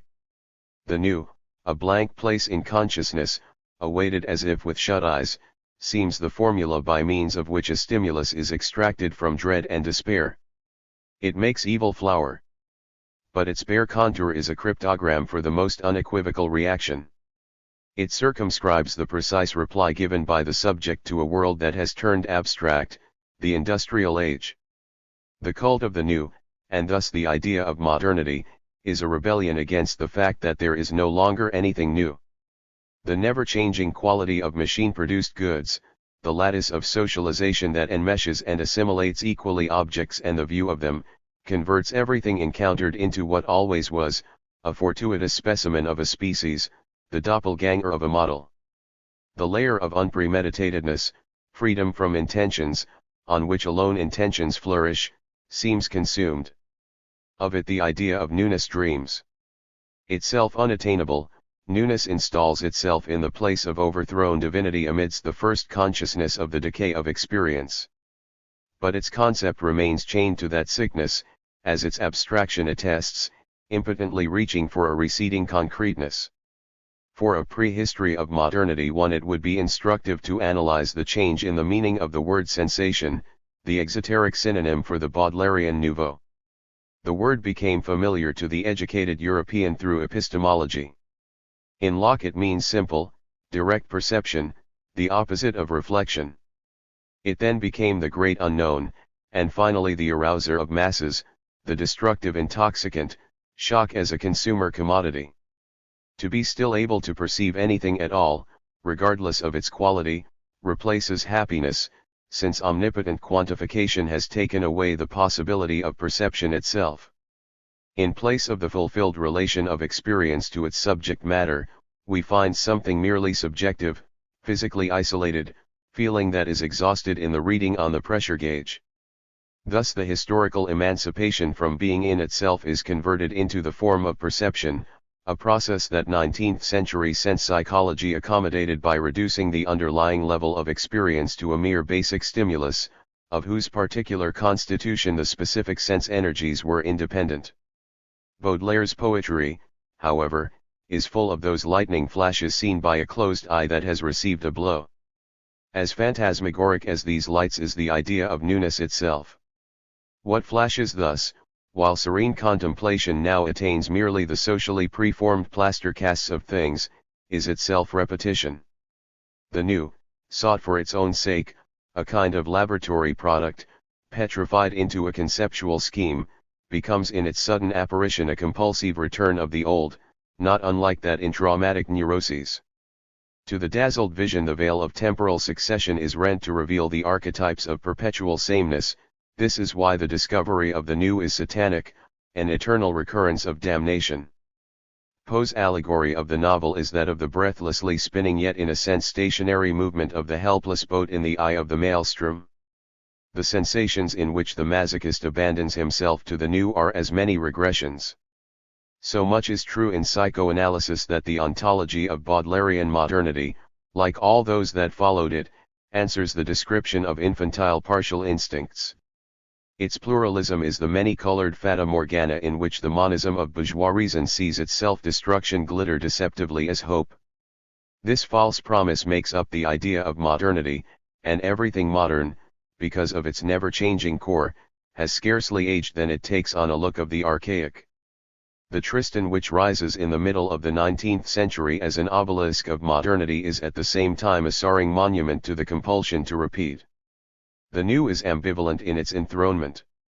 While it embraces everything that strives beyond the oneness of an ever more rigid established order, it is at the same time absorption by newness which, under the weight of that oneness, decisively furthers the decomposition of the subject into convulsive moments of illusory living, and so also furthers total society, which modishly ousts the new.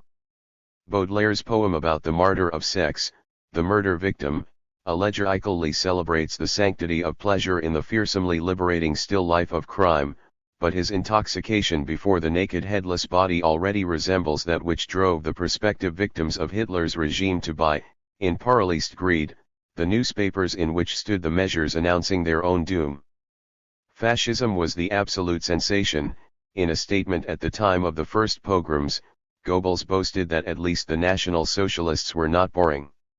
In the Third Reich the abstract horror of news and rumor was enjoyed as the only stimulus sufficient to incite a momentary glow in the weakened sensorium of the masses. Without the almost irresistible force of the craving for headlines, in which the strangled heart convulsively sought a primeval world, the unspeakable could not have been endured by the spectators or even by the perpetrators. In the course of the war, even news of calamity was finally given full publicity in Germany, and the slow military collapse was not hushed up. Concepts like sadism and masochism no longer suffice. In the mass society of technical dissemination they are mediated by sensationalism, by comet-like, remote, ultimate newness. It overwhelms a public writhing under shock and oblivious of who has suffered the outrage, itself or others. Compared to its stimulus value, the content of the shock becomes really irrelevant. As it was ideally in its invocation by poets, it is even possible that the horror savored by Poe and Baudelaire, when realized by dictators, loses its quality as sensation, burns out. The violent rescuing of all qualities in the new was devoid of quality. Everything can, as the new, divested of itself, become pleasure, just as desensitized morphine addicts finally grab indiscriminately at any drug, including atropine. Sensation has submerged, together with differentiation between qualities, all judgment. It is really this that makes it an agent of catastrophic degeneration. In the terror of regressive dictatorship, modernity, the dialectical image of progress, has culminated in explosion. Newness in collective form, of which there was already a hint in Baudelaire's journalistic streak as in Wagner's drum beating, is in fact a stimulating and paralysing narcotic extract boiled out of external life. Not for nothing were Poe, Baudelaire, Wagner addictive types. Newness only becomes mere evil in its totalitarian format, where all the tension between individual and society, that once gave rise to the category of the new, is dissipated. Today the appeal to newness, of no matter what kind, provided only that it is archaic enough, has become universal, the omnipresent medium of false mimesis. The decomposition of the subject is consummated in his self-abandonment to an ever-changing sameness. This drains all firmness from characters. What Baudelaire commanded through the power of images, comes unbid to will less fascination. Faithlessness and lack of identity, pathic subservience to situations, are induced by the stimulus of newness, which, as a mere stimulus, no longer stimulates. Perhaps in this lassitude mankind's renunciation of the wish for children is declared, because it is open to everyone to prophesy the worst. The new is the secret figure of all those unborn. Malthus is one of the forefathers of the 19th century, and Baudelaire had reason to extol infertile beauty. Mankind, despairing of its reproduction, unconsciously projects its wish for survival into the chimera of the thing never known, but this resembles death. Such a chimera points to the downfall of an all-embracing constitution which virtually no longer needs its members. 151. Theses against occultism. I. The tendency to occultism is a symptom of regression in consciousness. This has lost the power to think the unconditional and to endure the conditional. Instead of defining both, in their unity and difference, by conceptual labor, it mixes them indiscriminately. The unconditional becomes fact, the conditional an immediate essence. Monotheism is decomposing into a second mythology.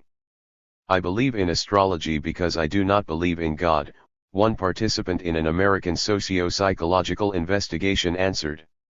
Judicious reason, that had elevated itself to the notion of one God, seems ensnared in his fall. Spirit is dissociated into spirits and thereby forfeits the power to recognize that they do not exist.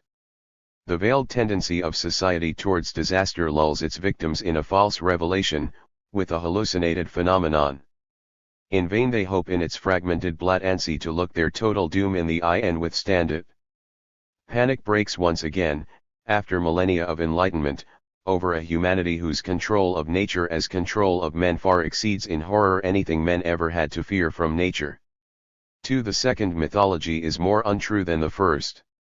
The latter was the precipitate of the state of knowledge of successive epochs, each of which showed its consciousness to be some degrees more free of blind subservience to nature than had the previous.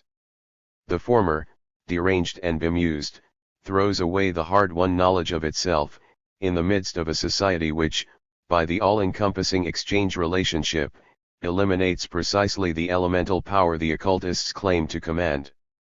The helmsman looking to the Dioscuri, the attribution of animation to tree and spring, in all their deluded bafflement before the unexplained, were historically appropriate to the subject's experience of the objects of his actions. As a rationally exploited reaction to rationalized society, however, in the booths and consulting rooms of seers of all gradations, reborn animism denies the alienation of which it is itself proof and product, and concocts surrogates for non-existent experience. The occultist draws the ultimate conclusion from the fetish character of commodities. Menacingly objectified labor assails him on all sides from demonically grimacing objects. What has been forgotten in a world congealed into products, the fact that it has been produced by men, is split off and misremembered as a being in itself added to that of the objects and equivalent to them. Because objects have frozen in the cold light of reason, lost their illusory animation, the social quality that now animates them is given an independent existence both natural and supernatural, a thing among things. 3. By its regression to magic under late capitalism, thought is assimilated to late capitalist forms. The asocial twilight phenomena in the margins of the system, the pathetic attempts to squint through the chinks in its walls, while revealing nothing of what is outside, illuminate all the more clearly the forces of decay within. The bent little fortune-tellers terrorizing their clients with crystal balls are toy models of the great ones who hold the fate of mankind in their hands. Just as hostile and conspiratorial as the obscurantists of psychic research is society itself. The hypnotic power exerted by things occult resembles totalitarian terror. In present-day processes the two are merged. The smiling of auguries is amplified to society's sardonic laughter at itself, gloating over the direct material exploitation of souls. The horoscope corresponds to the official directives to the nations, and number mysticism is preparation for administrative statistics and cartel prices. Integration itself proves in the end to be an ideology for disintegration into power groups which exterminate each other. He who integrates is lost. For occultism is a reflex action to the subjectification of all meaning, the complement of reification. If, to the living, objective reality seems deaf as never before, they try to elicit meaning from it by saying abracadabra. Meaning is attributed indiscriminately to the next worst thing. The rationality of the real, no longer quite convincing, is replaced by hopping tables and rays from heaps of earth. The offal of the phenomenal world becomes, to sick consciousness, the mundus intelligibilis. It might almost be speculative truth, just as Kafka's Odradek might almost be an angel, and yet it is, in a positivity that excludes the medium of thought, only barbaric aberration alienated from itself, subjectivity mistaking itself for its object. The more consummate the inanity of what is fobbed off as spirit, and in anything less spiritless the enlightened subject would at once recognize itself, the more the meaning detected there, which in fact is not there at all, becomes an unconscious, compulsive projection of a subject decomposing historically if not clinically. It would like to make the world resemble its own decay, therefore it has dealings with requisites and evil wishes. The third one reads out of my hand, she wants to read my doom. In occultism the mind groans under its own spell like someone in a nightmare, whose torment grows with the feeling that he is dreaming yet cannot wake up. The power of occultism, as of fascism, to which it is connected by thought patterns of the ilk of anti-Semitism, is not only pathic. Rather it lies in the fact that in the lesser panaceas, as in superimposed pictures, consciousness famished for truth imagines it is grasping a dimly present knowledge diligently denied to it by official progress in all its forms. It is the knowledge that society, by virtually excluding the possibility of spontaneous change, is gravitating towards total catastrophe. The real absurdity is reproduced in the astrological hocus-pocus, which adduces the impenetrable connections of alienated elements, nothing more alien than the stars, as knowledge about the subject. The menace deciphered in the constellations resembles the historical threat that propagates itself precisely through unconsciousness, absence of subjects. That all are prospective victims of a whole made up solely of themselves, they can only make bearable by transferring that whole to something similar but external. In the woeful idiocy they practice, their empty horror, they are able to vent their impracticable woe, their crass fear of death, and yet continue to repress it, as they must if they wish to go on living. The break in the line of life that indicates a lurking cancer is a fraud only in the place where it purports to be found, the individual's hand, where they refrain from diagnosis. In the collective, it would be correct. Occultists rightly feel drawn towards childishly monstrous scientific fantasies. The confusion they sow between their emanations and the isotopes of uranium is ultimate clarity. The mystical rays are modest anticipations of technical ones. Superstition is knowledge, because it sees together the ciphers of destruction scattered on the social surface. It is folly, because in all its death wish it still clings to illusions, expecting from the transfigured shape of society misplaced in the skies an answer that only a study of real society can give. 6. Occultism is the metaphysic of dunces. The mediocrity of the mediums is no more accidental than the apocryphal triviality of the revelations. Since the early days of spiritualism, the beyond has communicated nothing more significant than the dead grandmother's greetings and the prophecy of an imminent journey. The excuse that the world of spirits can convey no more to poor human reason than the latter can take in, is equally absurd. An auxiliary hypothesis of the paranoiac system, the lumen natural, has, after all, taken us somewhat further than the journey to grandmother, and if the spirits do not wish to acknowledge this, they are ill-mannered hobgoblins with whom it is better to break off all dealings. The platitudinously natural content of the supernatural message betrays its untruth. In pursuing yonder what they have lost, they encounter only the nothing they have. In order not to lose touch with the everyday dreariness in which, as irremediable realists, they are at home, they adapt the meaning they revel in to the meaninglessness they flee. The worthless magic is nothing other than the worthless existence it lights up. This is what makes the prosaic so cozy. Facts which differ from what is the case only by not being facts are trumped up as a fourth dimension. Their non-being alone is their qualitas occulta. They supply simpletons with a world outlook. With their blunt, drastic answers to every question, the astrologists and spiritualists do not so much solve problems as remove them by crude premises from all possibility of solution. Their sublime realm, conceived as analogous to space, no more needs to be thought than chairs and flower vases. It thus reinforces conformism. Nothing better pleases what is there than that being there should, as such, be meaning. 7. The great religions have either, like Judaism after the ban on graven images, veiled the redemption of the dead in silence, or preached the resurrection of the flesh. They take the inseparability of the spiritual and physical seriously.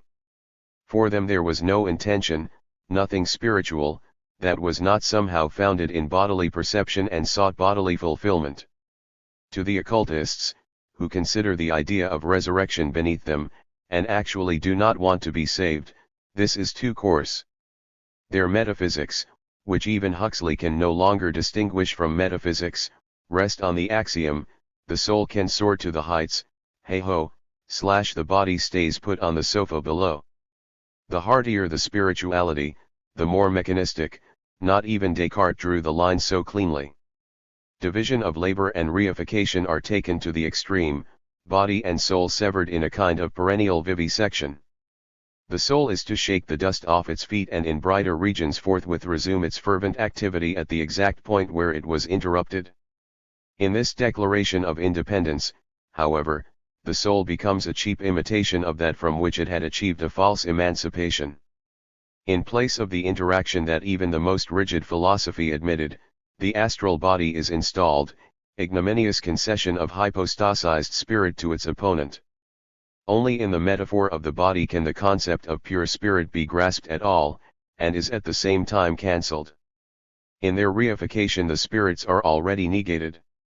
8. They inveigh against materialism. But they want to weigh the astral body.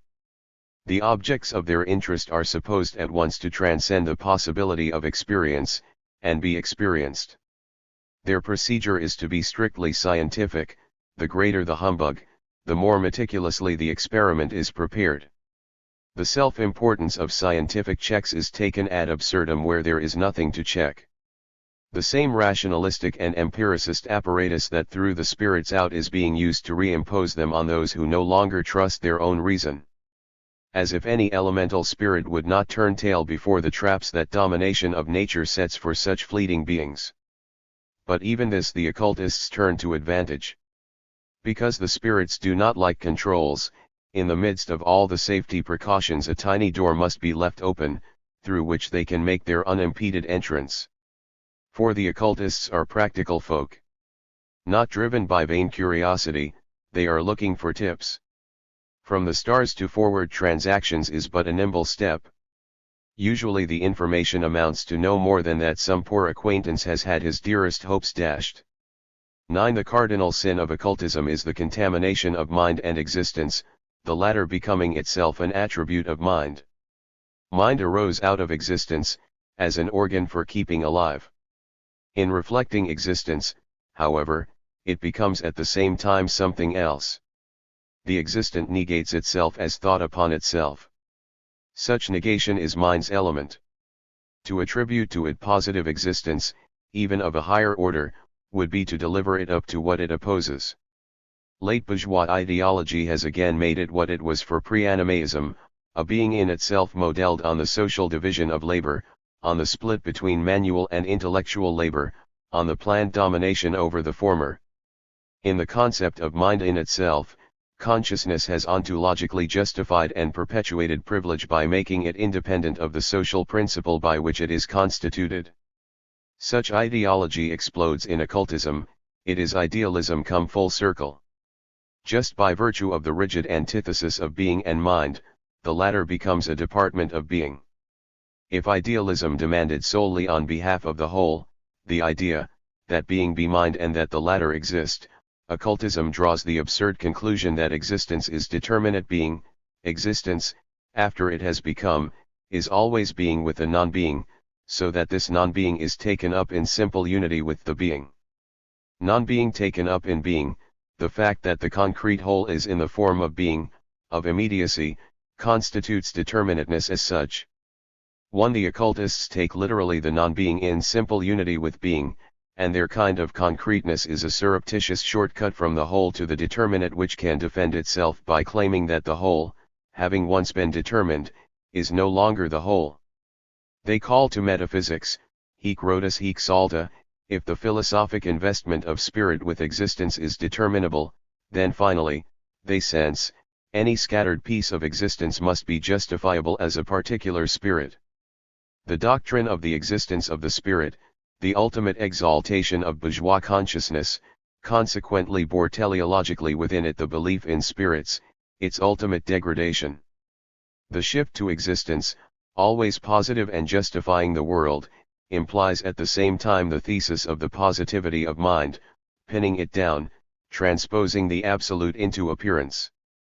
Whether the whole objective world, as product, is to be spirit, or a particular thing a particular spirit, ceases to matter, and the world spirit becomes the supreme spirit, the guardian angel of the established, despiritualized order.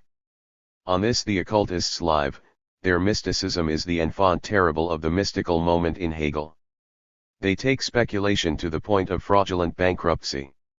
In passing off determinate being as mind, or spirit, they put objectified mind to the test of existence, which must prove negative. No spirit exists. 152. Warning, not to be misused. The dialectic stems from the Sophists. It was a mode of discussion whereby dogmatic assertions were shaken and, as the public prosecutors and comic writers put it, the lesser word made the stronger. It subsequently developed, as against Philosophia perennis, into a perennial method of criticism, a refuge for all the thoughts of the oppressed, even those unthought by them. But as a means of proving oneself right, it was also from the first an instrument of domination, a formal technique of apologetics unconcerned with content, serviceable to those who could pay, the principle of constantly and successfully turning the tables. Its truth or untruth, therefore, is not inherent in the method itself, but in its intention in the historical process. The splitting of the Hegelian school into a left and a right wing was founded in the ambiguity of the theory no less than in the political situation preceding the 1848 revolution. Dialectical thought includes not only the Marxian doctrine that the proletariat as the absolute object of history is capable of becoming its first social subject, and realizing the conscious self-determination of mankind, but also the joke that Gustave Doré one attributes to a parliamentary representative of the Ancien Regime, that without Louis XVI there would never have been a revolution, so that he is to be thanked for the rights of man. Negative philosophy, dissolving everything, dissolves even the dissolvent. But the new form in which it claims to suspend and preserve both, dissolved and dissolvent, can never emerge in a pure state from an antagonistic society. As long as domination reproduces itself, the old quality reappears unrefined in the dissolving of the dissolvent. In a radical sense no leap is made at all. That would happen only with the liberating event. Because the dialectical determination of the new quality always finds itself referred back to the violence of the objective tendency that propagates domination, it is placed under the almost inescapable compulsion, whenever it has conceptually achieved the negation of the negation, to substitute, even in thought, the bad old order for the non-existent alternative. The depth to which it penetrates objectivity is bought with complicity in the lie that objectivity is truth. By strictly limiting itself to extrapolating the image of a privilege-free state, from that which owes to the historical process the privilege of existing, it bows to restoration. This is registered by private existence. Hegel taxed the latter with nullity. Mere subjectivity, he argued, insisting on the purity of its own principle, becomes entangled in antinomies. It is brought down by its own mischief, by hypocrisy and evil, in so far as it is not objectified in society and state. Morality, autonomy founded on pure self-certainty, together with conscience, is mere illusion. If there is no moral reality, too, it is consistent that in the philosophy of right marriage is ranked above conscience, and that the latter, even on its own level, which Hegel, with romanticism, determines as that of irony, is accused of subjective vanity in its bifocal understanding. This dialectical motif, operating on all levels of the system, is at once true and untrue. True because it unmasks the particular as a necessary illusion, the false consciousness of isolated things as being themselves alone and not moments of the whole, and this false consciousness it breaks down with the power of the whole. Untrue because the motif of objectification, alienation, becoming a pretext for bourgeois self-assertion of the subject, is degraded to a mere rationalization, as long as objectivity, contrasted by thought to bad subjectivity, is unfree and does not measure up to the subject's criticism. The word alienation in Tauserung, expressing the expectation of release from private willfulness through obedience of the private will, acknowledges by the very tenacity with which it views the alien external world as institutionally opposed to the subject, in spite of all its protestations of reconciliation, the continuing irreconcilability of subject and object, which constitutes the theme of dialectical criticism. The act of self-alienation amounts to the renunciation that Goethe called salvation, and thus to a justification of the status quo, now as then. From his insight into, for example, the mutilation of women by patriarchal society, and into the impossibility of eliminating anthropological deformation without its precondition, precisely the intransigently realistic dialectician could derive the master of the house standpoint, and lend his voice to the continuance of the patriarchal relationship. In this he lacks neither valid reasons, such as the impossibility of different relations under the present conditions, nor even humanity towards the oppressed, who have to suffer the consequences of false emancipation, but all this truth would become ideology in the hands of male interest. The dialectician knows the unhappiness and vulnerability of the aging spinster, the murderousness of divorce. But in anti-romantically giving objectified marriage precedence over ephemeral passion which is not preserved in a shared life, he makes himself the mouthpiece of those who practice marriage at the expense of affection, love what they are married to, that is, the abstract property relationship. The logical conclusion of such wisdom one would be that people do not matter, provided they accommodate themselves to the given constellation and do what is asked of them. To protect itself from such temptations an enlightened dialectic needs to guard incessantly against this apologetic, restorative element which is, after all, inherent in sophistication. The threatening relapse of reflection into unreflectedness gives itself away by the facility with which the dialectical procedure shuttles its arguments, as if it were itself that immediate knowledge of the whole which the very principle of the dialectic precludes. The standpoint of totality is adopted in order, with the schoolmasterly "that is not what I meant," to deprive one's opponent of any definite negative judgment, and at the same time violently to break off the movement of concepts, to arrest the dialectic by pointing to the insuperable inertia of facts. The harm is done by the thema probandum, the thinker uses the dialectic instead of giving himself up to it. In this way thought, masterfully dialectical, reverts to the pre-dialectical stage, the serene demonstration of the fact that there are two sides to everything. 153. Finale.